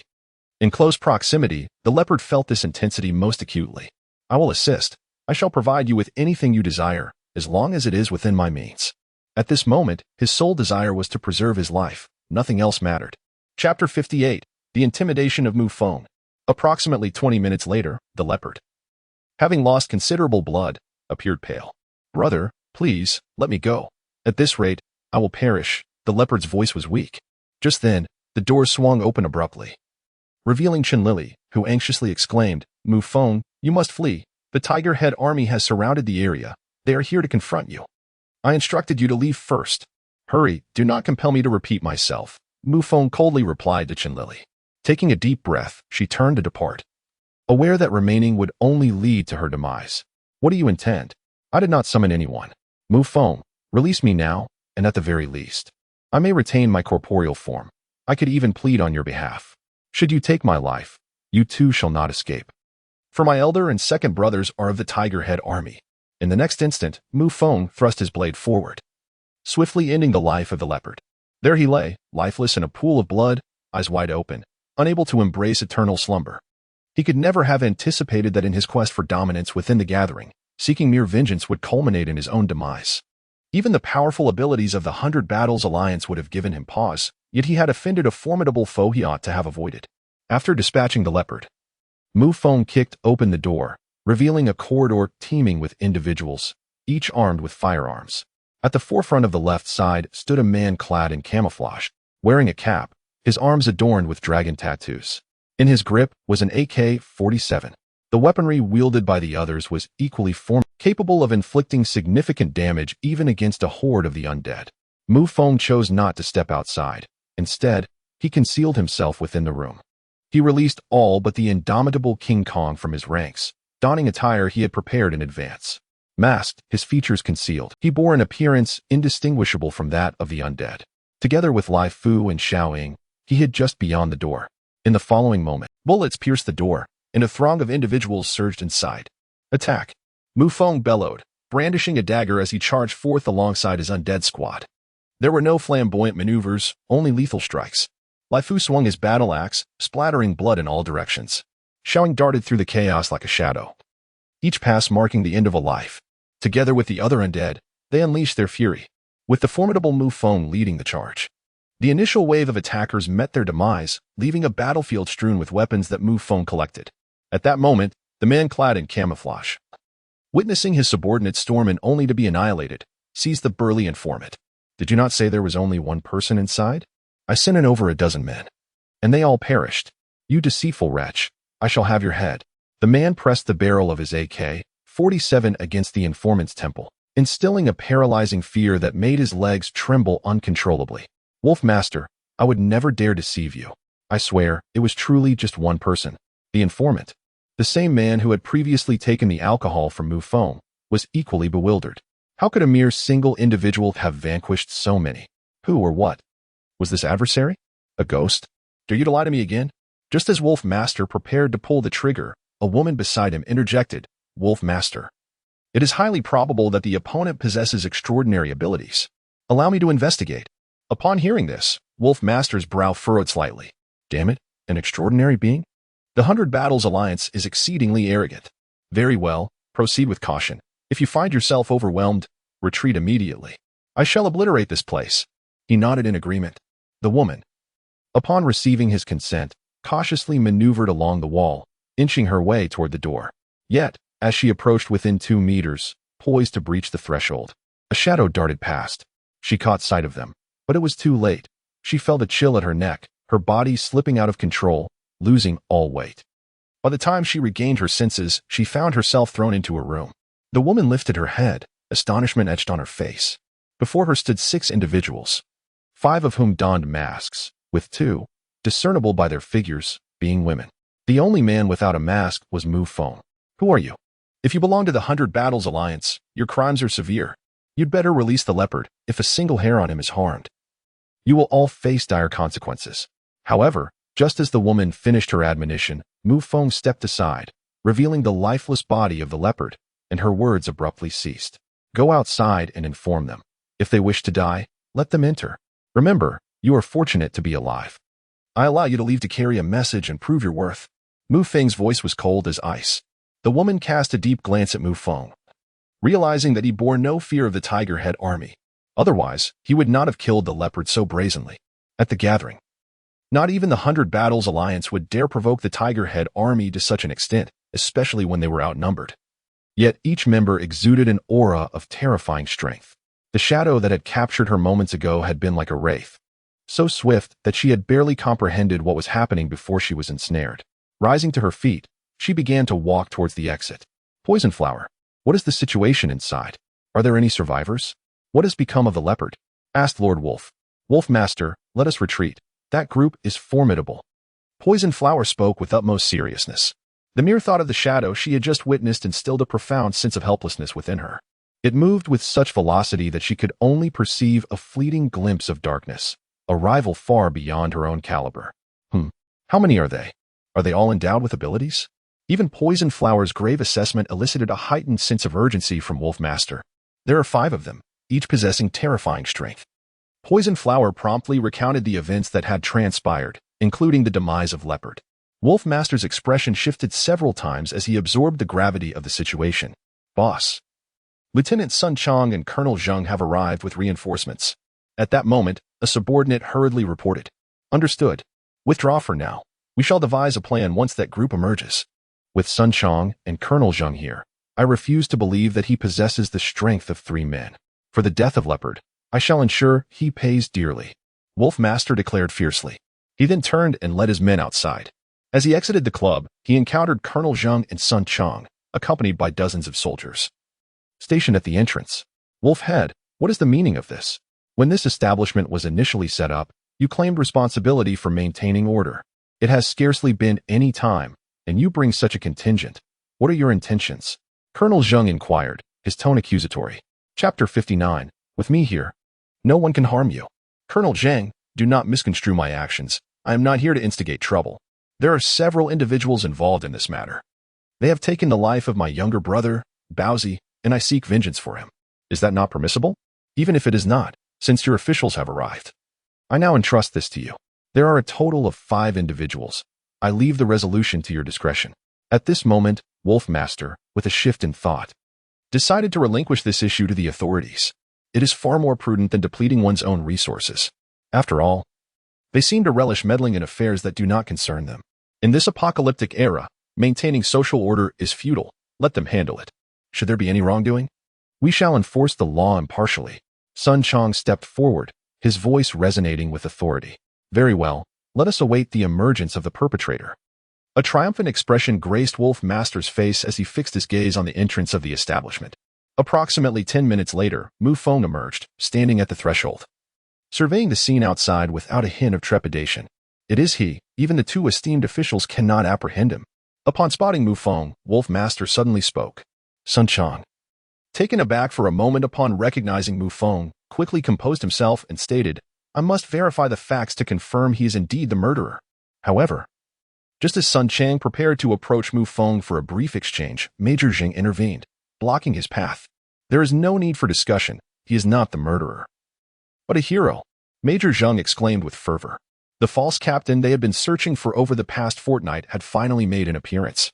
Zheng's words left Sun Chong perplexed and cast a shadow over Wolf Master's expression. Sun Chong, this is the very individual who assisted us in the retreat. A true hero indeed. With a single statement from Major Zheng, Sun Chong and the others suddenly grasped the situation. At this moment, Major Zheng had already approached. Brother Mu, I never expected to find you here, he exclaimed. You were quite elusive. Upon recognizing Major Zhang, Mu Feng descended with a gentle smile. It brings me joy to see you at the gathering place. At that moment, Wolf Master could no longer contain himself. He approached, pointing at Mu Feng, and shouted, Gentlemen, are you intending to shield a criminal? He has slain my 3rd brother. If the authorities remain indifferent, I shall take matters into my own hands. Seeing that Mu Feng stood alone, Wolf Master felt emboldened. He had brought along over 50 well-equipped subordinates, capable of eliminating even C3 level zombies. Just one individual, even an ability user, would surely fear bullets. Gentlemen, this is a personal vendetta of mine. I shall handle it myself. Once I have resolved this matter, I shall invite you for a drink. As Mu Feng prepared to take action, he understood that avenging the death of Baozi was paramount. If the opposition persisted, he would have no choice but to unleash a massacre. After all, he harbored no fear of his adversary. Brother Mu, we cannot resort to violence within the gathering place. Major Zheng interjected with authority. Rest assured, with me here, no one shall harm you. At that moment, Major Zheng's commanding voice echoed, and he turned to Wolf Master, stating, Wolf Master, As you mentioned earlier, this matter is to be handled by the authorities. You have no right to intervene. Do not disrupt the rules of the gathering place. The zombies outside are your true enemies. Instead of squandering your efforts here, you should focus on slaying more zombies to alleviate the pressure on the gathering place. Moreover, regarding your brother Leopard, how much has he contributed to the settlement? Do I really need to elaborate? Were it not for the apocalypse, he would have faced execution 100 times over. Major Zheng has made his stance abundantly clear, his attitude unmistakable. Wolfhead gritted his teeth, gazing at the other party, yet felt utterly powerless. He could not openly defy the authorities, for their strength was not to be underestimated. Although they were wary of the Tigerhead army, it was not out of fear but rather a desire to avoid civil strife, which would scatter the protective forces of the settlement and leave them vulnerable to the undead. Likewise, Wolfhead was unwilling to jeopardize such a natural fortification. Very well, I shall await a satisfactory response from you officials. We shall depart. After uttering these words with conviction, Wolfhead raised his hand and stormed away in indignation. Come, Mu Feng, let us indulge in a drink. Once Wolfhead departed, Major Zheng chuckled heartily, then took Mu Feng toward the prison building. By nightfall, Mu Feng's complexion had reddened from the drink. He then left the settlement in search of Angel. Through their conversation, Mu Feng had finally made some progress. Major Zheng could establish contact with the second settlement via the radio, thereby facilitating the search for Xiaoya. This was certainly far more effective than searching through 100,000 survivors like searching for a needle in a haystack. Additionally, he learned about the conditions in other cities through their discussion. Essentially, they had all succumbed, with only the wasteland remaining relatively safe, as it was sparsely populated and inhabited by a few mutated creatures. However, life outside the urban area was not as simple as Mu Feng had imagined. While the city was teeming with zombies, the wilderness and outskirts were also rife with them. He entered and saw the other person rise to their feet. I've heard that the authorities intervened to rescue you, Chen Lily said with surprise as she looked up at Mu Feng. How did you know I was staying here? Mu Feng inquired, producing a key to unlock the door. I inquired around. That accountant, Chun, changed his demeanor upon hearing my name. He used to look at me as if I were garbage, yet he personally escorted me here. Come in. Why linger outside? As he spoke, he retrieved a silent generator from his storage space and placed it on the table. Once the bulb was connected, the room was illuminated brilliantly. Chen Lily was taken aback by the sight but refrained from asking questions. Instead, she stepped inside and stood cautiously against the wall. You needn't be so reserved. The apocalypse is behind us. Since we've crossed paths, it must be fate. You were captured because of me, so let bygones be bygones. Mu Feng pulled a chair toward her and spoke. Afterward, he left a heap of food and 2 large barrels of water on the table. This generator should last at least half a month. The food should suffice for a couple of days, he added. Just as Mu Feng was about to rise, suddenly, Chen Lily knelt on the ground. Chapter 60, Discovering the Situation. The Battle of the Awakened. Mu Feng, thank you. Had I not encountered you, I would have perished from hunger long ago. After being captured by them, I lost all hope of your arrival, yet you came to my rescue. My body remains untainted. They all disdain me for being too filthy. Even before the apocalypse, I merely engaged in flirtations with those older men and never used my body as a bargaining chip. I am acutely aware of what every man thinks upon seeing me. Mu Feng, I implore you for an opportunity, though I lack the means to repay you. I can attend to your daily needs, serving you as a humble servant. If you deem me a burden, then let my words vanish into silence. Upon finishing her plea, Chen Lily lowered her head, knowing that Mu Feng's response would determine her fate. However, a door slammed shut, and when she lifted her gaze, Mu Feng had vanished without a trace. Bewildered, she sighed. Meanwhile, Lin Zhan had arrived at the entrance of the gathering place, only to find the same 2 guards still on duty. He offered them a pack of cigarettes, but they declined. Brother, we hold you in great esteem. The Tigerhead army is exceedingly arrogant, especially those 3 brothers, utterly selfish. That leopard has been tyrannizing the survivors within the gathering place. At last, we have avenged ourselves. The 2 guards regarded Mu Feng with admiration. Word of today's event had spread, and scarcely anyone in the gathering place was unaware of it. However, only these soldiers knew the full details. The survivors were merely aware that the leopard had been killed and were even secretly celebrating the news. What is there to admire in a scoundrel? Whether in society or in a post-apocalyptic world, such a wretch is akin to a drop of rat excrement, destined to cause ruin sooner or later. Their demise would not be lamented, remarked Mu Feng with a smile. We could grant you passage, but venturing out into the night carries peril. The undead are particularly active after dark, and many unique variants only emerge at night, rendering our patrols exceedingly hazardous. The two soldiers implored, "Fear not. I am well acquainted with the routes outside and know where it is safe. Furthermore, my excursion will allow me to gather intelligence on the surrounding conditions, which would ultimately benefit our gathering," Mu Feng replied nonchalantly. Seeing his determination, the two guards reluctantly opened the gate, allowing Mu Feng to step outside. Upon entering the night, he felt the biting cold wind. Darkness enveloped him. Yet he summoned a C2 level zombie to lead the way.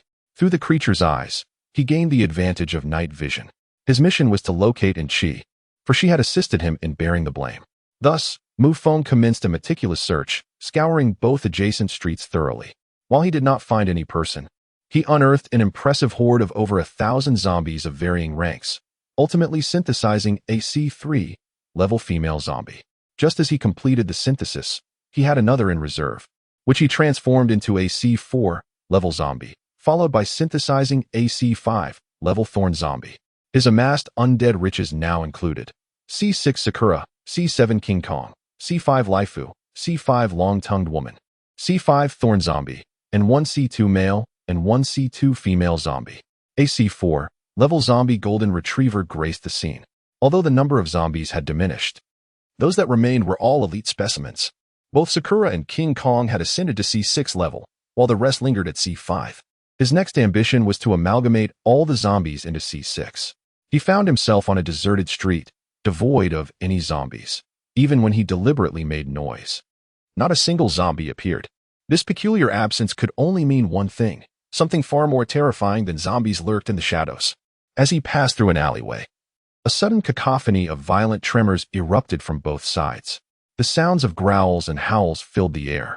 Upon glancing over, Mu Feng was met with a horde of zombie dogs and cats charging towards him. A revelation struck him. So many zombie pets. It became clear upon seeing a pet shop sign lining the street why no zombies roamed this area. It had become the territory of zombie animals, rendering it even more perilous. Mu Feng commanded King Kong to barricade the alley's entrance while he instructed Sakura to prepare for the incoming wave of zombies. He swiftly ascended to the balcony of a nearby building. There, he witnessed King Kong, besieged by a multitude of zombie dogs and cats, all frantically tearing at him. King Kong unleashed his lava defense, which proved more than adequate for protection. The relentless onslaught of zombie pets was met with a barrage of explosive fat intestines, which pierced through them, sending their remains tumbling onto the balcony, where Mu Feng swiftly dragged them into his space for synthesis. Ding. Synthesized a level 3 zombie dog. Experience 3, ding. Synthesized a level 3 zombie dog. Experience 3, ding. Synthesize a level 4 zombie dog. Experience 4. Half an hour later. Ding. Synthesize a level 9 zombie dog. Experience 9. Ding. Synthesize a level 9 zombie dog. Experience 9. Ding. Synthesize a level 10 zombie dog. Experience 10. An hour later. Ding. Synthesize a C2 level zombie dog. Experience 12. With the rapid assistance of King Kong, Mu Feng dispatched hundreds of zombie dogs. He successfully synthesized a C2 level dog. Even the newly captured zombie cats were synthesized to C1. A narrow alley had already been cleared. Meanwhile, Lai Fu and Xiaoying, along with other zombies, had all sustained injuries, yet Xiaoying remained unscathed, relying on her own prowess to vanquish the feline and canine foes. However, such slaying was a waste. Reluctantly, Mu Feng commanded King Kong to corner the zombie cats and dogs within the alley, launching a pincer attack. He then leapt onto the balcony of a building across the street to continue his synthesis. By the time dawn broke, the ground was strewn with the corpses of zombie cats and dogs, most of which had already been collected by Mu Feng for synthesis. Ding. Congratulations on synthesizing a C5 level zombie dog. Please name it.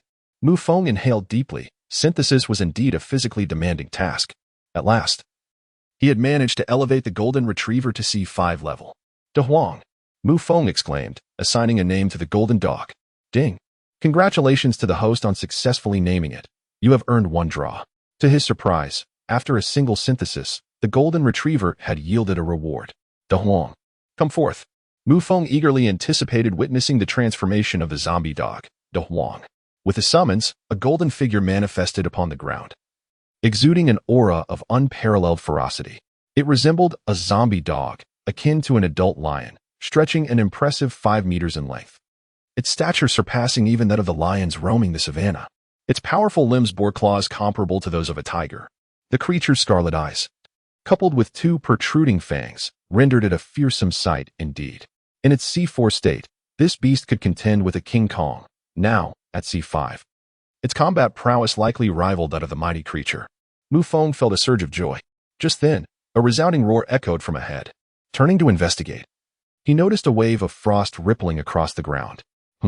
A confrontation was underway. It must be an ability user. Mu Feng's heart raced at the thought that it could be in Qi.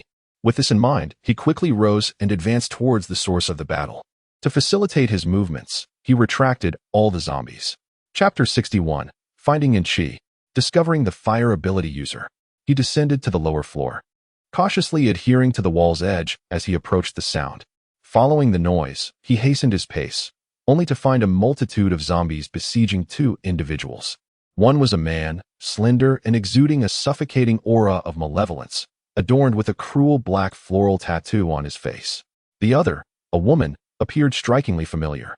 Upon closer inspection, Mu Feng recognized her. It was indeed in Qi.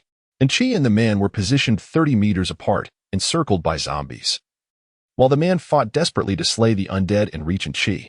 However, the situation was not particularly favorable as the number of surrounding zombies increased, and their levels were notably high. Among them, Mu Feng spotted two zombies of at least C2 level, which posed a significant threat to the man and hindered his progress. Once he surpassed these two formidable foes, he would be able to approach Anqi in a matter of minutes. On Anqi's side, the danger was even more pronounced. She appeared to be injured, clutching her chest with her left hand while wielding her ice powers with her right. The ice arrows she conjured were heavily taxed as she fought against a towering bloodhand butcher zombie, resulting in shattered ice shields strewn about. At that moment, the man and Anqi were engaged in a fierce battle against the relentless horde of zombies, which numbered in the thousands and continued to swell in size. Mu Feng quietly unleashed Xiao Ying and Lai Fu, blending them into the advancing throng of the undead, and initiated an internal collapse within the zombie army. The results were remarkable, granting Anqi a momentary reprieve. Xiao Ying, in particular, managed to rend the four arms of the bloodhand butcher apart, decapitating the creature with a swift motion. Witnessing this spectacle, Anqi's eyes widened in astonishment. After glancing around, she exclaimed, "Senior?" She immediately recognized Xiao Ying as the exclusive zombie summoned by Mu Feng. However, the man was oblivious to this, and upon seeing Xiao Ying and Lai Fu, he felt a surge of panic, for both had reached level C6 and C5, respectively. The aura they emanated instilled a palpable sense of dread. While the man hesitated, Mu Feng had already commanded the long-tongued woman and thorn zombie to attract the attention of the undead. Lai Fu and Xiao Ying began to drive the other zombies away, while Mu Feng released additional zombies to assist Anqi in fending off the encroaching threats. Mu Feng sought to orchestrate a grand convergence, luring all these zombies into a single gathering for a monumental synthesis. Meanwhile, Anqi, while fending off the undead, felt an alleviation of pressure. As the danger had nearly dissipated, the man, having vanquished a C2 zombie, began his escape. However, upon noticing the peculiar phenomenon of a multitude of zombies being drawn away, he relinquished his intention to flee, a cruel smile curling upon his lips. "Even the zombies are retreating. Anqi, where do you think you can run?" He intoned coldly. "You have colluded with the external member of the Remnant Alliance, Black Dragon. This is a crime deserving of death 1,000 times over." In the next moment, he unleashed a powerful punch, igniting a brilliant flash of fire. The C2 level zombie met its end, its skull shattered, its body consumed by flames, reduced to char. With a C5 level ability, Fire Crow, you have indeed surpassed your limits. Witnessing the man's formidable strength, capable of instantaneously obliterating a C2 zombie, it became evident that he had previously concealed his true power. Indeed, and it is not just I who have advanced in a few days. The entire strength of the 100 Battles Alliance will undergo a collective enhancement. Fire Crow cackled maniacally. Instantly, Anqi's expression shifted.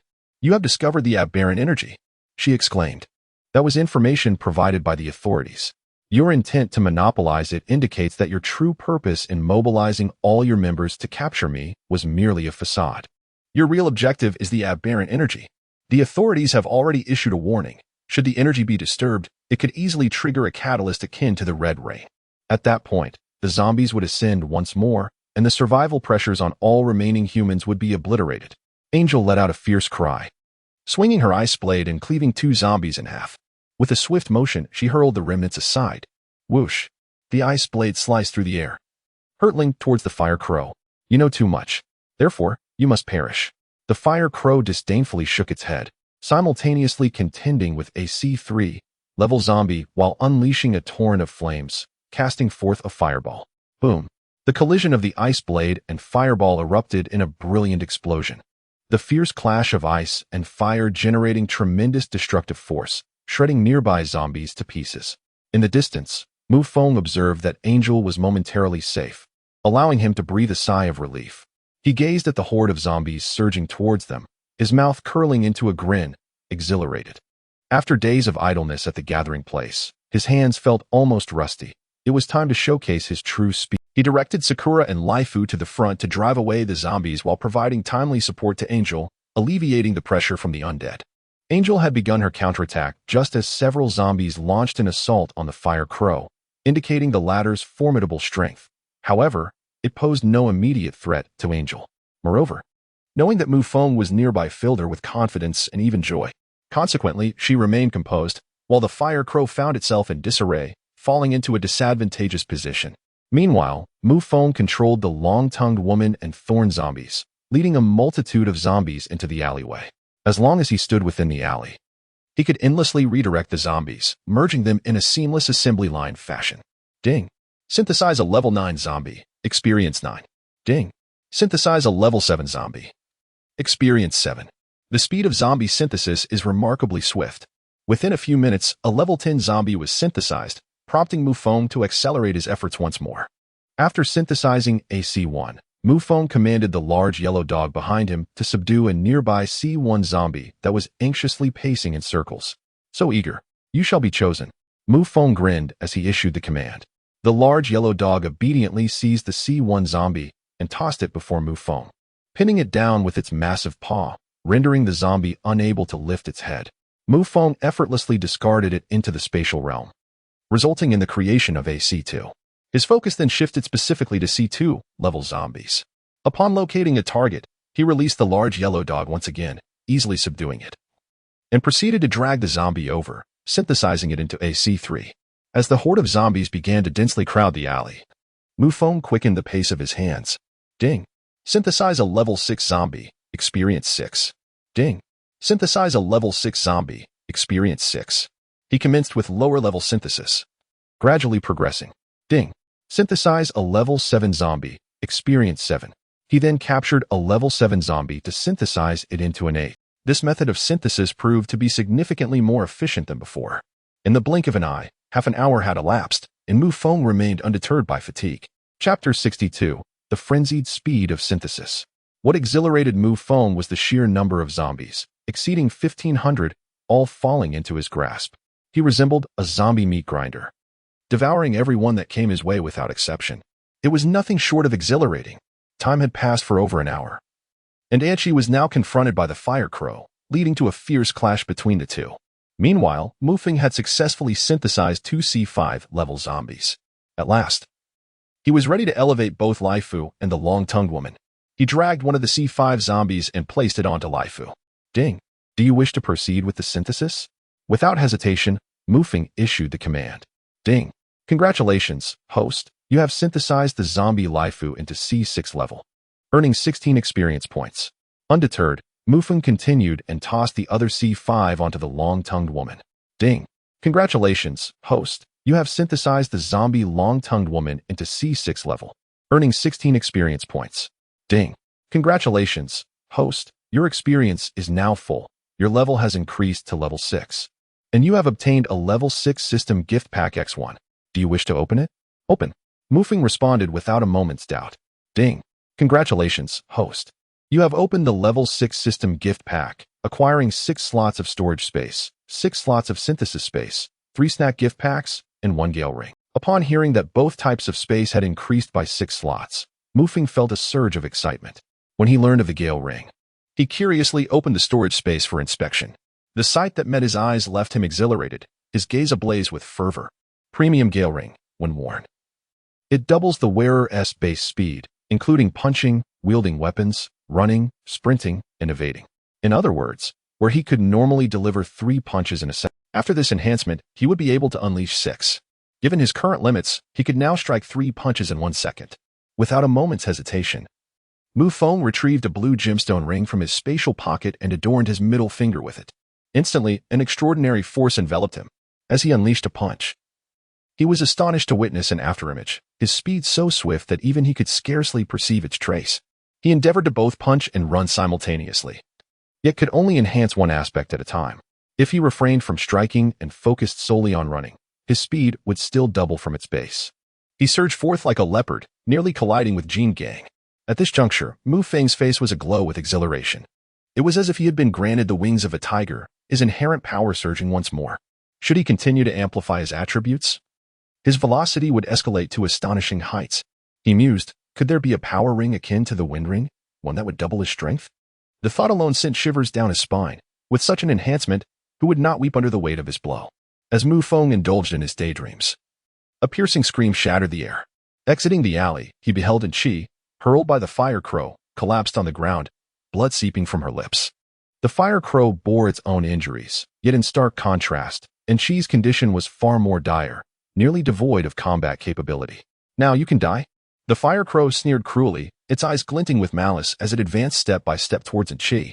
Indeed, at this moment, you can die.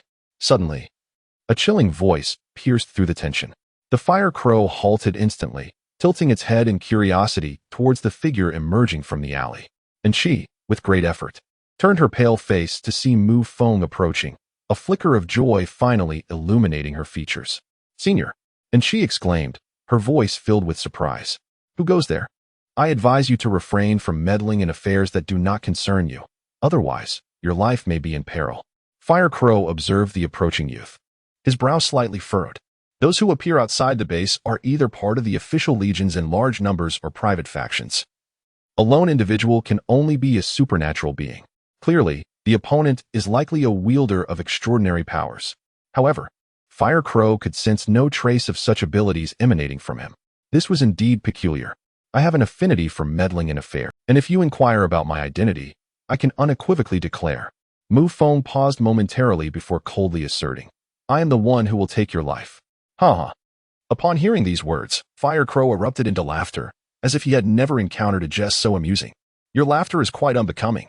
Moreover, I fail to comprehend how you can still find humor in this situation. Mu Feng remarked with a playful glint in his eyes. I mock you for being oblivious to your imminent demise. A mere ordinary awakener dares to speak so boldly? Fire Crow scoffed dismissively.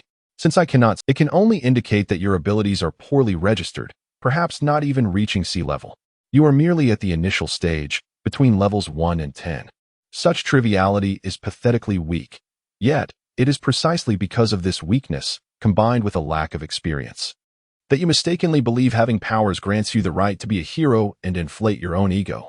Mu Feng shook his head slightly and walked directly towards Enchi, retrieving the last piece of bandage. Let us tend to this first, he casually remarked. You seek death. Fire Crow advanced, throwing a powerful punch. Mu Feng activated the attributes of the Gale Ring, swiftly evading and effortlessly maneuvering around his opponent's fist. Yet he could still sense the searing aura emanating from it.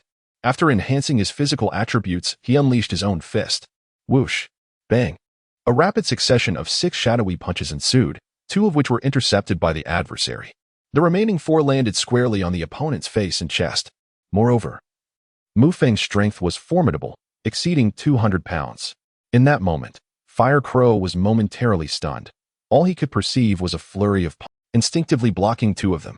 Then, a tremendous impact struck his chest, followed by a sharp pain to his face, forcing him to stagger back 7 or 8 meters before coming to a halt. Fire Crow stared in disbelief at Mu Feng, unable to comprehend the swiftness of his movements. Could he be an enhancer specializing in speed?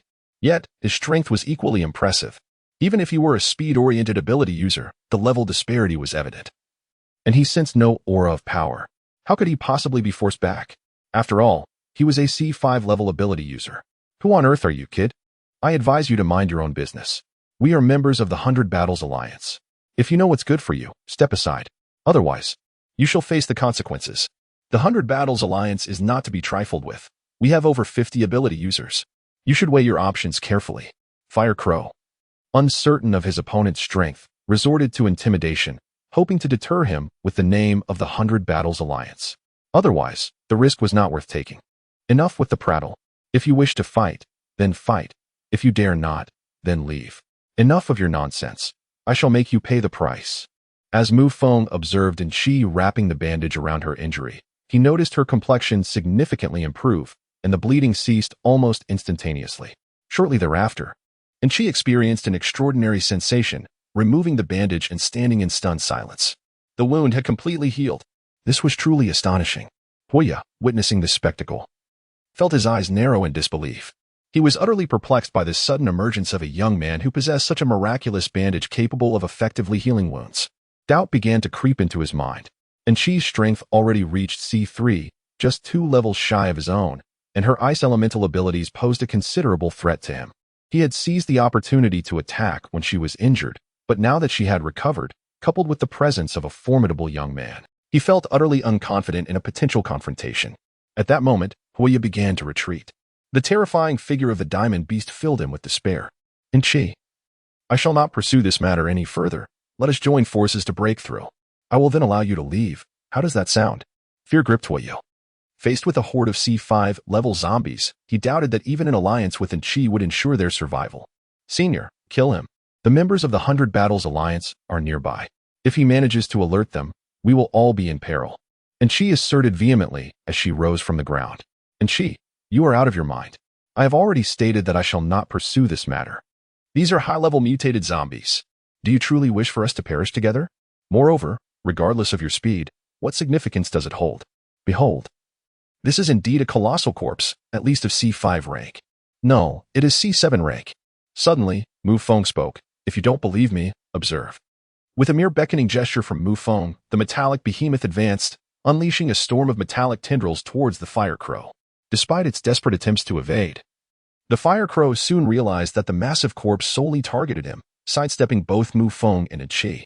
This revelation ignited a profound sense of frustration within him. Sakura, convert him into a zombie. At that moment, Mu Feng, having lost all patience, issued a direct command.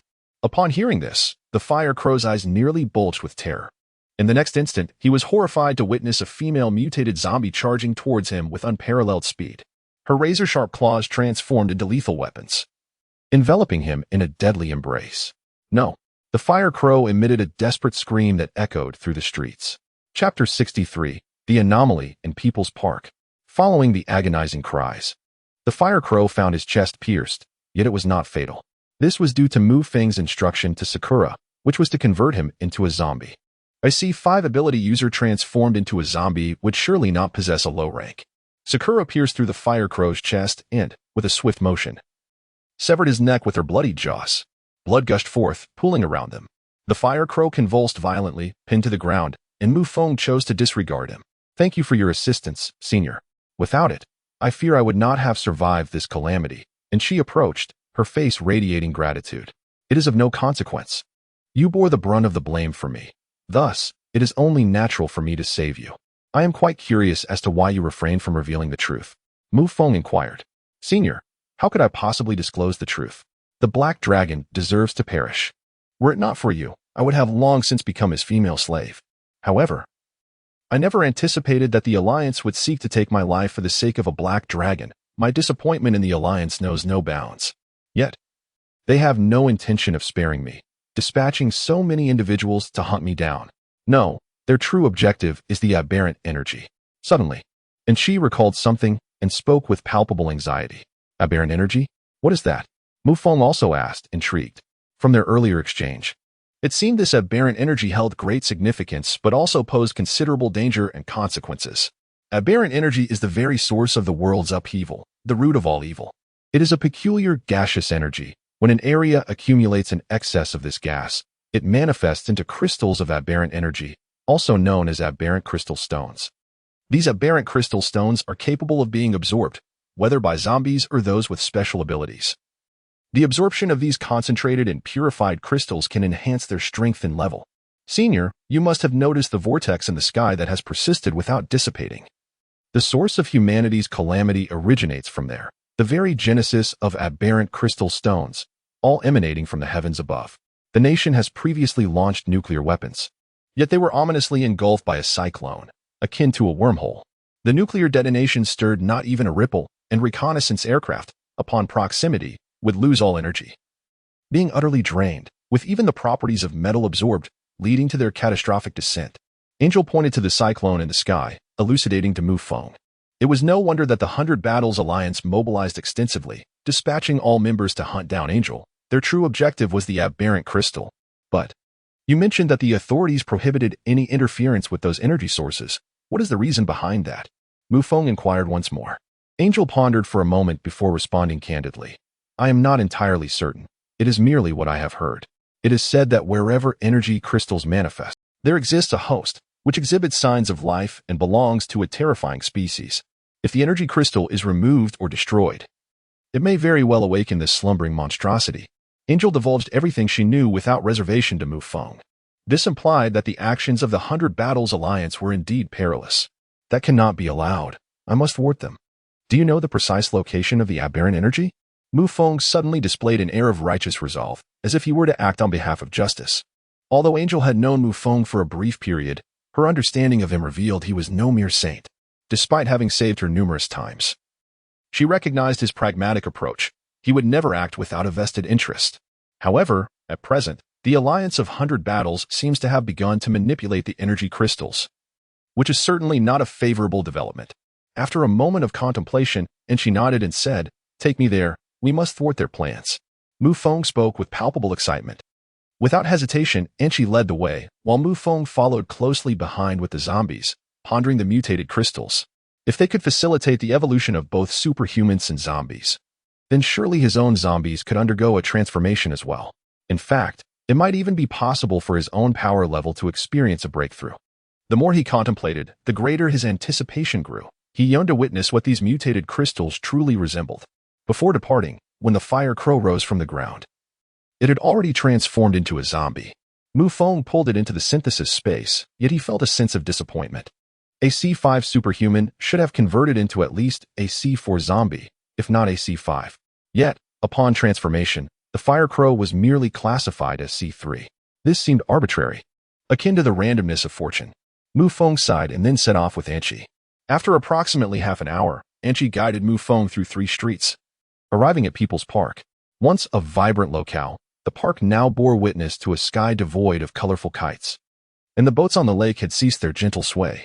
The amusement facilities lay dormant. Despite the throngs of figures still present, they had all morphed into flesh-eating zombies.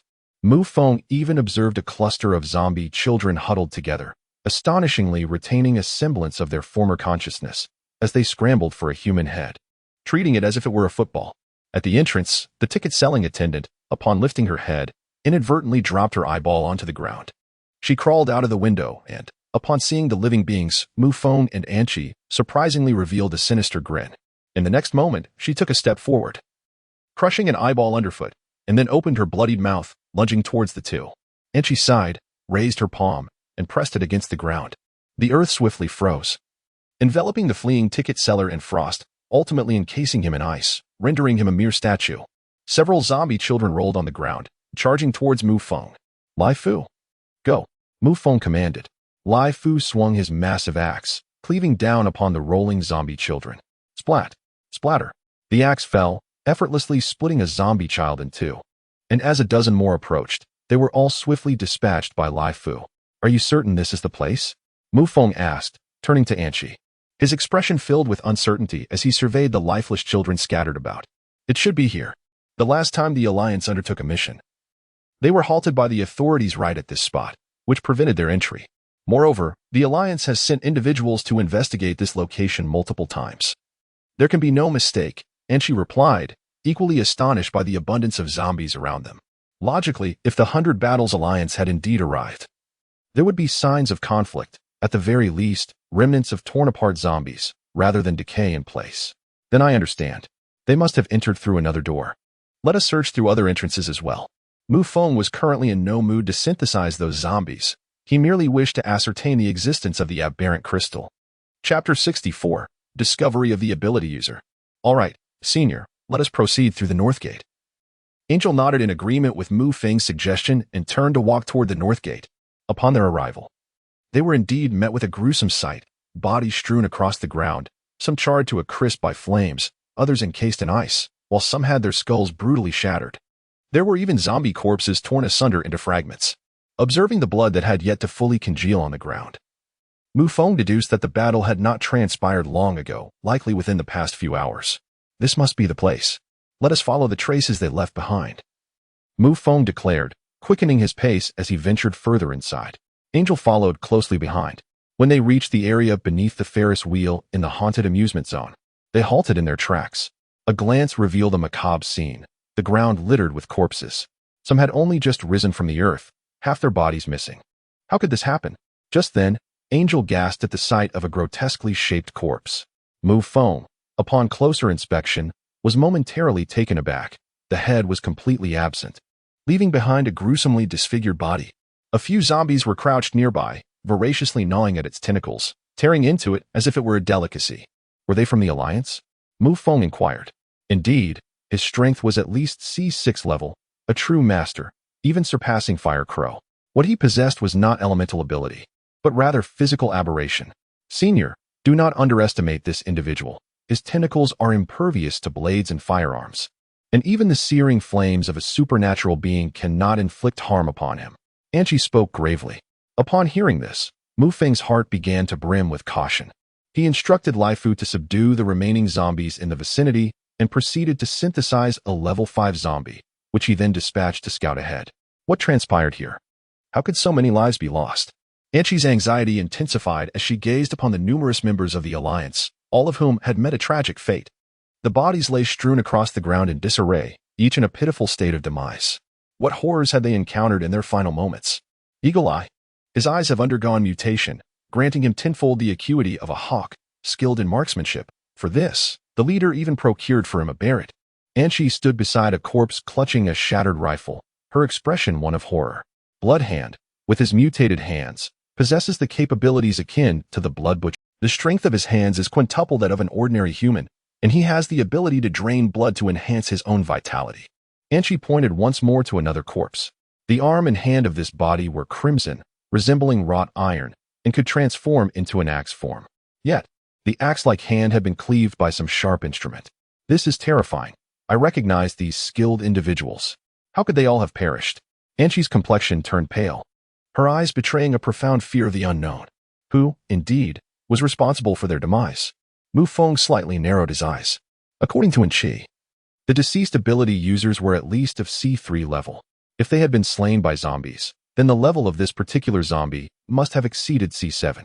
Indeed, it was rather terrifying. Senior, perhaps we should refrain from proceeding any further. After walking a mere 10 meters, they stumbled upon the corpse of a female ability user. Anchi became utterly despondent, her complexion ashen, appearing lost and disoriented. Fear rendered her incapable of venturing deeper. However, the more she expressed her trepidation, the stronger Mu Feng's curiosity became. Fear not, for I am here. If you are frightened, find a secure spot at the entrance and await my return. I shall take a brief look around, and then we will reconvene. I will accompany you, Senior. And she could not possibly allow Mu Feng to venture alone. Although dread filled her heart, she resolved to follow him inside, intending to retreat if necessary. Very well. Stay close behind me. With that, Mu Feng turned and made his way toward the base of the Ferris wheel. The direction of the corpses led directly beneath the Ferris wheel. Yet, before they could approach, a resounding roar echoed from ahead, accompanied by the chilling cries of numerous zombies. Shortly thereafter, gunfire erupted with tremendous intensity. As Mu Feng glanced into the distance, he beheld flames soaring into the sky. The colossal Ferris wheel had been severed from its supporting pillars and collapsed with a thunderous crash. The side of the towering structure, plummeting from a height of over 100 meters, delivered a harrowing shock to both the eyes and the spirit. Even at a considerable distance, Mu Feng instinctively took 2 steps back. Boom! Dust surged, and the ground trembled. Mu Feng gazed at the cloud of smoke rising in the distance, feeling the earth shudder beneath his feet. Following this, he unleashed the level 5 zombie and stepped into the haze. Through the perspective provided by the level 5 zombie, he discerned several indistinct figures. These were ability users, all unleashing their powers to slay the zombies converging from all directions. One ability user, with electric sparks emanating from his palm, thrust forward, sending a bolt of lightning that pierced the skull of a C2 level zombie, igniting it in flames. A lightning-type ability user. Chapter 65. The Emergence of the Executioner Zombie, the Predator. Task triggered. The Heart of the Queen. Witnessing this scene, Mu Feng felt a wave of astonishment wash over him. His own attributes had been enhanced, and with the aid of certain items, his strength had become formidable.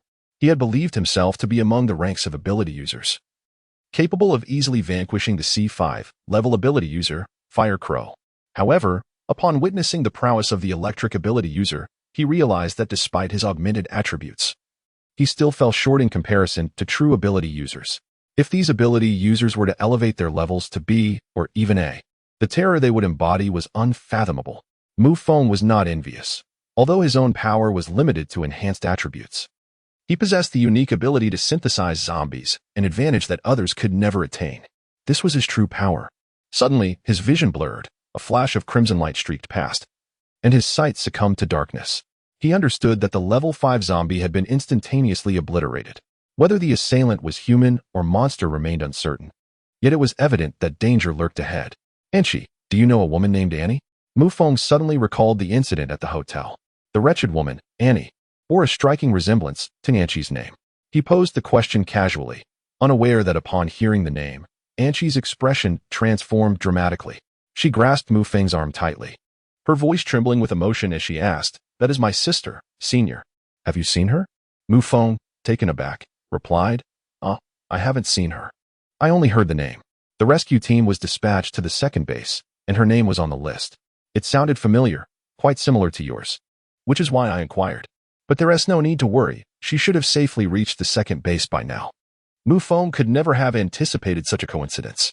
Some truths are better left unspoken, revealing them only adds to the sorrow. Fortunately, Annie had successfully avenged herself, providing a semblance of closure. Mu Feng had no intention of disclosing the truth. Just then, a cacophony of battle erupted ahead. A spark of urgency ignited within Mu Feng as he exchanged a glance with Anchi. Her concern eased significantly upon hearing his words. "Let us go and take a look," Mu Feng suggested. All right. The pair crouched low, navigating through the haze of smoke, until they arrived beneath the Ferris wheel. Suddenly, they were both transfixed. Before them loomed a colossal figure, towering over 300 centimeters, its body a mass of solid muscle, its head shrouded in a burlap sack, revealing only two glaring crimson eyes. Its skin was a ghastly gray, unmistakably belonging to the zombie kind. The towering figure exudes an unmistakable aura of intimidation. Particularly alarming is the fact that this zombie wields a formidable weapon, a colossal axe, whose length surpasses its own stature. With each swing, it generates a piercing gust of wind. A throng of individuals surrounding it is firing their weapons, but their bullets merely leave a series of bloodstains upon its body, failing to penetrate. What manner of creature is this? It appears extraordinarily fearsome. Mu Feng gasped in astonishment as he witnessed the enormous zombie, axe in hand, wreaking havoc. The surrounding wreckage of cars was cleaved in twain with a single swing. Those unable to evade were reduced to mere fragments. The speed of the zombie is astonishing, and its strength is utterly overwhelming. It is a machinist zombie, also known as the Executioner. This type of zombie is artificially engineered. I have only heard of them through broadcasts from the City of Demons, where some inhumane researchers conducted experiments on zombies, resulting in a plethora of unique mutations. But that was in the City of Demons. How could it possibly appear here? Anchi, standing nearby, exclaimed in disbelief. Artificially created? That is truly perverse. What classification does this creature belong to? Upon hearing this, Mu Feng licked his lips, observing the humans around him, whose weapons failed to inflict any significant damage.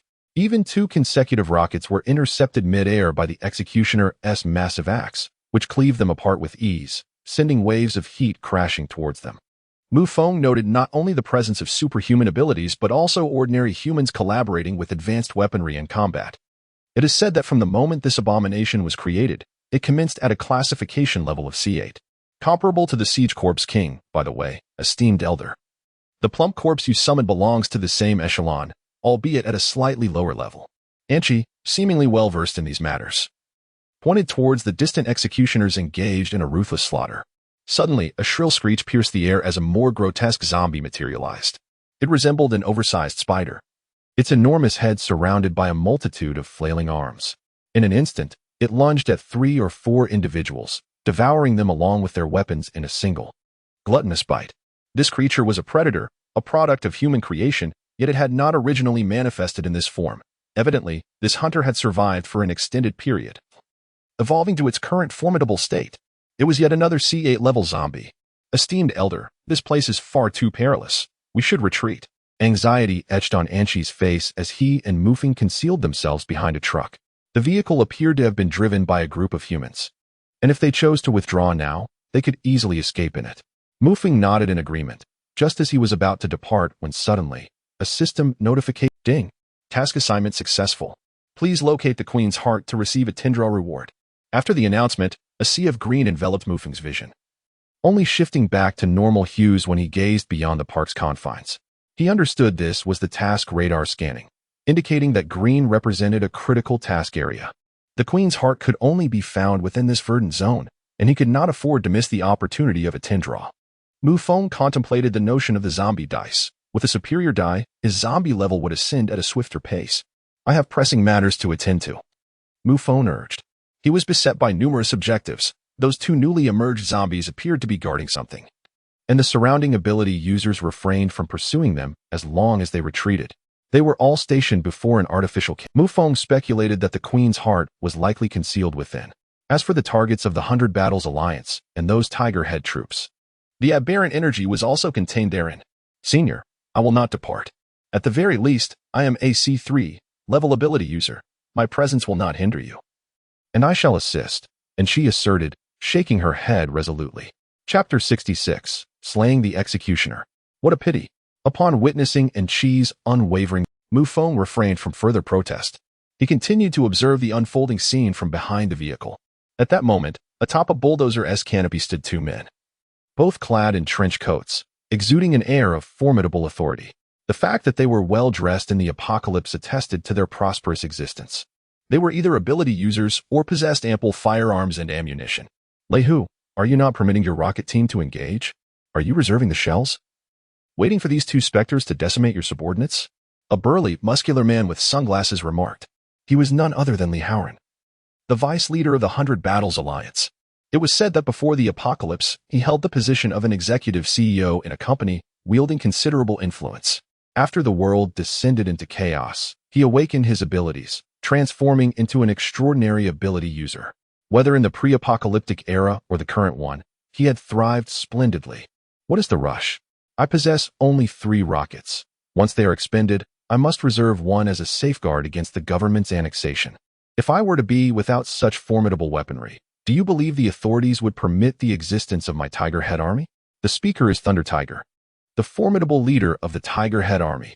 With a stubbled visage and a somewhat corpulent physique, he is not an ability user. Yet he wields considerable influence within the enclave due to his armament, compelling even the authorities to concede.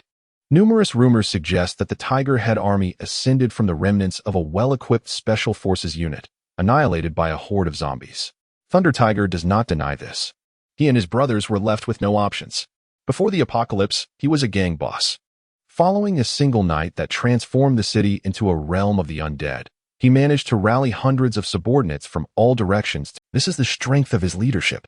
My men are invaluable. In this world, ability users are a scarce commodity.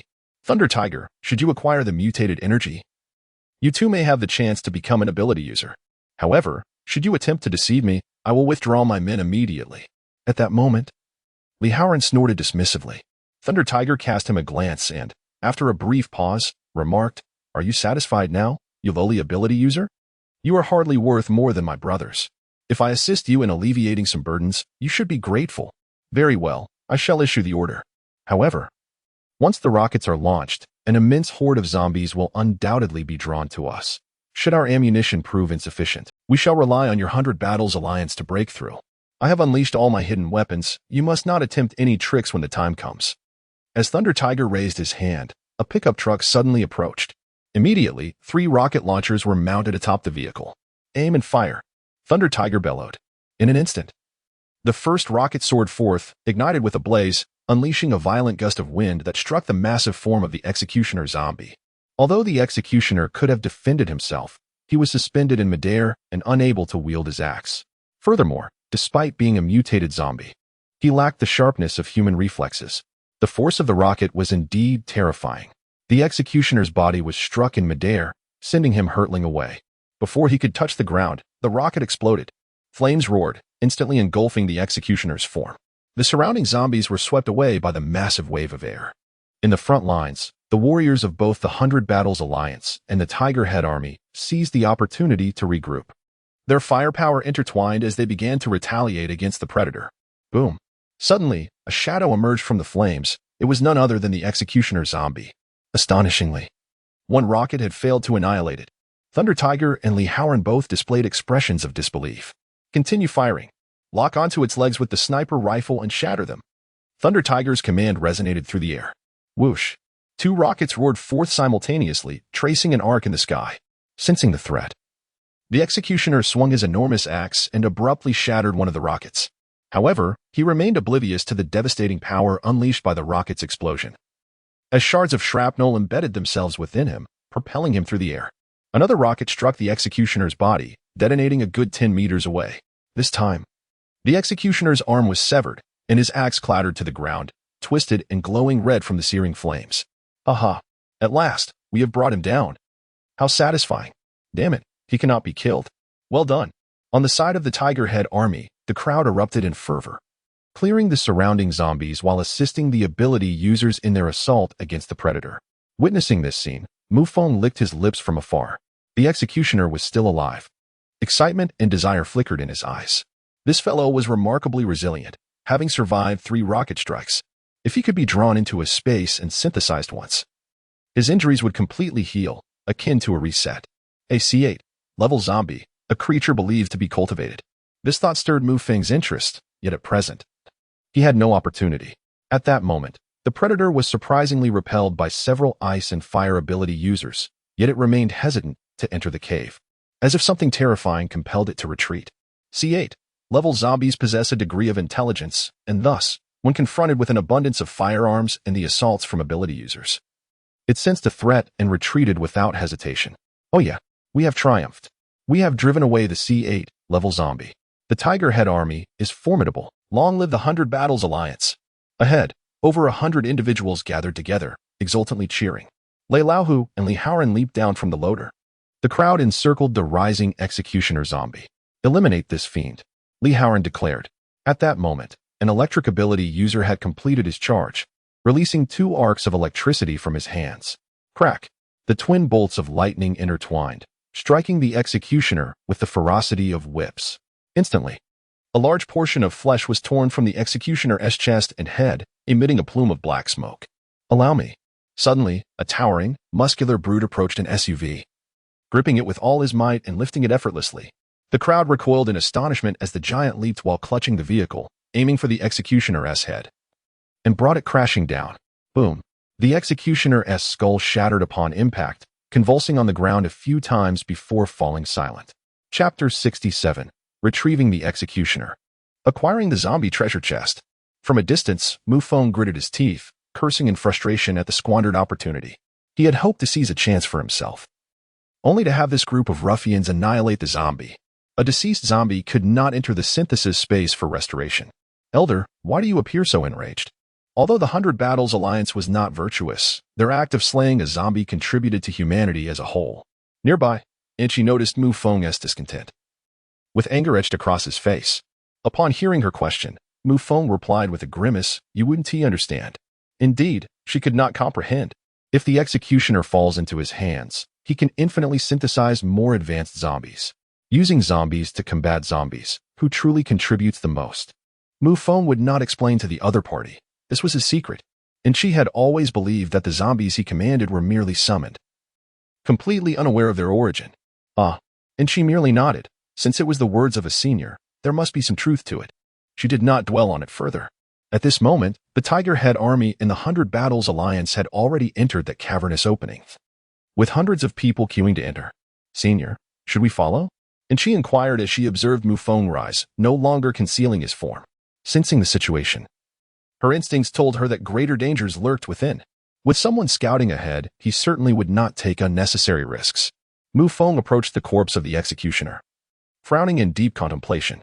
Upon hearing the system's prompt, Mu Feng's heart stirred. System, what does this mean? He was quick to agree. He hastily asked, "What reward do I receive?" System, randomly obtain a reward. But it felt almost as if nothing had been said.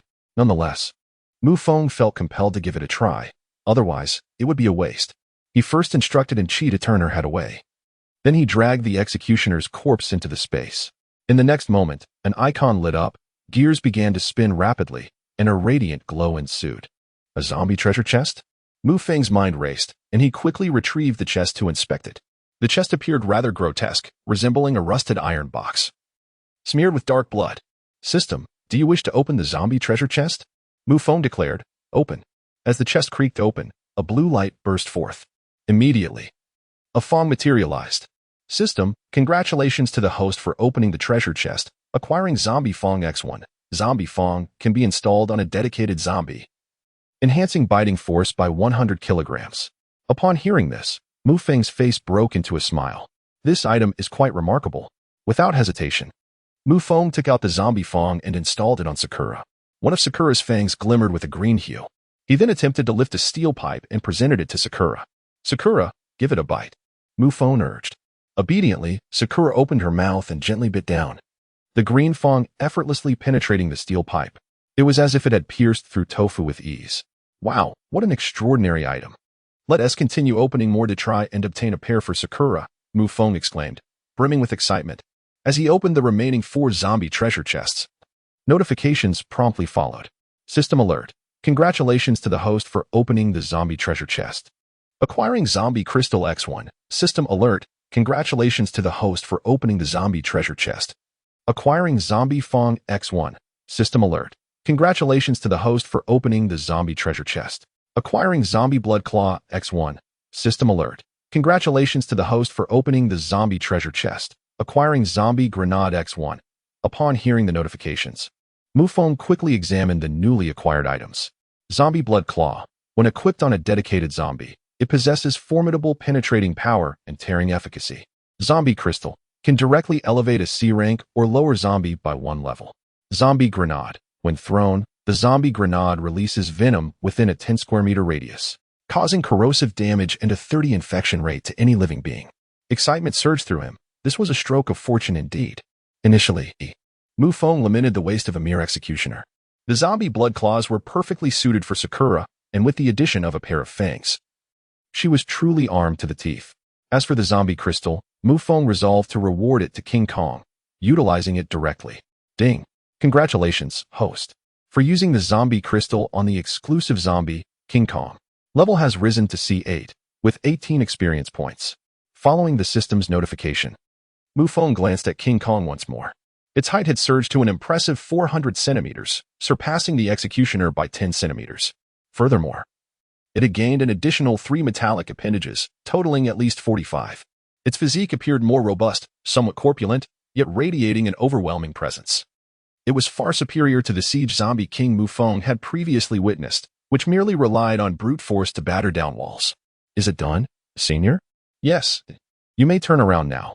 Mu Feng's face beamed with an uncontainable smile. He had struck gold. With King Kong elevated to C8, Sakura's combat and a zombie grenade lay comfortably in his storage space. It could be said that Mu Feng had made a modest profit. When Angel turned around, she was taken aback to find the executioner's corpse had vanished. Senior, the executioner, could it be that it survived and fled? Angel inquired with evident concern. Impossible. I dissolved the body to prevent its resurrection and subsequent harm to others. Mu Feng fabricated a casual lie. After all, Angel had witnessed nothing. Even if the deception was unveiled, what could be done? With no evidence left, the corpse had disappeared. Oh, that's a relief. However, what astonished Mu Feng was that Chi exhibited no suspicion whatsoever and chose to place her trust in him. This instilled a subtle shift in Mu Feng's perception of her. Suddenly, a chaotic cacophony of screams erupted from the black hole. Retreat quickly. Boss, save me. I do not wish to perish. What in the world is that? Stay away. Instinctively, Mu Feng and Chi darted behind the car, crouching low and peering cautiously over the edge. They soon witnessed a throng of individuals bursting forth from the darkness. The first to emerge was Lei Laohu. His arm gruesomely severed, blood gushing forth, his pallor horrifyingly pale. Chapter 68. You continue to fight amongst yourselves. I shall reap the spoils. Another figure, Li Haoran, tumbled out in a similar fashion. Behind them trailed a mere handful of individuals, their bodies drenched in blood and scattered flesh. Out of hundreds who had entered, Only these few had managed to escape. What had transpired within? Without a moment's hesitation, Li Haoran and Lei Laohu fled in a frenzy. Moments later, the cave entrance collapsed, and Mu Feng distinctly beheld a colossal figure shattering the cave, rising ominously. It was a blood-red banyan tree, although it bore the form of a banyan. Its trunk was grotesquely adorned with decaying gray arms, densely packed and far more unsettling than a centipede. On just a meter-long section of the trunk, dozens of arms writhed menacingly. The branches were laden with round, ominous objects, emitting eerie laughter, piercing screams, and agonizing moans. As Mu Feng and Enchi gazed intently, a chilling sensation coursed through their scalps, their senses assaulted by an unprecedented visual onslaught. Though they had endured the apocalypse and encountered myriad horrors, they were genuinely shaken at this moment. Suspended from the branches were grotesque visages, decapitated heads, their features distorted, expressions etched with numbness, agony, malevolence, and even joy, each embodying a distinct emotion. The blood-red banyan tree towered to a height of 7 or 8 meters, its movement supported by 2 pristine white legs. Indeed, these legs were remarkably pale and colossal, reminiscent of a skinned trunk, glistening with an eerie sheen.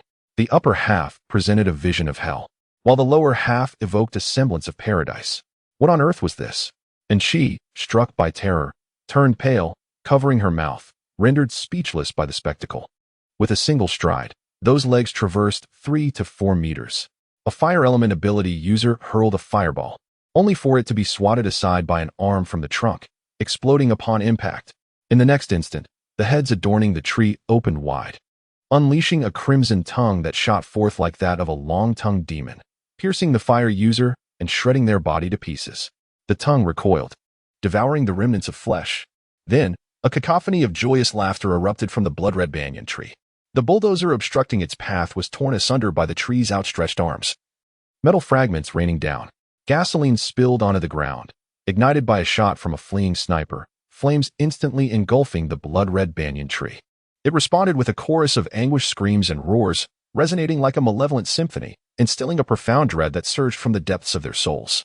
At that moment, Mu Feng wiped the cold sweat from his brow and quietly retreated. Suddenly, the blood-red banyan tree erupted in flames, unleashing 2 decayed arms that ensnared the car where Mu Feng and Angel were hiding, hurling it violently into the distance. In an instant, the sniper did not even have time to call for help before being crushed on the spot. Several superhumans released frost, encasing the ground in ice, significantly slowing the relentless advance of the blood-red banyan tree. A multitude of zombies converged from all directions. Lei Laohu and Li Haoran had no time to resist. They could only desperately fight their way out. The blood-red banyan tree quickened its pace, on the verge of catching up. At that moment, an armed helicopter soared overhead, and shortly after, a ladder descended from the sky. 2 figures slid down the ladder, leaping from a height of less than 10 meters. Mu Feng and Angel caught a glimpse of their faces. One was a man dressed in clean casual attire, wearing military-style boots, and wielding a sharp sword. With his sword-like brows and starry eyes, he exuded an air of rugged handsomeness. The other was a woman clad in metallic armor that radiated a sense of advanced technology. She held a crimson gun, with a hollow stock that housed a burning stone. As she raised her weapon, aiming at a C1 level zombie, and pulled the trigger, the burning stone expanded and contracted violently, unleashing a blood-red beam that erupted from the barrel. The moment it struck the zombie, it exploded, showering the surroundings with a torrent of blood. What a formidable force! It was the Dragon Team. Indeed, it was the Dragon Team. At this moment, Anshi suddenly exclaimed with a look of delight, "The Dragon Team? What is that?" Mu Feng inquired, puzzled. The Dragon Team is an official special forces unit designed for apocalyptic scenarios. It comprises powerful supernatural beings and elite warriors equipped with high-energy weaponry. I once heard a commander at the gathering site mention it, but I never imagined there would be members of the Dragon Team in Longhai City. This is wonderful. Anshi clapped her hands, her excitement palpable. Her voice drew the attention of a nearby couple. The man merely glanced their way and then dismissed them, while the woman had already aimed her gun at the blood-red banyan tree, firing repeatedly. Meanwhile, the surrounding zombies were swiftly dispatched as the man wielded his sword, effortlessly severing limbs with a glint of cold light. It appeared he was reveling in the chaos rather than merely defending himself. Observing this, Mu Feng felt a surge of inspiration and gradually approached, trailing behind the couple. With a flourish, he summoned the wind with his hands. Ding! Ding, ding, ding. Synthesized AC1. Level Zombie, gaining 11 experience points.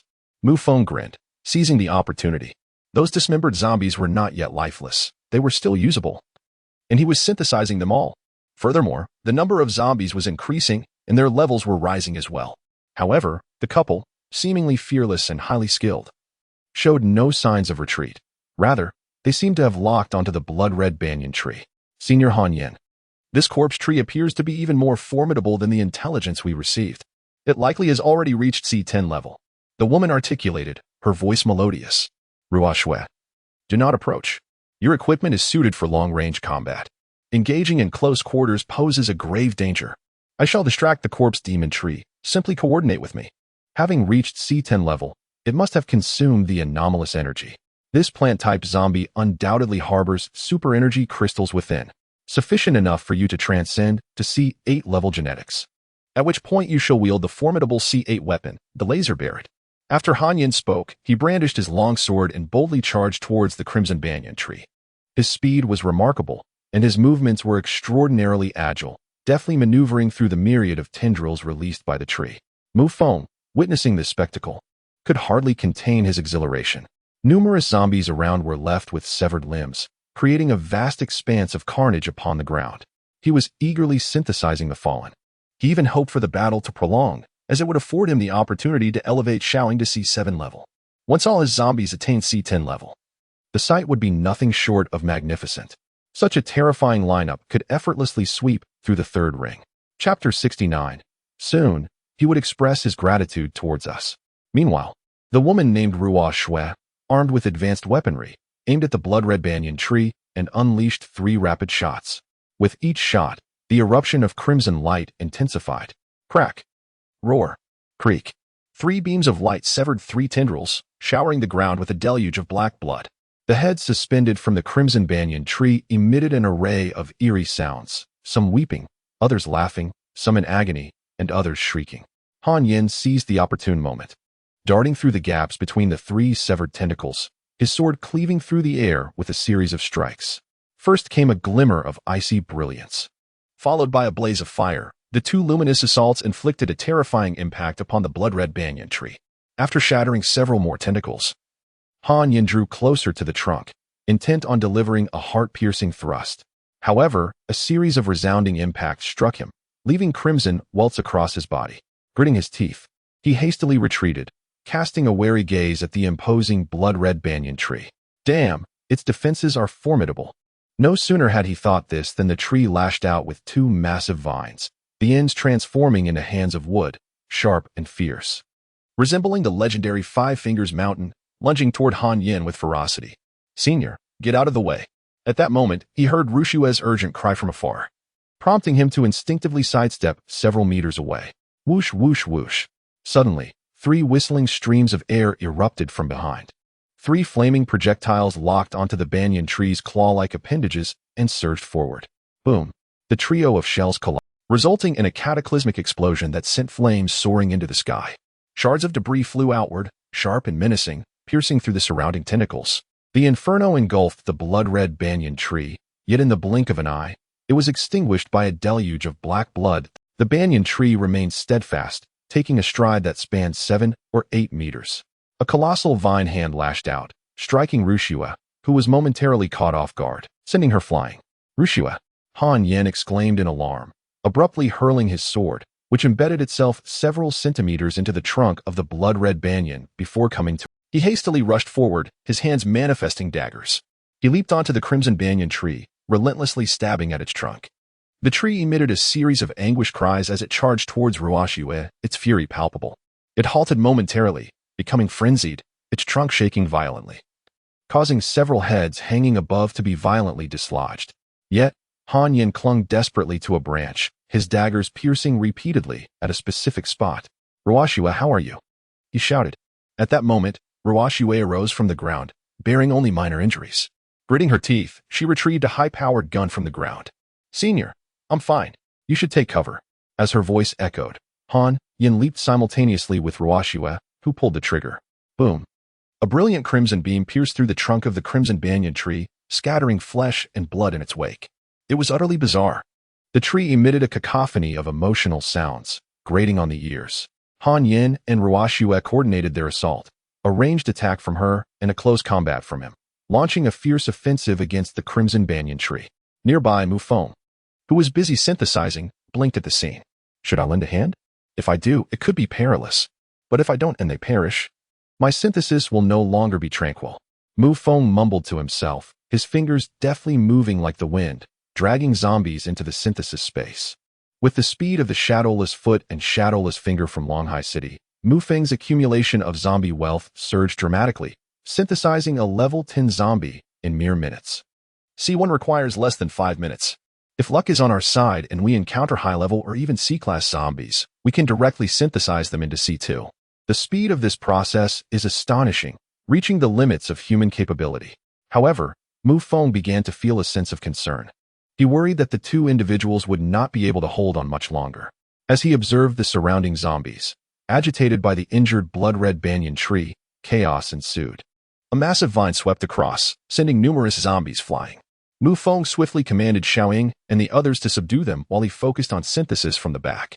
At present, at least 2,000 zombies had gathered around, among which there should be dozens of C-class ones. The probability of synthesizing the diamond into C9 level was significant. Under Mu Feng's astonishing synthesis speed, the zombies rapidly vanished. Meanwhile, aircraft circled in the sky, seemingly searching for the opportune moment. The intervals between missile launches grew longer, indicating that the missiles on the aircraft were dwindling. Just hold on a little longer, and I will assist you in eliminating this blood-red banyan tree. Consider it mutual aid. Mu Feng occasionally glanced at the distant battlefield, his fingers moving with the swiftness of the wind, synthesizing at an incredible pace. As time ticked away, over an hour later, Ruoxue's high-grade weaponry began to smoke, releasing scorching waves of heat, yet it continued to fire. However, the defense of the blood-red banyan tree was indeed formidable. The two worked in perfect harmony, yet they still could not deliver a crippling blow to the tree. At that moment, Enchi arrived beside Mu Feng. Senior, shall we lend a hand? Enchi observed the two in the distance, who appeared fatigued, seemingly on the verge of collapse. Yes, we must assist. First, freeze those C1 level zombies for me. Mu Feng nodded and pointed toward the two C1 level zombies in the distance. Upon hearing this, Enchi was momentarily taken aback. Senior, shouldn't we assist them in battling the blood-red banyan tree? Mu Feng shook his head and replied, do you consider yourself a match for the blood-red banyan tree? That is a C10 level zombie. Did you not hear them mention it? With your strength, engaging would be tantamount to courting death. It would be more prudent to eliminate these zombies here to avoid causing trouble for those two. With a sweeping glance, Mu Feng focused on the two C2 level zombies and instructed Lai Fu and Xiaoying to blend in. Seizing the opportunity, they launched their assault and subdued the two C2 zombies. While Enchi was distracted, Mu Feng swiftly dragged the two zombies into his space, successfully completing a synthesis. Ding! Synthesized a C3 level unnamed zombie, gaining 13 experience points. Mu Feng let out a heavy sigh of relief. The synthesis was finally accomplished. Now he possessed an unnamed zombie, which he referred to as Seed Zombie, intended as a resource for creating exclusive zombies. He had one each of C6, C5, C4, and C3. By synthesizing another C3, he could progress up to C7. He was merely one level away from C8. But Mu Feng knew that achieving this would require more than an hour of intense and skillful effort. The surrounding zombies had been cleared, yet a multitude of zombies continued to converge from all directions. However, once the battle ahead concluded, he would lose the opportunity for synthesis. What should he do? Should he strike now? Mu Feng's gaze fixed intently on the battle unfolding before him, and finally, the high-grade weapon in Ruoxue's hand exploded, nearly injuring her in the process. Even Han Yin had no choice but to retreat as Ruoxue dashed towards Mu Feng. Chapter 70. Retrieving C10 Zombies. Obtaining a high-level zombie treasure chest. However, the blood-red banyan tree had no intention of letting them go. With swift strides, it relentlessly pursued them. Senior, I have frozen these two C1 level zombies. I will go assist them, and she called out to Mu Feng. Observing the two fleeing for their lives, she quickly made a decision, summoning an ice shield and ice dagger with her hands. First, she hurled the ice dagger, then brought the ice shield crashing to the ground, encasing the area in frost and freezing the surrounding flora. Her aim was to slow the blood-red banyan tree's advance and draw its ire. Yet, her abilities were insufficient. The ice shield was shattered in midair by a vine-like hand, and and the ice dagger shattered against the trunk, just as Mu Feng was about to caution against recklessness. He suddenly saw Han Yan, holding Ruo Shui, reverse direction and rushed towards Enchi. To his disbelief, Han Yan extended his hand, seizing Enchi and hurling her towards the blood-red banyan tree. No. Enchi cried out in defiance as she soared through the Mu Feng narrowed his eyes upon witnessing this. Jin Gang, come forth. As the blood-red banyan tree's speed diminished, it indeed became distracted by Enchi mid-flight, unleashing its vine-like tendrils to pierce her. Suddenly, a flurry of metallic tendrils collided with the vines, intertwining and writhing in a chaotic dance. At a crucial moment, the formidable King Kong appeared, halting the advance of the blood-red banyan tree, while Enchi fell to the ground, narrowly evading a fatal blow. In that instant, Mu Feng observed that Han Yan was rushing towards him, clearly intent on employing the same tactic, using himself and Enchi to divert the banyan tree's attention. However, that was not his priority now. Survival was his sole concern. Mu Feng remained still, his gaze fixed on Han Yan as the distance between them diminished to less than 3 meters. The serpent's kiss in his hand shimmered ominously, ready to strike should the other dare to make a move. Just then, Ruo Shui, cradled in Han Yan's arms, suddenly opened her eyes and softly implored, "Senior, do not harm the innocent." Mu Feng contemplated acting, but time was of the essence, and she was in imminent danger. "Sakura, Lai Fu, follow me," Mu Feng commanded, unleashing the full force of his zombies. Lai Fu led the charge, while Sakura leapt onto King Kong's back to initiate an assassination. The long-tongued zombie trailed closely behind, extending its tongue to latch onto the blood-red banyan tree, vigorously siphoning its dark essence. The thorny zombies rolled into a mass, their sharp spikes crashing against the banyan tree with relentless force. Additionally, an unnamed C7-level zombie, though lacking special abilities, possessed immense strength, surpassing even Lai Fu, as it clung to the banyan tree and savagely bit down. Mu Feng was not idle either. He activated his speed, darting to the base of the tree and yanking Enchi to safety. Simultaneously, the serpent's kiss in his grasp struck repeatedly, landing dozens of blows in quick succession. Under the influence of the wind ring, his speed doubled, delivering 3 strikes per second, all concentrated in one spot. With a sharp sound, the trunk of the tree was unexpectedly torn open by the serpent's kiss. Upon witnessing the scene, Mu Feng promptly issued orders for all the zombies to converge at this opening and launch a frenzied assault. De Huang was also unleashed by Mu Feng, its terrifying biting power rivaling that of Sakura, who bore the fangs of the undead. De Huang, in tandem with King Kong, charged at the blood-red banyan tree, inflicting considerable damage. Lai Fu swung his massive axe with ferocity, akin to a mountain chopper. Although the blood-red banyan tree bore no visible wounds, it had already expended a significant amount of energy in its previous skirmish with the 2 members of the dragon team. At this juncture, Mu Feng dispatched his legion of zombies, along with himself as the commander, to encircle the foe. Half an hour later, boom! Howls echoed as the blood-red banyan tree finally succumbed. The 2 C8-level dragon team members had nearly perished without managing to eliminate it. Ultimately, under Mu Feng's relentless firepower, the creature was vanquished. "Senior, you have slain the C10-level corpse demon tree?" Angel had also contributed by employing frost to diminish the mobility of the blood-red banyan tree, though she had not anticipated its destruction, assuming they were merely preparing to flee. Little did she know, in less than half an hour, the blood-red banyan tree had been slain. At the moment the blood-red banyan tree fell, the ground suddenly began to tremble violently. Mu Feng surveyed the surroundings, stunned to discover that a horde of zombies had formed outside, all converging towards their location.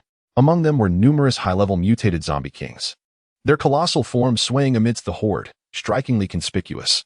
A terrifying aura was sweeping toward them. "Get in the vehicle, quickly. The horde has been drawn here." Mu Feng had long since discovered the deadly allure that the blood-red banyan tree held over the zombies. Those that approached became exceedingly agitated. This included Xiaoying, Lai Fu, and Jin Gang. The formation of the zombie tide was likely due to this very banyan tree. Just as Mu Feng was preparing to retreat, the system presented him with an unexpected surprise. As Mu Feng's words echoed in the air, he pondered how there could only be 2 items. The surrounding zombies roared in unison, their voices resonating like thunder. There was no time for contemplation at that moment, and she had driven a car towards him at full speed. "Senior, get in quickly." Mu Feng nodded and leapt onto the vehicle, gathering all the zombies. And she maneuvered the car through a weaker section of the horde. Bang, bang, bang. One by one, the zombies were sent flying, Some even managed to climb onto the vehicle, only to be dispatched by Mu Feng wielding his serpent kiss, non-lethally pulling them into the synthesis space. He gazed at the dense mass of zombies, licking his lips in anticipation. However, he was not foolish. He understood the importance of prudence. Excessive greed only led to demise.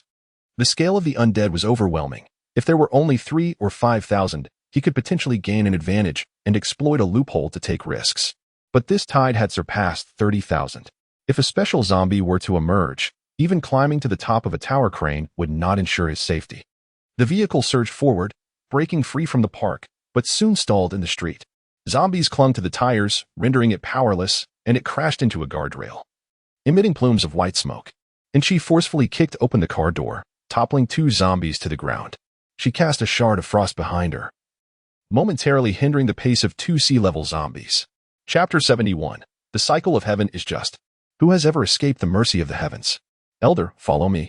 Angel leaped to the ground and called out to Mu Feng, who was atop the carport. Mu Feng nodded and followed Angel as they sprinted toward the end of the street. The once desolate street was suddenly overrun by zombies. As if each step they took was met with an obstacle of the undead. They raced forward, their hearts pounding, even encountering a terrifying executioner. Fortunately, Angel was well acquainted with the layout of the area, guiding Mu Feng through the buildings and into a shopping mall, thus evading the relentless pursuit of the zombies. The mall stood only 6 stories tall, yet it was teeming with the undead, though the numbers were significantly fewer than outside. Once Mu Feng and Angel reached the 2nd floor, they found themselves unable to ascend further. The stairwell was congested with shopping zombies, each laden with packages, still retaining vestiges of their former consciousness. One female zombie was even in the lingerie section, changing her undergarments. Upon witnessing this, Mu Feng felt a shiver run down his spine. It seemed that the zombies had quietly undergone a profound transformation. Previously, whether low-level or high-level, zombies were driven solely by instinct, the desire to consume flesh. Yet now, even the 2nd and 3rd-tier zombies appeared to possess remnants of their former awareness. Elder, let us make our way to the security room. It is the safest place. My brother was once the head of security in this mall, and he told me that their security room is fortified with bulletproof glass. As Angel spoke, she led Mu Feng around the slide and through the fire escape to the 3rd floor, until the 2 entered a security break room and closed the door. A violent barrage erupted from outside. At least dozens of zombies were battering against it. Is your brother still alive? Mu Feng inhaled deeply, shedding his soiled garments before taking a seat, casually inquiring. And she shook her head, replying, I do not know. When the apocalypse struck, we lost contact. Later, while on a mission, I implored my team members to help me search for him here, but I saw no trace of him. I returned frequently, observing each zombie, yet found no sign of him. With that, and she slowly sank into the chair, exhaling a sigh. That implies he is still alive. By the way, what is your brother's name? As Mu Feng fiddled with the control panel, he discovered that the surveillance system still had power, revealing the scenes of the street outside. His name isn't Cheng. We are orphans, raised together, and I have a younger sister named Enchi. Unfortunately, we have lost contact now. By the way, Senior, you mentioned that my sister likely entered the 2nd base, correct? And she asked, her eyes filled with anticipation. Yes, as I passed by there, I occasionally heard that name mentioned. It was on the rescue list. Rest assured, upon hearing the name in Cheng, Mu Feng felt a surge of emotions. In the hotel, he had entered a hallucinatory state, which was a memory of Enchi. He seemed to recall that name, albeit vaguely. If that is the case, I shall be at ease. Should the opportunity arise, I must seek her out at the 2nd base. A smile graced Enchi's delicate face. At that moment, Mu Feng suddenly straightened up, his gaze fixed on the surveillance screen. 2 figures were seen slowly moving along the edge of the street. A horde of zombies approached, only to be vanquished by one of the individuals wielding a sword. Upon recognizing the face of that person, a chilling expression swept across Mu Feng's countenance. This scoundrel was still alive. Mu Feng growled lowly. When Enchi caught sight of the man and woman on the screen, fury ignited within her. It was them. Senior, perhaps we should reconsider. They are C8 level ability users, and since I am unharmed, I do not wish to trouble you further. The couple in the video was none other than Han Yin and Ruo Shui. They had somehow made their way here, evidently seeking a safe haven from the encroaching tide of zombies to avoid being surrounded.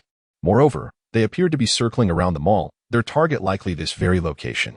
Do I fear a C10 level blood banyan corpse tree? Absolutely not, Mu Feng declared, rising to confront the troublemaker. Moments ago, the adversary had already attacked him.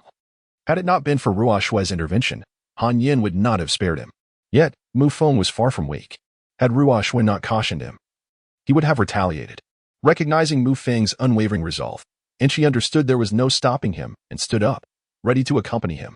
Mu Feng swung open the door, and Anqi instinctively unleashed a wave of frost. A multitude of zombies became ensnared in the ice, their movements stifled. Seizing the opportunity, Mu Feng drew his weapon, the serpent-esque kiss, and embarked on a swift and precise rampage. In less than 5 minutes, a dozen zombies had their skulls punctured, all of them mere decaying remnants, and Mu Feng felt no remorse. After dispatching the zombies, Mu Feng and Anqi slowly descended the stairs. Upon reaching the ground floor, they were confronted by a dense throng of hundreds of zombies blocking the entrance. Suddenly, Mu Feng retrieved a zombie grenade from his storage space. He noticed the door trembling, indicating that Han Yin was preparing to enter. "Senior, what is that?" Anqi exclaimed in astonishment upon seeing the zombie head in Mu Feng's hand. Unbeknownst to her, it was a zombie grenade, resembling a grotesque and terrifying severed head, complete with a gaping mouth that emitted a chilling howl. With a mysterious smile, Mu Feng hurled the zombie head toward the entrance. Boom! The severed head struck one of the zombies, exploding upon impact and releasing a torrent of crimson mist. In an instant, the mist enveloped the mall's hall, accompanied by a cacophony of crackling sounds. The thick fog lingered for over 20 minutes before it began to dissipate. By this time, the door had swung open. As Han Yin burst in, he immediately sensed something amiss and hastily covered his nose. From their vantage point above, both Mu Feng and Anqi beheld the ground covered in a viscous black ichor, an utterly repulsive sight. Hundreds of zombies had been utterly dissolved by the fog. "Senior, this..." Anqi gasped, her scalp tingling in terror. She regarded Mu Feng with a mixture of awe and trepidation. He was shrouded in mystery, possessing not only the ability to summon formidable zombies, but also immense strength himself. Particularly, the severed zombie head he produced exuded an insidious toxicity. Who exactly is he? Anqi grew increasingly intrigued by the enigma that was Mu Feng, yearning to uncover the depths of his origins and the experiences that shaped him. Mu Feng was taken aback by the formidable power of the zombie head. However, upon reflection, he deemed it reasonable, considering that the remnants were merely decayed core. As the dense fog dissipated, Han Yin and Ruo Shue cautiously made their entrance. Xiaoying had a touch of amusement for them. At that moment, Mu Feng stood at the railing of the 3rd floor, casting a commanding gaze upon the two below, as if he held the ultimate power over their fate, relishing the opportunity to toy with them.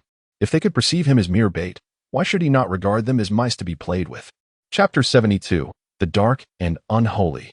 A fragile entity. With Mu Feng's summons and commands, Xiaoying appeared and leapt down, gracefully navigating the stairs with the agility of a cat. She positioned herself above the two, gradually crouching on the railing, her gaze fixed intently upon them. Mu Feng understood that Xiaoying was poised to strike at any moment. Meanwhile, Han Yin and Ruo Shue had circumvented the bloodstains in the hall, intent on ascending to the 2nd floor. Suddenly, Ruo Shue grasped Han Yin's arm. Her expression tense as she remarked, "Han Yin, don't you find this place peculiar? I sense something watching us, yet I cannot pinpoint its source." Ruo Shue, your keen perception, can you discern any traces of its presence? Han Yin had already sensed an unsettling aura, particularly regarding the bloodstains in the hall, which felt distinctly eerie and out of place. He simply did not express it, yet he sought to evoke the subtle clues of exposure. "I have not noticed anything amiss. At least not thus far. Perhaps we should withdraw." For some inexplicable reason, Ruo Shue felt an unsettling chill, an ominous premonition that was quite potent. Even when they undertook their mission, confronting the terrifying zombie creatures, they had not felt this level of anxiety. It was untenable. Outside, a horde of corpses had amassed, zombies swarming in every direction. Our energy can no longer sustain us in battle, otherwise we shall inevitably be exhausted. Moreover, the number of executioner zombies outside was considerable and exceedingly troublesome. Han Yin spoke up. Ruo Shue remained silent as they circumvented the bloody ground and ascended to the 3rd floor. Whoosh! Han Yin narrowed his eyes slightly, gripping the sword tightly in his hands as he stepped forward, directly arriving on the 2nd floor. "Ruo Shue, do you still have the tracking electronic dog?" "The electronic dog is gone. Only a navigation spider remains." As she spoke, Ruo Shue produced a metallic sphere and tossed it to the ground. Instantly, the sphere unfolded, transforming into a metallic spider that scuttled across the floor, its eyes glowing red. "Navigation spider, locate the target."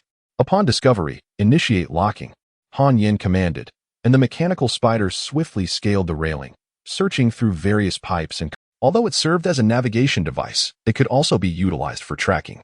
Soon, a beam of red light emanated from ahead, triggering an alarm. Upon witnessing this, Han Yan's lips curled into a cold, arrogant smile. Ruoxue, stay here. I will investigate. Upon finishing his words, Han Yan surprisingly displayed remarkable agility as he climbed swiftly up the pillar. Be careful, senior. Ruoxue expressed her concern, remaining stationary while vigilantly scanning the surroundings. At this moment, Han Yan reached the edge of the third-floor railing, where he spotted a metallic spider. Just as he was about to approach it, a sudden roar erupted. A zombie lunged at him. With a swift motion, Han Yan swept his sword, decapitating the creature with precision. The lifeless body plummeted from the height, crashing onto the hall's floor and shattering into pieces. A rotting zombie? Han Yan chuckled softly, shaking his head. It seemed he had become overly sensitive. A single decayed zombie had startled him. After all, he was a C8 level ancient martial artist, an elite possessing both ice and fire attributes. Just as he relaxed his guard and prepared to leap down, an overwhelming sense of danger enveloped him. He abruptly lifted his gaze, only to be confronted by a visage indistinguishable from that of a human. It was a girl, clad in immaculate white casual attire. Her features were exquisitely delicate, yet her skin bore a pallid hue, devoid of any expression, her eyes appearing strikingly numb. Han Yan instantly discerned that she was not human. A mutated zombie. The illusion Barbie? A wave of shock coursed through him. He had encountered numerous mutated zombies, and the illusion Barbie typically ranked no higher than level 10. However, the entity before him was vastly different, having nearly transcended the zombie classification, lacking only emotions and the ability to communicate. Indeed, what he beheld was none other than Sakura. Sakura suddenly opened her mouth, revealing 2 green fangs. In the next instant, her figure surged forward with unparalleled speed, accompanied by a thunderous shockwave, as she ferociously charged at Han Yan. At this moment, Sakura had reached the C7 level, just 1 tier below Han Yan. However, as a zombie, her speed and strength far surpassed his. Ice and fire sword technique. In an instant, Han Yan, realizing the gravity of the situation, produced his most formidable trump card, wielding his sword to unleash a dazzling arc of ice and fire. Sizzle!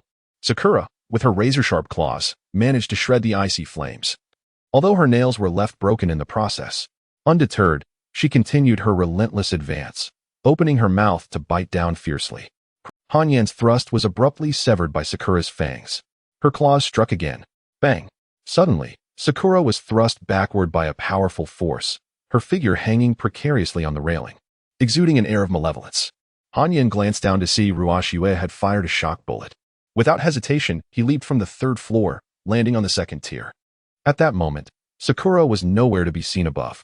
Senior, we must leave. That Phantom Barbie has reached C7 level after the recent assessment. Our energy reserves are critically low. It is perilous here. Ruoxue expressed her deep concern. No, we cannot depart. Moreover, our adversary will not allow us to escape so easily. That Phantom Barbie is being controlled by someone. I had not anticipated that such a nefarious ability could be awakened.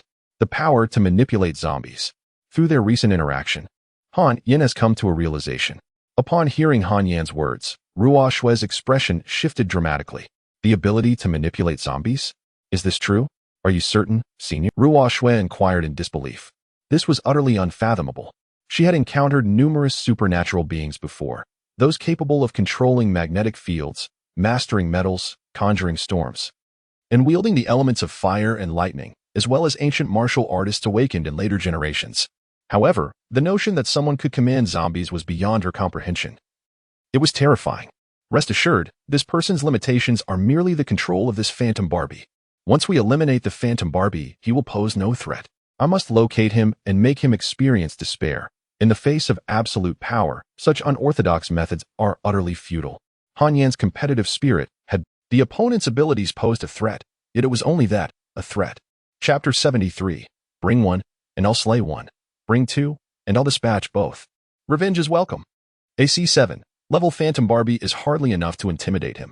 Moreover, with Ruoxue, equipped with high-energy devices, by his side, despair? You should be the one feeling despair right now. Just as Han Yan's words fell, Mu Feng's figure emerged at the edge of the 3rd floor railing. Beside him was Xiaoying, who was now emitting low, growling roars towards Han Yan and Ruoxue. Instantly, Both Han Yin and Ruo Shui looked up to see Mu Feng and, alongside him, and Qi, instantly recalling the two individuals they had encountered in the park earlier. It was they. As Ruo Shui beheld Mu Feng and Qi, astonishment washed over her, even disbelief. In her mind, these two were undoubtedly doomed. The blood-red banyan tree was far too terrifying. Even in alliance with Han Yin, they stood no chance. She had believed that one was merely a low-level C1 ice ability user, while the other was an ordinary person skilled in combat. There seemed to be no hope for survival. Yet, the truth proved otherwise. They had endured. Han Yin was equally taken aback, though he concealed his surprise. So you two possess abilities. Such a malevolent power. It goes without saying that you are a scoundrel, unworthy of existence. Han Yin declared, his sword pointed menacingly at Mu Feng. Indeed, I am a scoundrel, Mu Feng retorted with a mocking tone. To save my own life, I cast others as cannon fodder, luring the zombies to secure my own escape. Would you not agree? At these words, a fierce anger ignited within Han Yan's chest. Senior, we were indeed at fault just now. We should not have acted in that manner, Ruo Shui interjected, her conscience still intact as she gently urged Han Yan. Yet at that moment, Han Yan was deaf to her pleas. As a member of the Dragon Team, during missions, I alone can save 10,000 lives. Sacrificing you during a mission should be considered your honor. It seems you are dissatisfied and seek revenge against me. If so, come forth.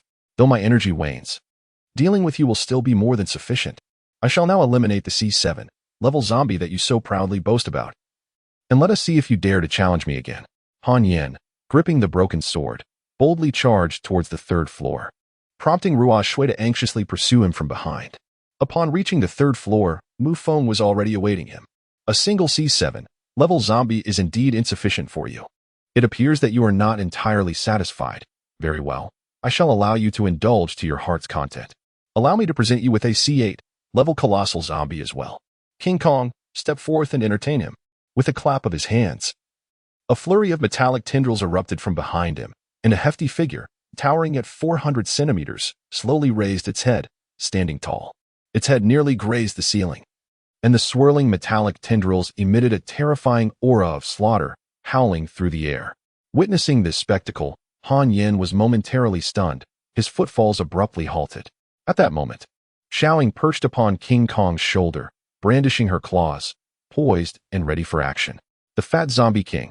How is it possible that you can command the Fat Zombie King? Upon seeing King Kong's appearance, Ruo Shui covered her mouth, her beautiful eyes filled with disbelief. Her entire body trembled. The zombie compendium she had studied depicted this very creature, the Fat Zombie, with its tendrils transformed into metal, exhibiting a magma-like defensive hue. This is the hallmark of a C9 level zombie. Indeed, King Kong has been synthesized to C9 level by Mu Feng. Under the extreme conditions of the park, he has finally synthesized an unnamed C8 level zombie. It seems you are still not content. Well then, Lai Fu, come join us for a game of mahjong. Immediately, the long-tongued woman and the thorny zombie were summoned forth by Mu Feng in one breath. Finally, when De Huang appeared, Ruo Shui collapsed onto the ground in shock. Standing beneath De Huang's formidable jaws, Mu Feng gently reached out to pat its side, and De Huang obediently leaned against him. A C5 level zombie dog. In terms of terror, it was no less formidable than King Kong. Whether it was speed, strength, or ferocity, the undead canines and felines were far more brutal. Not only Han Yin and Ruo Shui, but even Qi, who stood behind Mu Feng, began to tremble uncontrollably. Her understanding of Mu Feng was once again shattered. The last time he had slain the Black Dragon, he had not commanded such a terrifying legion of zombies. At that moment, Han Yan's face was as pale as death. He found himself in a precarious situation, although he was a C8 level ability user. Facing such a horrifying army of zombies left him with no semblance of a chance at victory, even in the presence of the blood-red banyan. He had never felt this tense. The two sides faced off. Comrade, if there are any past grievances, can we not sit down and talk this out? We are all survivors in this chaotic world, and we cannot turn against one another. Finally, Ruo Shui, seated on the ground, spoke up in an attempt to persuade them. She understood that Mu Feng sought vengeance for the incident at the park. In that moment, she was at a loss for words, hoping that the other party could find calm. I can negotiate with you, but with him, that is utterly impossible. Kill them. A murderous intent flashed across Mu Feng's face. For someone intent on taking action against him, he would spare no effort. A command was issued without hesitation. In an instant, Jing Yang, Lai Fu, and Xiaoying surged forward, charging directly at Han Yin, while the other zombies encircled from behind. Particularly, Da Huang moved with astonishing speed. By the time Han Yin attempted to flee, it was already too late. He unleashed all his capabilities, yet found himself utterly overpowered by the terrifying assault of the numerous zombies. He was thrown to the ground by Da Huang, who bit through his throat with merciless precision. Then, under Ruo Shue's horrified gaze, Mu Feng collected all the zombies. I have nothing further to discuss with you. Had you not uttered that one sentence earlier, your fate would have been sealed as well. I care not for your identities. Anyone who has threatened me shall meet their demise. Mu Feng crouched beside Han Yan's lifeless body, casting a cold glance at Ruo Shue before You have slain a member of the dragon team, and you will pay the price. We, the dragon team, shall never relent against a devil like you. Ruo Shue, seething with rage, found herself powerless against Mu Feng. Not only had Han Yan perished, but without high-energy weaponry, her strength was simply no match. Yet, witnessing her senior's murder ignited an indescribable fury within her. Grinding her teeth, she retorted fiercely, "The dragon team? Should you desire vengeance, I welcome it any time. But remember, I shall show no mercy. One comes, I shall slay one. Two come, I shall slay two. If it comes to it, we shall perish together." Chapter 74, Surge in Personal Attributes. Unlocking Combat Power. At this moment, Anchi approached and addressed Ruo Shue, saying, "Originally, the dragon team was a symbol of sanctity and respect. However, my perception has drastically changed. Had it not been for my senior who saved me, I would have perished at the hands of this scoundrel long ago. Miss, I implore you to confront the truth and report it accurately. Otherwise, I shall regard you as one of his ilk." Anchi pointed towards the corpse of Han Yan, her demeanor cold as she regarded Ruo Shue. Ruo Shue remained silent for an extended period before rising and uttering a single phrase, "I will report the truth. But how the higher-ups will handle it remains beyond my knowledge." With that, she turned and descended the staircase, preparing to leave. Mu Feng, meanwhile, stood vigil over Han Yan's body, awaiting its transformation. "Anchi, you should go down and patrol, clearing out the zombies. Should you encounter a Class C zombie, refrain from engaging. I will have Laifu accompany you," Mu Feng instructed, summoning Laifu. Upon seeing Laifu's imposing stature and the unique aura of brutality that emanated from him, Anchi felt no fear. Instead, she was filled with a profound sense of security.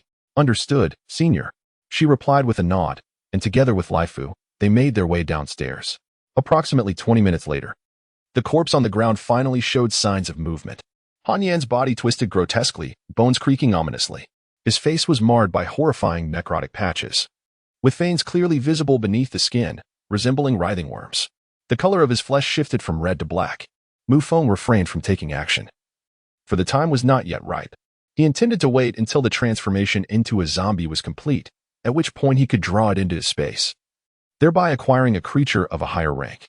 Though this was merely a conjecture. At last, upon completing his transformation, Han Yan lunged at Mu Feng with bared fangs, his mouth agape, unleashing a venomous stinger aimed at his adversary. Anticipating this, Mu Feng had prepared. With Jindeng at his side, he swiftly released a tendril, ensnaring Han Yan's neck and abruptly hoisting him into the air. The impact echoed as Han Yan's body crashed to the ground, fracturing the earth beneath him. Sakura rushed forward, subduing him with considerable effort before finally securing Han Yan's body within the confines of their space. Rubbing his hands together, Mu Feng grinned widely, expressing his anticipation. The level is far too low. Upon observing the number that manifested above Han Yan's transformed figure, Mu Feng's expression brightened with delight. C8 level. Authentic and unblemished, he had finally avoided a downgrade. Now, he only required one more C8 zombie to synthesize into a C9, which would elevate Jineng to C10. This brought him ever closer to the B1 level of zombies. Mu Feng's exhilaration was palpable as a smile graced his face. Centenary Corpse Essence, the essence within the corpse, upon crystallization, becomes corpse crystal, which can be utilized to enhance the potential of zombies. Upon their advancement, there exists a probability of unlocking exclusive skills. Upon recognizing its value, Mu Feng was eager. This meant that by employing it on his designated zombie, he could augment its potential, thereby increasing the likelihood of unlocking skills during subsequent synthesis and upgrades. With this thought in mind, Mu Feng promptly retrieved the Centenary Corpse Essence. It was a blood-red object resembling a human brain. Maki Feng summoned Sakura directly, transferring the corpse essence to her. Without hesitation, Sakura consumed it, showing no visible changes. However, The system notification rang out. Congratulations, host.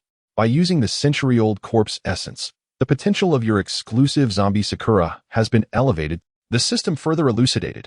Zombie potentials are categorized as C, B, A, S, SS, SSS, Ultimate, and Supreme. Upon hearing this, Mu Feng nodded in satisfaction.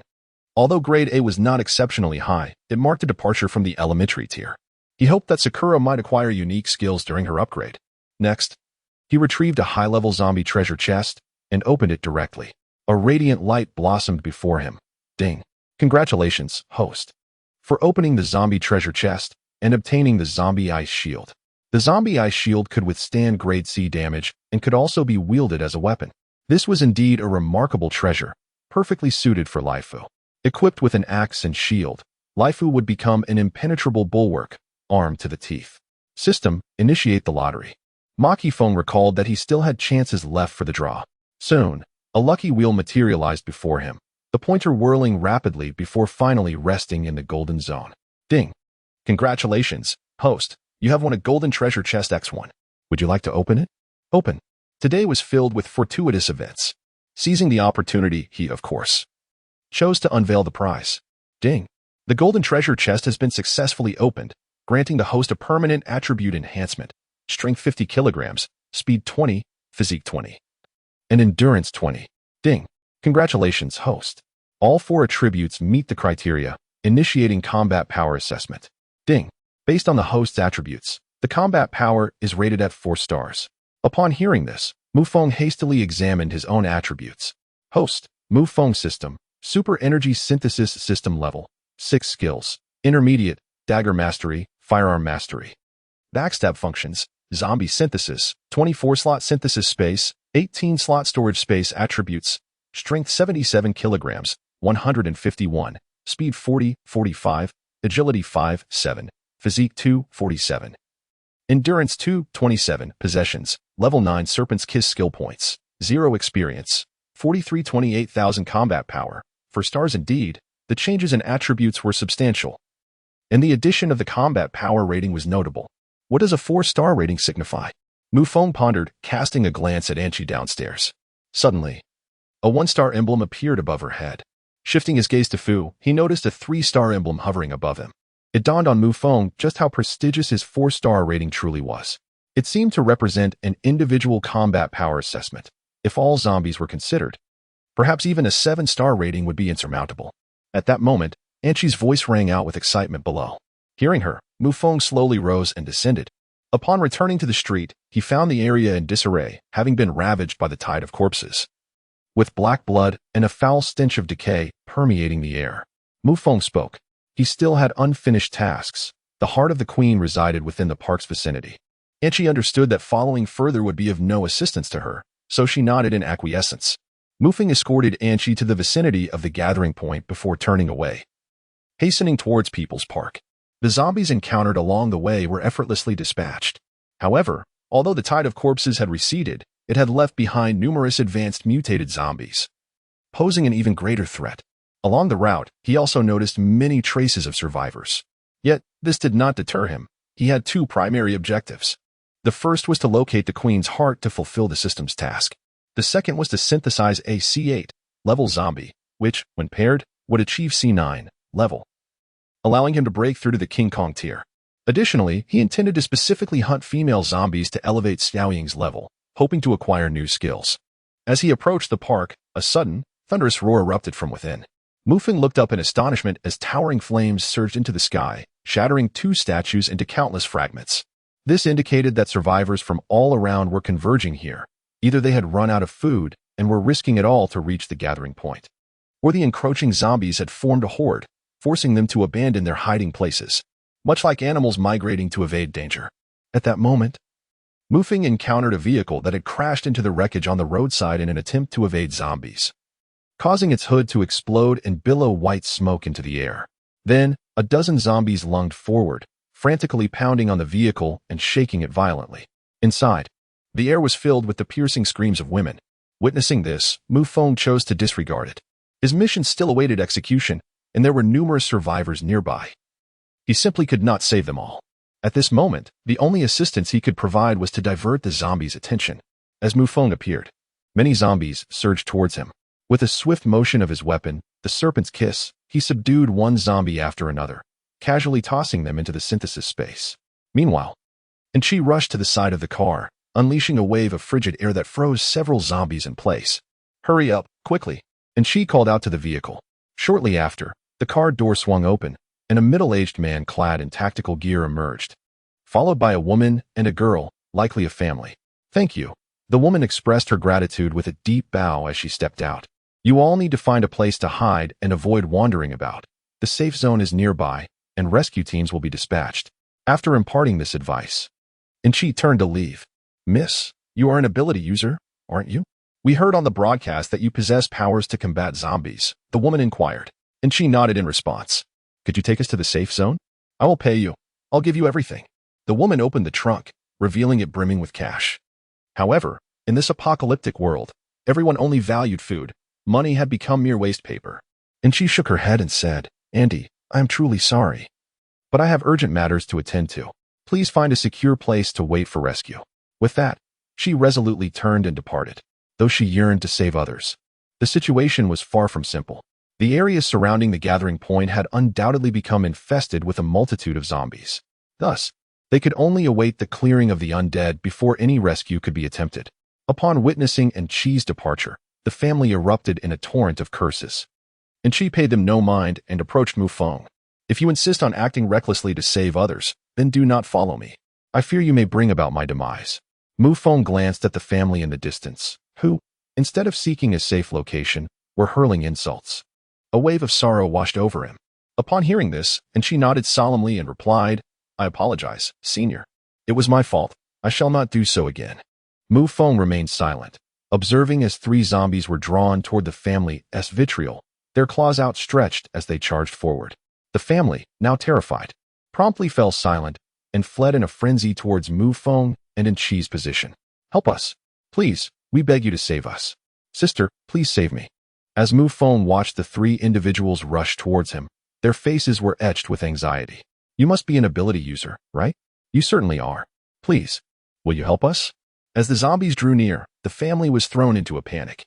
They noted that Mu Feng stood his ground, and alongside him was the female ability user, leading them to believe that he too possessed extraordinary powers. Thus, they abandoned their flight in favor of seeking his aid. One should place their hopes upon oneself rather than relying on others. At this moment, as you flee, there is still time. Yet, at that instant, Mu Feng spoke with a chilling and ruthless demeanor. Instantly, the family of three was taken aback. The zombies had already surged forth. After a brief moment of hesitation, the man resolved to dash towards a nearby store. Observing the family's escape, Mu Feng unleashed Laifu and the long-tongued woman, subduing the pursuing zombies before proceeding with their amalgamation. Although the family evaded the zombies trailing behind, they could not escape their fate. No sooner had they entered the store than anguished screams echoed within. Consequently, only the mother and daughter emerged, fleeing in a frenzy. Shortly thereafter, two zombies burst forth from the establishment. Witnessing this unfolding scene, Mu Feng remained unfazed, continuing his synthesis of zombies. Once completed, he summoned Sakura, Laifu, the long-tongued woman, Thorny Zombie, Dawang, along with two C3 and C2 level zombies, forming a formidable line. He then activated his rampant mode, wreaking havoc through the streets. As he traversed the path, the horde of zombies charged forth, only to be thwarted and encircled. Coupled with Mu Feng's colossal figure, akin to a diamond, he swept through the area with unparalleled force. On this street, the number of zombies had exceeded 1,000. Yet, Mu Feng, accompanied by his legion of zombies, had undeniably become the sovereign of this domain. Who could rival him? Wherever he tread, not a single zombie remained unscathed.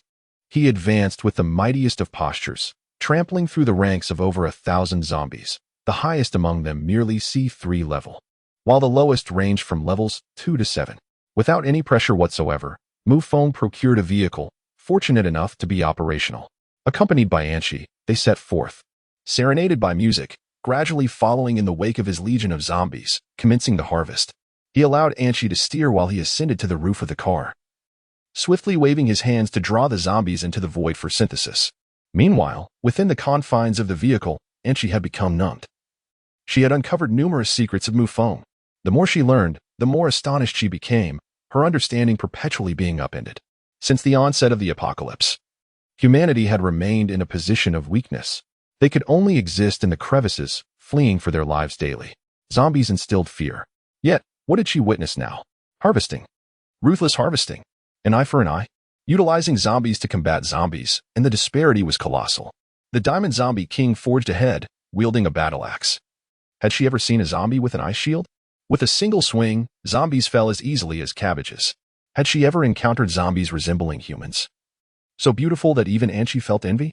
Like a dreamlike Barbie, yet when it unleashed its carnage, it evoked terror. It was as if the shadow of death was reaping high-level zombies. Zombies covered in barbed spikes rolled together on the ground, transforming into a spiked sphere that tore through the horde, leaving a trail of dark blood in its wake. The petal-tongued zombies expelled tongues reminiscent of the Black Mountain Old Demon, ensnaring 7 or 8 zombies, then ruthlessly crushing their bones to absorb their dark blood. After which their tongues began to evolve, growing larger, longer, and thicker. All of this assaulted the visual senses, profoundly shaking the soul. Chapter 76. Return to the park. The first encounter with B1 level zombies and the Blade Queen. Anchi had become desensitized. Had it been someone else, they would have likely been paralyzed with fear. The journey thus far had been devoid of peril, resembling more of a leisurely fishing expedition. It seemed that the greater the number of zombies, the more invigorated Mu Feng became. Anchi discerned the distinction between herself and her predecessor. Although he had not displayed formidable supernatural abilities, his skill in controlling zombies was nothing short of extraordinary. Having pushed through 2 streets with ease, Mu Feng had successfully synthesized 1 male and 1 female C5 level zombie. The haul was satisfactory, and he aimed to synthesize a C9 soon to elevate his formidable companion. Sakura was not far behind. At last, they arrived at the People's Park, where Mu Feng was greeted once again by the sight of a green zone. This indicated that the task area was indeed secured in this location. The item he sought, the Queen's Heart, should be here. Mu Feng leaped from the vehicle and retracted all the zombies. Inside the park, the number of zombies was sparse, yet chaos reigned supreme. The ground lay shattered and torn apart. It was evident that a fierce battle had recently transpired. Mu Feng could detect the acrid scent of gunpowder lingering in the air. Predecessor, it seems someone has been here. Should we proceed inside? Anchi inquired. Of course we should, Mu Feng replied. However, the gathering place must currently be occupied with the zombie horde. So it is unlikely they dispatched soldiers to cleanse the park. Who, then, engaged in battle here? Mu Feng pondered, determined to uncover the truth. However, they could not venture further. So he and Anchi slowed their pace and gradually entered the park. Suddenly, a tremendous roar reverberated through the stone forest area. Hundreds of drones filled the sky, launching projectiles and unleashing a barrage of firepower. Both Mu Feng and Anchi were taken aback by the sight. These are drones. Has technology advanced to such an extent? Mu Feng exclaimed. Senior, do you remember what I mentioned before? We are actually a year into the apocalypse. Other cities have been facing a biochemical crisis for over a year, he continued. Near Longhai City, there is a place known as the New Tech City, where technological advancements have already surpassed previous levels. I've heard that they even have mechs and mobile suits deployed on the battlefield.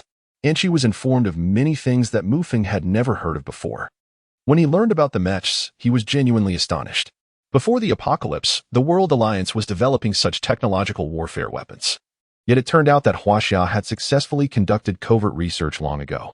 Indeed, this is characteristic of Huaxia's approach. While other nations were busy achieving breakthroughs in high technology, Huaxia remained composed. After a couple of years, when those nations' advancements plateaued, Huaxia would suddenly unveil finished products, leaving the world in awe. Let us go take a look. If it truly is the New Tech City, it might be there to assist Longhai, Mu Feng said, his heart racing with excitement. Where there is conflict, there are opportunities. His C10 level Colossus was currently in dire need of zombies. Half an hour later, Mu Feng and Anchi arrived at an artificial hill. Surveying the tumultuous scene, they beheld a dozen individuals soaring through the air, propelled by circular metallic discs beneath their feet, which emitted a soft blue flame. Such technology had existed even before the apocalypse, albeit in a less developed and widespread form. Therefore, the sight was not particularly astonishing. However, the capacity of these flying machines to launch projectiles left Mu Feng momentarily astounded. Senior, these individuals truly hail from the city of technological innovation. Furthermore, they are all endowed with supernatural abilities. And she suddenly pointed out the insignia on the flying discs. which bore the emblem of a black triangle, an unmistakable mark of the Black Triangle Corporation, a firm that thrived prior to the cataclysm. Mu Feng pondered whether this calamity was indeed orchestrated by the City of Technological Innovation and its companies specializing in advanced technologies. He recalled the film Resident Evil, wherein a breach in biological genetic research led to a catastrophic outbreak of zombies that ravaged cities overnight, triggering a global transformation. The virulence of the zombie virus was alarmingly potent, initially transmitted through air, saliva, and blood, culminating in the rapid transformation of the infected into zombies. Surely not. The realms of technology and biotechnology are distinct. And she interjected. However, there is indeed a cutting-edge biotechnology firm in Ningzhou known as the Black Umbrella Company, which operates under the same umbrella as the Black Triangle Corporation, both belonging to the Honghuang Group. However, if these companies are responsible for the apocalyptic calamity, conjuring forth abominations, the nation will undoubtedly pursue them relentlessly. Presently in Ningzhou, the bioweapons developed by the Black Umbrella Corporation, in conjunction with the abilities of the enhanced individuals, exert a significant suppressive effect on the undead, thus preserving certain areas from succumbing to the onslaught. Angel swiftly elucidated this for Mu Feng, alleviating the troubling thoughts that had plagued his mind. At that moment, the battle ahead raged fiercely. Mu Feng's gaze fixed upon a female zombie, her entire form shrouded in crimson fur, adorned with two grotesque heads. This female zombie towered tall and slender, contorted like a serpent, standing a staggering 4 meters in height. Her body was encrusted with a viscous substance, and as she gaped her maw, her elongated fangs, exceeding 10 centimeters in length, were revealed, while her eyes glowed a blood-red hue. A crimson mist erupted from her, corroding the surrounding stones into a veritable sieve. Her shrieks possessed a sonic force, causing drones hovering in the air to detonate mid-flight. Several enhanced individuals, perched upon flying devices, had their heads explode like overripe melons. Is this truly a zombie? Mu Feng was struck with dread at the sight of the terrifying female creature. Even from a distance of 200 meters, he could perceive the piercing shriek, excruciatingly grating on his ears, quickening the flow of his blood. Had his physique not been significantly enhanced, he feared he might have succumbed to a nosebleed by now. Angel had already suffered a nosebleed, and traces of blood were visible at the corners of her eyes and ears. She covered her ears, her expression contorted in pain. This is the Blade Queen, Veronica. I cannot fathom why so many artificial zombies have manifested here. The terrifying nature of artificial zombies lies in their transformation through a viral enhancement. Prior to their transformation, they inject themselves with a more potent virus, absorbing the viral entities generated by the cyclone, resulting in a triad of mutations. This is merely the first form of the Screaming Queen, known as the Blade. Have you noticed the lethal edges manifesting within her hands? The metal is of a purity several times superior to that of alloys. Angel seems to possess extensive knowledge, claiming it is derived from official sources. However, Mu Feng remains skeptical. Currently, the authorities in Longhai City are at a disadvantage. Otherwise, they would not be jointly managing the concentration camp with the Tiger Head Army and the 100 Battles Alliance. Thus, their understanding and control over zombies are far from comprehensive. Whenever Mu Feng encounters unusual zombies, he instinctively inquires about Angel, who seems to know far too much. Chapter 77. The Black Triangle Corporation versus Mutated Zombies. Despite his doubts, Mu Feng refrains from voicing them, as he too harbors his own secrets. Everyone has their own privacy. It suffices that Angel poses no threat to him. What level of zombie does she belong to? Mu Feng inquires once more. Angel's complexion pales, revealing her distress. It is evident that the recent sonic shockwave has inflicted considerable harm upon her. The first form of the Blade Queen is estimated to be B1 level, while the second form would be at least B3 level. Should she reach the third form, this vicinity may very well descend into chaos. Even the personnel of the Black Triangle Corporation in these technologically advanced cities dare not launch an assault. I surmise that they seek to extract the zombie crystal from the Blade Queen, rumored to reach a C10 level, producing crystals with a purity of 200 within its body. These crystals can be absorbed by those with supernatural abilities, enhancing their powers. Angelica elaborated meticulously for Mu Feng. But does this Blade Queen possess a heart? Upon hearing the name of the zombie, Mu Feng was already resolutely convinced that this was indeed his target, the heart of the Queen. However, beneath him lay not only the Blade Queen but also two C8 level lickers, their bodies entirely devoid of hair, with tongues more grotesque than a serpent and a speed that allowed them to dart about swiftly. Numerous corpses littered the ground. The C9 level Marcus zombie, a mutated creature combined with leech-like genetic traits, posed a significant threat. This could very well be the lair of those malevolent researchers. The C9 level burning ghost, a zombie incinerated yet still remarkably sensitive to breath, exhibited considerable immunity to flames. Angelica pointed toward the 4 mutated zombies engaged in combat with humans below. One was grotesquely contorted, boasting an arm that extended to an exaggerated 3 meters, a creature dedicated to bloodsucking. The other was a charred, decaying figure, its bones grotesquely visible, radiating a savage brutality. Observing the soldiers armed with AKs, desperately defending themselves, the ranks were soon dispersed. A shell detonated, obliterating the upper half of the C9 level burning ghost zombie, yet it stubbornly rose again. Witnessing this scene, Mu Feng felt enlightened. It appeared there existed an abundance of extraordinary zombies. Moreover, these peculiar mutated zombies seemingly obey the commands of the Blade Queen, relentlessly fighting in her vicinity. The battle is intensely fierce, with the zombies evidently holding the upper hand. On the human side, they are equipped with advanced weaponry and various high-tech devices. A multitude of stun grenades was deployed, incapacitating a burning ghost, while drones overhead released metallic nets that ensnared the burning ghost zombie. Following this, the rear door of a heavy truck swung open, and the ensnared burning ghost was drawn inside by mechanical devices, emitting anguish cries. Mu Feng witnessed not only a single burning ghost within the truck's compartment, but also a considerable number of C-class mutated zombies. At that moment, the humans launched a counteroffensive. The air was filled with a cacophony of firepower, interwoven with beams from high-energy weapons, tearing apart a Marcus zombie, which crashed to the ground. This group exhibited remarkable ferocity. Mu Feng gazed into the compartment, licking his lips in anticipation. It was filled with high-level zombies, the lowest being level 10, with numerous C8s and C7s. The C9 level burning ghost was the most enticing to Mu Feng, as this group's advanced weaponry had managed to capture a C9 level zombie, fully satisfying his needs for synthesis. However, just as Mu Feng's desire peaked, the C9 level burning ghost awoke, tearing through the metallic net, emanating intense heat, and leaped out of the truck. Hurry, reinforcements. Do not let that burning ghost damage the zombie containment. Follow me. Use the impact cannon to bring it down. A barrage of fire was unleashed, striking down the fiery demon, dismantling the carriage. Remarkably unscathed, it sprang back up, engulfed in searing flames, crashing into the crowd. Boom. Several humans, laden with grenades, met a catastrophic explosion that hurled those nearby into the air. Bang. Suddenly, a live figure clad in protective gear was propelled several meters away, struggling to rise. She was met with tremors beneath her as a fiery zombie leaped before her. Panic flickered across the exquisite features of Lin Yuan.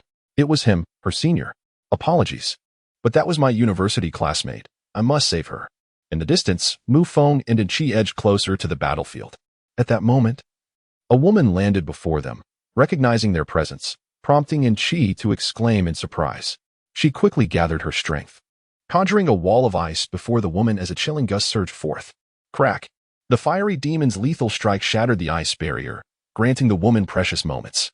With a powerful spring, she pressed a button on her arm, and a blazing beam shot forth.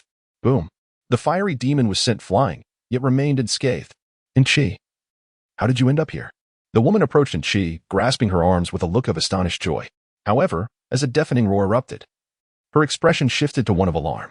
The fiery demon rose once more, advancing step by step, while a pack of 7 or 8 zombie dogs coalesced around them, closing in for the encirclement. Let us first ensure our safety before proceeding. I shall assist you in repelling them. Once we exit the park, we shall be secure. For this territory belongs to the Blade Queen. As long as we maintain our distance, they shall not pursue us too far. Angelica wielded her ice shield with one hand, while the other conjured an ice blade. No, I cannot leave yet. The main force is here, besieging the Blade Queen. I refuse to be a coward, she protested. Angelica, you must go first. Your abilities are far too weak, urged the woman, pushing Angelica forward. But you cannot possibly defeat the Blade Queen. That is merely her initial form, Angelica shouted. Upon hearing this, Lin Yuan's expression mirrored her concern.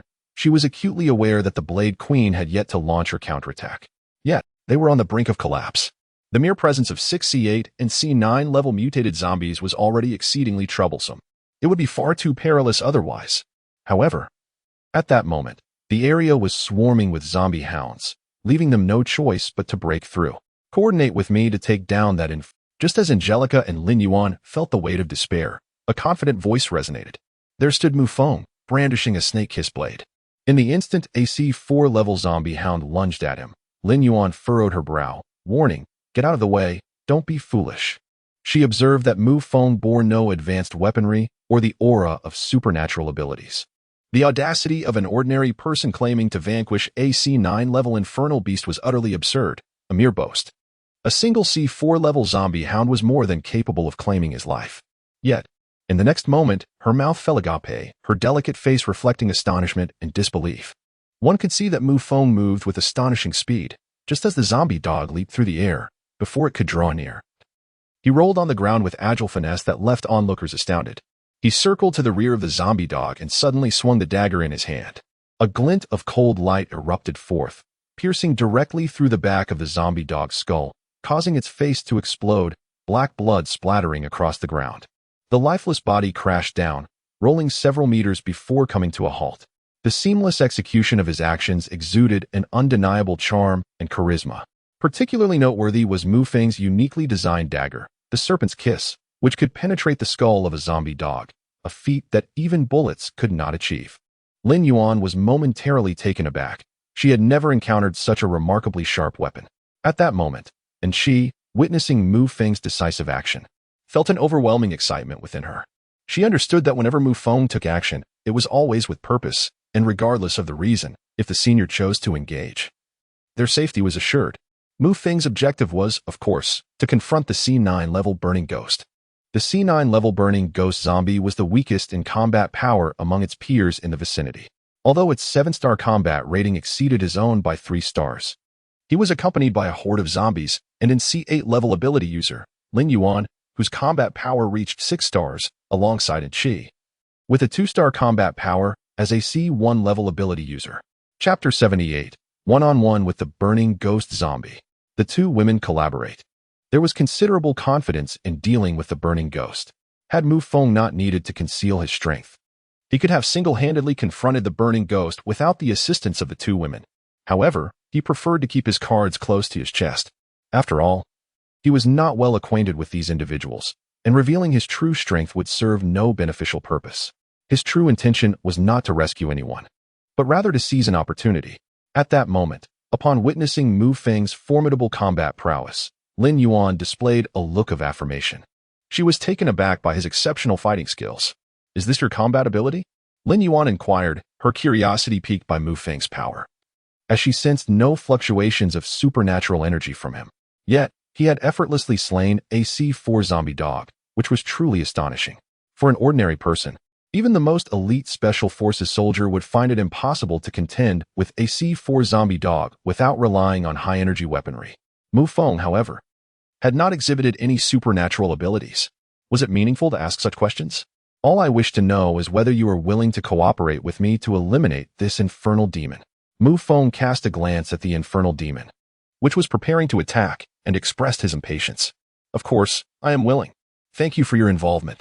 Lin Yuan, undeterred by Mu Feng's impatience, maintained a serious demeanor and responded with genuine gratitude. "Very well, I shall lead the charge, and she will provide support from the side. And you will unleash your firepower from the rear. Do not hold back any hidden cards," Mu Feng instructed. Realizing there was no time for further discussion as the infernal demon, accompanied by its zombie dogs, charged toward them. "Chi, unleash a chill to slow them down," Mu Feng commanded, swiftly brandishing his weapon, the Serpent's Kiss, and darted forward. He quickly retrieved an AK-47 from the ground, and with his mastery of firearms, unleashed a series of precise shots, each one a lethal strike. However, the defense of the burning ghost was exceedingly formidable. It spread its arms wide, shielding its chest, deflecting all bullets that were fired. A few zombie hounds, however, fell prey to Mu Feng's concentrated fire, resulting in 2 being dispatched. The trajectory of all the bullets converged to a single point. Even the resilient zombie hounds could not withstand a volley aimed at one location, resulting in penetration. Witnessing Mu Feng's precise marksmanship, Lin Yuan was once again taken aback. She cast aside her high-energy alloy weapon in frustration. Subsequently, she swiftly turned, and with remarkable accuracy, struck the throat of a zombie hound with her Serpent's Kiss, causing a spray of black blood as its head was severed. The decaying body fell, further empowered by the force of Mu Feng's wind ring, delivering 4 swift strikes in a single second. The corpse was riddled with gaping wounds before collapsing to the ground. Then, he abruptly pivoted, discarding the AK-47 onto the earth, and caught the high-tech weapon that descended. At the moment his finger pressed the trigger, he aimed at the incoming searing burning ghost and unleashed a furious barrage. The bullets flew with precision, each shot coalesced into a single point, doubling the penetrating force of the previous assault. The defenses of the burning ghost were shattered, as a gaping wound was inflicted upon its arm, from which flowed a substance akin to molten lava. Mu Feng fired another shot, piercing through the burning ghost's arms, finding its mark once more through the gaps. In the next instant, the burning ghost was propelled backward by an overwhelming force, blood splattering in all directions. One of its eyes was obliterated by Mu Feng's relentless aim. Who on earth possesses such extraordinary marksmanship? Lin Yuan was profoundly moved, her astonishment palpable. In the hands of Mu Feng, high-energy weaponry demonstrates effects that transcend the simplistic notion of mere addition. The more precise the strike, the more relentless the assault. Moreover, it is wielded with a ray gun of extraordinary penetrating power. The burning ghost, in a fit of rage, suddenly opened its gaping maw, unleashing a torrent of molten lava. Mu Feng, unable to evade in time, found himself engulfed. A single spark ignited upon his body, inflicting excruciating pain. In a moment of desperation, he summoned a C2 level zombie to shield him. With a sizzle, the C2 zombie before him was reduced to charred remnants, its entire form dissolving into nothingness. Mu Feng's heart raced, his brow furrowed with trepidation, acutely aware of the close call. Fortunately, his quick thinking had spared him, otherwise he might have met a grim fate just moments ago. Suddenly, Lin Yuan's offensive surged forth, a wave of shockwave-infused flames erupting beside the burning ghost zombie. The creature shuddered violently, evidently impacted by the force. For a fleeting 3 seconds, the burning ghost zombie was rendered motionless. In this critical moment, Angel exerted her full strength to unleash a freezing current, enveloping the burning ghost in a dual layer of frost. Seizing the opportunity, Mu Feng pulled the trigger thrice, dispatching 3 C4 zombie hounds with precision. Yet he did not halt his advance. He pressed onward toward the burning ghost. There was no time to maneuver behind for a stealthy strike. Instead, Mu Feng thrust his weapon, the serpent's kiss, fiercely toward the creature's throat. Just then, to his astonishment, the burning ghost regained its composure, its body convulsing as frost cascaded from it. With a gaping maw, it swung its razor-sharp claws, seizing Mu Feng's shoulder and piercing through with agonizing intensity. In the grip of battle, Mu Feng's serpent kiss pierced the throat of the burning demon with desperate ferocity. Yet, it failed to deliver a fatal blow. The demon raised another claw, ignited with searing flames, ready to strike at Mu Feng's head. "Senior," and she exclaimed in alarm upon witnessing this. "Be careful, dodge quickly." Lin Yuan's movement came to an abrupt halt as she witnessed the scene, her heart aching, and she shut her eyes, unable to bear the impending brutality. "Sakura, eliminate him." At that moment, Mu Feng bellowed, summoning Sakura from the void, transforming into a shadow. She leapt onto the back of the burning demon zombie, her enhanced claws piercing through from both sides simultaneously. Then, with a roar that resonated with fury, a manifestation of Mu Feng's peril and the life-threatening danger he faced, Sakura unleashed an enraged growl. In the next instant, she withdrew her claws, swiftly twisting them, and with forceful determination, she stomped down on the demon's body, forcibly breaking its arm.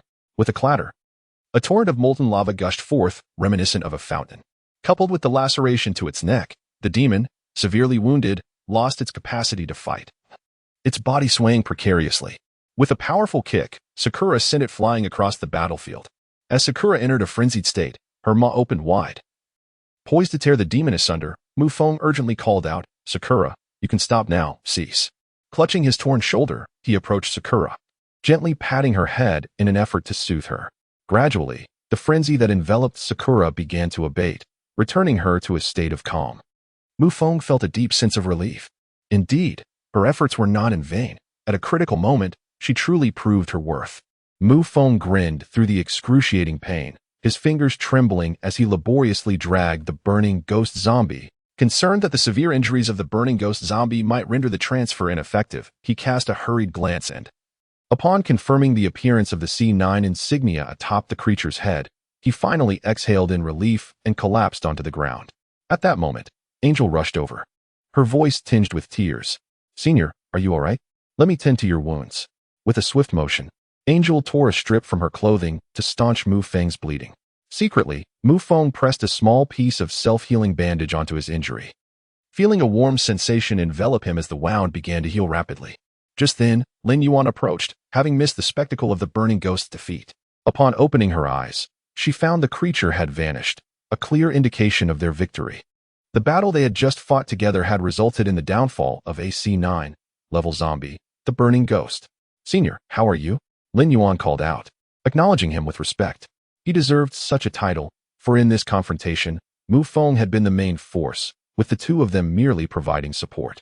After all, her high-energy weaponry had been entirely depleted in the earlier skirmishes, leaving her with only auxiliary equipment that had proven ineffective against the burning ghost. "I'm fine. You should head over there to provide assistance." Mu Feng raised his hand, gesturing towards the intensifying battle ahead. It seems that some advanced weaponry has been deployed, effortlessly eliminating several mutated zombies, all while they besieged the Blade Queen. "Senior, are you able to manage?"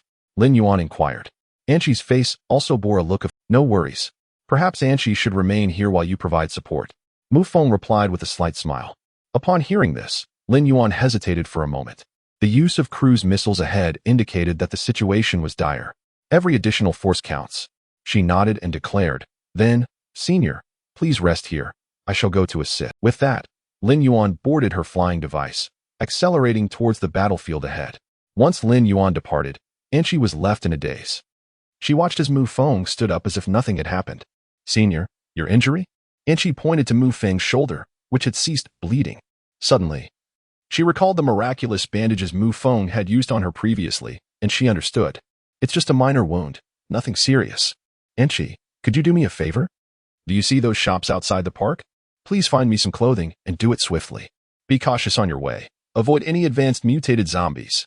Mu Feng had already devised a small plan in his mind. "Understood, Senior. I will go right away." Anshi responded without any hesitation or further questions, nodding earnestly before swiftly departing. Once Anshi left, Mu Feng joyfully opened the synthesis space. Though the Fiend Incinerator is commendable, it pales in comparison to the steadfast loyalty I have nurtured in my Diamond Guardian. Diamond, do not let your father down. Rise to your potential. As Mu Feng's finger deftly selected the C9 level Fiend Incinerator insignia and placed it into the designated space, a radiant light erupted around the Diamond Guardian. Notification. Congratulations. Host, you have synthesized a C10 level zombie Diamond Guardian, earning 20 experience points. Notification. Congratulations, host, you have synthesized a C10 level zombie, granting you 3 spins on the lucky roulette. At last, the anticipated lottery has arrived. Mu Feng could hardly contain his excitement. With a beaming smile, he surveyed his surroundings, noting only a few scattered and decaying zombies approaching. He promptly summoned the Tongue Demon to guard his side, annihilating the encroaching undead. He activated the lucky roulette for 3 consecutive spins. As the pointer whirled thrice, it landed on different segments each time, accompanied by a series of system notifications. Notification. Congratulations. Host, you have drawn a golden reward, acquiring a Strength Ring X1. Notification. Congratulations, host, you have drawn a blue reward, skill, Steel. Notification. Congratulations, host.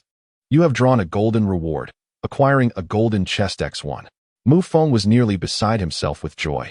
3 spins, each yielding exceptional rewards, including the most coveted skill. He hastily opened the rewards. The first item, the strength ring he had previously fantasized about, had astonishingly materialized. In this moment, Mu Feng felt as if he were in a dream. Strength ring enhances the base strength attribute by 20. Upon reading the attribute description, Mu Feng felt a twinge of disappointment. It was not a doubling of his power, merely a 20 enhancement based on his existing strength attribute. In other words, his current base strength attribute stands at an impressive 77, 151, 228 kilograms.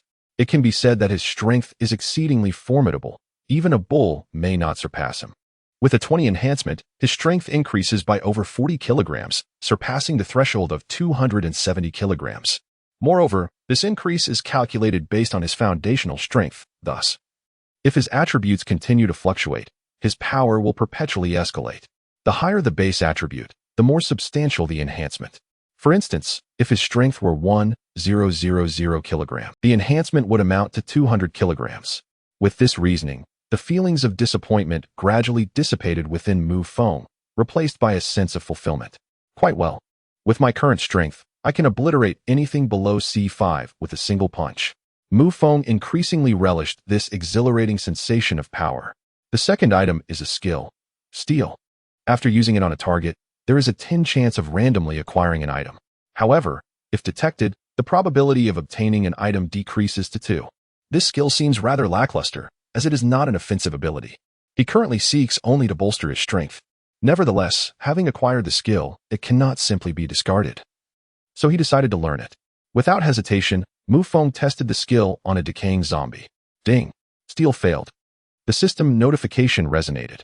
The zombie charged towards Mu Feng, but before it could get close, its head was shattered by the tongue of a long-tongued woman. Mu Feng shook his head and quipped, "What a useless skill." As he spoke, he cast the stealing skill once more at the approaching decaying zombie. Ding! The theft was successful. A pair of red panties was obtained. Mu Feng raised his hand to inspect the prize, and indeed, it was a pair of red underwear adorned with a Hello Kitty design. Upon further examination of the decayed zombie, it became apparent that it was a female. Disgusted, Mu Feng cast the panties aside onto the ground and wiped his hands clean. Onward. Despite the grotesque nature of the skill, Mu Feng was reluctant to squander. Having acquired a new ability, it would be a travesty to waste it. After 3 consecutive attempts, he finally succeeded once. Ding! Theft successful, gained 1 point in strength attribute. Mu Feng hurriedly checked his attributes, and indeed, his strength had increased by 1 kilogram. The ability to steal attributes? What a misconception. This was not merely a trifling skill. It was, in fact, a divine technique. Mu Feng felt a surge of excitement. The avenues for acquiring attributes were limited: extracting items, consuming strength-enhancing pills, leveling up, or opening treasure chests. While there were numerous methods, they relied heavily on chance, and the pace of leveling was excruciatingly slow. However, this stealing skill could be employed at any moment. Chapter 80. Acquiring the divine skill of theft. Arriving with the corpse of the genie Wei, Mu Feng felt as though he had stumbled upon a new world. After 10 arduous minutes, he employed the theft skill on the female decaying zombie over 100, successfully siphoning away 25 kilograms of strength. He utterly drained the zombie's power, even extracting 7 points of agility. The female zombie was left incapable of rising, lying on the ground and howling in despair, only to be swiftly eliminated by a long-tongued foe. What a remarkable technique this was. Yet, one must avoid failure in execution, lest it attract unwanted animosity. Mu Feng once again set his sights on a level 3 zombie, only to find the attributes he could siphon were a mere 3 points. The odds of success, however, were exceedingly slim. Yet, Mu Feng made a new discovery. The higher the target's level, the more attributes could be obtained in a single attempt. Despite the elevated risks and diminished probabilities, he found himself quite content. Ding! The strength attribute has reached its upper limit and can no longer be increased. Further attempts may impose a burden on the body. The system issued a warning as Mu Feng's attribute points surpassed 300. This indicated that his maximum strength at level 7 was capped at 300 kilograms. To continue his ascent, he would need to level up. Indeed, there were constraints. Shaking his head, Mu Feng turned his attention to the treasure chest. Just as he was about to open it, a thought struck him. What if he also acquired attributes from it? That would be a futile waste, as he had already reached his limit. At that moment, Anshi rushed over, clutching a large package. As she unveiled the contents, Mu Feng was taken aback. One by one, she extracted flying fish garments, causing his face to twitch in disbelief. Where did you procure these clothes? They lack any common, down-to-earth styles. Is this not attire meant for actors portraying the golden armor guards? Mu Feng questioned, perplexed as he held up a flying fish outfit. I sincerely apologize, Senior. The mutated zombies outside were far too numerous, and I even spotted a massive python coiling down the street, making it impossible to approach. Thus, I opted for a nearby custom clothing shop. Just as a new batch of costumes arrived, I seized the opportunity, and she explained with a tone of regret. Ah, it's fine. Just like this, quite good. As long as it is safe. Upon hearing this, Mu Feng nodded reassuringly and contemplated for a moment. You should go ahead and assess the situation, he instructed. Be sure not to get too close. Mu Feng gestured towards the distant battlefield, which had fallen silent for quite some time. Perhaps the team from the Black Triangle Corporation had been annihilated. All right, I shall proceed. And she obediently complied and began to move forward slowly, shouting, Lai Fu, thorns, come forth. After Enchi departed, Mu Feng summoned all the zombies, including the unclassified C8 zombie he had prepared for King Kong. He then picked up the bundled flying fish suit, assessing its fit, and proceeded to repack his zombie squad. 10 minutes later, a small team of mask-clad, flying fish-suited elite zombies stood in formation, exuding an aura of formidable strength. However, King Kong's size rendered him without suitable attire, relying solely on his skill, lava skin, to enhance his appearance. Once all was prepared, Mu Feng advanced towards the battlefield. As he drew near, a piercing roar echoed, threatening to rupture his eardrums. Mu Feng lifted his gaze to behold the Blade Queen, fierce as a tiger unleashed. She was devastatingly sharp, invulnerable. Two ability users, riding on flying devices, were cleaved in two by the spinning blades hurled by the Blade Queen, plummeting from midair. Swish, swish, swish. Dozens of blades erupted forth, shredding nearby blast shields, metal shields, and ice shields to pieces. At the scene, more than a dozen highly skilled guards and supernatural beings met their demise without even uttering a cry of despair. An elderly man, with hair as white as snow and a wooden staff in hand, locked his gaze upon the Blade Queen and unleashed a bolt of thunder. Boom! The lightning pierced through one of the Blade Queen's arms. She let out a heart-wrenching wail. Abominable creature! Did you truly believe no one could subdue you? The elder's voice resonated, deep and rich, as he wielded his staff to release two more bolts of lightning. Crack! The Blade Queen faltered. The ground beneath her shattered to pieces. The surrounding guards and supernatural beings seized the opportunity to launch a fierce assault. Uncle Lei, we cannot continue the attack. Should the Blade Queen transform into her second form, it would be far too perilous. At that moment, Lin Yuan approached the elder and spoke. Yuan, you do not comprehend. If we do not subdue the Blade Queen now and allow her to grow unchecked, she will inevitably break through to her third form. At that point, the entire Long Eye City will be engulfed in crisis. Furthermore, her rate of growth is alarmingly rapid. I suspect there are viral entities nearby. The elder, known as Uncle Lei, said with a serious expression. However, if we continue to expend our energy, we may attract the attention of Lingji Corporation, who are also here for the viral entities. If they are hiding in the vicinity, even if we manage to subdue the Blade Queen, we must guard against a surprise attack. Lin Yuan replied. Thus, we must swiftly resolve the situation with the Blade Queen. We must either drive her away or capture her. As Uncle Lei spoke, a sense of uncertainty enveloped him.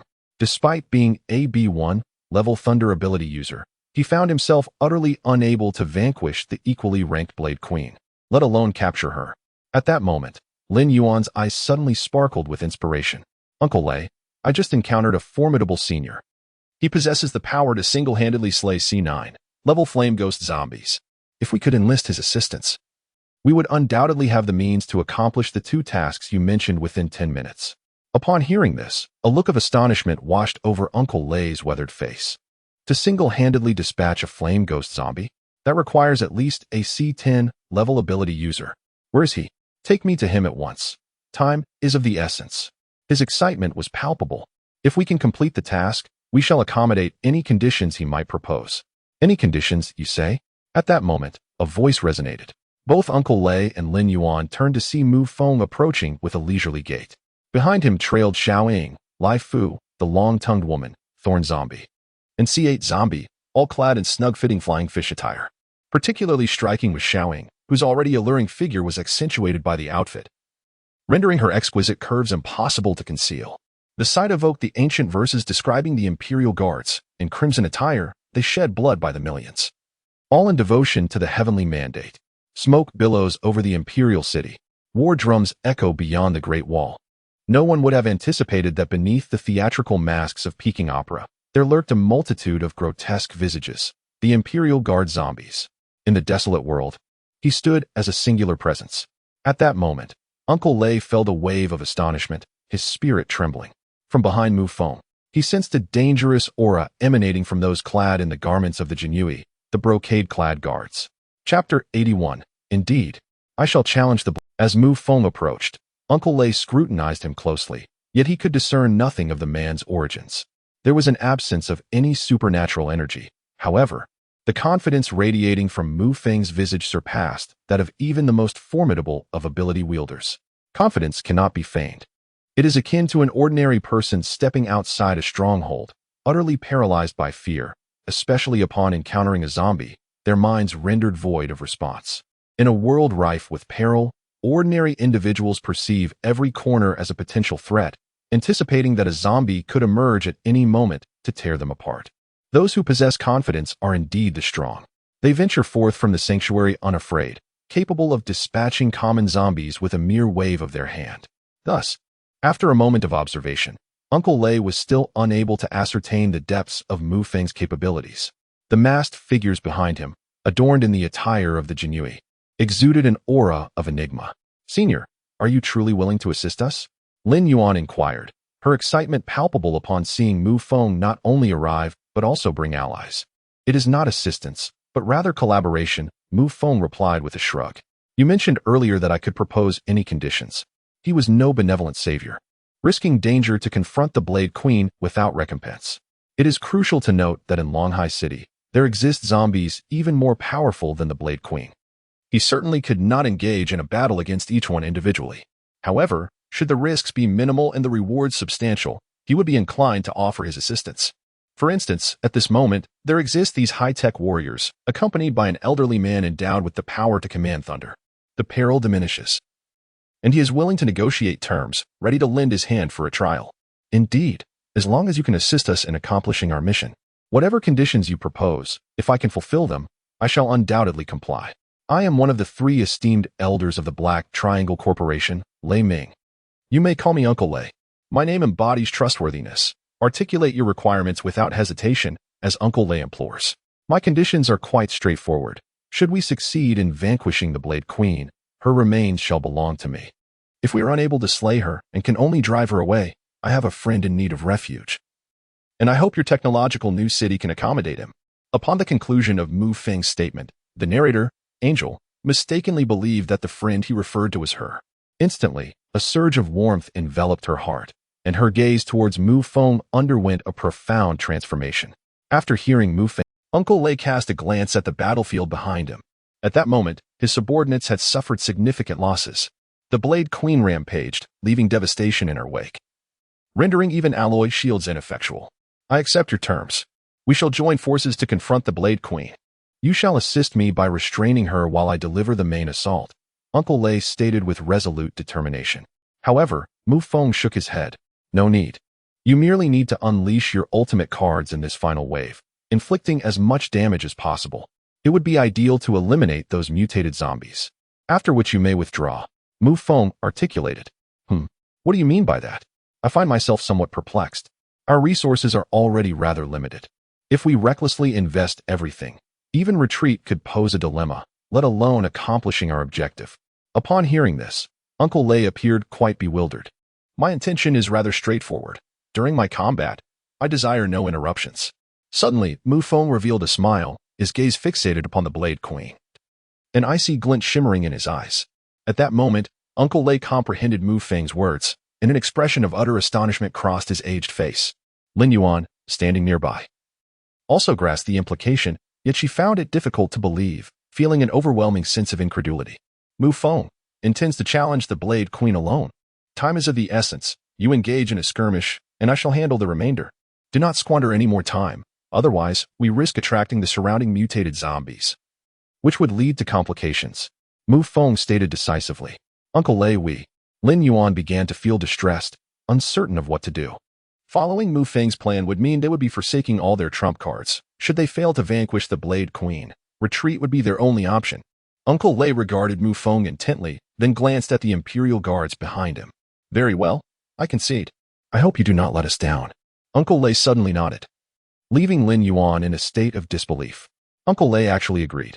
This is utterly absurd. Although she acknowledged Mu Feng's formidable strength, having single-handedly dispatched a C4 zombie dog with merely a dagger, as well as being capable of annihilating a C9 infernal zombie. However, he now faced the B1 level Blade Queen, who had already begun her transformation into the formidable B3 level. Is this esteemed senior, Mu Feng, out of his mind? It is not a matter of disbelief.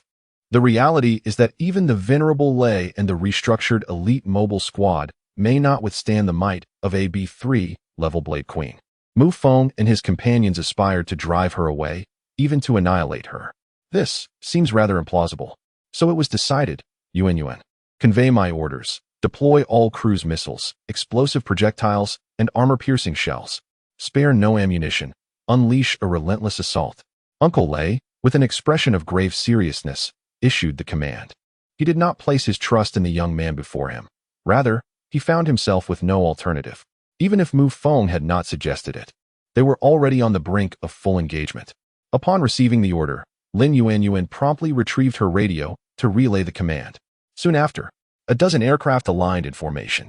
3 modified pickup trucks positioned heavy machine guns. Over 20 drones locked onto their targets, ready to unleash their rotary munitions. In the next instant, whoosh, bang, boom. The air was filled with a spectacular display of carpet bombing, as rays, artillery, bullets, and missiles converged upon the Blade Queen. A comprehensive onslaught. The battlefield transformed into a conflagration. At that moment, Mu Feng felt a shiver run down his spine. On the battlefield, while the efficacy of conventional weaponry against advanced zombies proved limited, it must be acknowledged that the firepower was fearsome and brutal, like a pack of blazing beasts. They surged through the skies, all charging toward their designated target. The surrounding walls, buildings, and flower beds lay in ruins, shattered to pieces with dust swirling in the air. Above, drones unleashed a rapid-fire barrage akin to a celestial shower of meteors. The ground reverberated with the cacophony of anguished cries, intermingled with the piercing roar of the Blade Queen. Such a relentless barrage enveloped her in the chaos of war. For a duration of 10 minutes, Mu Feng observed with clarity as a large crater on the ground began to expand, causing the earth around it to collapse. An underground gas pipeline erupted, sending a column of fire skyward, obliterating 2 C9-level zombies in its wake. The explosive force was terrifying. Beneath the surface lay a natural gas line, ignited with catastrophic results. Retreat, quickly, Uncle Lei commanded, as everyone hastily retreated on their flying devices. Heavy trucks raced away, colliding with a rock formation and becoming immobilized. Chapter 82. If the intention to scavenge is exposed, then let it be done openly. At this moment, Mu Feng, alongside Uncle Lei and the others, withdrew several hundred meters, watching as the flames roiled for a few minutes before gradually subsiding. They had not anticipated that detonating the gas pipeline would yield such devastating destruction, far exceeding their expectations. Uncle Lei, all the mutated zombies have been annihilated. The Blade Queen should. Lin Yuan inquired, her anticipation palpable. No. The Blade Queen has entered her second form. She will not perish so easily, though she lacks defensive attributes as a B3-level zombie creature. Her innate defense is capable of withstanding artillery-level devastation.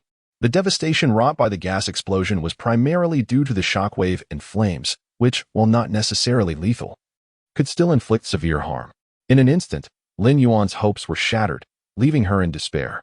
As the chaos subsided, the onlookers found themselves gazing in astonishment at a vast area, approximately 500 to 600 square meters, transformed into a gaping crater, still ablaze with fire. It was no longer as terrifying as before, resembling a basin forcefully carved from the earth. Uncle Lei, I fear the Blade Queen may have perished. Lin Yuan spoke up at that moment. At this juncture, we cannot ascertain that. Uncle Lei replied, shaking his head. Very well, you may withdraw. I shall handle this. At that moment, Mu Feng stepped forward, asserting his stance. Why should we retreat? Who do you think you are? Indeed, we have lost so many comrades. We cannot back down at this critical moment. Uncle Lei, who is this man? At this point, the guards and the ability users were incensed by Mu Feng's words. Particularly after hearing his commanding tone, they exhibited their defiance. Consequently, Lin Yuan briefly shared the details of her collaboration with Mu Feng with a captain of the ability user guards. Instantly, the captain shook his head and declared, no need. Let him go. We do not require collaboration. The mutated zombies have all been dealt with. Even if the Blade Queen survives, our team possesses the strength to vanquish. Uncle Lei, grant us one more chance to charge forward. We cannot surrender, nor do we need outsiders to meddle in our affairs. We do not accept his terms. Let us strike once more. The captain of the guard, a middle-aged man, was filled with fervor, his countenance exuding righteousness and an unwavering courage in the face of death. His impassioned words stirred the emotions of the extraordinary guards, who united in a resounding declaration. The Black Triangle Guard needs no assistance from outsiders. Uncle Lei, grant us but one opportunity. Our brothers shall not have died in vain. Our honor must remain untainted by foreign hands. It is through our blood and sweat that we have forged this legacy, so why should we allow an outsider to reap the rewards? The phrase reap the rewards elicited disdainful glances directed at Mu Feng from the assembly.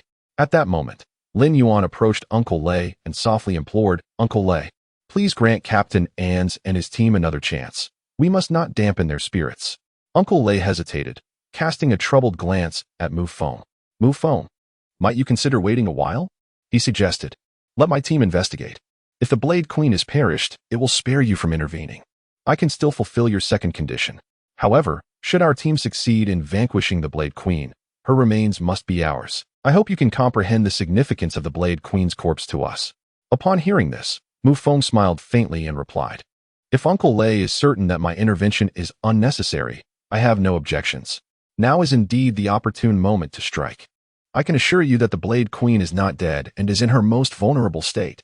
However, should we delay any longer, that certainty may no longer hold true. Upon hearing the words of Mu Feng, Captain Nzai let out a cold snort and abruptly turned to his team, exclaiming, brothers, we are the Black Triangle Company, a guard unit that has survived in this post-apocalyptic world. We are the elite, and we require no one's assistance. We can resolve matters on our own. We must not allow those with ulterior motives even the slightest opportunity to take advantage. Attack. As Nzai issued his command, several individuals with abilities leapt onto their flying devices and surged forward at breakneck speed. Drones descended swiftly, entering the pit, followed by the highly skilled warriors, armed and hastening towards the vast chasm. Upon witnessing this, Uncle Lei sighed, grasping his wooden staff as he followed suit. There was no point in speaking further. Mu Feng settled onto a nearby boulder, igniting a cigarette and extracting a can of fruit, beginning to indulge in his meal. As Uncle Lei and the others approached, one of them exclaimed with delight, Uncle Lei, we have found the body of the Blade Queen. She is dead. Huh, she is dead. Instantly, Uncle Lei and the others rushed over, their faces alight with joy as they gazed upon the charred remains of the once feared figure. Meanwhile, Enchi turned to Mu Feng and inquired, Elder, you just mentioned that the Blade Queen was not dead. Is that truth or mere fiction? They have already discovered her corpse. In response, Mu Feng exhaled a plume of smoke and replied nonchalantly, if she were truly dead, there would be nothing left of her body. This simple statement left Enchi wide-eyed in astonishment, just as she was about to warn Lin Yuan. A piercing scream resonated from the front. It is the Queen of Blades, emanating an enchanting magnetic resonance. The drones in the sky erupted in a cacophony of destruction, plummeting to the earth, while those endowed with extraordinary abilities fell to the ground. A piercing scream shattered the air, causing Uncle Lei's expression to shift as he brandished his wooden staff. A streak of lightning surged forth, striking the shadow below. Yet, at the moment of impact, the charred remnants of the figure disintegrated, revealing a slender form, entirely unclad. 3 straight, snow-white legs twisted into exaggerated arcs, while 4 arms morphed into razor-sharp blades, each extending 3 meters in length. Chaos ensued as the blades slashed through the air, blood splattering in every direction. The foremost abilities user, caught off guard, lost their head, their lifeless body crashing to the ground. The elite guards behind them unleashed their weapons, only to have them shredded by the blades. Uncle Lei, unrelenting, unleashed wave after wave of thunder, momentarily forcing the Blade Queen to retreat. Fall back. Quickly, Uncle Lei bellowed. Captain Ans and Lin Yuan, witnessing the scene, felt a chill down their spines as they frantically leapt from the pit. They emerged onto the surface, only to see Uncle Lei still entrenched, bombarding the Blade Queen. However, they could all perceive that once Uncle Lei's powers waned, he would be harvested in the next heartbeat. His abilities were formidable enough to inflict damage upon the Blade Queen, yet his energy reserves were insufficient for an infinite release of thunder. Follow my command. Retreat at once. Chapter 83. The Final Confrontation with the Queen. All guns blazing. Roar. Howl. At that moment, the Blade Queen raised her head and expelled a stream of emerald liquid, which instantaneously corroded a bolt of lightning, causing it to dissipate in the air. Lin Yuan, retreat immediately. Drive away the heavy truck. We cannot allow the zombies inside to escape. Hurry, head to the nearest gathering point. Nzai commanded Lin Yuan, then decisively waved his arm, unleashing a barrage of fireballs that struck the Blade Queen. However, as merely a C9 level ability user, his impact on the Blade Queen was exceedingly limited, failing to replicate the suppressive effect of Uncle Lei's thunder. Instead, It only fueled the Blade Queen's fury. A few other guardians and ability users retreated alongside, leaving only Nze and Uncle Lei to confront the Blade Queen. Just then, the Blade Queen hurled a spinning blade, slicing through the fireballs and piercing Nze's chest. He collapsed to the ground, his face contorted in agony. "Captain Nze!" Uncle Lei exclaimed in alarm. Lin Yuan cried out, engulfed in despair. Suddenly, she turned to Lin Zhan, who was smoking nearby, her eyes reddened with fury. "Elder, how can you be so cold-blooded, watching them die without intervening? You should save them." Upon hearing this, Mu Feng abruptly stood up, regarding Lin Yuan with indifference as he retorted, "Why don't you go save them?" His counter struck Lin Yuan speechless, leaving her momentarily dumbfounded. "They are your teammates. You should be the one to rescue them. Why are you hiding here, pleading with others? And what is this attitude of yours? Moreover, why should I save them? What gives you the right to demand it with just a word?" Mu Feng echoed her tone, challenging her resolve. A mocking expression surfaced on her face. Lin Yuan, utterly at a loss for words, could only stare blankly ahead as Captain Nze's body was torn apart. Old Lei trembled violently on the brink of collapse. Gritting her teeth, she took a step forward, yearning to fight back, yet faltered at the second step. Turning back once more, she cast a pleading gaze towards Mu Feng. At that moment, Mu Feng sprang into action, striding directly to Lin Yuan, seizing her arm without a word, and dashed forth with remarkable speed. Lin Yuan initially believed that Mu Feng had developed a sense of compassion and was finally coming to her aid. However, in the next instant, he forcefully shoved her forward, narrowing the distance between her and the Blade Queen to less than 10 meters. The terrifying aura enveloped her, causing her blood to feel as though it were freezing, particularly with Mu Feng's subsequent words, which struck her mind like a thunderclap. "What good am I to you? If you wish to save someone, do not hesitate. I will bring you over. Go on, heroine, what kind of world is this? This is the apocalypse, and you still wish to play the moral high ground with me?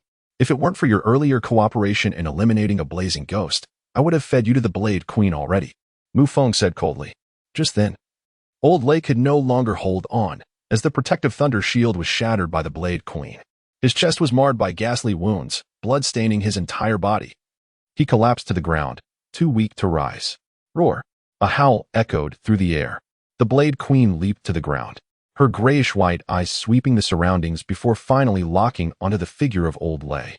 Stripped of any resistance, Old Lei awaited his fate, powerless against her approach. Suddenly, a shard of ice crashed down upon the Blade Queen, only to shatter into fragments upon impact. She swiftly pivoted, her gaze landing on Anchi, who trembled under the intensity of the Blade Queen's stare, her heart racing perilously close to escaping her throat. Mu Feng recognized the source of the attack. It was Anchi's ability. Instantly, his expression hardened, for he found himself positioned between the Blade Queen and Anchi, who was now charging toward him. In a sudden burst of instinct, Mu Feng turned and accelerated towards the stone forest on his left. The Blade Queen, momentarily uncertain of her target, would relentlessly pursue once she locked in on it. As Mu Feng drew her away, colossal stone statues, several meters high, were obliterated in her wake, creating a chilling spectacle. No obstacle could withstand the force of the Blade Queen's onslaught. Despite Mu Feng's swift movements, he could not shake her off. Upon plunging deeper into the stone forest, he abruptly turned, summoning the zombie squad he had meticulously arranged earlier. In an instant, Xiaoying, Laifu, the long-tongued woman, Thorn Zombie, C8, and even the Great Yellow surged forth, surrounding the Blade Queen. "Konglong, emerge. We must unleash our full strength. Eliminate her," Mu Feng commanded, calling forth the now C10 upgraded Konglong, leaving no room for restraint. The mighty King Kong was summoned, immediately unleashing his molten skin, and with his ascension to C10, his entire body shimmered with a metallic sheen. Beneath this dual-layered defense, he charged violently towards the Blade Queen. The metallic tendrils danced wildly, conjuring a tempest of ferocity, all aimed to pierce the Blade Queen. Meanwhile, Mu Feng and Xiaoying joined hands, reaching the pinnacle of speed. "Laifu, step up," Mu Feng bellowed, only to be seized by Xiaoying, who hurled him forward. As Mu Feng's foot struck the ground, propelled by Xiaoying's strength, he leapt into the air. Laifu stood ready ahead, arms raised, awaiting Mu Feng's leap. Chapter 84. Unlocking the marvelous use of skill theft. As Mu Feng descended, he planted a foot on Laifu's shoulder. With a sudden surge of strength at Mu Feng's command, Laifu catapulted him even higher. He soared over the Blade Queen, weapon in hand. Locking onto her head with lethal intent, thrusting downwards with ferocity. Simultaneously, he commanded King Kong to ensnare all tendrils, binding them to the Blade Queen.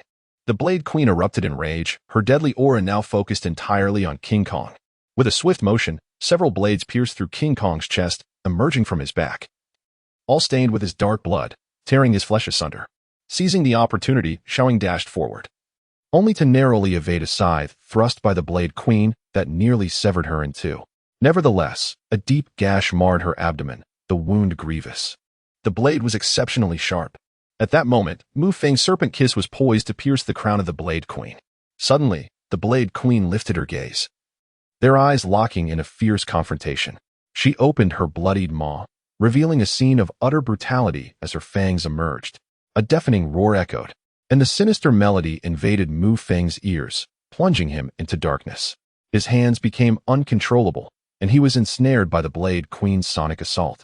His brain throbbing with pain, and he was overwhelmed with nausea. When he regained consciousness, he found himself sprawled on the ground, his body engulfed in agony as if he had been shattered into pieces beneath the Blade Queen. The defenses of his adamantine visage had proven futile. Both layers of protection had been breached by the Blade Queen. His innards felt as though they had been crushed, littering the ground. Lifu, Sakura, and the Thorn zombies were all suffering varying degrees of injury and trauma.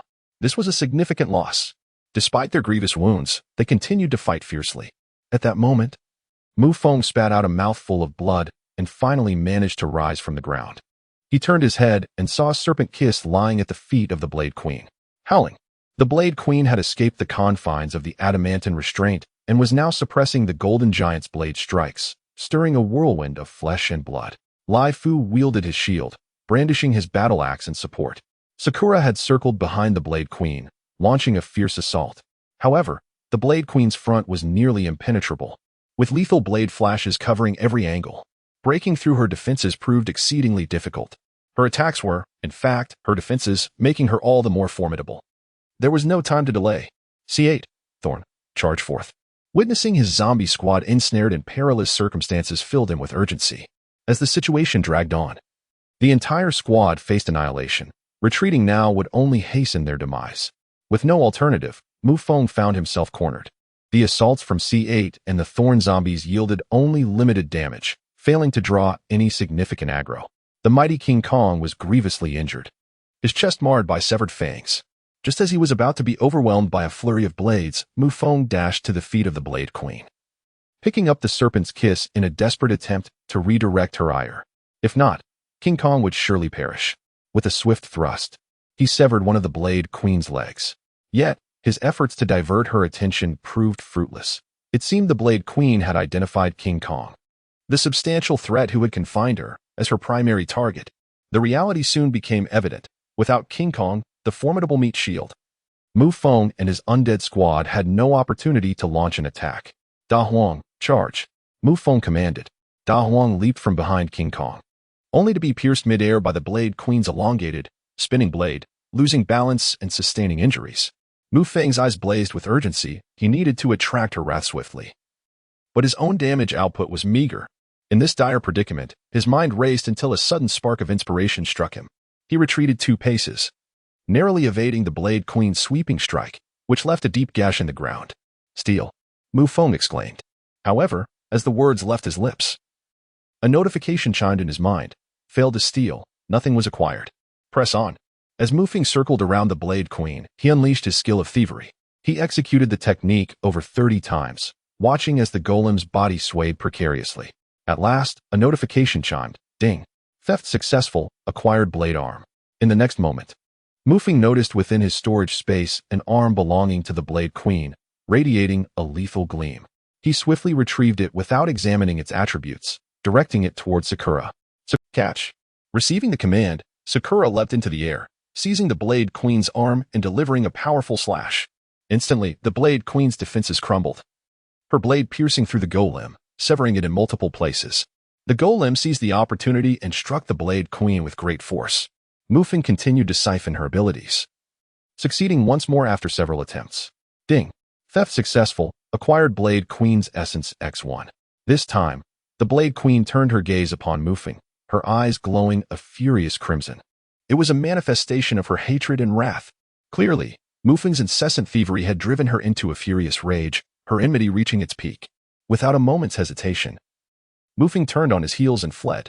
The Blade Queen, forsaking the golem, pursued him relentlessly.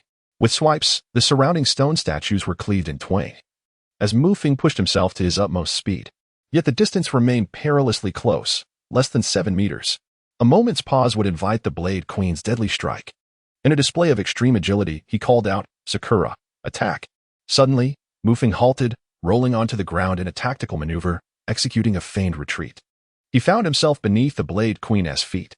The Blade Queen's vision was obstructed, forcing her to rely solely on her 6 razor-sharp legs to execute a strangling maneuver against the ground-bound Mu Feng. Time and again, Mu Feng navigated perilously within the lethal grip, his right hand wielding the serpent's kiss to thwart the Blade Queen's onslaught.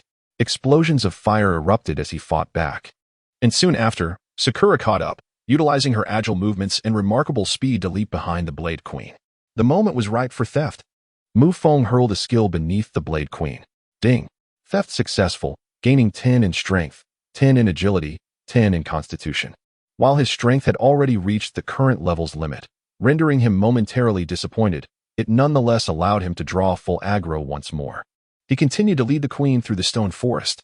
Sakura's relentless assault struck the Blade Queen fiercely. Now, Mu Feng required no assistance from other zombies. He drew aggro through theft, while Sakura unleashed her attacks. Their coordinated efforts sent them racing wildly through the stone forest, toppling numerous statues in their wake. Under Mu Feng's command, Sakura executed precise strikes, severing one of the queen's sharp tendrils with each blow. Half an hour later, boom, the Blade Queen crashed to the ground, sliding several meters as the impact raised debris around her. A lion statue was shattered upon collision.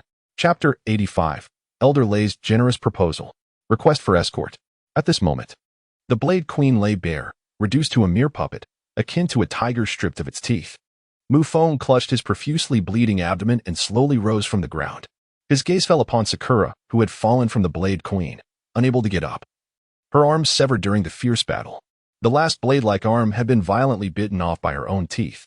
The extent of her injuries was more dire than that of a colossal beast. Sakura! Mu Feng's eyes reddened as he struggled to his feet. Witnessing the Blade Queen tremble momentarily, gritting his teeth, he dragged her into the synthesis space. Then he collapsed to the ground, lifting Sakura from the earth, only to behold the gaping wounds that threatened to tear her body asunder. Without a moment's hesitation, Mu Feng swiftly placed Sakura into the designated space, knowing that only by synthesizing her to C9 level could she be restored. Even the Colossus had suffered grievous injuries. Should he fail to recover, he would be incapable of continuing the fight. The losses among his zombie minions were also catastrophic. The Thorn zombie had met its demise, cleaved in two by the Blade Queen during the chaos. The C8 zombie had been utterly torn apart. Now, only De Huang, Lai Fu, Sakura, the Colossus, and the long-tongued woman remained. Once the battle concluded, Mu Feng painfully rose from the ground, tending to his wounds with. He quickly scanned the synthesis space and immediately spotted the B1 level inscription above the Blade Queen's head. This marked the most formidable zombie he had ever possessed. Even if the Colossus ascended to B1, it would still be no match for the Blade Queen, for she possessed 2 distinct forms. System, has the mission been completed? Mu Feng inquired. System prompt, the host must submit the Queen's heart to complete the task. Upon hearing this, Mu Feng realized that he would need to extract the heart. However, would the Blade Queen not face changes or even death if her heart were removed? Regardless, the task had to be accomplished. Mu Feng summoned the Blade Queen. At this moment, although she had become his exclusive zombie, her injuries had yet to heal. He drew forth a dagger and called out, "Come forth," plunging it into the Blade Queen's chest. To his astonishment, what he extracted was merely a gray stone. Furrowing his brows, Mu Feng pondered, is this truly the Queen's heart? It appeared to be nothing more than a stone. The Queen, having lost her stone heart, had fallen into a state of apparent death, yet upon its reinstallation, she inexplicably revived. How bizarre. Unable to comprehend the principle behind it, Mu Feng decided to disregard it. Submission, he declared. With that, the stone in his hand vanished. Ding. Congratulations, host, for completing the task. Experience gained, 10,000 points. Reward, lucky roulette 10 draws. Would you like to draw? No. Mu Feng did not rush to draw. At that moment, he noticed that many zombies had already drawn near. Given his current condition, he was unfit for battle. Just then, Uncle Lei and the others approached, their expressions frozen in disbelief at the chaotic scene and the absence of the Blade Queen. Mu Feng, where's the Blade Queen? Uncle Lei inquired solemnly as he drew closer. She got away. Mu Feng did not reveal the truth, deeming it unnecessary. He had paid a price to capture the Blade Queen and saw no reason to inform them. However, he was relieved to have found the virus's original source. Mu Feng, I sincerely appreciate your efforts in diverting the Blade Queen, remarked Uncle Lei. The conditions you previously proposed remain valid, and I shall assist you in fulfilling them. At that moment, Lin Yuan stood beside him, clutching a metallic case. Though Mu Feng had never encountered the so-called viral entity, it was likely contained within that very box. It is nothing. I am grateful for your adherence to your promise. His impression of the elder was quite favorable, especially considering that the man was a B1 level ability user, devoid of any pretense. Senior, you are injured. At that instant, Anshi rushed over, attempting to support Mu Feng, only to be evaded by him. I am fine. By the way, you should not have forgotten what I mentioned earlier. There is no need for me to reiterate the next steps, is there? Mu Feng's expression turned frigid as he spoke. Had it not been for Anshi's impulsive interference, the Blade Queen would not have targeted him. Although Anshi had acted with the intention of saving someone, Mu Feng had previously cautioned her to maintain her distance should she err again. There is a first and a second time, but never a third or fourth. His resolute demeanor prompted Anshi's outstretched hand to awkwardly retract. Anshi, do not mind him. Come with us to the new science city. What sort of senior is he, cold and devoid of emotion? Following him will only lead to trouble, Lin Yuan interjected, glaring fiercely at Mu Feng in evident anger over his recent conduct. She then led the bewildered Anshi away to join Uncle Lei. Uncle Lei, I suspect this fellow is lying. The Blade Queen is nothing more than a zombie. Where would she acquire the instinct to flee? I suspect that he has indeed murdered the Blade Queen and concealed her body. Undoubtedly, he aims to barter with us. His previous appearance was solely for his own gain, revealing his utter selfishness. The Blade Queen was already gravely wounded, and there is a considerable chance that he has taken her life and hidden her remains. A few of the ability-wielding guardians whispered to Uncle Lei. Such words cannot be uttered. Even if true, the Blade Queen was slain by Mu Feng, and he possesses the right to deal with it. Furthermore, had it not been for his intervention, you would have met your demise just now. One must not speak recklessly. It reflects one's character, and I hope no one brings it up again. Upon hearing the discussions among the members, Uncle Lei's expression grew serious as he reprimanded them. The crowd fell into silence. Mu Feng, we are headed to the gathering place at Donghuan Prison. It conveniently lies along our route. Would you care to join us? At that moment, Uncle Lei extended an invitation. You wish for me to escort you? That certainly isn't without cost. What benefit will you provide me? Mu Feng replied directly. Uncle Lei was momentarily taken aback. He had not anticipated Mu Feng would perceive it this way, yet he indeed had that intention.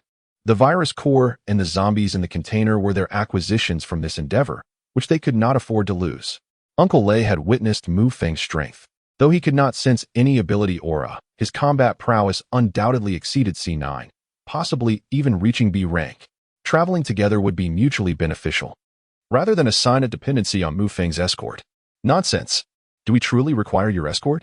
Our Black Triangle Company's guard team has always been in the role of protector, never having been protected ourselves. Mu Feng's words evidently struck a chord with the pride of those extraordinary beings, provoking a powerful reaction. Chapter 86. Could he actually evade the tracking missile? It appeared it was no longer necessary. Mu Feng grinned and shrugged his shoulders. Uncle Lei, feeling helpless, wished to accompany Mu Feng on his journey, hoping to provide some support in light of his injuries. Given the discord among the team members, it was perhaps best not to force a unity that could lead to further conflict. Everyone released their flying devices, preparing to depart. Suddenly, a rocket propelled from the nearby sculpture park, striking one of the flying machines and transforming it into a magnificent explosion of smoke and light. One of the extraordinary guards swiftly unleashed his powers, enveloping himself in a protective water barrier, narrowly escaping the lethal blow. Tension filled the air as everyone a mocking voice echoed through the space. Hee, Old Lei, how are you faring? What a coincidence to encounter you in such a desolate place. A figure soared from the structures of the sculpture park, from a vantage point where he could observe the battle involving Mu Feng and his companions. This indicated that he had been lurking there for quite some time. Mu Feng's eyes narrowed. He pondered whether his recent summoning of the diamond golem had gone unnoticed. As the figure approached, it became evident that he was devoid of any flying apparatus. Upon closer inspection, Mu Feng discerned a pair of black wings upon the individual's back. There was no room for speculation. He was undoubtedly one of the extraordinary beings. A middle-aged foreign man approached, wielding a spear that crackled with electricity, emitting a sharp hiss. On the ground lay 4 others. One of them was shouldering a missile launcher while inserting a small missile into it as he walked. The sight of these 5 individuals caused a dramatic change in Lei Lao's expression. Without hesitation, he implored Mu Feng, saying, "Brother Mu Feng, these men are our mortal enemies. I beseech you to take action and help us protect the virus core. If you assist us, beyond the previous conditions, I can fulfill any of your requests, including sharing a portion of the virus core." Upon hearing Lei Lao's words, Mu Feng replied with an impassive demeanor. "What else do you have besides the virus core?" Mu Feng's approach was straightforward. He had no desire to involve himself in the entanglements of others, seeking to avoid unnecessary complications. If he were to engage, it would be purely for personal gain. Without a substantial benefit, he had no interest in the matter. He was preoccupied. However, if Lei Lao could present something truly enticing, Mu Feng would not be averse to lending a hand, especially considering that the recent battle he fought might have been observed by these individuals. Seeing Mu Feng relent eased Lei Lao's anxiety considerably. His greatest fear was that Mu Feng would remain indifferent, choosing not to intervene in their time of peril.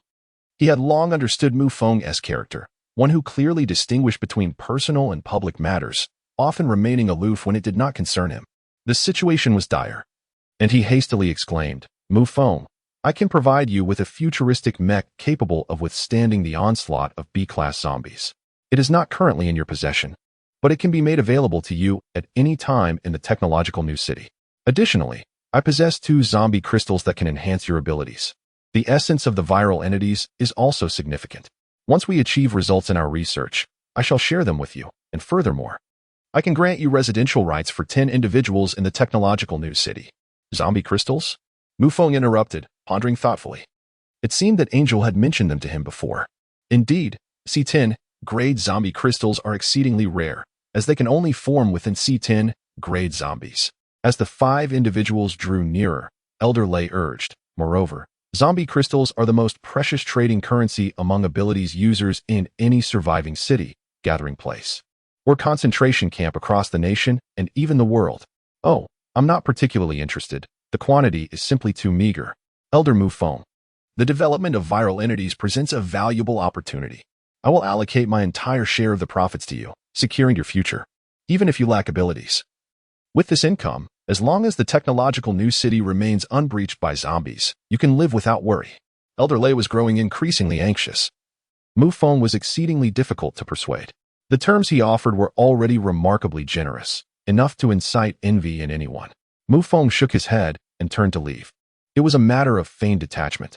This was not merely a case of taking advantage of a crisis. After all, it involved risking one's life, and he felt his intervention warranted a greater price. However, he remained open to negotiation, yet he desired to continue probing the situation. Whoosh! Suddenly, a missile hurtled towards Mu Feng, unleashing a howling tempest. The flames erupted with a thunderous sonic boom, deafening to the ears. Mu Feng's gaze sharpened, and with a powerful push against the ground, he leaped into the air with remarkable agility, narrowly evading the missile. In mid-flight, he deftly dodged 3 successive strikes from a tracking missile. Hiss, hiss, hiss. Such astonishing speed. Elder Lei's eyes narrowed in astonishment, a smile breaking across his face. He had been troubled by Mu Feng's reluctance to engage, as the conditions he could offer were nearing their limit. Yet, against all odds, the adversary had provoked Mu Feng, directly inciting enmity. "Mu Feng, if you are willing to take action, the previous terms remain unchanged. I can even add 3 B10 zombie crystals." Elder Lei shouted towards Mu Feng. For reasons unknown, he held a profound trust in Mu Feng, and his current state rendered him incapable of combat. The other ability-wielding guards could at best offer support. They were now reliant solely on Mu Feng. After evading the missile, Mu Feng landed gracefully. Wearied by the absurdity of the situation, this spectacle left the onlookers in awe once more. This was a high-level weapon with radar lock-on, and yet it had been evaded time and again. It was nothing short of a humiliation. The finesse of such maneuvers was remarkable. The calm demeanor Mu Feng exhibited after evading the missile only enhanced his elegance in the eyes of Elder Lei and the crowd. Even those ability-wielding guards who harbored resentment towards Mu Feng could not help but acknowledge his formidable prowess, He evaded the tracking missile solely through his own physical capabilities, without relying on any abilities. It was truly astonishing. The strength of an evolver lies within their abilities, which can wreak havoc upon the world. However, many evolvers are unable to withstand a single blow. There are also those evolutionaries who rely solely on their cultivation methods, yet such individuals are exceedingly rare. Their strength tends to be remarkably balanced. Their physiques are powerful, devoid of any particularly outstanding strengths or glaring weaknesses. In contrast, Mu Feng's performance appears to stem entirely from his innate capabilities. Lacking any supernatural abilities, he is nonetheless astonishingly formidable. Such individuals are profoundly intimidating, for they possess no flaws, instilling a sense of dread that surpasses that evoked by those with extraordinary powers. His reflexes are astonishing. It is evident that he is a master. Yet, wait, there is no trace of supernatural energy emanating from his body. How can this be? In the sky, the middle-aged man with wings wore a grave expression and spoke in a low voice. Chapter 87, A Fatal Strike. Slaying the Guardian. He suddenly regretted provoking Mu Feng. However, at this moment, regret was futile. What did it matter if he possessed some strength?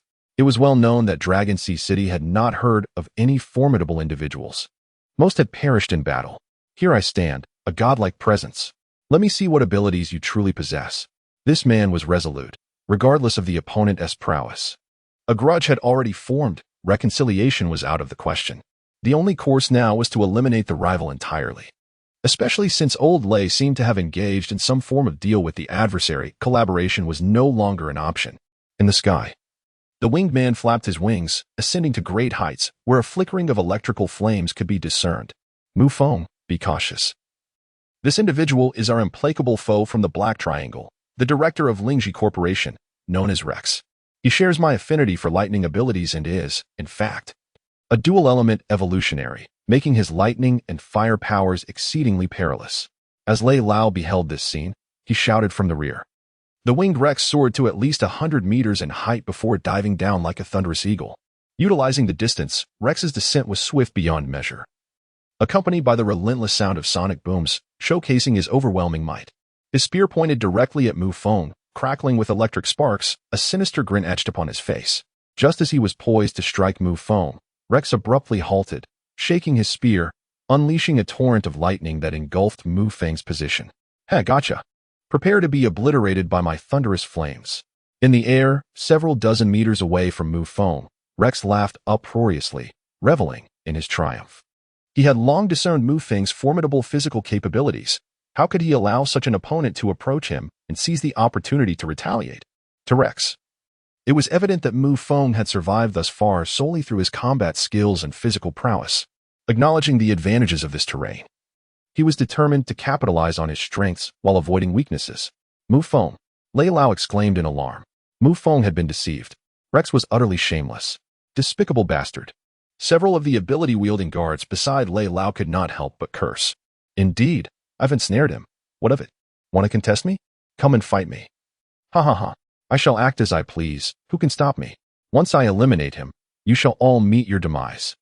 Rex gazed upon the region ravaged by lightning, his laughter growing even more jubilant. A shameless scoundrel. Shameless? In battle, one must employ every means at their disposal. Lei Lao, you should understand this principle better than I, he retorted. Rex gazed at Elder Lei, a cold smirk gracing his lips. You are despicable, and there is no need for your feeble justifications. At worst, I shall perish alongside you. But I will never allow the viral progenitor and those unique zombies, our bounty, to fall into your hands. Come on, Elder Lei bellowed in a deep voice. Ah, facing death yet still trying to play the hero? Rest assured, I shall indulge you. That girl belongs to your company, right? Haha, truly exquisite. I will kill you, and then relish the company of the female espers from the Black Triangle Corporation. Heh. Rex spoke with unrestrained arrogance. His derogatory words ignited Lin Yuan's fury, yet at this moment, their ability to retaliate would only result in swift subjugation. However, at that moment, from the crackling area, Mu Feng emerged amidst the lightning. Though electricity danced across his entire being, he remained utterly unscathed. Not only Rex and his cohorts, but even Elder Lei and the others were struck with awe, their scalps tingling. Mu Feng himself was equally astonished. When had his body become immune to lightning? Even he was unaware. How could this be possible? Rex's eyes widened, convinced he was witnessing an illusion. His vision deceiving him. He was utterly terrified. It is worth noting that the previous strike was something even Elder Lei would hesitate to withstand. Even if he managed to endure it, there would be a price to pay. In Rex's eyes, someone who could hardly be considered an Esper had emerged unscathed from the very powers he had unleashed. With the lightning spear in his hand, Rex's abilities would receive a tremendous amplification. The B-level abilities, upon the amplification released through the Thunder Spear, possess a power ranging from B1 to B3. How on earth did this individual achieve such prowess? At that moment, the 4 ability users brought by Rex narrowed their eyes, a palpable aura of menace emerging. These 4 towering evolvers, clad in metallic armor, charged towards Mu Feng. Their immense physiques exuded a ferocious strength, shattering the ground beneath their feet as they advanced. Meanwhile, Rex offered a brief warning from behind, questioning their strength, a power type? Isn't that merely a living target? Mu Feng cast a glance at the approaching quartet. Though their faces were rugged, a closer look revealed their muscles swelling with explosive potential. The 4 guardians. How intriguing. Mu Feng remained utterly still, allowing them to draw near. Ah, formidable ability users? How delightful. It would be ideal to eliminate all of you and transform you into zombies. Thoughts began to swirl in Mu Feng's mind. If he could turn all 4 guardians into zombies, what level would that yield? Would it be sufficient for Jingang and Sakura to level up? In midair, Rex, upon witnessing Mu Feng's calm and composed demeanor, felt a surge of irritation, wishing nothing more than to pierce him through with a spear. Just wait and see how you confront the onslaught of my 4B1 level power type ability users, even if your defenses are formidable enough to withstand my thunder. Today is destined for your dismemberment. Elemental ability immunity, but what about physical? Let us see what you can muster against me. With spear in hand, Rex had already envisioned the scene of Mu Feng being trampled by the 4 guardians. As the 4 guardians surged towards Mu Feng, their iron fists swung, compressing the air with a thunderous roar akin to an explosive detonation. Suddenly, a petite figure darted forth with the swiftness of lightning, confronting the quartet.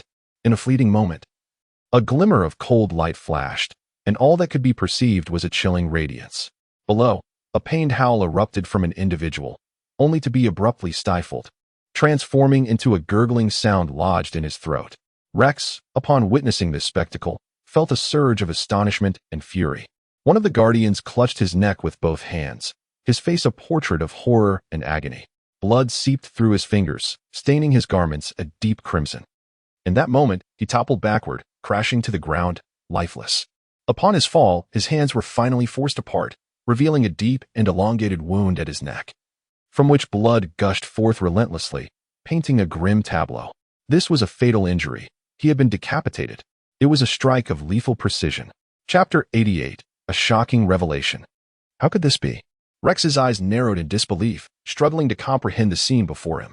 His gaze then fell upon a diminutive figure standing before Mu Feng, a remarkably delicate little girl. Her features were exquisitely crafted, yet her skin bore an unsettling quality. Possessing but a single arm that shattered the image of innocence, instead exuding an aura reminiscent of a dark loli. Her face was strikingly beautiful, yet her eyes were devoid of any trace of human emotion, radiating a chilling, merciless intent to kill. The little girl, the one-armed, wore claws that shimmered with a chilling glint. All the blood gradually coalesced, then dripped from her solitary claw. To kill without leaving a trace. To traverse 1,000 miles without a footprint. Through a sudden assault, Mu Feng led his adversaries to believe he was alone, only to instantaneously summon Sakura, executing a lethal strike in the blink of an eye. As a B1 level ability wielder in a state of enhanced power, under normal circumstances, if they were aware of Sakura's presence, she would stand no chance in a one-on-one confrontation. However, in the midst of a surprise attack, their strength proved to be futile. And it was hardly unexpected for Sakura to decapitate them under such unforeseen circumstances. Where did she emerge from? Rex beheld Sakura standing behind Mu Feng, having just slain one of his most capable subordinates, her claws still dripping with blood. At that moment, Sakura bore no trace of a zombie. Her skin was enveloped by her attire. Thus, aside from Chi, no one realized that the formidable figure beside Mu Feng was a zombie.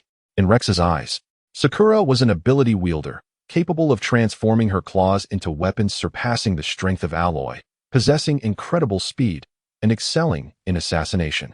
Similarly, though Lei observed the true visage concealed beneath Sakura's mask, his immediate thought was that she was an immensely powerful ability wielder. No one would ever suspect that she was a zombie. Damn it, she has slain Ahu. The other 3 guardians displayed their indignation. They had been so engrossed in Mu Feng that they failed to notice he had an ally, and this female ability wielder could even become invisible. How could they have been so blind? Sakura, eliminate them, Mu Feng uttered coldly. As his words echoed in the air, Sakura stepped forward, and in the next moment, the remaining 3 guardians instinctively retreated a step. A B-level Esper had actually taken a step back. A group of useless fools. She was merely a C-level Esper. So what was there to fear? Her expertise lay in assassination, yet once her position was revealed, she would lose her advantage. Let us strike together and tear them apart. How do you think a mere C-level Esper could kill us? Boy, you are far too arrogant. At that moment, Rex held an instrument in his hand, locking onto Sakura. It was not a weapon but a device designed for comprehensive assessment of strength, and its data was remarkably accurate. This was the latest high-tech product from the Tech News City. It could detect the strength of zombies, espers, and ancient martial artists alike. Currently, Rex observed that the instrument displayed a C-level reading.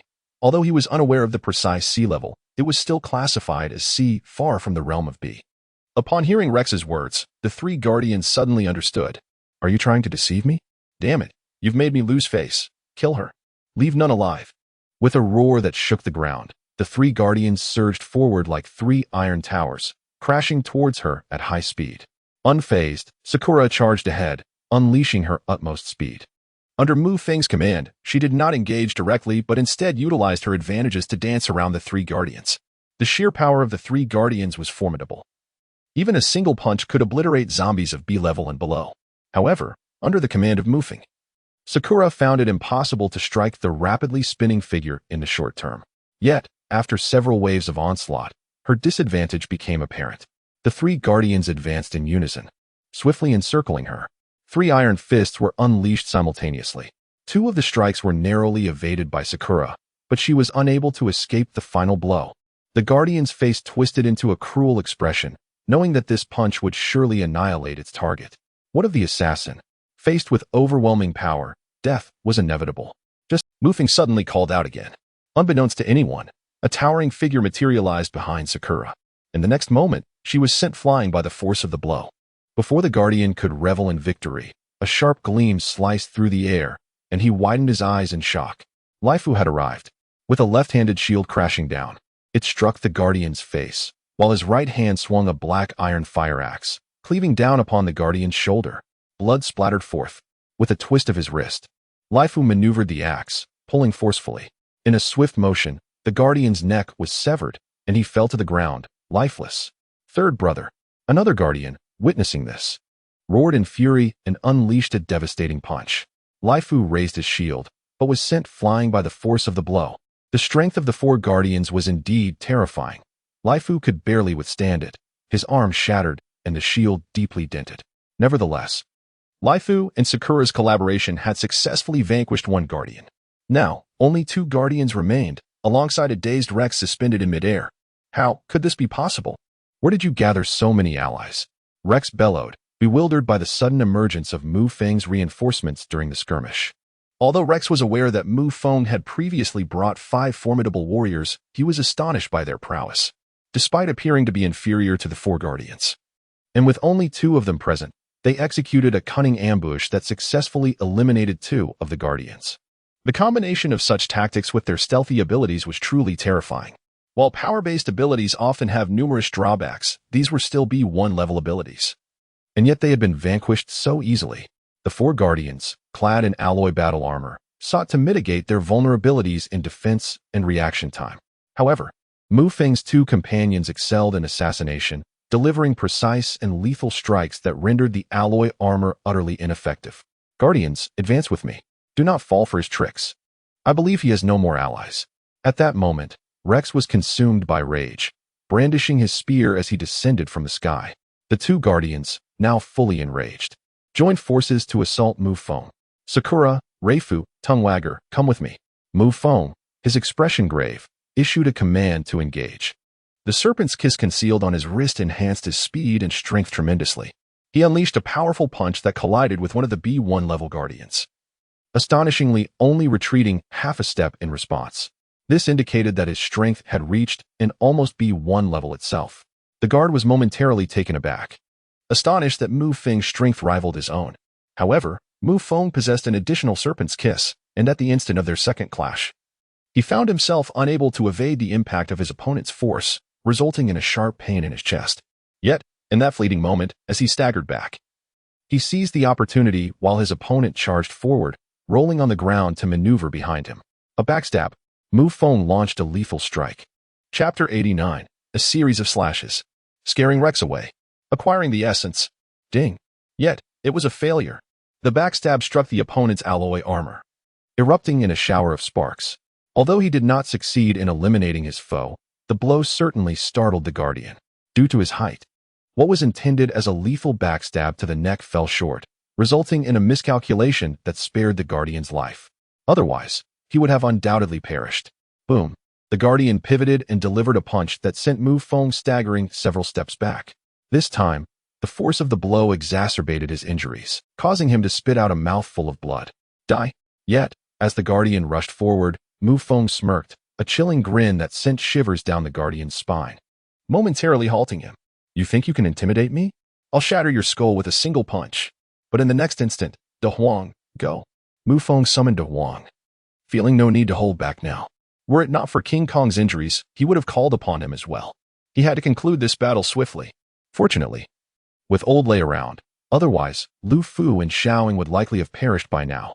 Mu Feng could not afford any more delays. Summoning the Great Yellow was merely a ruse, for his level was insufficient to contend with the Guardian. When the imposing figure of the Great Yellow emerged, it indeed instilled fear in the Guardian. However, he soon discerned that the Great Yellow's presence was not particularly formidable and that he bore grievous injuries. The wound inflicted by the Blade Queen was horrific, as if his very body were on the verge of fracturing. Gravity Fist. The Guardian bellowed, unleashing his extraordinary power. The amplification of strength was something he had not employed even during his earlier confrontation with Mu Feng. In this moment, he was able to send the Great Yellow flying with a single punch, simultaneously aiming to obliterate Mu Feng's head in a devastating 2-in-1 strike. He regarded Mu Feng with utter disdain. Yet, Mu Feng remained utterly unperturbed. He quietly activated the synthesis space, partially extricating the Blade Queen. Moreover, he equipped her with one of the severed limbs he had acquired. Just as the Guardian closed in, his fist poised to strike Mu Feng's visage. He was convinced that he could effortlessly shatter Mu Feng's skull, as one might crush a watermelon. Unbeknownst to him, a claw radiating an aura of relentless sharpness materialized, slicing through the air in an instant. Even in her severely wounded state, the Blade Queen remained formidable, piercing the Guardian's neck with a single lethal limb. His fist halted mere centimeters from Mu Feng's face, a distance of less than 3 centimeters. Mu Feng could even feel the lethal force that would have struck his face. With a thud, the Guardian's lifeless body fell to the ground. Without a moment's hesitation, Mu Feng surged towards the other side of the battlefield, brandishing his dagger to assail the final guard. The last sentinel. Under the relentless assault of Mu Feng and Lai Fu, Xiaoying fell, filled with resentment. As for Rex, after inflicting injury upon the elder Lei, and witnessing the long-tongued woman pierced through the chest by lightning, he discovered that all his subordinates had perished. You have slain my 4 great guardians. Damn it! Rex roared in fury at Mu Feng. Yet, he refrained from striking back, for he was now thoroughly wary of Mu Feng, especially with so many allies at his back. I am indeed cursed, so come and take my life.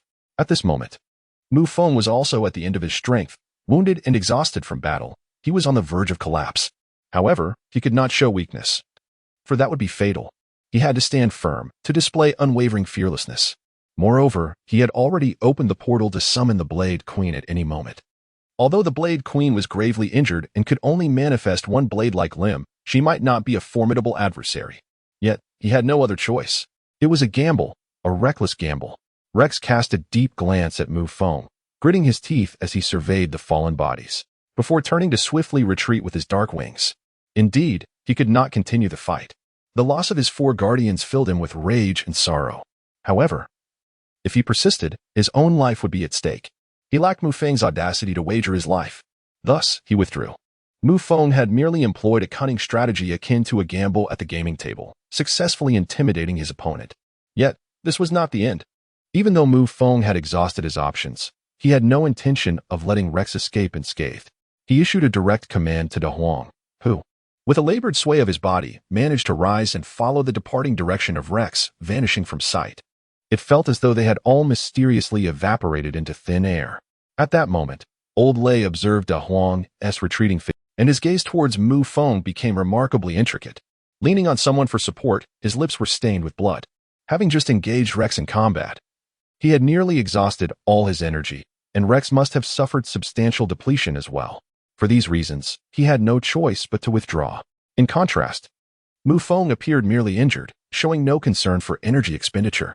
Master Mu Feng, on behalf of the Black Triangle Company, I express my gratitude for your rescue.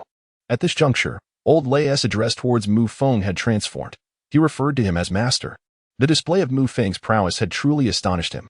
First, he single-handedly faced the Blade Queen and then engaged in a duel with a formidable opponent like Rex, wounded yet managing to slay the 4 great guardians. He had instilled fear in Rex. Such achievements. Even those who had previously voiced complaints against Mu Feng, the ability-wielding guards, now gazed at him with red-rimmed eyes. Their admiration having reached an indescribable zenith, they had come to their senses. Each of them bowed deeply, addressing Mu Feng. We apologize, esteemed Mu Feng, for our prior foolish actions, including. Lin Yuan was compelled to bow her head as well. Their lives, and even the preservation of the virus serum, hinged upon Mu Feng's intervention.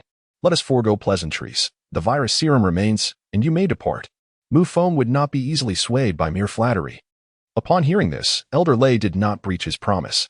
Instead, he turned and, accompanied by several guards, divided the viral specimen into 2 portions, placing one into a test tube and handing it over to Mu Feng. As Mu Feng gazed at the pink liquid within the test tube, it appeared as if the very essence of the brain had altered in hue. Although he was unaware of the nature of the viral specimen and how it was formed, he understood that this substance could enhance the zombie's capabilities. You all should leave without concern for me. If you delay any longer, you may find yourselves unable to even enter the gathering place. Chapter 90, Major Upgrade. Sweeping the park area. Well then, Mu Feng, we shall take our leave. Elder Lei courteously remarked before leading his party away. During this time, Anchi repeatedly glanced back with reluctance and deep regret, her eyes filled with guilt as they met Mu Feng's. Yet she understood that her transgressions had crossed Mu Feng's principles and boundaries, rendering any thought of following him impossible. After the crowd departed, Mu Feng sank to the ground, breathing heavily. He surveyed the corpses of the 4 guardians strewn upon the earth, a cold smile creeping onto his face. I hope you 4 do not disappoint me. Laifu, take a bite out of them. With these words, Laifu approached, seizing each guardian's corpse and sinking his teeth into it. Initially, Mu Feng had contemplated using the viral specimen to transform these 4 guardians into zombies, perhaps yielding better results. However, considering the wounded zombie squad, he ultimately decided to reserve the viral specimen for Sakura, King Kong, and the others, as he awaited the transformation of the 4 great guardians. Mu Feng did not squander the time. He took out the Queen's Essence. Queen's Essence, a highly concentrated serum of zombie blood, capable of mending the injuries of the undead. Without hesitation, Mu Feng administered the essence to the Iron Guardian. A satisfied smile graced his face as he observed the Iron Guardian entering a restorative phase lasting 10 hours. After this period, it would be revitalized in its entirety. Next came the Virus Essence.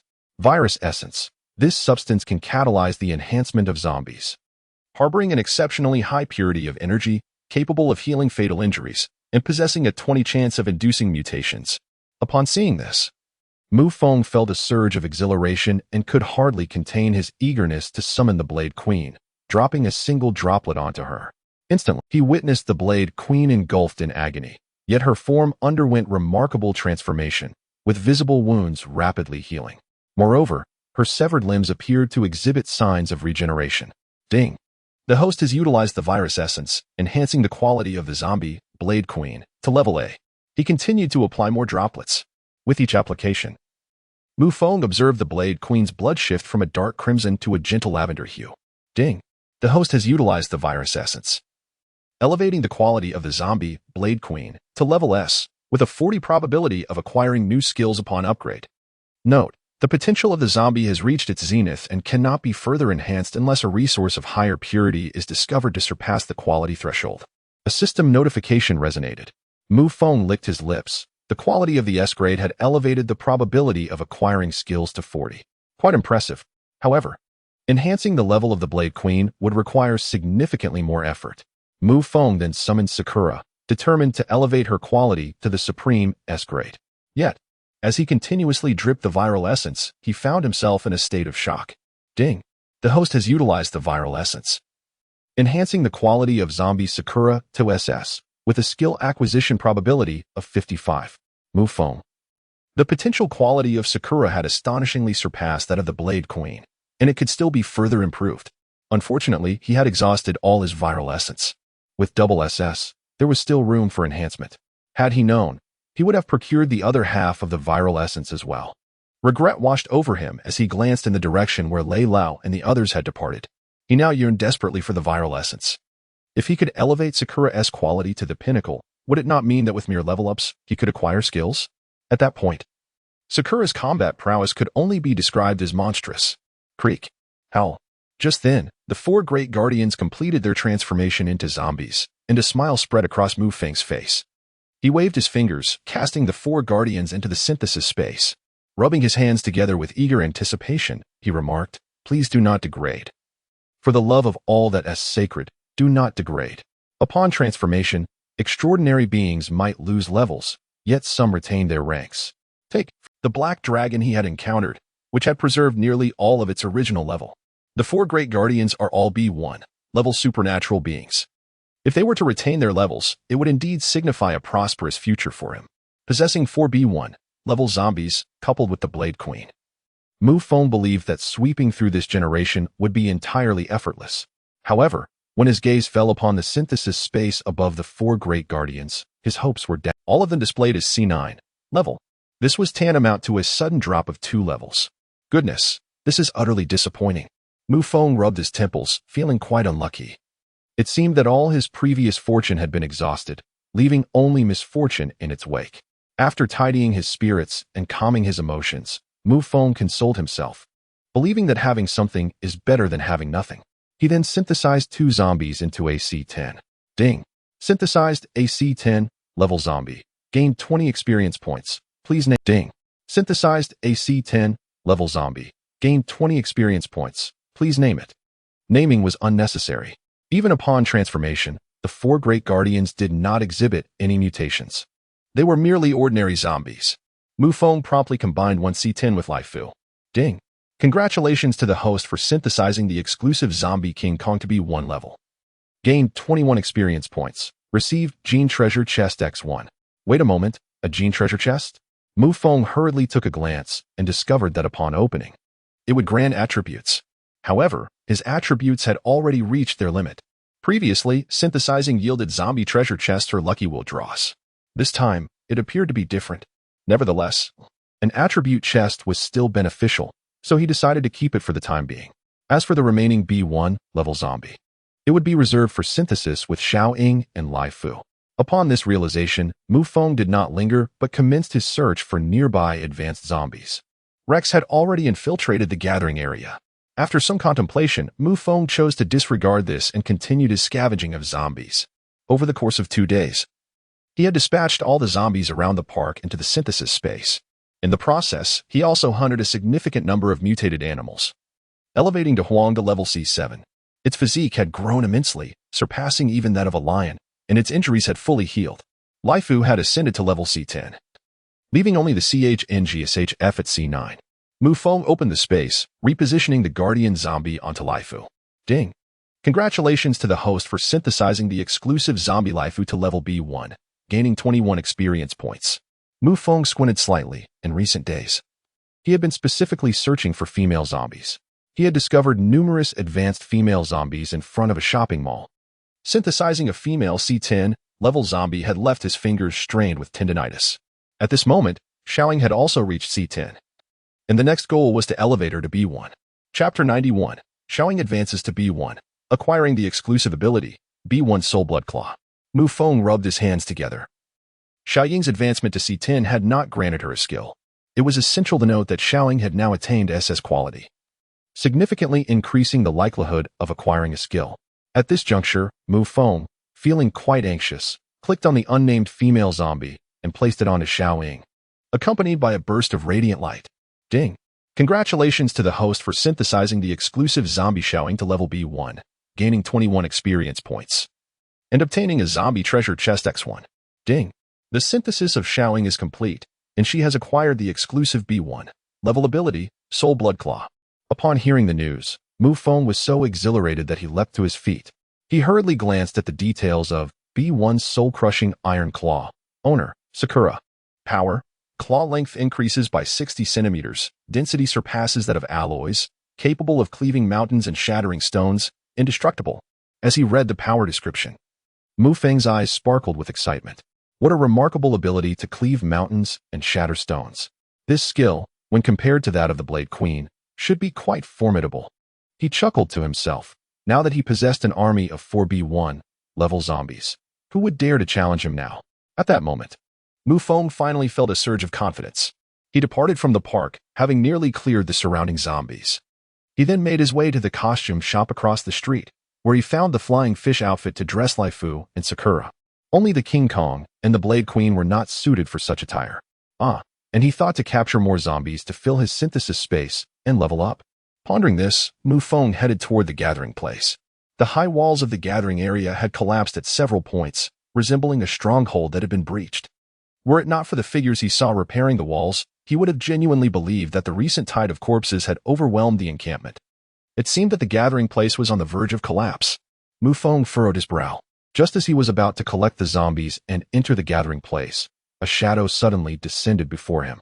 Instinctively, Mu Feng took 2 steps back and observed the shadow, which clung to the wall of the building, its pair of green, glistening eyes fixed intently upon him.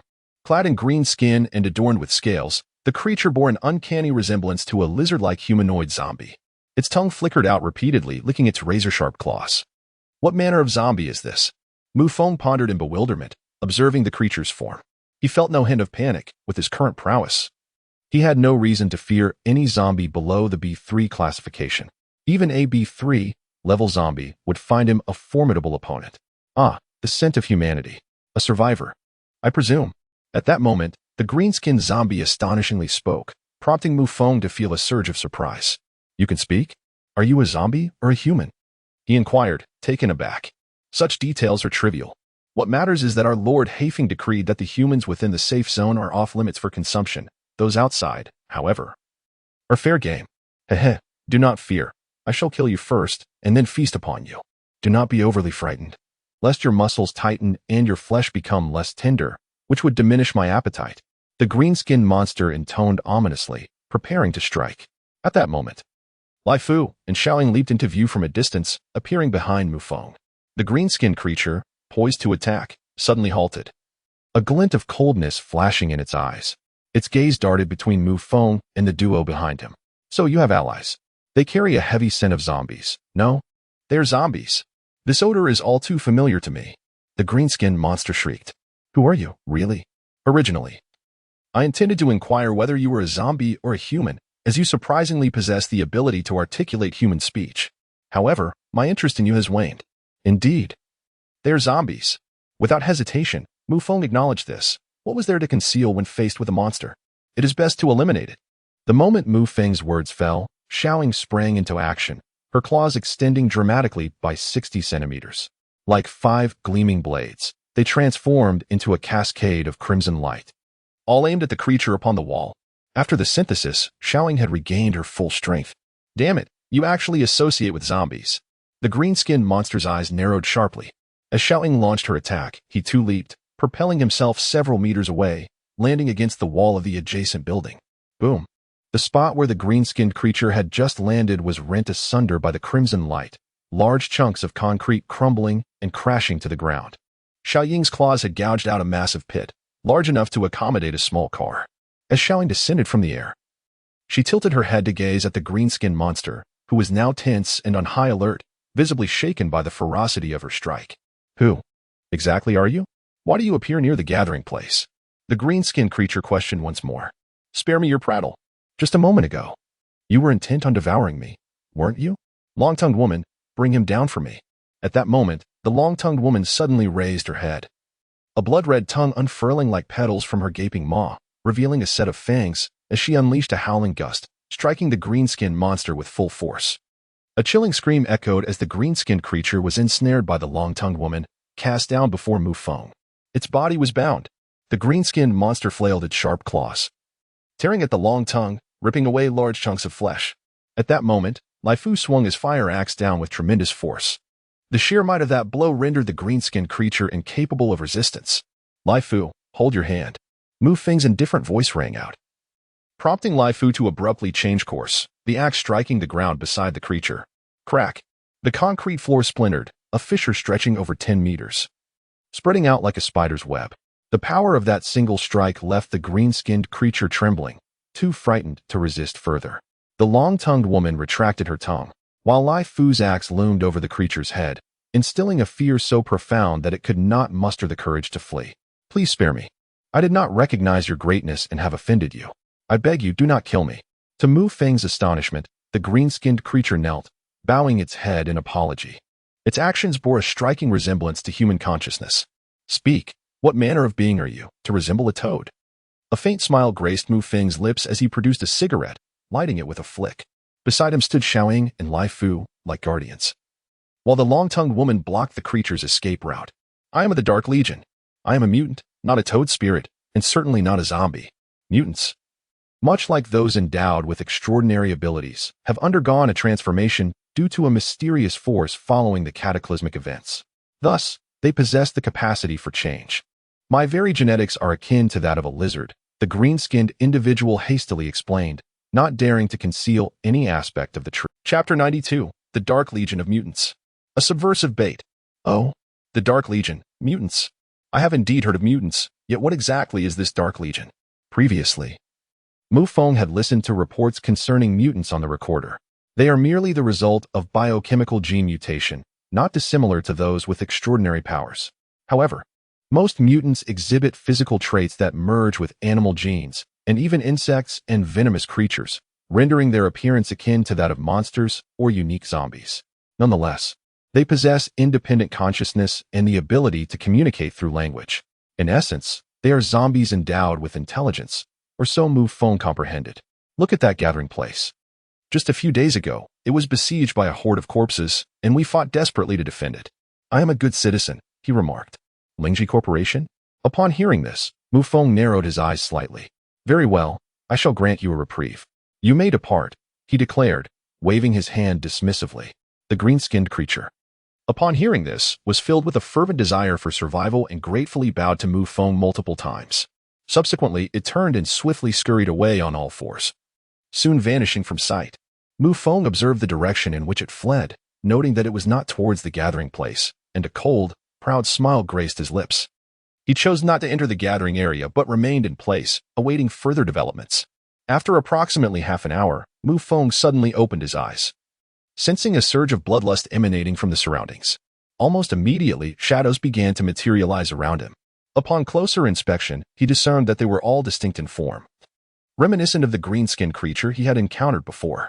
A total of over a dozen grotesque and even sinister humanoid monsters approached him. Some dragged long tails that sparked against the ground, while others boasted bulging muscles, their bodies sheathed in scales as they wielded massive iron hammers. There were also frail figures, female mutants with delicate, translucent wings sprouting from their backs. Based on their appearances, Mu Feng swiftly deduced their nature. These were all mutants, dragonfly mutants, those with venomous fangs, and robust spider-like creatures, alongside the previously encountered porcupine mutants.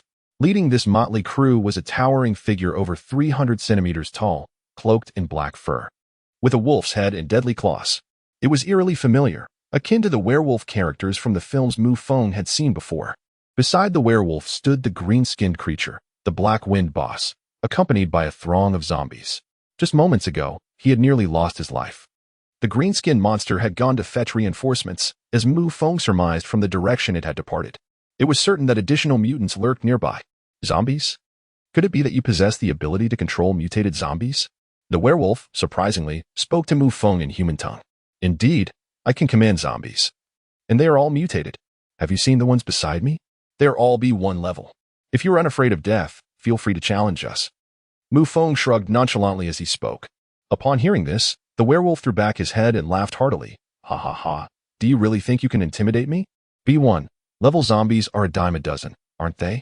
If you could control a B1 level zombie, you would have long since ventured to the new tech city. This desolate place, where not even a bird would dare to defecate, is only worth our presence for a meager commission to support that wretched gathering. Just now, you nearly killed my subordinate. This much is true. The werewolf chuckled maniacally for a moment before suddenly inquiring coldly, indeed, had he not begged for mercy on his knees, I would not have considered sparing him. Furthermore, I am acutely aware that your kind is lurking nearby, which is precisely why I encouraged him to summon you. Do you not comprehend my intent? The opponent appeared audacious, yet Mu Feng was even more audacious. With a formidable horde of zombies at his command, why would he need to maintain the previous level of discretion? I understand your implication. You wish to draw me in to showcase your prowess, to instill fear within me. You desire me to cower and plead for mercy, just as my subordinate did. After all, you are the esteemed individual who commands B1 level zombies. Ha ha ha. Initially, the werewolf spoke with utmost seriousness while gesturing with his claws, but suddenly he exaggeratedly feigned terror, eliciting laughter from the surrounding crowd. Come on. Let us witness the might of the B1 zombies. Oh dear, I have yet to encounter a B1 zombie. Do enlighten us, formidable one. For heaven's sake. In our new tech city, isn't B level merely the starting point? Has it become a means of boasting? A B-grade zombie, indeed, possesses no superiority, unless one can present a greater number of B1 zombies. Surely, these three individuals garbed as Imperial guards beside you are not B1 zombies, are they? How frightening. A dragonfly female mutant exaggeratedly proclaimed while dramatically thumping her chest. The laughter of the crowd was unabashed, as they regarded Mu Feng as nothing more than a buffoon. It seems that you are all unwilling to concede. Suddenly, Mu Feng joined in the laughter, yet the werewolf leader, Hei Feng, was displeased. He bared his fangs in a menacing snarl directed at Mu Feng, growling. Who permits your laughter? I mock you for attempting to showcase your prowess before us mutants. Who allowed you to laugh? Dragonfly, teach him a lesson, so he comprehends the essence of fear. And do ensure he isn't killed, for that would diminish our amusement. Ah, I almost forgot to mention, we do not merely feast upon humans, we also indulge in the brains of zombies, which are quite the delicacy. Hei Feng extended his long tongue, saliva dripping. At that moment, Mu Feng noticed a group of survivors huddled in a corner, clad in tattered rags, appearing utterly wretched. Bound by iron chains, dragged there like livestock. Moreover, the chains bore gaps, adorned with human bones and remnants of flesh. Clearly, their talk of cannibalism was no jest. What ignited a flicker of rage within Mu Feng was the sight of a child, around 6 or 7 years of age, tethered to that chain. Before the child lay human bones, as if they were a pig locked away, devoured entirely. Truly, a despicable lot. Mu Feng suddenly let out a cold laugh. At that moment, the dragonfly mutant woman unfurled her transparent wings and ascended into the air, gazing down at Mu Feng. You fierce one, where's your toss one out for me to play with? She taunted, licking her lips as a venomous stinger materialized, looking exceedingly menacing. Xiaoying she wishes to have some fun with you. Mu Feng remarked, turning his gaze to the girl beside him. Promptly, Xiaoying stepped forward, raising her claws that shimmered with a sanguine glow. Ah, another female zombie, how delightful. I have a penchant for feasting on the brains of my own kind. Be they zombie or human, allow me to indulge. The dragonfly suddenly flapped her wings and executed a rapid spin in the air, opening her mouth to unleash a barrage of venomous stingers. Chapter 93, A Violent Counterattack. The Terrified Black Wind Werewolf. At that moment, Xiaoying sprang into action. With a powerful leap, she propelled herself off the wall and vaulted into the air, swinging her claws and cleaving 5 streaks of bloodlight toward the dragonfly's back. Before the mutant could react, she was struck with excruciating pain as her wings were torn asunder, her body spiraling uncontrollably downward. Yet she had not yet reached the ground. Boom. Lai Fu stepped forward, shattering the earth beneath him as he swung his battle axe, slashing a chilling arc through the air. Help! Black Wind! Boss! Save me! The crowd continued to cheer, oblivious to the unfolding chaos. In that instant, Lai Fu's axe cleaved the dragonfly mutant in two, her severed body crashing to the ground. The surrounding laughter and applause abruptly ceased. All the mutants were taken aback. The werewolf, Black Wind, widened his eyes in disbelief. The dragonfly mutant, an elite subordinate of his, had reached the formidable C10 level, yet was felled by a single axe. Fury ignited within him. How dare you slay my subordinate before my very eyes? Attack! Tear him apart. I shall feast upon his marrow and brain. The werewolf was consumed by rage, his roar echoing through the desolate land. The disgrace of losing a subordinate in such an inhospitable place was unbearable. He had initially ventured forth to gather survivors, only to encounter this unforeseen obstacle. The werewolf's savage nature erupted in full force. Surrounding mutants, poised for battle, charged towards Mu Feng. It seemed they were all eager to witness what a B1 zombie truly was. Haha, King Kong, come forth. Blade Queen, do not linger. Slay them. This time, Mu Feng summoned all his zombies to his side. The immense presence of King Kong caused the ground to tremble beneath him. The air was filled with the sound of gurgling flesh. Now elevated to B1 level, King Kong was even more corpulent and robust, towering at 500 centimeters. His blubbery form bore a gaping maw capable of devouring 3 adults simultaneously. With his molten skin unleashed, his defenses became utterly formidable. His entire being radiating a deep crimson hue, akin to a volcano of flesh ready to erupt. The swirling mass of fat emitted a cacophony of roaring sounds, and the surrounding walls crumbled under the strain. Several mutants, rushing forward without the chance to halt, were mercilessly struck by the flailing mass, pierced and tossed into the air, only to be consumed whole. The emergence of the Titan left all mutants utterly astounded. On the face of the Black Wind were expressions of bewilderment, panic, and shock. Little Sakura unleashed her utmost speed, her soul-snatching blood claws claiming the lives of mutants with each swing. Rafa fought with reckless ferocity, engaging in a fierce clash with a mutant black bear, relentlessly reducing his opponent to mere chunks of flesh. Though the number of mutants present was considerable, only the Blackwind werewolf and a leopard-shaped mutant possessed B-class status. The rest were merely C10 and C9 levels, until the moment the Blade Queen revealed her form. Those mutants sensitive to the aura of the undead were struck dumb. The Blade Queen. This is bad. It's the Blade Queen. Run. In an instant. Terror gripped the hearts of the mutants. Even near the Technu City, the presence of the Blade Queen was profoundly terrifying. The queen among zombies is not to be trifled with. At her peak, the Blade Queen, even in her first form, could challenge all of Mu Feng's zombie forces. Both being of B1 rank, their combat prowess was worlds apart. Even Mu Feng's strongest zombies, the Titan and Little Sakura combined, stood no chance against the Blade Queen. Only with the addition of himself and Reifu did they possess a fighting chance.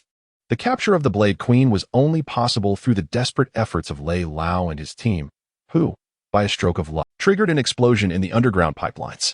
Subsequently, Mu Feng employed a kite strategy to draw aggro, ultimately managing to confine the severely injured Blade Queen within his space. Otherwise, he would have had no opportunity whatsoever.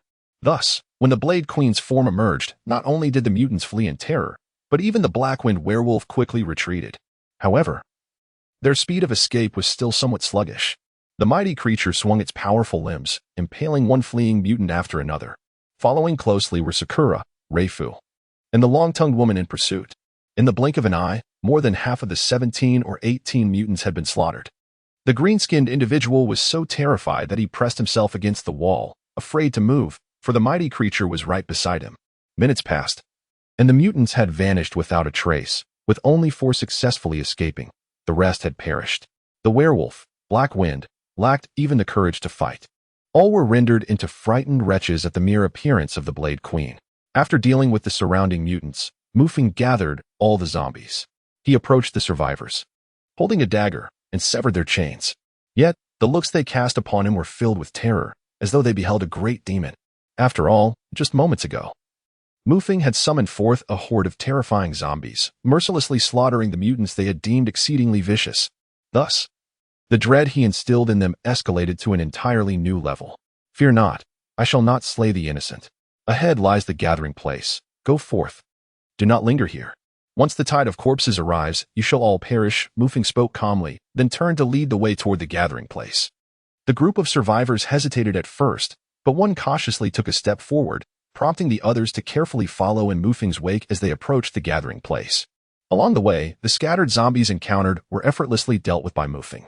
Meanwhile, within the gathering place, Chen Lili, clad in a pristine outfit and radiating vitality after her shower, evoked envy among the famished souls in the square. On this particular day, she donned a clean chi pao and slipped into high heels, her graceful figure undeniably alluring. This attire was a thoughtful gift from Accountant Chen. As she stepped out of her home, bags of snacks in hand, she strolled near the square, attracting a multitude of admiring glances. Miss Chen, you really shouldn't go today. The city wall is under construction and it's perilous. Zombies could emerge at any moment. If anything were to happen to you, I would be at a loss in front of Master Mu. Accountant Chen implored urgently upon spotting Chen Lili. Each day, she felt compelled to gaze morning and evening, as if it were a stone of longing for her beloved. Without his words, she felt she could not endure. Chen Lili's eyes glistened with unshed tears. her heart heavy with the thought that Mu Feng had abandoned her. If she had known this would be the consequence, she would never have dared to voice such extravagant desires when he departed. It was Mu Feng who had bestowed upon her a new lease on life, sparing her from starvation and the wretched fate of those desperate souls waiting for death outside. In this apocalyptic world, having a residence in an apartment, access to food and drink, and even the luxury of a bath was a privilege she cherished. In the gathering place, she, Chinlili, was the sole woman afforded such treatment. Chapter 94. A familiar encounter. A hidden threat. Accountant Chin, realizing his words would not sway her, shook his head in resignation. Undeterred, Chinlili set her course towards the city wall. Just then, a Dongfeng warrior approached from afar, and lost in her thoughts, she failed to hear the blaring horn. Hey! Hey! Are you out of your mind? Are you seeking death? A man shouted vehemently from the Dongfeng warrior. Please refrain from scolding. Can't we find a way around this? No more honking in the gathering area. It contravenes the regulations. At that moment, a girl seated in the back spoke in a low voice. Miss Liu is correct. I was indeed impolite. Upon hearing this, the man quickly offered his apologies. Just then, Chinlili lifted her head and noticed a car parked in front of her. As she was about to step aside, suddenly, the car door swung open. A woman clad in a snow-white gown, a striking hue against the grim sky of the apocalypse, stepped out in high heels. Her delicate features, pure aura, and flowing black hair were captivating. Upon seeing the woman, Chinlili's expression shifted to one of astonishment. Could it truly be Lu Mingyao? Sister Lily? The two exclaimed in unison, calling each other's names. Particularly, the girl, Lu Mingyao, approached with a radiant smile. Sister Lily, how wonderful. I never expected to encounter you here. I thought I was mistaken. Lu Mingyao grasped Chinlili's hand, brimming with excitement. However, Chinlili remained silent. The girl before her was Mu Feng's ex-girlfriend, the very one whose presence had disrupted her life. The unexpected reunion stirred a tumult of emotions within her. I am equally delighted to see you, Mingyao. Where have you come from? Chinlili managed a smile and inquired. She yearned to catch a glimpse beyond the city walls, her heart unwilling to let go. I arrived from Base 2. This time, I came here with my friends. He remarked that the situation here was rather dire, hence we have come to offer assistance. As he spoke, Lu Mingyao discreetly handed a bag of beef jerky to Chinlili, whispering, I do not know how you are faring here, but here is a morsel for you. I have more with me. I shall seek you out again this evening. Just as Lu Mingyao finished her words, the car door swung open, and a man emerged from the driver's seat. He bore an air of composure, handsome in appearance, clad in immaculate attire. In a world ravaged by chaos, clean clothing had become a luxury, a symbol of nobility. He approached the two women, extending his hand to Chinlili with warmth. Introducing himself, Hello, my name is Sun Nan, a friend of Mingyao's. We are colleagues at the second base. Chinlili nodded in acknowledgement and shook his hand. Her anxiety palpable as she spoke. You may go ahead first. Lu Mingyao waved her hand with a smile, prompting Chinlili to turn and depart. As Chinlili left, Lu Mingyao's smile faded, her gaze following the retreating figure with a hint of disdain. Mingyao, what is your relationship with her? Are you relatives or perhaps sisters? The man inquired. Before the apocalypse, we were colleagues, and also like sisters, she replied. Anan, can you not discern? That old woman was once a tempestuous force before the end of days, the darling of our company. Many executives were enamored with her. She was nothing short of promiscuous. A woman of loose morals. Once Chinlili departed, Lu Mingyao's demeanor shifted dramatically, revealing the facade she had maintained. However, even in the presence of Sun Nan, her words were mere fabrications. In her earlier days, Chinlili indeed exuded a certain allure, yet many were aware that it was merely a fade. In truth, she embodied a fidelity that surpassed that of countless women.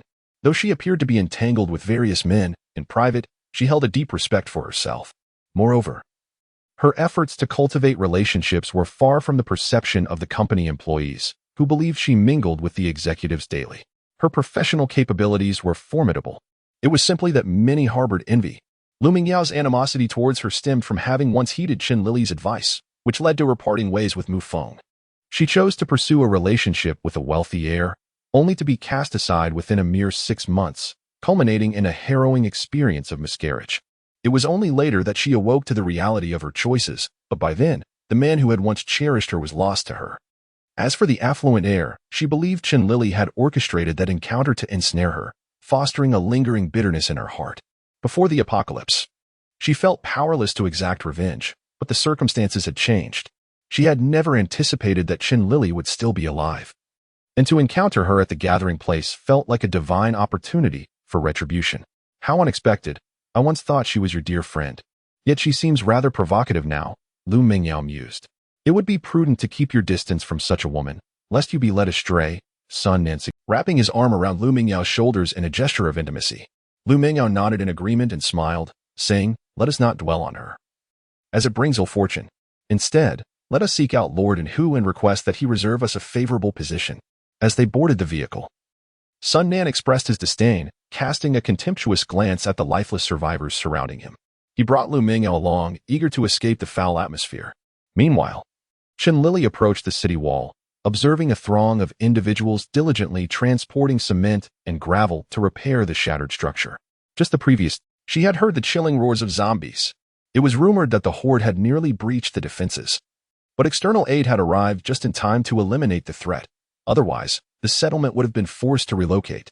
Stay away, you idle onlookers. Can't you see? A rugged man clad in camouflage approached Qin Lili as she neared the construction site. He brandished a whip, his expression fierce as he shouted. Yet, upon catching sight of Qin Lili's beauty, his menacing demeanor transformed into a grin, his gaze unabashedly roaming over her alluring figure as he licked his lips. Brother, you must be from the Tiger Head Army. I'm merely waiting for my man here. Please accept this small token of appreciation, Qin Lili said, suppressing her revulsion at the man's leering gaze. She understood the harsh reality of the apocalypse. She was no longer the exalted queen she once was. In these chaotic times, survival was particularly arduous for women, and one misstep could lead to abandonment. As she handed him a package of beef jerky, the man grasped her hand, his touch lingering as he caressed it. I shall remain for just 10 minutes, then I will take my leave, Qin Lili pleaded. 10 minutes? Not a problem. Even half an hour will suffice. Come, let us step inside where it's more comfortable, he replied with a smirk. The construction site is engulfed in dust. Be cautious not to soil your delicate stockings. Oh no, do not tarnish your cheapao. The man with stubble wore an expression replete with lewdness, and Qin Lili could easily discern his ulterior motives. Chapter 95. Let your superior come to meet me. Otherwise, you shall bear the consequences. At that moment, several vehicles approached, their official soldiers conducting inspections. Should they discover her presence, she would undoubtedly face expulsion. To avert any complications, she nodded in acquiescence and followed the stubbled man into the guard station, an expression of intoxication upon her face. My dear, your fragrance is truly delightful. It has been ages since I encountered such a scent. The women gathered here resemble lifeless corpses, attracting flies. How repulsive. You must have just bathed. Haven't you? Upon entering the cramped guard station, the man rubbed his hands together, his face alight with desire, his eyes gleaming with a predatory glint as he inched closer to Qin Lili. How could that be? Who has water to bathe these days? She retorted. Brother, may I ask you something? Qin Lili retreated a couple of steps, but he pressed on. My dear, there's no rush with your inquiries. Let us become more acquainted first. It has been nearly a month since I last indulged. The moment I laid eyes on you, I was captivated. You must be yearning for a man as well. The man's true nature was suddenly revealed as he lunged towards Qin Lili. Anticipating this, she swiftly dodged his advance. Just as she was about to push the door and escape, he seized her by the hair, taunting, thinking of running away? You can flee once I am done with you. The man was nearly drooling in anticipation. At that moment, Qin Lili bit down hard on his hand. Ah, you shameless creature, how dare you bite me? He shouted in pain.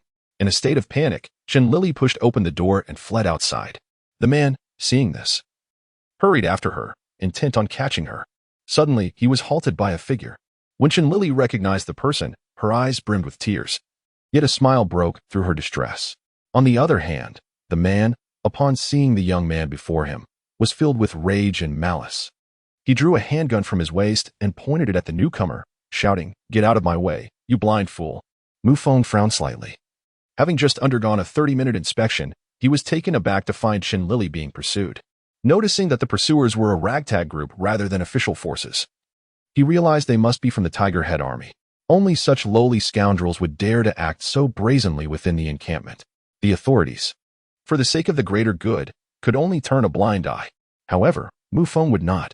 Whether it was the Tiger Head Army or the 100 Battles Alliance, anyone who provoked him would face dire consequences. At that moment, with a burly man aiming a gun at him, Mu Feng remained still, his gaze fixed on his adversary. The laborers around them ceased their work, drawn into the spectacle. A few soldiers in the distance also turned their heads, pretending not to see. They were powerless. For angering the Tiger Head army would mean abandoning the southern wall. When the zombie horde emerged, the encampment would be overrun. Such oppression of survivors and harassment of women occurred daily. They were left with no options. You, insolent wretch, come over here at once. Otherwise, do not blame my gun for being indiscriminate. If you dare to flee, I shall take your life. Suddenly, the man aimed his gun at Lily. In that fleeting moment, Mu Feng swiftly extended his hand, gripping the assailant's wrist. With a sharp crack, a bone fractured under his forceful grasp. The man fell to his knees in agony, the gun slipping from his fingers and clattering to the ground. You, damn it, that hurts. He howled. I swear I will kill you. Realizing it was Mu Feng who had acted, he attempted to retrieve the gun with his other hand. However, at that moment, Mu Feng raised his foot and delivered a fierce kick to the man's arm. Another crack echoed as the man's arm broke, bones protruding grotesquely. The excruciating pain caused him to tremble uncontrollably, emitting wails akin to a slaughtered pig, drawing astonished gazes from the onlookers. All eyes turned to Mu Feng, silently speculating about this fierce individual, pondering which faction he belonged to. As he dared to strike a member of the Tiger Head army with such ferocity that it was almost unbearable to witness. The man lay on the ground like a lifeless dog, howling in despair, while Mu Feng picked up the gun and casually tossed it to Lily. She remained silent. Yet in that moment, her eyes sparkled with unspoken joy at Mu Feng's arrival. Mu Feng entered the sentry box, retrieving a which he deftly looped around the man's shattered arm before suspending him from a pole. Members of the Tiger Head army, heed my words. Summon your leader to meet me personally. If I do not receive a visitor by tomorrow, the Tiger Head army will vanish from the gathering place. Mu Feng's actions were nothing short of a provocation. Yet, in his perspective, it was a form of intimidation. The Tiger Head army relied on their numbers, internal unity, and a modicum of weaponry. Otherwise, they were entirely on a different level compared to the 100 Battles Alliance. To Mu Feng, these scoundrels posed no threat whatsoever. He could eliminate them at will. After leaving behind a domineering and formidable remark, Mu Feng turned and strode towards the gathering place. Lily hurriedly followed, her small steps filled with joy, her heart brimming with a sense of security. What an aura of majesty! However, many did not hold Mu Feng, particularly those survivors reduced to mere laborers, who had grown accustomed to oppression and submission. To them, the Tiger Head army represented authority, an omnipotent force. Although Mu Feng appeared formidable, he was but one man. The quaint little house, though lacking in material possessions, exuded warmth. The bed was adorned with blue sheets, a pillow, and a quilt, while various household items were neatly arranged. Upon witnessing this scene, Lily quickly approached, kneeling on the ground to retrieve a pair of slippers, which she placed before Mu Feng. If you find them cumbersome, feel free to wear your shoes inside. I can tidy up later, she said with a smile. Her gaze uplifted towards Mu Feng, her eyes sparkling with delight. Since it's so tidy, I wouldn't want to waste your efforts. Mu Feng smiled faintly, preparing to bend down for the slippers, but Lily swiftly extended her hand to assist him in taking off his shoes. As he raised his foot, Mu Feng suddenly realized why men strive to conquer and achieve success. This set of rules, whether in a past life or in the apocalypse, remains unerring. Chapter 96, The Combat Arena Project. Indulgence leads to ruin. Slipping into clean slippers, Mu Feng stepped inside. Lily hurriedly poured water and presented it to Mu Feng. At home, there was not much water left. Otherwise, I could assist you in cleaning up, she said, her demeanor visibly tense. Accountant Chen had previously mentioned to him that in the settlement, there existed a group of women dedicated to helping others bathe, not merely with water. Mu Feng promptly retrieved his backpack, opening it to spill out an array of snacks. Upon his return, he had scoured the surroundings for sustenance, including water. He extracted dozens of boxes of mineral water, as well as bottled and canned beverages. Alongside an assortment of high-calorie foods such as sausages and instant noodles, everything one could wish for. The already modest room was nearing its capacity with the bounty. Upon witnessing this, Lily's face lit up with astonishment, though she merely glanced at it twice. Mu Feng, you have gathered such an abundance of food, it must be perilous outside. With so much food and water, you likely won't need to venture out for a while. It would be best to avoid any risks, she tentatively suggested. For the tone of persuasion felt like a luxury to her. Well, we shall see how things unfold. For the next few days, I plan to stay put and rest. Mu Feng replied, recalling the promise made by old Lei. If he could swiftly locate Xiaoya and transport her to the new science city, safety would be assured. As he contemplated this, Chen Lili had already begun preparing a meal. With the silent generator left by Mu Feng, many electrical appliances were operational. Approximately half an hour later, Chen Lili brought forth several plates of stir-fried ham, stewed beef, rice, and vegetables, an undeniable luxury in the apocalypse, a lavish feast. The small room was filled with a warm, inviting aroma. It had been a long time since they had savored a proper meal. Mu Feng picked up his chopsticks and, disregarding all decorum, began to devour the food voraciously. Chen Lili, standing nearby, simply smiled and refrained from eating. You should eat too. Mu Feng looked up and said, I will eat after you finish. That is the rule. I'll tidy up first. Chen Lili understood that such opportunities were rare, and she was determined to cherish this moment. This rule was one she had imposed upon herself. Perhaps Mu Feng would never realize, but she felt compelled to adhere to it. Mu Feng glanced at her but said nothing. He was well aware that Chen Lili was subtly trying to please him. Ironically, it was this very behavior that made it impossible for him to harbor any resentment. Had he known, he would have refrained from becoming too entangled with Chen Lili. Initially, he had sought merely to exact revenge and alleviate his frustrations, yet the outcome was quite different. Suddenly, there was a knocking at the door as Mu Feng set down his bowl and chopsticks, having had his fill. Chen Lili set aside her tasks and hurried to open the door. There stood Accountant Chen, just about to enter when Chen Lili said, Please come in barefoot. We have no slippers left. Upon hearing this, Accountant Chen promptly shook his head and replied, I want tea come in. I'm here just to deliver a message to Master Mu. He cast a furtive glance at Chen Lili, quickly averting his gaze, unwilling to linger. What is it? Speak freely, Mu Feng said in a nonchalant tone. Accountant Chen's eyes fell upon the remnants of the meal on the table, and he could hardly contain his saliva. He was indeed taken aback. Given that the food had been hidden away by Chen Lili, he would have likely been terrified otherwise. In a world where food is scarce, witnessing a dish being prepared felt akin to encountering a ghost. A fighting arena? Surely, it could not have been orchestrated by the authorities.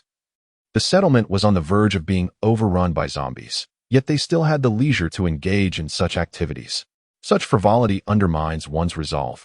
After hearing this, Mu Feng felt no interest.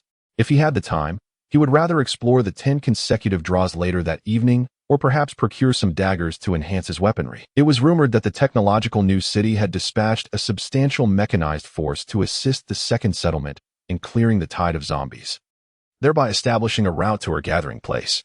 Now, the zombies on the road could be counted, significantly alleviating the pressure on both settlements. It was said that many affluent individuals had entered the settlement, and upon doing so, they carelessly discarded over 100 cans. There are far too many starving souls. I can only watch helplessly, unable to seize any. Chen, the accountant, explained with a grin. The deployment of troops from the technological new city to assist the base in the settlement in exterminating zombies raises many suspicions. After all, the technological new city is quite distant. Their exertion of effort cannot be so simple. Is that so? Very well, I shall go and take a look shortly. Mu Feng replied with a nod. At that moment, he stood up, took 2 plates, and walked to the door, emptying the leftover food into a garbage bag. He then handed the plates to Chen Lili, saying, Please prepare a fresh meal. Do not eat the leftovers. Our household is not so impoverished. Upon hearing this, Chen Lili felt an immense joy, though she recognized the wastefulness of it all. Then, Master Mu, I shall take my leave. Seeing that Mu Feng showed no intention of responding, Chen, the accountant, took her leave independently, and Mu Feng promptly closed the door. Mu Feng, don't you realize that this accountant Chen is merely a monkey with a bit of fur? Did you not discern his subtle threat? He is insinuating that you ought to offer him some advantage, which is why he made the effort to come here. Speaking of the numerous wealthy individuals at the second gathering, no matter how affluent they may be, they pale in comparison to you. With such a bounty of food and water, we must refrain from flaunting it, lest we attract unwelcome attention. Chen Lili hastily exited, offering this reminder. You have analyzed this remarkably well. I had not perceived it, Mu Feng remarked with evident astonishment. I assumed this fellow approached me solely to discuss these matters. But it turns out he had ulterior motives. While you possess great skill, you seem unable to fathom the thoughts of such minor characters, she replied. Thirdly, he feels that the benefits you provide are insufficient and wishes to propose something but lacks the courage to voice it. Thus, he boasts of those outsiders in an attempt to provoke you. Chen Lili, being a consummate professional, found it exceedingly difficult for anyone to conceal their intentions in her presence.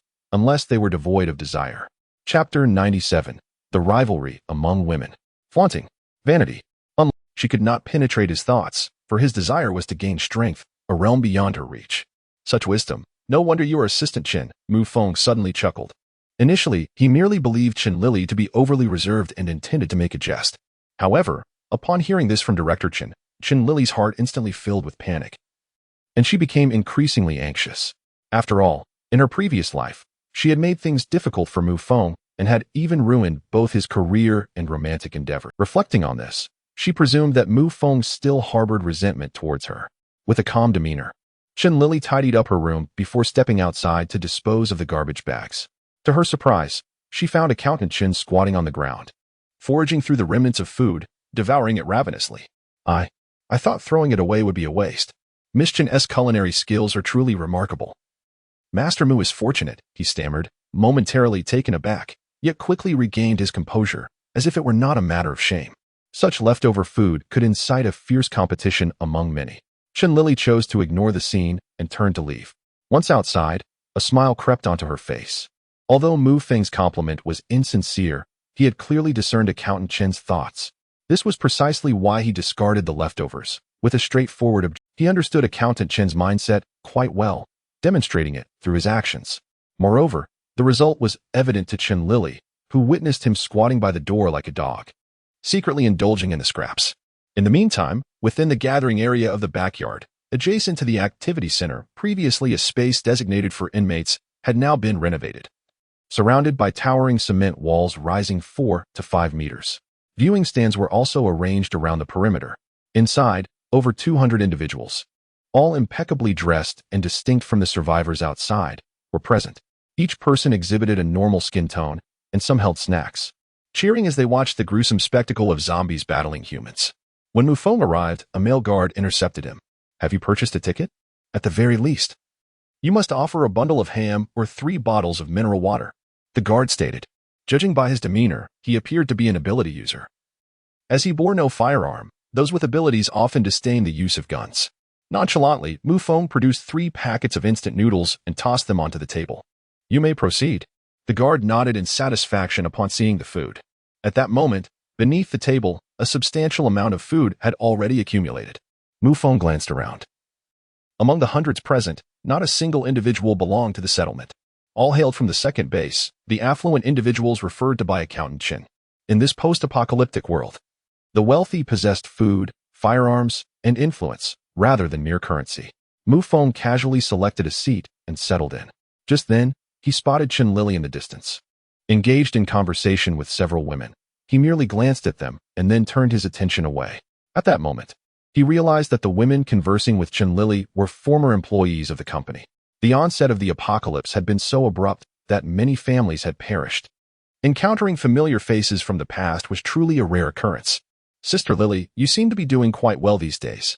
What brand of perfume are you using? It has quite a refreshing scent reminiscent of Shifujiya.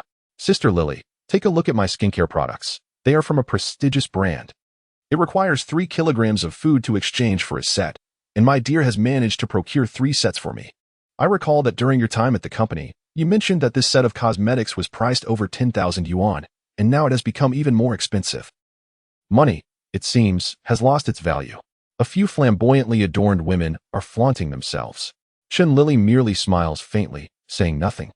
Yet she can feel the scornful glances directed at her, a mix of schadenfreude and disdain. After all, during those times, these women were once under her supervision. But now they have found their patrons, no longer troubled by their sustenance, and can indulge in skincare products. I struggle even to bathe, let alone afford cosmetics. In this entire gathering, I am the happiest woman. Before encountering Mu Feng, I barely managed to survive, teetering between starvation and freezing to death. Now, I am entirely content. Surely, Sister Lili, judging by your appearance, you must have found a capable man. Indeed, otherwise, how could one dress so impeccably, unlike those women loitering in the alley? Oh dear, I misspoke, Sister Lili. Please do not take offense. Sister Lili, do introduce us to your man. Is he an ability user? What level is he? Has he reached C-class yet? My man possesses fire control abilities and serves as a camp leader at Base 2. Ying is truly fortunate. My husband is not to be overlooked either. Before I met him, I was on the brink of starvation, but now, Every day is a feast, a life of luxury. I believe that Ming Yao is truly the happiest, having encountered her friend Sun Nan, who, I hear, was once her childhood companion.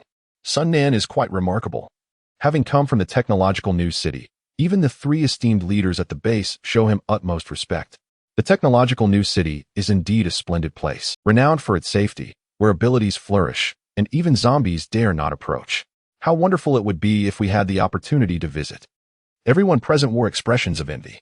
After listening for a while, Qin Lily felt out of place and stepped aside. At that moment, Lu Mingyao, adorned in an elegant black evening gown, exuded an air of distinction as she gracefully approached, linking her arm with Sun Nan's. Her grand entrance elicited admiration from many. "Ah, there you all are. I was wondering where I could find you," Lu Mingyao exclaimed, engaging warmly with everyone. The women, like stars surrounding the moon, gathered around her. Upon finishing her words, the nearby Jiao Yingying, with a distinctly sarcastic tone, remarked, "Mingyao, Lily certainly isn't lacking in provisions for the ticket.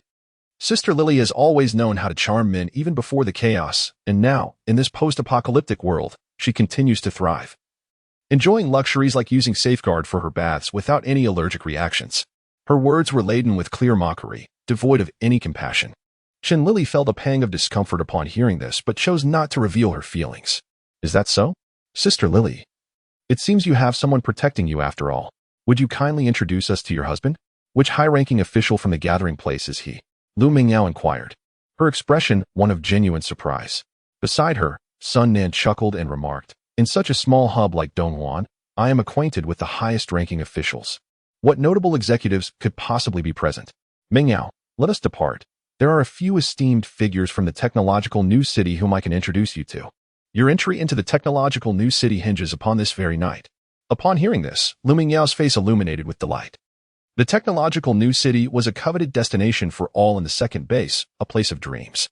However, at present, only those with sea-level abilities were deemed eligible. "All right. Sun Nan, you go ahead first. I shall converse with Sister Lily for a moment. Otherwise, once we reach the technological new city, I may never see her again." Lu Mingyao spoke softly, striving to contain her excitement. "Understood. I shall proceed. Do hurry." With that, Sun Nan turned and departed. The women around them erupted into fervent envy. "Heavens, Mingyao, you are about to enter the technological new city. How enviable. How fortunate." Yet, Lu Mingyao merely offered a faint smile, turning to approach Qin Lily with an expression of calmness. Chapter 98. Farewell to a Parting Lover. The world has changed. Sister Lily, where is brother-in-law? Let us meet him. Everyone is so concerned about your well-being. Why must you hide it away?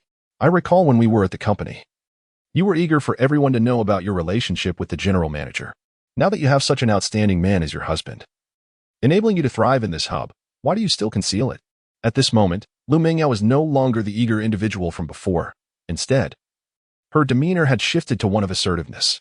The others joined in, egging her on. Once a figure of confidence, Sister Lily now seemed to shrink back timidly. Could it be that her companion was an elderly gentleman? "Fear not, Sister Lily. No one will mock you, for you once exuded the same bravado. Perhaps you all should temper your words. It is not easy for Sister Lily. Allow me to suggest, Sister Lily, why not unveil your treasure of a gentleman to everyone?" Instantly, laughter erupted among the women. Qin Lily turned away, unwilling to engage with the group any further. Just then, Mu Feng approached her. "Shall we sit over there?" He had merely noticed that Qin Lily appeared to be in a predicament and sought to offer her respite. However, the moment he appeared, all eyes converged upon him, including the astonished gaze of Lu Mingyao, who never anticipated encountering. She found herself momentarily speechless upon his arrival. "Yes, let us go." Qin Lily nodded in agreement. "Ah, is that not Mu Feng? Sister Lily, how has your taste diminished to this?" They teased. "Oh dear, judging by your expressions, could it be that you share a romantic entanglement?" The once-played employee finally finds himself in the bed of his superior. Laughter erupted once more, as if they had discovered newfound amusement. "Silence." Lu Mingyao suddenly interjected, silencing the jesters. "Mu Feng, it is truly wonderful to see you alive." At that moment, Lu Mingyao approached Lin Zhan, her tender emotions laid bare upon her. The onlookers were momentarily stunned, including Mu Feng, who was taken aback. It had been a year since he and Lu Mingyao had parted ways. Once, she had been resolute and unyielding, offering no glimmer of hope for reconciliation. They had both been interns, and Mu Feng, with his earnest nature, often assisted Lu Mingyao with her overtime work. Through their collaboration, they eventually entered into a romantic relationship. However, it was Chen Lili who frequently took Lu Mingyao out for social engagements, introducing her to numerous affluent and influential individuals. Ultimately, a wealthy heir swept Lu Mingyao away. That fateful night, Mu Feng found himself inebriated, experiencing the depths of intoxication for the first time. Although Chen Lili had meddled in their affair, Mu Feng understood that her influence merely acted as a catalyst. Even in her absence, the arrival of the wealthy heir would have prompted Lu Mingyao to depart without hesitation. As Lu Mingyao drew nearer, Mu Feng regarded her with a placid demeanor. Had this been in the past, he might have experienced a tumult of emotions. Yet now, having navigated the harsh realities of a merciless world, he had honed his survival instincts, his mind tempered into resilience. Thus, he perceived their encounter with clarity. Viewing Lu Mingyao merely as a familiar stranger, "Well, I have survived by chance. I am well. It is a pleasure to see you again." Beside them, Chen Lili, who had been anxiously observing, finally exhaled in relief. She was acutely aware of how deeply Mu Feng had once cherished Lu Mingyao and feared they might rekindle, which would leave her without any claim or dignity to remain by his side. Fortunately, she noted Mu Feng's demeanor remained unperturbed. "Mu Feng, are you still blaming me? It is my fault. I lost you. I never imagined I would have the chance to see you alive again. Mu Feng, can you find it in your heart to forgive me? Even if we cannot be together, my departure was never my true intention. It was she, Chen Lili, who deceived me and led me away from your side. I was misled. I too am a victim." Suddenly, Lu Mingyao yearned to extend her arms and embrace Mu Feng. But he instinctively recoiled. It seemed that Lu Mingyao had an epiphany, for she had witnessed too much hypocrisy both before and after the apocalypse. Those men who indulged her did so merely for her fleeting beauty. Only Mu Feng genuinely wished to weave a future with her. Yet, she lost him through her own actions, and regret now consumed her. "Mingyao, come here quickly. Do not delay the important matters," a voice interrupted. Just as Lu Mingyao stepped forward to bridge the distance to Mu Feng, Sun Nan approached. Assessing the situation, he inquired, "Mingyao, who is this?"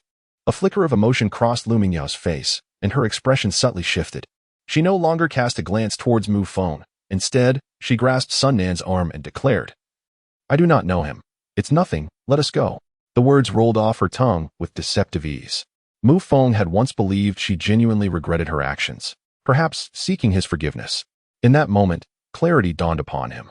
Lu Mingyao was the true embodiment of hypocrisy and callousness, leaving with Sun Nan without a single backward glance.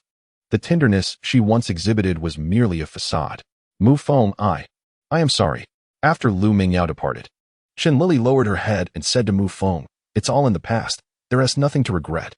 Moreover, the actions you took were not the primary cause. There are 3 reasons. Firstly, my financial struggles have rendered me ill-timed. Secondly, Lu Mingyao and I hail from entirely different worlds. Her aspirations are lofty, and I cannot fulfill them, so our paths would have inevitably diverged. Lastly, you merely played a catalytic role. Even in your absence, that wealthy heir would have emerged, and she would have still departed." Mu Feng chuckled and expressed his thoughts aloud. "Let us proceed to enjoy the entertainment. Since we are here, we might as well make the most of our tickets." With that, he turned and walked ahead, while Chen Lili followed, her emotions in turmoil. Upon reaching their seats, Chen Lili excused herself to the restroom. At that moment, a bespectacled girl took a seat beside Mu Feng. Upon seeing her, he recognized her as the chubby girl from the Human Resources Department. He was surprised that she had managed to maintain her physique even in the apocalypse. "Mu Feng, I have something to share with you," the chubby girl began. Chapter 99, The Restroom Murder Case. A conspiracy. "Yes, go ahead. I'm listening," Mu Feng nodded. "In truth, Lily has been secretly in love with you. She fell for you on your very first day of internship. The reason she deliberately made things difficult for you was to catch your attention. She separated you from Lu Mingyao because, during the time you were together, Lu Mingyao was still in contact with her ex. And she was even confronted by Mingyao at the hotel entrance. Mingyao warned Lu Mingyao to leave you, yet she refused to comply. Furthermore, now that Lily has fallen from grace in this apocalyptic world, she is undoubtedly faring better than I am. There is no necessity for me to speak kindly of her. I merely state the facts. I hope you can treat her with a bit more kindness." Having concluded her words, the chubby girl rose and departed with 2 burly men. At that moment, Mu Feng was enveloped in silence. The things the chubby girl had said stirred something within him. However, he had previously held a steadfast belief that Chen Lili was indeed a wicked woman. Those embroiled in the situation often find themselves clouded by their bias, and even if they sense something amiss, their prejudices prevail. Now, hearing the chubby girl's remarks, he fell into deep contemplation. After half an hour, the battle between zombies and humans grew increasingly intense, with even supernatural beings entering the fray. Yet Mu Feng found himself disinterested and rose, making his way toward the restroom. Just as he reached the entrance, a piercing scream echoed from within, followed by a woman rushing out in a state of panic. Someone had been murdered. Upon hearing this, Mu Feng's heart jolted. Ignoring the distinction between the men's and women's restrooms, he dashed inside, only to find Chen Lili gripping a knife, her face etched with anxiety. While on the floor lay a woman, none other than the previously mentioned Jiao Yingying. At that moment, Jiao Yingying was barely clinging to life, her breath faint and fading. Mu Feng opened his mouth to inquire. I am uncertain. Mu Feng, she intends to strangle me. I am desperately resisting. Yet I feel as if I am under some form of control. This knife is not mine. Chen Lili's face was etched with panic as she discarded the knife onto the ground. At that moment, a throng of people amassed at the entrance. Numerous members from the Tiger Head Army, the 100 Battles Alliance, and even representatives from the official factions appeared. From behind the crowd, Mu Feng spotted Lu Mingyao. At that moment, Lu Mingyao squinted her eyes and cast a sinister smile towards Mu Feng, a smile laden with malice. How dare she attempt murder? Seize this. At that juncture, a frigid-faced man pointed at Chen Lili and issued a command. This man was none other than the second-in-command of the Tiger Head Army, Lord Wolf. Instantly, 5 armed Tiger Head Army guards surged forward. Mu Feng's expression turned icy. He stomped down, shattering the floor, and bellowed, "Who dares? Tiger Head Army. Have you forgotten your lessons? I warned you at the North City Gate. Tonight, let your Thunder Tiger, Hu Yang, come to meet me. Otherwise, the Tiger Head Army will vanish completely from the gathering place come tomorrow." It seems my words have not been taken to heart. With a swift motion, Mu Feng struck out, his speed reaching its zenith. 2 guards from the Tiger Head Army were sent flying, along with their weapons crashing against the wall, rendering them unconscious on the spot. The remaining 3 guards, caught off guard, found their firearms snatched away by Mu Feng, who twisted them effortlessly with his bare hands before discarding them onto the ground. Such immense strength evoked astonishment. Lord Wolf furrowed his brow, glaring fiercely at Mu Feng. He had long sent people to eliminate Mu Feng and vindicate the Tiger Head Army. A mere commander, challenging the entire Tiger Head Army alone was sheer folly. Mu Feng, do you truly believe you can act with impunity in the gathering place? Let me tell you, today I am determined to end your life. Even the King of Heaven cannot save you now. Bring him down, Lord Wolf bellowed, pointing at Mu Feng. At that moment, 2 figures clad in uniforms approached from behind. I dare anyone to try, they exclaimed. This is the gathering place, Lord Wolf.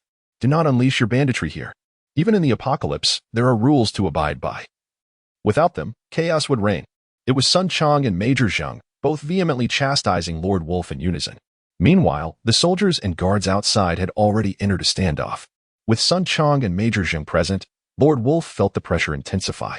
Yet, in front of so many, he had to maintain his dignity, especially with several affluent individuals from the second base watching.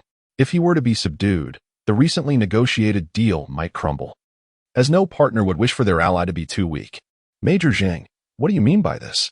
Your blatant protection is outrageous. Do not forget, the big shots of technological New City are still around. Do you not fear being ridiculed for your actions? Lord Wolf turned, glaring fiercely at Major Zheng and Sun Chang. He killed my brother and even threatened to annihilate my Tiger Head Army. Am I to simply endure this? Whether to endure or not is your affair. Our sole responsibility is to ensure the safety of the gathering place. Personal grievances should be resolved privately. By the way, Old Lei from the Black Triangle Company has invited Mu Feng for a visit. If the Wolf Head intends to obstruct this, then you should clarify matters with Old Lei. I am merely the bearer of this invitation. Sun Chan's words were nothing short of astonishing. Old Lei, a senior figure in the Black Triangle Company, is also the main force leading the efforts to clear the path between the second base and the East Ring prison. To extend such an invitation to Mu Feng is no trivial matter. Waves of shock surged through the Wolf Head, leaving him momentarily speechless. As the scene was surveyed, the suspect was taken away. Observing the Wolf Head's silence, Sun Chang waved his hand, and 2 soldiers proceeded to uphold the law, escorting Chen Lili away. Before departing, Mu Feng approached Chen Lili and softly reassured her. Rest assured, the authorities will ensure your safety, as long as you do not fall into their hands. This matter will be investigated promptly. Upon hearing this, Chen Lily nodded fervently, exclaiming, "With you here, I fear nothing." She then regained her composure and left with the two soldiers, cooperating fully. Throughout this ordeal, the wolf head could only watch helplessly. He then distanced himself from the crowd and found Lu Mengyao in a corner. Chapter 100, The Shameless Little Fairy. So self-righteous. He thought. "Miss Lu, my apologies. With the authorities stepping in and old Lei applying pressure, I am left with no choice. I truly did my utmost." At this moment, the wolf head regarded Lu Mengyao with utmost respect, all out of deference to Sun Nan. "I understand now. Thank you, Brother Wolf. I wholeheartedly support your collaboration with Sun Nan. I shall discuss this with him shortly." Lu Mengyao took a sip of her drink, set the glass down, and then rose, leaving behind a memorable remark. Upon hearing this, the wolf head's eyes sparkled with excitement. "Rest assured, Miss Lu, I shall find a way to eliminate that woman from the official ranks," he assured eagerly. "While eliminating that wretched woman is permissible, you must not cause any trouble for Mu Feng," Lu Mengyao suddenly interjected. The wolf head furrowed his brow upon hearing this, choosing not to elaborate further. Mu Feng was their sworn enemy, having killed their third member and provoked the dignity of the Tiger Head army. How could he possibly be spared? Since Lu Mengyao had spoken, it would suffice to deal with Mu Feng discreetly to ensure she would speak favorably of him before Sun Nan. "Very well, Miss Lu. I shall act according to your wishes," the wolf head quickly acquiesced. At that moment, Elder Lei and Lin Yuan were seated on the sofa, surrounded by prominent figures from the second gathering in the Eastern Ring prison. "Elder Lei, I must trouble you with this matter," Sun Nan implored earnestly. "We sincerely wish to join the technological new city. I hope you can facilitate this for us. Gaining entry into the technological new city is not difficult, as you meet the standards being a C-class superhuman. However, the lady accompanying you is merely an ordinary person, and entry for her is impossible. The rules set by the city lord are unbreakable, and he has established a superlative entity combining superhumans, ancient martial arts, and high-energy warriors in the northern cities. The presence of the White Tiger and the Azure Dragon is already notable, as these large urban centers have gathered the elite of the apocalypse, demonstrating formidable resistance against the undead and displaying a trend towards reconstruction. However, the young lady would only have the opportunity to enter once the industrial metropolis, crafted for the survivors by the new technology city, reaches completion. At this moment, Elder Lei spoke up. After listening, Sun Nan hesitated for a moment, torn between thoughts and words. Beside him, Lu Mengyao was in a state of panic, unable to remain still as she persistently urged Sun Nan. "Elder Lei, is there truly no other way?" Sun Nan inquired with evident difficulty. Elder Lei shook his head, offering no further words, effectively dispelling Sun Nan's hopes. As for Lu Mengyao, she felt utterly despondent and helpless. She had sacrificed herself, accompanying Sun Nan for so long in hopes of securing this opportunity. Yet now it seemed completely thwarted, leaving her unwilling to accept such a fate. She was not alone in her despair. The surrounding magnates from the second base also felt a wave of powerlessness. They held dominion within their base, yet had no prospects for entering the new technology city, even if they were prepared to start from the bottom. The reason for their fervent desire to gain entry into the new technology city was clear. It promised safety and security. The presence of abilities, ancient artifacts, advanced mechas, and weaponry was abundant and potent. For a moment, silence enveloped the crowd. Yet, there remained a glimmer of hope. Unless you assist the new technology city in completing its tasks and contribute significantly, there might be a chance. However, the tasks of the new technology city had already concluded, and within the entirety of Longhai City, only one individual had accomplished this feat, possessing 3 quotas that could allow ordinary people to enter the new technology city. At this moment, Lin Yuan suddenly pointed at the approaching Mu Feng and earnestly remarked. Instantly, a multitude of gazes converged upon Mu Feng, all laced with skepticism and disbelief. Upon seeing Mu Feng's approach, coupled with Lin Yuan's words, Lu Mengyao's heart endured a severe tumult. Mu Feng? He possesses 3 slots for entry into the technological new city? How could this be possible? Initially, the crowd remained unconvinced, but when Mu Feng arrived, Elder Lei personally rose and warmly extended his hand to As for the promise made earlier, I shall fulfill it. With those words, the glances directed at Mu Feng shifted dramatically. Sun Nan furrowed his brow slightly. He, too, had emerged from the technological new city as an ability user, dispatched to the second base for support. Yet, a mere outsider, wielding 3 slots, rendered his own status as an ability user who had emerged from the technological new city, seemingly worthless in comparison. He felt a profound discomfort within. However, Faced with Elder Lei and the rules established by the city lord, he found himself powerless to resist, forced to observe silently. I have already selected the individuals. There is one for the second base and one for the gathering place. 2 slots are just right, Mu Feng declared.